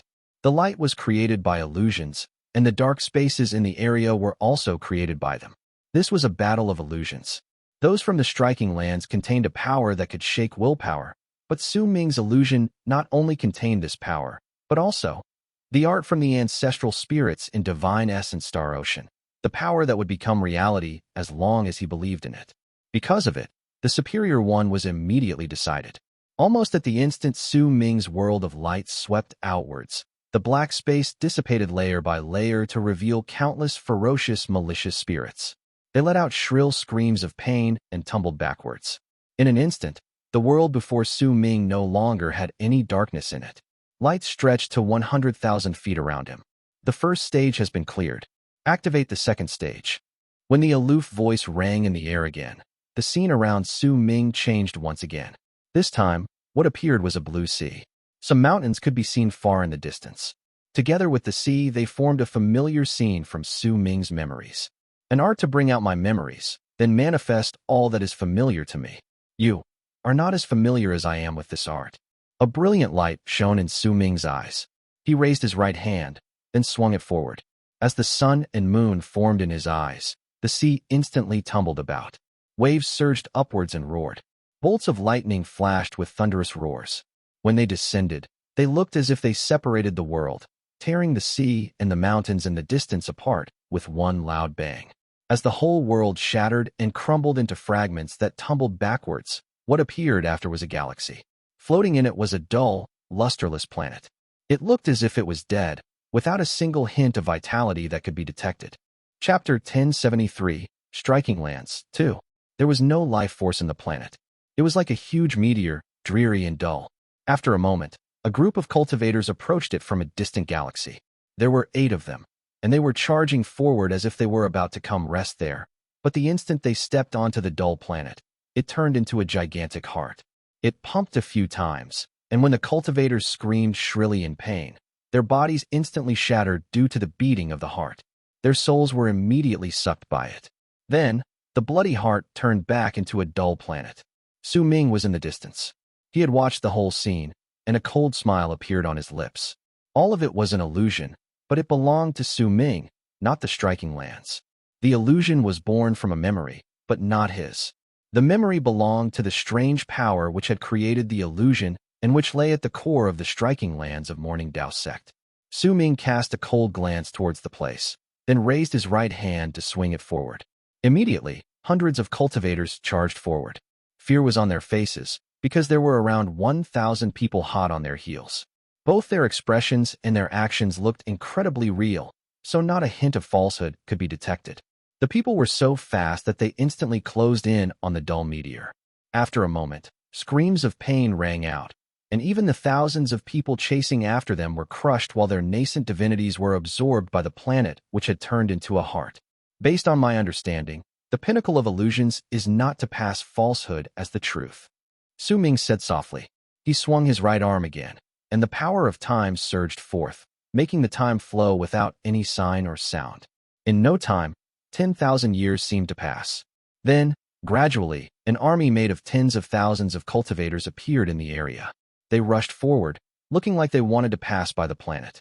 The sound of a heart beating, cries of surprise, and shrill screams of pain rose into the galaxy once more. The tens of thousands of cultivators all died, and the dull planet became a size bigger. It is neither turning something false real. Ming shook his head. He swung his right arm again. As time flowed, all groups and individuals who passed by the planet, no matter what level of cultivation they possessed or what life form they happened to be, were all devoured by the planet. It grew larger with each feeding. In the end, it was 10 times larger than its original size. One day, a figure appeared in the galaxy. He was a man with long hair who was dressed in a simple long robe and who had a complicated runic symbol flashing at the center of his brows. He was walking towards the planet from the distance. I didn't expect myself to be able to see an illusory meteor in this place. By the looks of it, it has already developed its own intelligence. It can be used to strengthen my disciples' willpower in the future. The man smiled faintly. His voice was gentle, but the instant his words were spoken, the gigantic planet turned into a blood-red heart and began beating. All of it were the planet's memories. When it turned into a blood-red heart, and the sound of it beating rose into the galaxy, a glint appeared in Ming's eyes, and he lifted his right hand to point at the space before him. During that instant, the galaxy became still. The blood-red heart no longer continued beating, and even the gentle man stopped moving. From what I understand, the pinnacle of illusory arts is to change memories, Ming said calmly while walking towards the galaxy. When he arrived before the man in the long robe, he lifted his right hand and swung his arm at him. Immediately, as if he had wiped off something from a person's memories, that long-haired man was completely wiped off from the place. Ming turned his head around. When he looked towards the blood-red heart, which was the planet, the shadow of the sun, moon, and stars shone in his eyes. The freezing of time around him was instantly cancelled, and everything returned to normal. The sound of the heart beating rang in all directions once more. That heartbeat had a strange power that could make a person's blood flow in reverse, but Ming's expression remained the same. He walked towards the blood-red heart, then raised his right hand to swiftly seize the air in its direction. Booming sounds shook the sky and earth before they echoed through the whole galaxy. In your memories, you were subjugated by that long-haired man and became the source of power for the second striking lands of Morning Dao Sect. Now, your memories will be changed, and the one who will subjugate you will be me. Ming formed a seal with his left hand before he pointed at the galaxy. Immediately, it trembled. A gigantic palm appeared out of nowhere and charged towards the blood-red heart. Ming did not stop walking. With a single move, he seized space with his right hand. Immediately, the life inequity spear appeared in his grasp. When he flung it forward, the spear let out a loud, buzzing sound and instantly pierced the blood-red heart. The heartbeats from the blood-red heart continued to shake the galaxy, but Ming did not stop. With a step forward, he stepped on that blood-red heart. In your memories, you are bound to fail. So this is a disaster you cannot escape. Ming said faintly. He lifted his right hand, then with all 5 of his fingers, he stabbed the blood-red heart beneath him. At the same time, a large number of branches crawled out of his fingers and pierced his target. But now, the one who will subjugate you is me. From now on, I am your master. The instant Ming said those words, a large number of veins appeared on the blood-red heart. They twisted and squirmed about, because the branches stretching out from Ming's body had filled its whole body. A loud bang, signaling the collapse of the galaxy, rose swiftly into space. The galaxy shattered into fragments and disappeared. The blood-red heart and Ming vanished with it as well. Ming sat on the circular platform. He had not moved a single inch from the start. Everything before had been just an illusion. It was activated by the land, but dominated by Ming. When he opened his eyes, the pillar of light in front of him started flashing intensely. The names of the hundreds of people who had cleared the area were gradually becoming fainter. Greetings, Master. A cold voice that contained not a hint of emotion echoed in the area in Ming's ears. He laughed. Once he stood up, he turned around and took a step outside.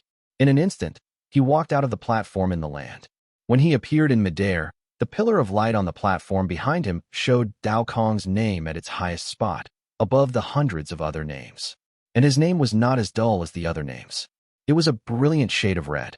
That blood-red name not only signified that Su Ming was the fastest person to ever clear that place, but also that he was the master of the second striking lance.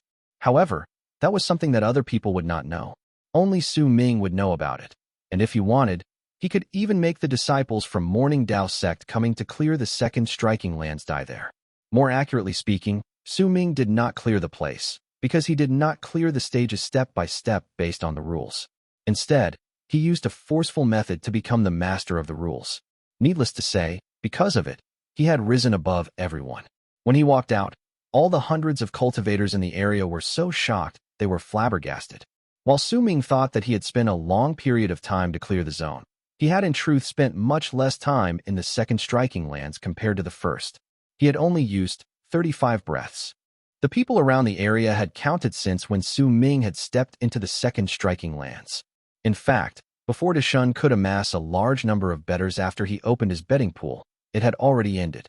Su Ming cast a cold glance at the millions of cultivators around him, then with one move, charged towards the third striking lands. Only after he left did the people in the land react to the situation. An uproar much stronger than before rose up with loud rumbling sounds, as if a storm had broken out among them. 35 breaths. It's really just 35 breaths. He's too powerful. Dynast Dao Kong is too powerful. I remember now. Dynast Dao Kong is said to be the person with the greatest potential in Morning Dao Sect in years. Even if he's been silent for more than 1,000 years, a person like him would definitely shock the world once he appears. Just what level of cultivation does he have? How could he do this? It's only been a few moments since he entered, and he already cleared the second striking lands. That is the stage of illusions. There are only hundreds of people who have cleared the place. Look, he's going to clear the third striking lands. I'm willing to bet that he wants to clear all 9 striking lands. In the mid of the uproar and disbelief, the millions of cultivators followed after Su Ming at the fastest speed they could muster and charged towards the third striking lands on the third continent. Ma Fei's breathing quickened as she stood with the crowd, watching Su Ming heading off into the distance. The shock on her face was a reflection of the fluctuation of emotions in her heart, which would become something that she would not forget in her life. Shun might have also been incredibly astonished, but his heart was aching greatly, as well at the thought of how he had miscalculated. He did not expect that Dao Kong would be so terrifying and manage to finish so quickly, preventing him from earning even more. But when he thought about it from another angle, he swiftly came to a decision. He could open another betting pool, but he'll have to do it sooner. The betting pool is now open. Let's continue betting. This time, it's the third striking lands. Everyone, you'll have to hurry. The instant Su Ming cleared the second striking lands, the couple million cultivators who had not followed after the crowd and were left behind in the spot of the anointment ceremony could no longer remain calm.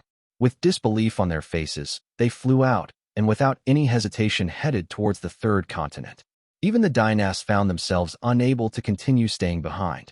With sour expressions, all of them turned into long arcs and charged forward. Even Dao Lin and Dao Fa had grave expressions which had never appeared on them before as they rushed ahead at full speed. The originally lively spot used for the anointment ceremony only had 4 people left in the area. Besides Bei Bang, the others were the 3 sect masters behind him. Chapter 1074, Striking Lands 3. The 4 people's faces were calm, and not many changes could be detected on them. However, they had all directed their gazes towards the long arc traveling into the distance. The long arc that was Su Ming. The tanned old man remained composed, but he was laughing coldly in his heart. He hoped that Su Ming would be as ostentatious as possible, because when the person he had sent to the barren lands of divine essence returned, the effect would be greater. He might have the golden light from his blood, and it might not be possible to shake his status, but what the tanned old man wanted was to shake human hearts. As long as the disciples of Morning Dao Sect heard about everything that had happened to Dao Kong in the barren lands of divine essence and grew suspicious of him, the tanned old man would have reached his goal. He only needed the disciples in Morning Dao Sect to suspect Dao Kong, for suspicions would naturally cause more rumors to be born. Because of it, even if he became a Dynast, as long as there were people who suspected him, it would be no different from him not being made a Dynast. There was no need to render a person useless by stripping them off their status. The best weapons were the doubts in human hearts and malicious gossip. As the tanned old man laughed coldly in his heart, Su Ming approached the third, striking lands in the sky. As he closed in, he saw the platform at the center of the continent at first glance. There were less than 30 names shining on the pillar of light. There were 8 names at the highest part, while the other names were slightly smaller. They were placed lower. The 8 names signified the people who had cleared the land, and as for the smaller names, they symbolized the people who had cleared certain stages. Su Ming stared at the pillar of light. As whistling sounds reached his ears, they came from all 10 million cultivators charging towards him as they sliced through the air with their speed. He did not bother himself with the fact that he'd drawn a crowd. Su Ming lifted his foot and stepped onto the platform. At the instant he did so, a gigantic figure made of light appeared before him. It might be vague, but based on the outline, it was a man dressed in golden armor. He had a golden helmet, and his armor was shining with golden light. His arms were positioned before him, pressing on a gigantic golden sword which was stabbed into the ground. His eyes were closed. When his body slowly became clearer and his complete appearance was revealed, he opened his eyes, and a brilliant light shone from within them. At that moment, the cultivators arrived one after another in the area nearby. The people who arrived the quickest had solemn expressions on their faces. The power exuding from their bodies showed that all of them were not weak. Quite a large number of them were cultivators in Solar Culpa Realm. The third striking lands is definitely not like the previous 2 lands. All 8 of the people who had cleared it might not have been appointed as dynasts, but all of them had attained great completion in Solar Culpa Realm. In fact, there are people who suspect that they had broken through the limitation of their realm and become masters of fate, lives, and death. They might not be dynasts, but even the 10 dynasts have to be polite when they meet these people to win their support. That dynast Dao Kong might have the ability to clear the previous 2 striking lands, but he probably won't be successful in the third striking land. That's right. After all, even Dao Lin and Dao Fa were forced to stop when they reached the 9th stage. No matter how strong this Dao Kong is, he will be forced to stop here. Indeed, those 8 are all people who have built quite a reputation for themselves. Perhaps they don't even find the title of dynast worthy of them, which is why they did not come to the challenge this time. In fact, there are also direct descendants in Morning Dao Sect who have great power, but are still in isolation. They have completely disregarded this anointment ceremony. That's because these 10 dynasts are not strong enough. Or else why do you think there were no powerful warriors who came to challenge them? As the crowd discussed among itself, it suddenly stopped talking and looked towards the platform. At that moment, the man in golden armor before Su Ming had completely opened his eyes. 2 bolts of lightning swam in them as the man stared at Su Ming coldly. This land is known as the striking land of the Battle of the Golden Armor. I am the garrison, Jin Xiao, and due to the protection bestowed upon me by Morning Dao Sect, I am to train the disciples of the sect in battle. There are 9 stages, and I wilt release 1/10 to 9/10 of mine cultivation base to battle thee according to the stage thou shalt challenge. If thou art able to square off against me from the 1st stage to the 9th without stop, then thou wouldst earneth the right to challenge me at full strength. The old man in golden armor said in a booming voice, but no one in the area outside could hear it. Only Su Ming alone could hear his words. When he finished, the man in golden light took a step forward. He wrapped his fingers around the golden sword with his right hand, and as he moved forward, he lifted it with his right hand in a simple movement upwards before swinging it down. With that action, the power which erupted from him was only at the middle stage of World Plane Realm. It might have seemed ordinary, but when it landed in Su Ming's eyes, he found that the golden sword slash contained a will to cut through laws. This discovery made Su Ming swiftly stop himself from taking a step forward and move back instead. He gave up on attacking and just stared at the incoming slash while he retreated. His eyes flashed as he did that. The slash sliced through the air and descended on Su Ming in an instant. He had a vague feeling that the laws around him had changed during that instant to form an invisible ripple that charged towards the old man from all directions. It fused into the sword and slashed down along with it. This is the power to cut the laws of fate. A brilliant light shone in Su Ming's eyes. If he had not come to understand the execution of 3 evils, he would definitely not have been able to see the strange power contained in the man in golden armor's slash. Boom. The golden sword cut down swiftly.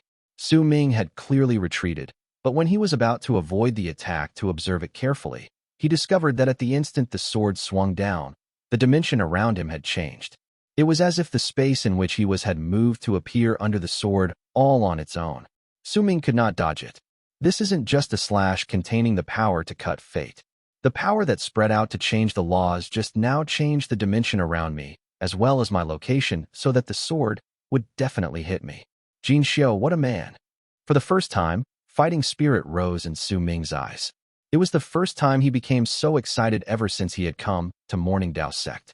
It did not matter whether it was the challenges just then, the rockside wastelands, or even becoming the master of the stage of illusions. None of them had been capable of making Su Ming feel such a powerful desire to fight. Only at that moment did it raise within him and result in a brilliant light in his eyes. He did not choose to retreat any longer, but instead lifted his right hand to hurl a punch towards the incoming slash. Loud bangs echoed in the air, and the golden sword distorted. When it touched Su Ming's fist, it dissipated, but a wave of tremors surged into his hand and surged through his whole body repeatedly, making him sway. Even though he did not retreat, his qi and blood tumbled about. This caused the will to fight become stronger in his eyes, and at the same time, a determined glare appeared in them. What is this divine ability? Su Ming sucked in a deep breath, and his determination became stronger. After all, his physical body was strong enough to shock an almighty in mastery realm, but his qi and blood had went wild from one single slash containing the power of the middle stage of world plane realm. Before it, Su Ming had never thought such a thing was possible. There's no way a cultivator in the middle stage of world plane realm could win against this slash. Even those in the later stage of world plane realm would find it hard to fight against it. A cultivator who had attained great completion in world plane realm would be able to withstand the strike, albeit with great difficulty. The final tremor would definitely hurt them. No wonder. No wonder there are only 30-something names in this place, and only 8 people have managed to pass. Those 8 people must have incredibly great power. A sword attack with 3 styles. This is the might of this sword. But if that's the case, could it be that there are divine abilities hidden in the 9 striking lands? If that's true, then what is hidden in the 1st and 2nd striking lands? It's a pity I didn't notice it sooner. A glint shone in Su Ming's eyes, and he raised his head slightly before the man in golden armor. I shall now use 2/10 of my power. The instant the man in golden armor spoke, he took a step forward. This time, he remained in his previous posture. The golden light in his right hand began to shine, and when the golden sword appeared again, he swung at Su Ming. The power which erupted from him was no longer in the middle stage of world plane realm, but the later stage. In fact, a piercing golden light surrounded the golden sword. The sound of air being sliced apart reverberated around it. The man used the same sword style, but in Su Ming's eyes, it was much swifter and fiercer than before. Su Ming's eyes sparkled fiercely. He remembered the trajectory of the man's sword as it swung down, and when it was about to fall on his head, he lifted his right hand to swing it before himself. After a bang, Su Ming moved again. His qi and blood began to surge about even more furiously. Even though it went away in an instant, this sort of a powerful divine ability still made the determination in Su Ming's eyes become even greater. Again, Su Ming laughed loudly, then took a step forward. A barely noticeable glint shone in the eyes of the man with the golden armor. He nodded, and when he raised his right hand, he used the same sword style, the same action, but this time, he used the power of those who had already attained great completion in world plane realm in his attack. A loud bang rose into the air, and Su Ming actually took half a step back. When he raised his head, he could vaguely see a golden sword that seemed as if it was about to manifest. Again, a solemn look appeared in the eyes of the man in golden armor. He raised his right hand and struck the center of his brows, and cracking sounds came from his body. Immediately, the ripples of power which belonged to those in lunar Kulpa realm burst out from his body.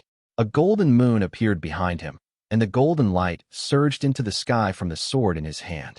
This is me using 4/10 of mind power. Observe carefully. The man in golden armor moved.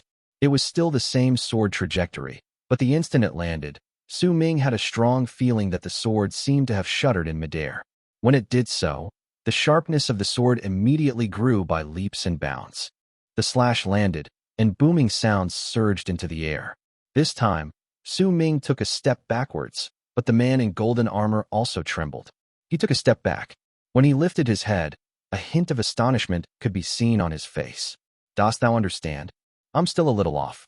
The image of a golden sword had already manifested in Su Ming's eyes, and it was flashing rapidly. Su Ming, determined to learn the sword attack, did not know that an uproar which surged into the skies had erupted in the area beyond when the 10 million cultivators saw him battle against the man in golden armor. Even the expressions of cultivators in Solar Culpa Realm and Dynasts changed drastically. Chapter 1075, Striking Lands 4. He's not defending. He's actually attacking. All the others who challenged the golden armor platform mostly prioritized defense.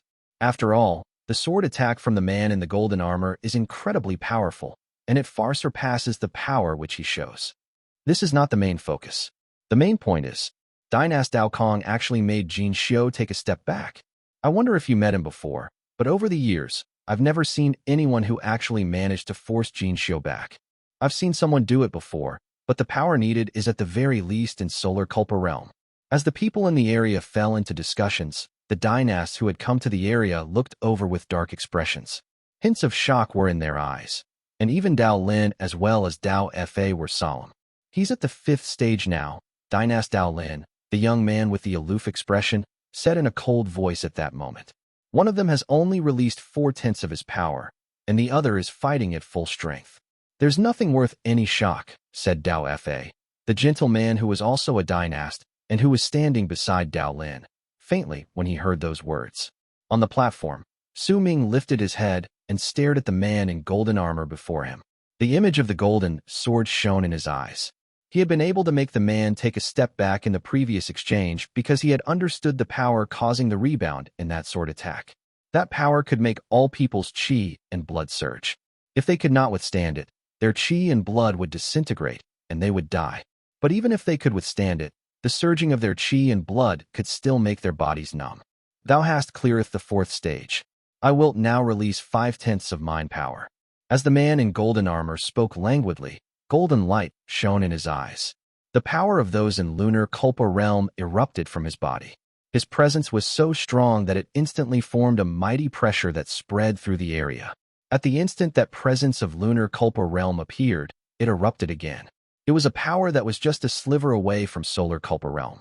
Compared to the power the man had exuded when he was in the 4th stage, the difference was incredibly great, even though they were both in the same realm. A glint appeared in Su Ming's eyes as the man in golden armor lifted his right hand. It was still the same movement, and he still took a step forward. With a presence that seemed like it wanted to split apart space, the golden sword swiftly swung down on Su Ming. He took a step forward and did not dodge. When he raised his right hand, he positioned 2 of his fingers together to form a sword, then swung it from the ground to the sky.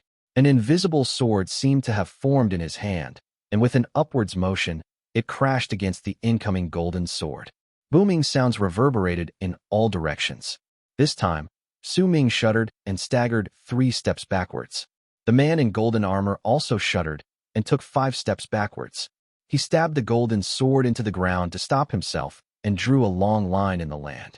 A smile appeared on Su Ming's lips. The fighting spirit in his eyes had been ignited, and it was burning with bright flames. As he smiled, he stared at the man in golden armor. There seemed to be a golden sword manifesting and being crushed in the flames of his eyes, then manifesting again. This process repeated as if he was deducing the structure of the divine ability. Again, Su Ming moved forward. When he took the initiative to attack, the man in golden armor lifted the golden sword swiftly. A power which belonged to those in solar Culpa realm erupted from his body. This was 6/10 of his power, and also the 6th stage of the land. The power of solar Culpa realm which erupted from his body gathered on the golden sword in his hand, and the presence spreading out from his body was strong enough to threaten those who had attained full completion in solar Culpa realm. At the instant Su Ming closed in, the man in golden armor let out a low growl at the sky before charging forward as well. He swept his sword sideways, instantly stirring up a violent gust of wind that rushed towards Su Ming. It lasted only the blink of an eye. Su Ming formed a sword with 2 of his fingers on his right hand, and his attack collided against the golden sword again.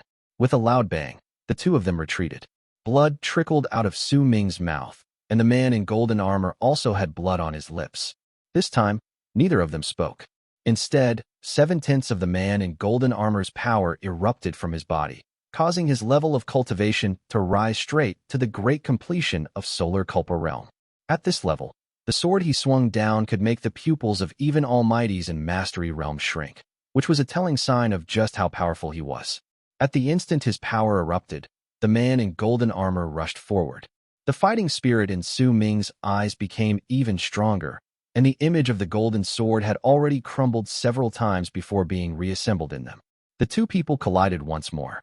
This time, the instant Su Ming's two fingers clashed against the golden sword, a layer of ripples appeared in the area, which was the sign of laws being changed. Booming sounds surged into the sky. The two of them retreated at the same time and coughed up a mouthful of blood, but they were not really injured. The blood was forced out of them due to the rebound force against their chi and blood. When they split apart, Su Ming threw his head back and laughed before rushing forward again. The 7th stage. Dynast Dao Kong has already cleared the 7th stage. Could it be that he really wants to clear the 9th stage and become the 9th person who will clear this place? By the looks of it, you're right. I just wonder whether he'll succeed or not.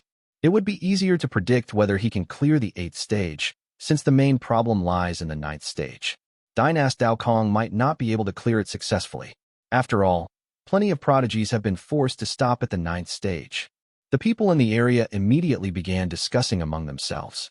Their eyes were glued on Su Ming. The events before them caused them to have numerous guesses as they watched in shock. For the first time ever, fighting spirit rose in the calm eyes of the man in golden armor standing on the platform. With a bang, 8/10 of his power erupted, and with a single move, he stepped into the initial stage of Mastery Realm. This sort of power was the difficult part of the 8th stage. In the past, those who had cleared this stage had needed to use many enchanted treasures to protect themselves against the shocking strike. Whether or not they succeeded was related to their enchanted treasures and their levels of cultivation. It was also connected to the man in the golden armor. Usually, he would let those who had managed to reach the 8th stage pass and head straight to the 9th stage. However, once they reached the 9th stage, it would be impossible for them to clear the stage successfully without the power of those who were masters of fate, lives, and death. Because of that, there were quite a large number of people who were stuck at the 9th stage and could not clear it. Unless they were masters of fate, lives, and death, it was impossible for the man in golden armor to let them pass. However, it was different for Su Ming. The man in golden armor had acted as a garrison inn for many years, but during the course of 10,000 years, he had never met a challenger like Su Ming. His act of clearly copying his divine ability had made the man in golden armor place an incredible amount of attention on him, which was why even though it was just the 8th stage, he treated it with great seriousness. The power of those in the initial stage of Mastery Realm erupted from him. Those in the area outside could not detect it, since all presences and everything on the platform had been locked tightly in the area. Outsiders could only watch with their naked eyes, but could not sense it directly. When the ordinary ones come forth to challenge this land, I will oft allow them to pass when they reach the 8th stage to see mine power during the 9th stage. If they can understand it and obtain something from it, then perhaps they can go further down their path of cultivation. But for thee, I shall not do so. Golden light shone in the man's eyes, and he swung the golden sword in his right hand.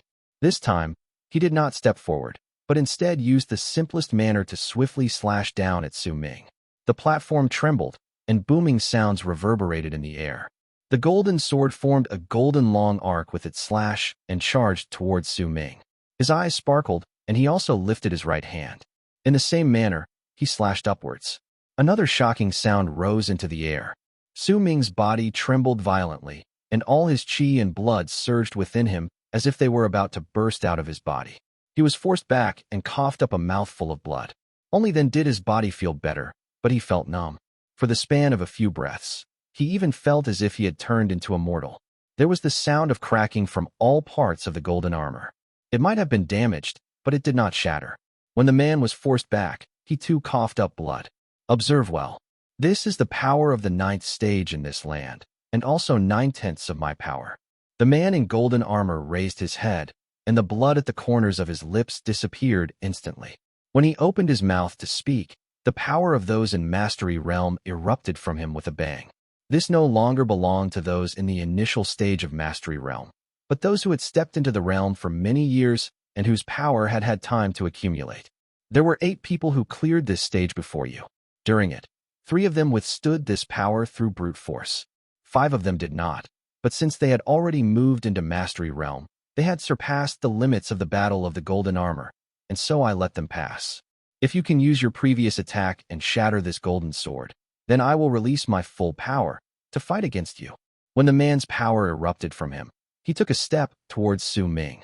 The long sword in his hand shone and formed 9 afterimages in midair, making it seem as if there were 9 swords slicing down at the same time.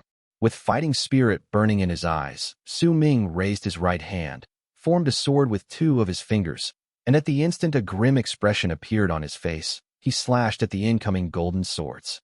That slash drew a long arc in the air. When it crashed against the golden swords, without any sound or obvious reason, Su Ming's right hand trembled. The golden swords shuddered as well before crumbling at the same time as Su Ming was thrown backwards.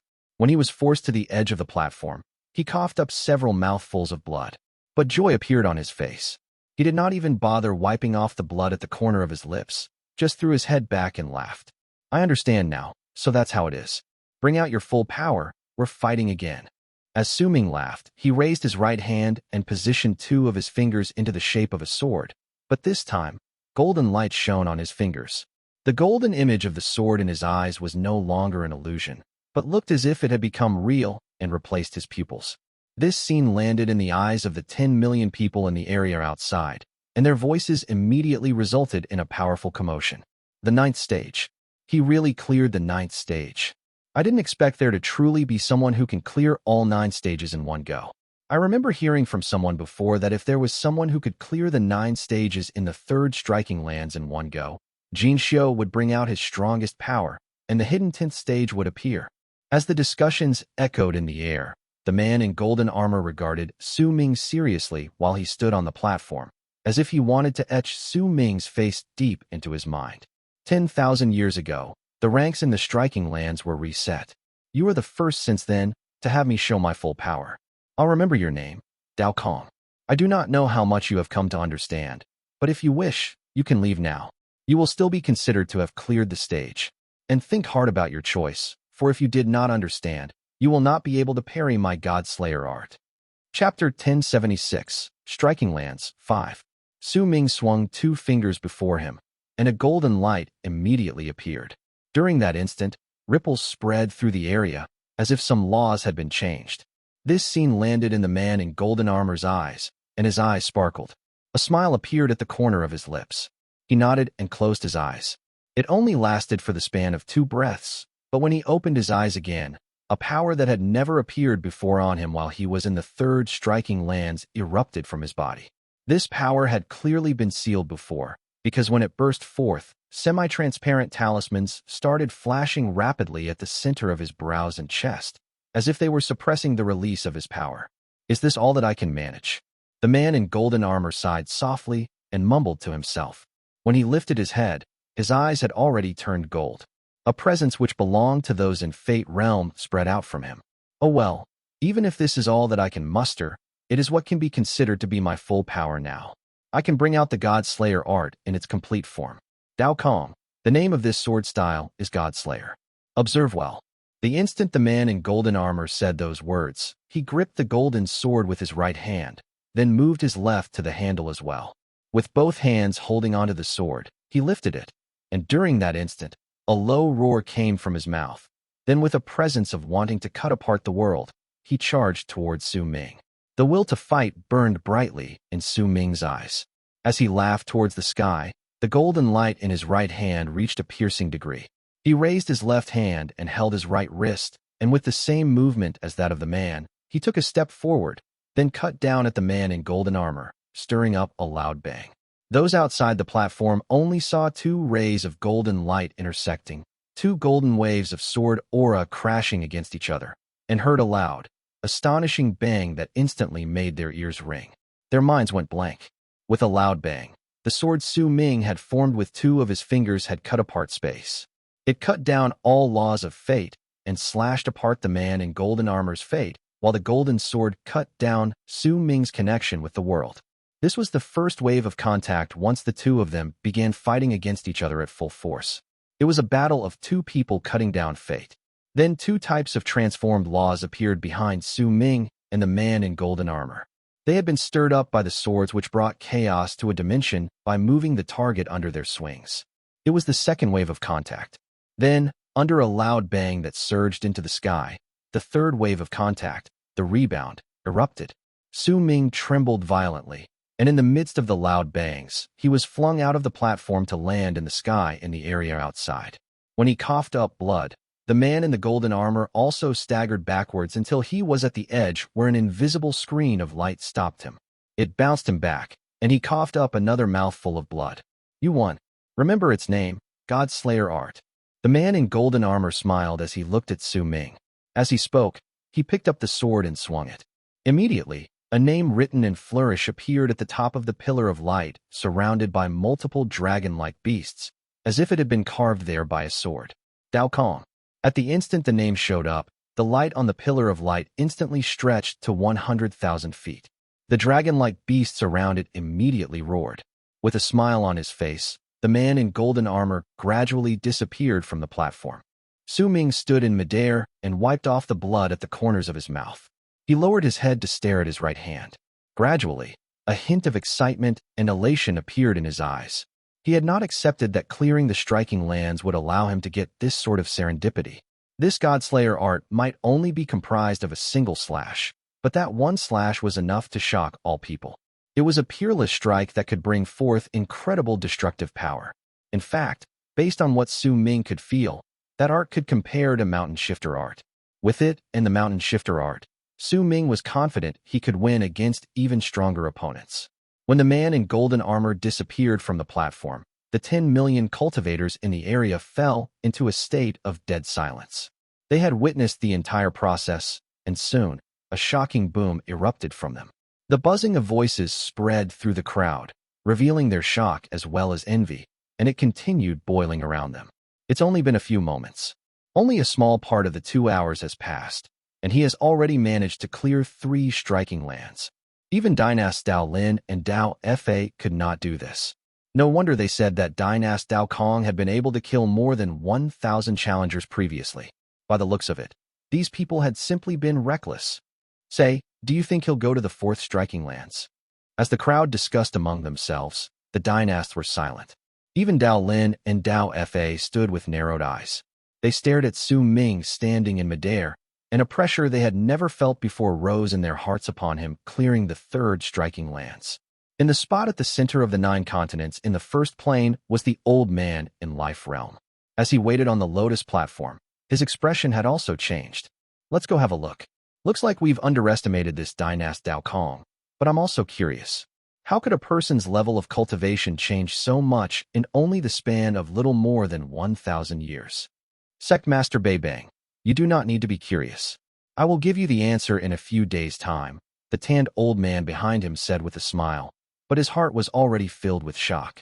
He knew deep down about how strong Jin Xiu of the 3rd striking lands was, and because he did, he was more shocked by Su Ming's actions than many others. The 2 sect masters by his side felt the same, but not a single hint of it showed on their faces. When they heard Bei Bang's words, they nodded in agreement. The 4 of them turned into long arcs that rushed towards the 4th striking lands. Clearly, in their eyes, Su Ming was definitely going to go there. Su Ming lifted his head when he was in the air near the 3rd striking lands. His eyes sparkled, and he cast a glance at the people around the area. He then moved, but he did not go to the 4th striking lands. Instead, he charged towards the rockslide wastelands, which was the 1st striking lands he had cleared. While the crowd was stupefied, Su Ming moved with a speed so fast that he cut through the air. Once he closed in on the 1st striking lands, he stepped into the area. After a moment, when booming sounds rose into the air, he walked out, and there was surprised delight on his face. He moved again then. This time, he flew towards the 2nd striking lands, the stage of illusions whose memories had been altered. It only lasted for about a couple dozen breaths before he flew out and threw his head back to laugh long and hard at the sky. Striking lands, what a place. Rockslide art, star illusion art, and this God Slayer art. Every single striking lands has a divine ability hidden within it. Su Ming's eyes sparkled, and he charged towards the fourth striking lance. As Su Ming closed in on the fourth striking lance, around a dozen people from the 999 continents in the third plane and the 99 continents in the second plane within Morning Dao Sect opened their eyes in their isolation grounds. Brilliant light shone in their gazes. Among those people were the 8 who had cleared the third striking lance. There were also some who were too old to enter the Sect Master Chamber. Instead, they were powerful warriors of Morning Dao Sect scattered in the land and training on their own. As they opened their eyes, waves of divine sense spread out from them and rushed to the 9 continents in the first plane. Clearly, someone had informed them about what was happening, and Su Ming's actions had attracted their attention. They wanted to go and have a look at what was going on. If those from 10,000 years ago were not mentioned, then during the period of the past 10,000 years, only one person had managed to clear all 9 stages of the fourth striking lands in one go. There were 7 others who had made it up to the other stages, but had not cleared all 9 at once. There were 8 people in total, and these 8 were the people who had cleared the third striking lance. Nadir Grotto was the fourth striking lance, and it was a name etched into the minds of all disciples of Morning Dao Sect. Extreme darkness was a type of light that was said to have been formed by some unknown reason countless years ago to the north of true Morning Dao World. Later on, that light was taken away by Morning Dao Sect to build the fourth striking lance. There was a legend in Morning Dao Sect that only those who were in Mastery Realm could have the right to clear the fourth striking lance. If anyone went to challenge it recklessly, their soul would be injured by that light of extreme darkness. That was why, unless they were absolute confident, no one would come challenge that land. When the 10 million cultivators in the area saw Su Ming rushing to the fourth striking lance, they immediately became excited and stirring up loud whistles. The crowd turned into long arcs and followed after him. The world shuddered at that moment. As Su Ming charged forward, he could see a gigantic pillar of light at the center of the fourth striking lance, which was located far into the distance. The dragon-like beasts around the pillar of light were breathing out gusts of freezing air as they sat around it. Just looking at it would cause a freezing chill to creep up into people's hearts. However, Su Ming had decided to leave his mark in Morning Dao Sect with this, to not keep a low profile. With that determination, he was so fast that he instantly closed in on the fourth continent, and when he was right beyond the striking land, he came to a stop, then cast a cold glance at it. He might have decided to challenge that land and didn't mind being ostentatious, but he would still be smart about it. Because of that, his gaze landed on the 8 names on the pillar of light. After a moment, cultivators arrived beside Su Ming in succession. Bei Bang and the other 3 sect masters had arrived a long time ago. At that moment, they too kept silent and only stood by the side to observe. Only when the dozen-something divine senses from the second and third place descended did Bei Bang turn his head around to cast a sideways glance in their direction. His expression remained calm, while the tanned old man behind him had a cold sneer on his lips. Gradually, more people arrived, and discussions began once more. Does Dynast Dao Kong intend to continue challenging striking lands? I reckon he's scared and doesn't have the confidence to do so. Else why would he be so hesitant? He's worried that he won't be able to clear it. I don't think so. Look at how Dynast Dao Kong cleared the first 3 striking lands in succession and placing first in all of them. This is enough to show how strong he is. You might not know this yet, but Dao Fei Xian was also killed by Dynast Dao Kong earlier. As the sounds of people talking among themselves rose into the air, time slowly passed. A quarter of an hour later, Su Ming's eyes swiftly focused. He took a swift step forward, and at the instant the area around him fell silent, he stepped into the fourth striking land. Chapter 1077, Striking Lands 6. Su Ming's movement immediately caused the area to fall into instant silence. All gazes were gathered on him and followed him as he entered the platform, but he did not pay any attention to being the center of attention of 10 million cultivators. What he wanted to do was to let all those people see how he would amaze them. He wanted to be arrogant, to intimidate all of them. When Su Ming was in the barren lands of divine essence, he had risen to power from being weak. So when he returned to true Morning Dao World, there was no way he would allow himself to continue to be humiliated like he was in the past. Before, Su Ming had been observing the fourth striking lance. While scrutinizing it, he found some vague clues. When he moved forward and stepped onto the platform, he immediately sensed a freezing chill that was completely different from the area outside. That chill did not spread out from the air, and neither did it come from the platform beneath his feet. Instead, it was created by the laws of that land. It was as if the laws had made it so that the place had to be cold, and hence, it was compulsory for the place to be cold. Challenger, who are you? A cold and indifferent voice asked from the gigantic pillar of light. The next moment, ripples appeared near the platform which was surrounded by the dragon-like beasts, and a vague existence with black wings came to being. It was dressed in a black robe. Its eyes were closed, and it looked like it was sealed in the pillar of light. That man was precisely the one who had changed the laws in the land, and was the source of all the chill in the land. Dao Kong, Su Ming answered faintly. There are two paths in Nadir Grotto. One of them is where those who fail will definitely not die. If you pass through all 9 stages, you will be considered to have cleared this striking land. The second path is where you will certainly die if you fail. You will also clear this striking land if you clear all 9 stages there. Tell me your choice.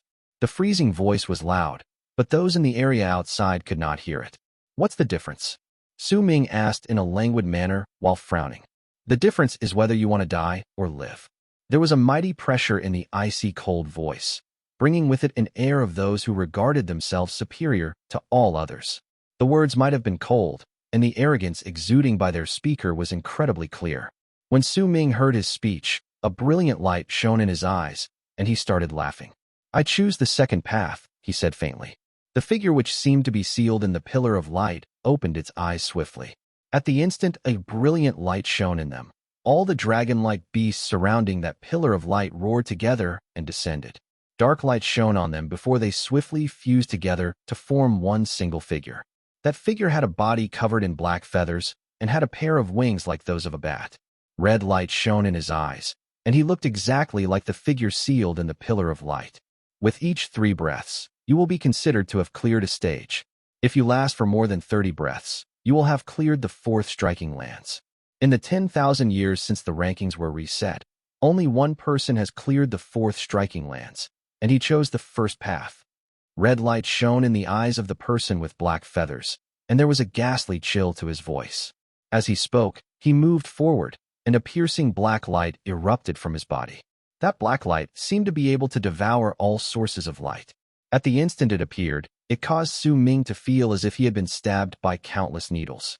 In fact, it was difficult for him to even open his eyes due to the piercing light. Wisps of freezing air also spread out from it, and seeped into all of his pores as if it wanted to manifest into ice on his skin. With a loud bang, Su Ming fell backwards and staggered a few steps.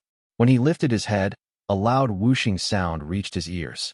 What he saw was a layer of black light. Immediately, the feeling as if his whole body was suffering from sharp stabs of pain, ice was on his skin, and the sensation of growing heavier rose within him once again. The booming sounds rose again.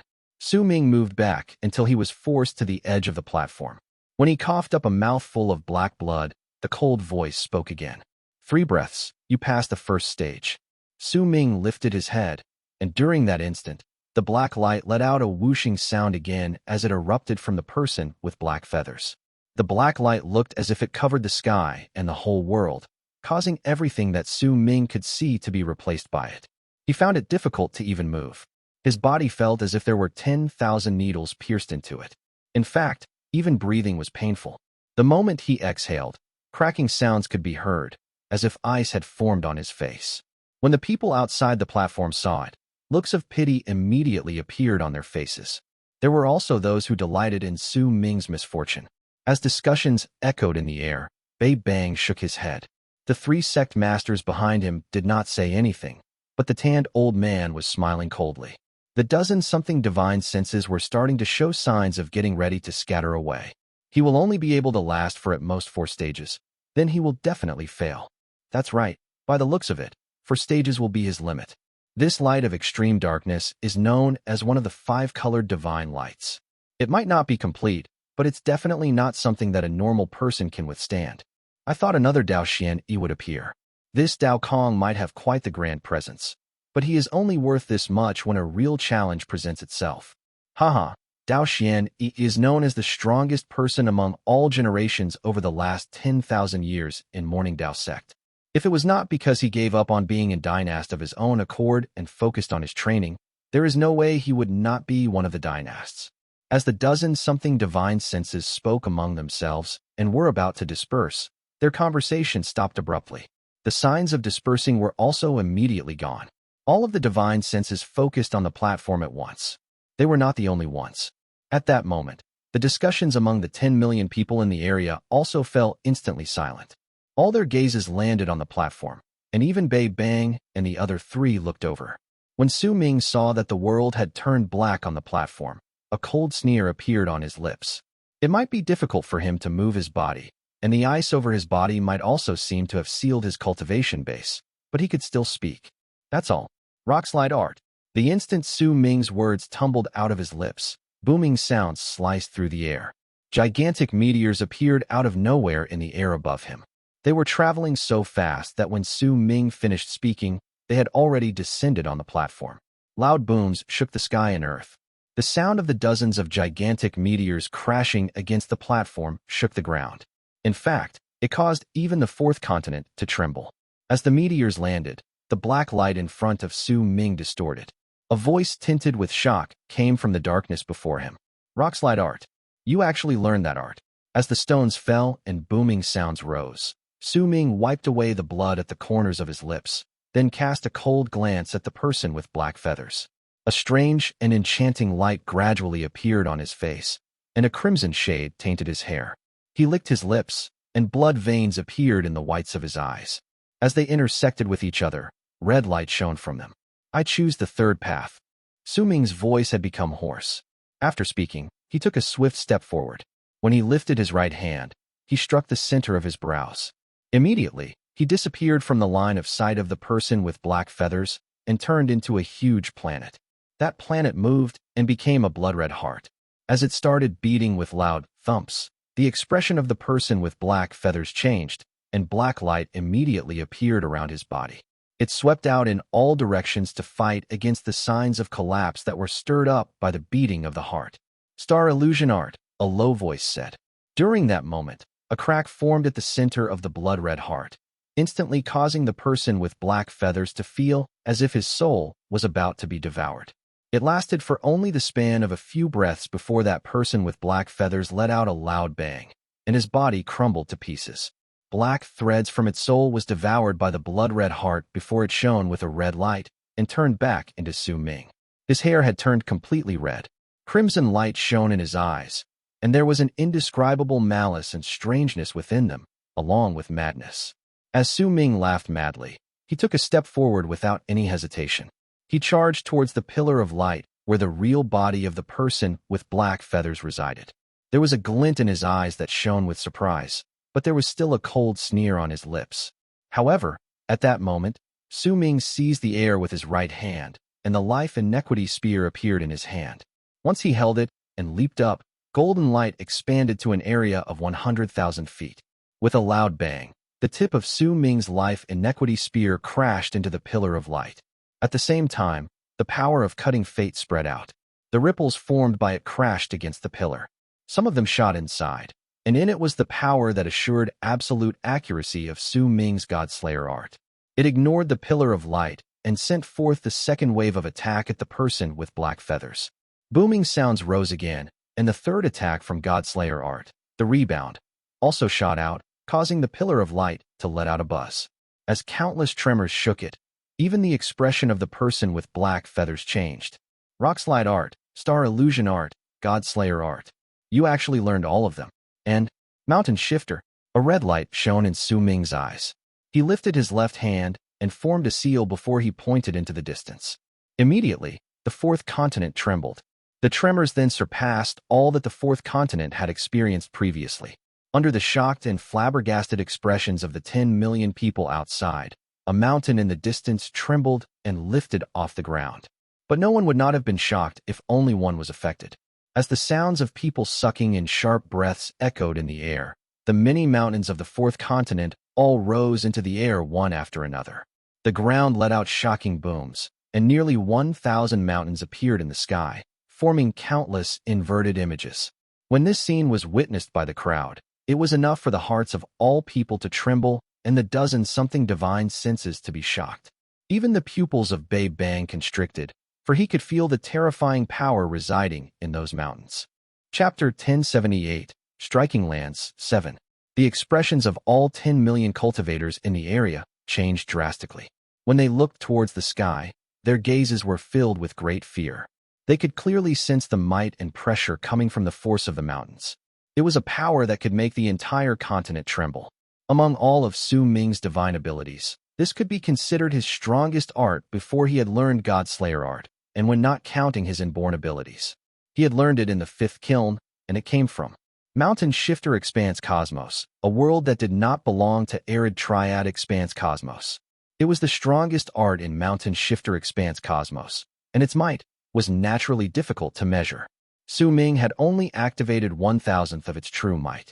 After all, he could not bring out its true power with his current level of cultivation, but even so, he already brought forth a power that could threaten even almighties in Fate Realm. As the 10 million cultivators' expressions changed, the tanned old man sucked in a breath. Even the pupils of Bei Bang, the almighty in Life Realm, shrank. There was a solemn expression on his face that had never been seen before. If the onlookers were already reacting in such a way, then the person with the black feathers and the pillar of light who was at the center of that mighty pressure could sense it even better. His eyes sparkled. Immediately, black light burst from his body with a loud whooshing sound. When it surged into the air, the color of the pillar instantly turned completely black. At the same time, the black light spread out, and in the blink of an eye, the platform turned completely dark in the eyes of the 10 million cultivators in the area. Even if they were just looking at it, they felt sharp stabs of pain in their eyes. A chilling wave surged up their bodies, as if their organs had been frozen over. In fact, their limbs also became stiff under that light, and they felt as if they had lost their power and become mortal, but their cultivation bases still remained in their bodies. The light of extreme darkness was one of the 5-colored divine lights. Its power was so great that the expressions of all people who spoke of it would change when it resided in the northernmost region in true Morning Dao World many years ago. The instant the black light appeared and sharp pain assaulted Su Ming's body, causing him to feel stiff, the mountains in the sky rushed down to the ground. The shadows of the mountains not only enveloped the platform, but even all the cultivators in the area. As the mountains came down, their shadow continued growing bigger, and to the cultivators in the area, it looked like Su Ming and the person with black feathers had attacked at the same time. One of them froze the other's body, and the other sent down destruction from the sky. Bei Bang's expression changed drastically. He was also the only one who had his mobility under the light of extreme darkness. He swung his arm up to form a seal. At the same time, he let out a low shout. Morning Dao Seal. Booming sounds immediately surged up, and the 10 million cultivators in the area shuddered. The sharp stabs of pain and stiffness instantly disappeared. At that moment, there was only one thought in their minds: retreat swiftly. In an instant, the 10 million cultivators tumbled backwards like a tidal wave. After withdrawing to a spot far, far away, they could still hear the loud booms. The ground trembled, and the mountains crashed into the pillar of light on the platform. In the mid of the booming sounds, the mountains struck down, and the black light spreading out from the pillar of light flashed. Whooshing sounds mixed with the booms. Each time they echoed together, a mountain would crumble. As the light of extreme darkness and the mountains fought against each other, Su Ming endured the sharp pain in his body and rushed forward swiftly. But just as he was about to thrust the spear in his hand into the pillar of light again, the bald crane suddenly screeched in his mind. "It's mine! It's mine! Darn it all, this is mine! This light is mine! It's mine! What's going on? I seem to have remembered something. Ah, darn it all, I can't remember it. But I know that black light is mine. I should have a light with 5 colors, and when they're all together, I could overpower all the immortals' Daos in the universe." There was an excitement and madness that had never appeared before in the bald crane's piercing voice. When it echoed in Su Ming's mind, he froze for a moment, and the crimson shade in his hair faded away to return to normal. This was not Su Ming recovering on his own, but the bald crane's screech containing a power that could shock hearts. It forcefully turned Su Ming back from his destruction-inducing state. As the bald crane screamed, the mountains fell, and the black light was defeated. At that moment, the bald crane flew out on its own from Su Ming's storage bag. With bloodshot eyes, it gritted its teeth and rushed to the pillar of light recklessly. "It's mine! You damn thief! That light is mine!"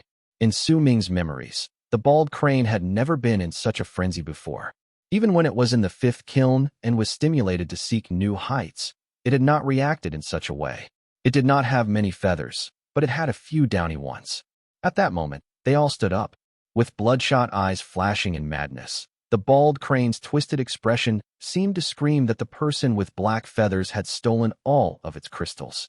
Just watch me. Your grandpa crane is going to teach you a lesson. You damn thief. You stole my black light while I wasn't paying attention. This light is mine. The bald crane screeched and swiftly closed in on the pillar. That black light swept out, and sharp stabs of pain immediately spread through Su Ming's body. But the bald crane was completely unharmed. Not only did it not stop, it even became faster. With a bang, it crashed against the pillar of light, and its gaze met that of the person with black feathers. When they looked into each other's eyes, the person with black feathers was first stunned, then his expression changed drastically, in a manner that had never happened for him before. He shuddered, as if he was about to move back, but he was sealed in the pillar of light and could not withdraw. He then immediately let out a shrill scream. It's you. Damn it. You're not dead. How could you not be dead? Why can't you just die? Black light spread out in an intense manner from the person with black feathers, causing Su Ming to be unable to get closer to it. He staggered backwards, and a loud booming sound reverberated in the air. The mountains continued descending without stop. Each time one crumbled, the black light would become dimmer, and it would also make the person with black feathers in the pillar shudder. But no matter how he shuddered, he did not tremble as badly as when he saw the bald crane. You're mine, and the light is also mine. This damn light, this cute light, it sealed you. Darn it all, this light is far too adorable. The bald crane was already rambling incoherently. With a loud shout, half of its body seeped through the pillar, and it entered it. Su Ming had known since a long time ago that the bald crane was immune to all seals. When he saw it again, a sparkle shone in his eyes. He moved back upon another flash of the black light and swung his arm. Immediately, mountains surrounded the area. As booming sounds rose up while the mountains crumbled in their fight against the black light, the shattered stones turned into powder. It stirred up a windstorm and blocked the gazes from the world outside. All of that could not be seen by those in the area beyond. The existence of the black light blocked off their vision, and it was the same for the voices. No one in the area outside could hear anything. Besides, the 10 million cultivators in the area as well as Bei Bang had already retreated into the distance. The storm of powder due to the collapse of Su Ming's mountains only accentuated everyone's inability to see clearly. Because of that, only Su Ming, the person with black feathers, and the bald crane knew what was going on inside. When the bald crane pushed half of its body through the pillar of light, the person with black feathers screamed shrilly, as if he was extremely terrified and wanted to flee, but he could not leave the area of the seal. His screams were tinted with despair. Don't worry, Popper. Come to Grandpa Crane's bosom and let me embrace you tightly. The bald crane's expression was distorted. Its voice also became strange.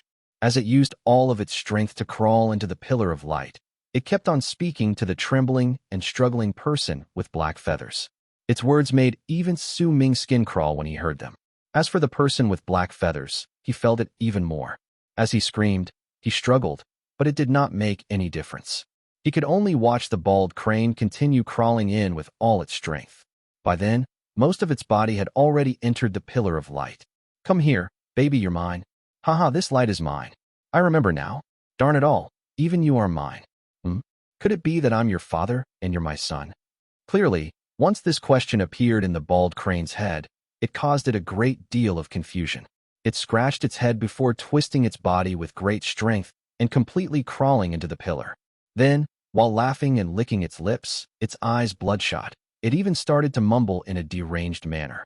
Son, your pops is here now. Don't be scared, I'll be very gentle. Nah, Grandpa Crane sounds better. Let's do over. You don't have to be anxious. The bald crane's body trembled while it laughed in a piercing voice, then even took a few steps back. Baby, your Grandpa Crane is here. You don't have to be scared anymore. The bald crane's voice was immediately replaced by the person with black feathers' loud screams.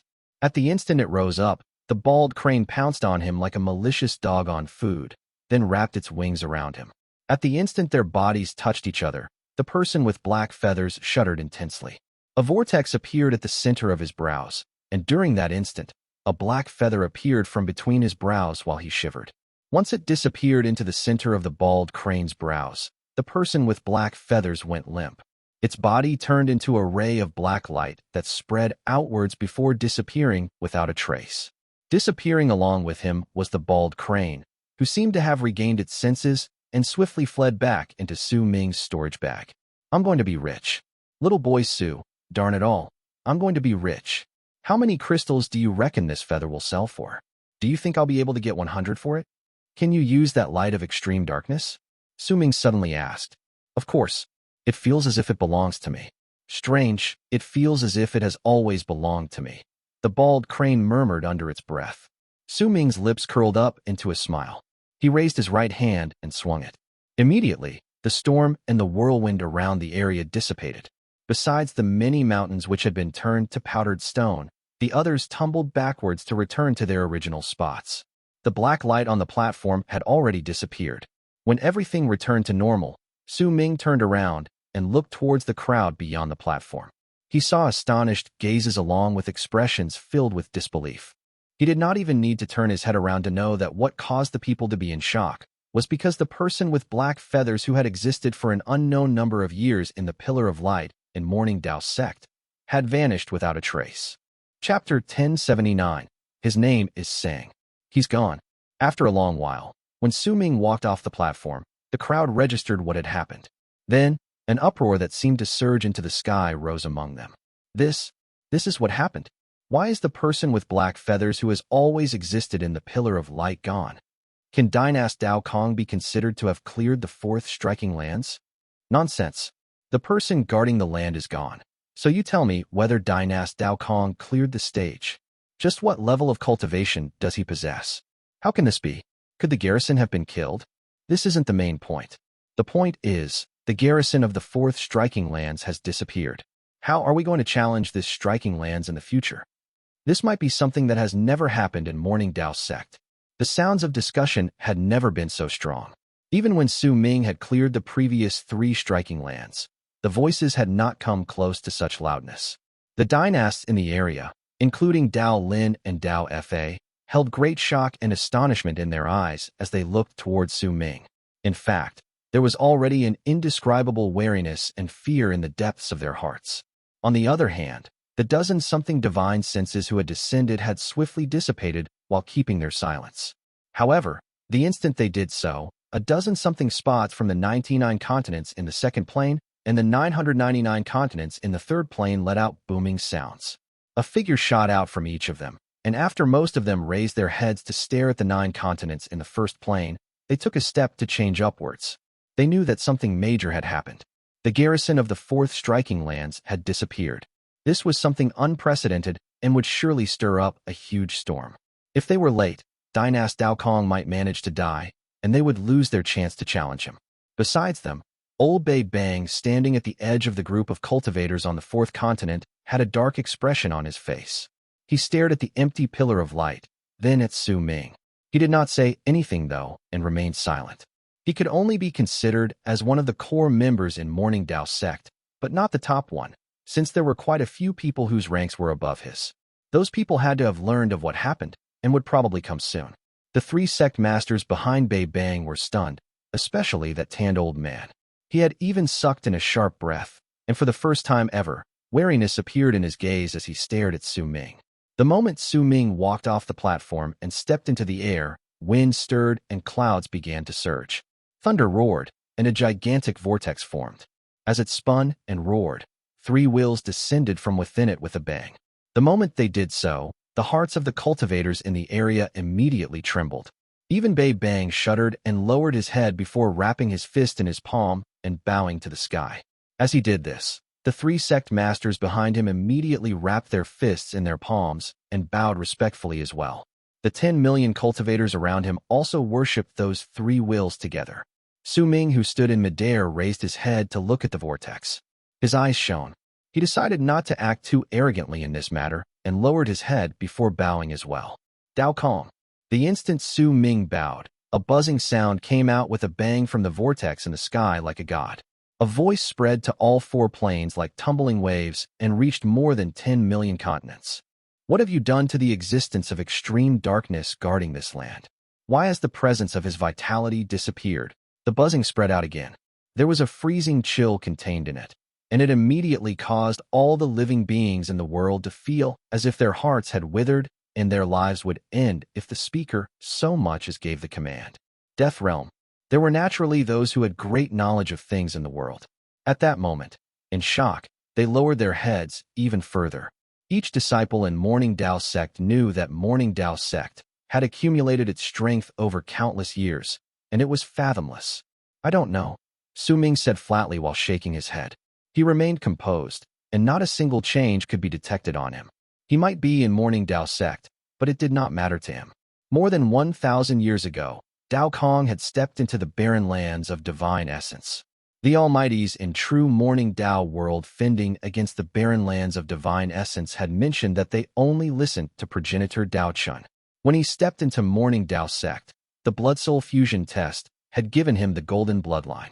If Su Ming still did not understand what was going on, then he would have lived his life in vain.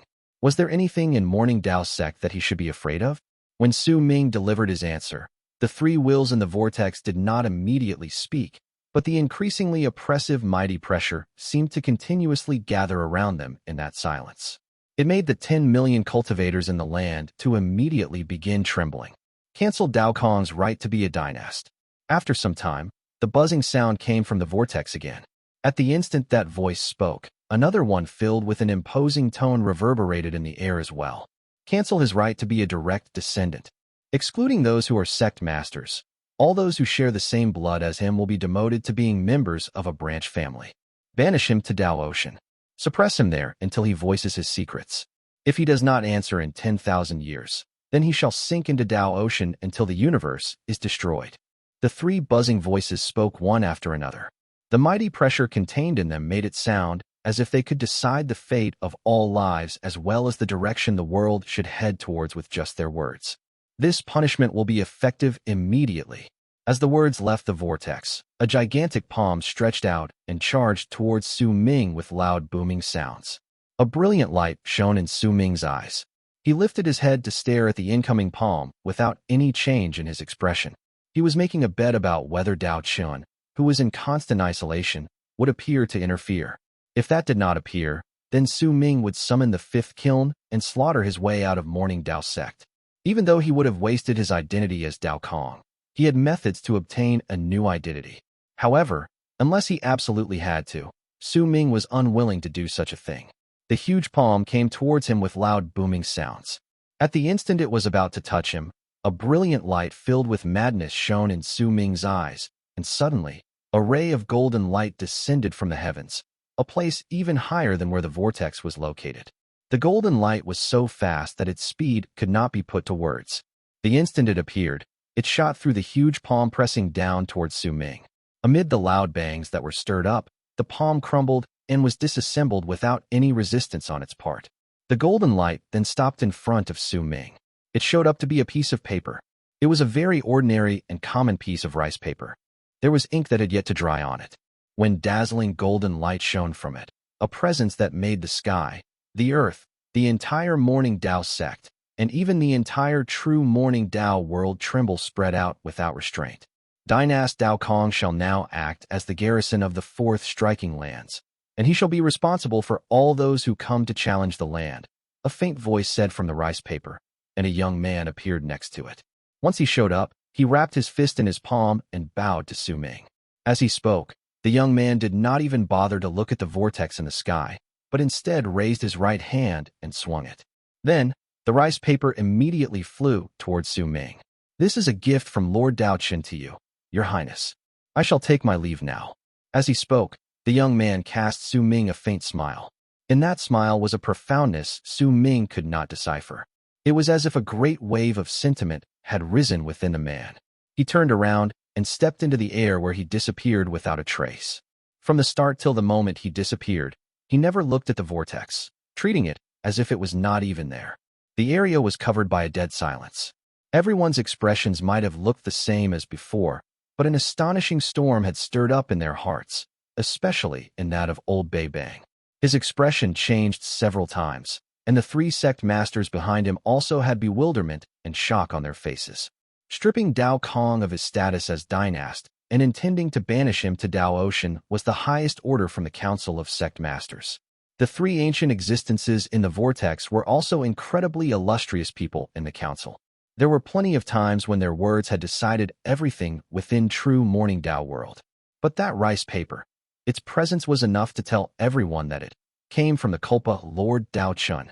Everyone also knew that the young man just then was the disciple responsible for acting as the guard at the entrance to progenitor Dao Chin's isolation grounds.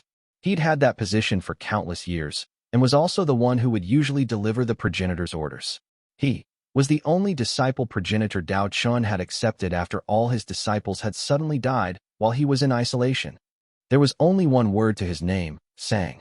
The area was enveloped in dead silence. No one spoke. With a calm expression, Su Ming put away the rice paper into his storage bag. When he turned around, he stepped into the air and turned into a long arc that charged forward. He, too, did not cast a single glance at the vortex in the sky. At that moment, there was an almost oppressive silence coming from it. When Su Ming left into the distance, not a single sound came from the vortex. Instead, it distorted, and then just like that, it disappeared into thin air. This sort of quiet disappearance caused all the people to be able to sense the anger hidden in the silence. But no matter how angered they were, it was useless. This was the order given by progenitor Dao Chun himself, and it had the power to directly overrule the Council of Sect Masters' orders. Due to this matter, the people in the area had also shifted from being wary to not daring to provoke Su Ming recklessly.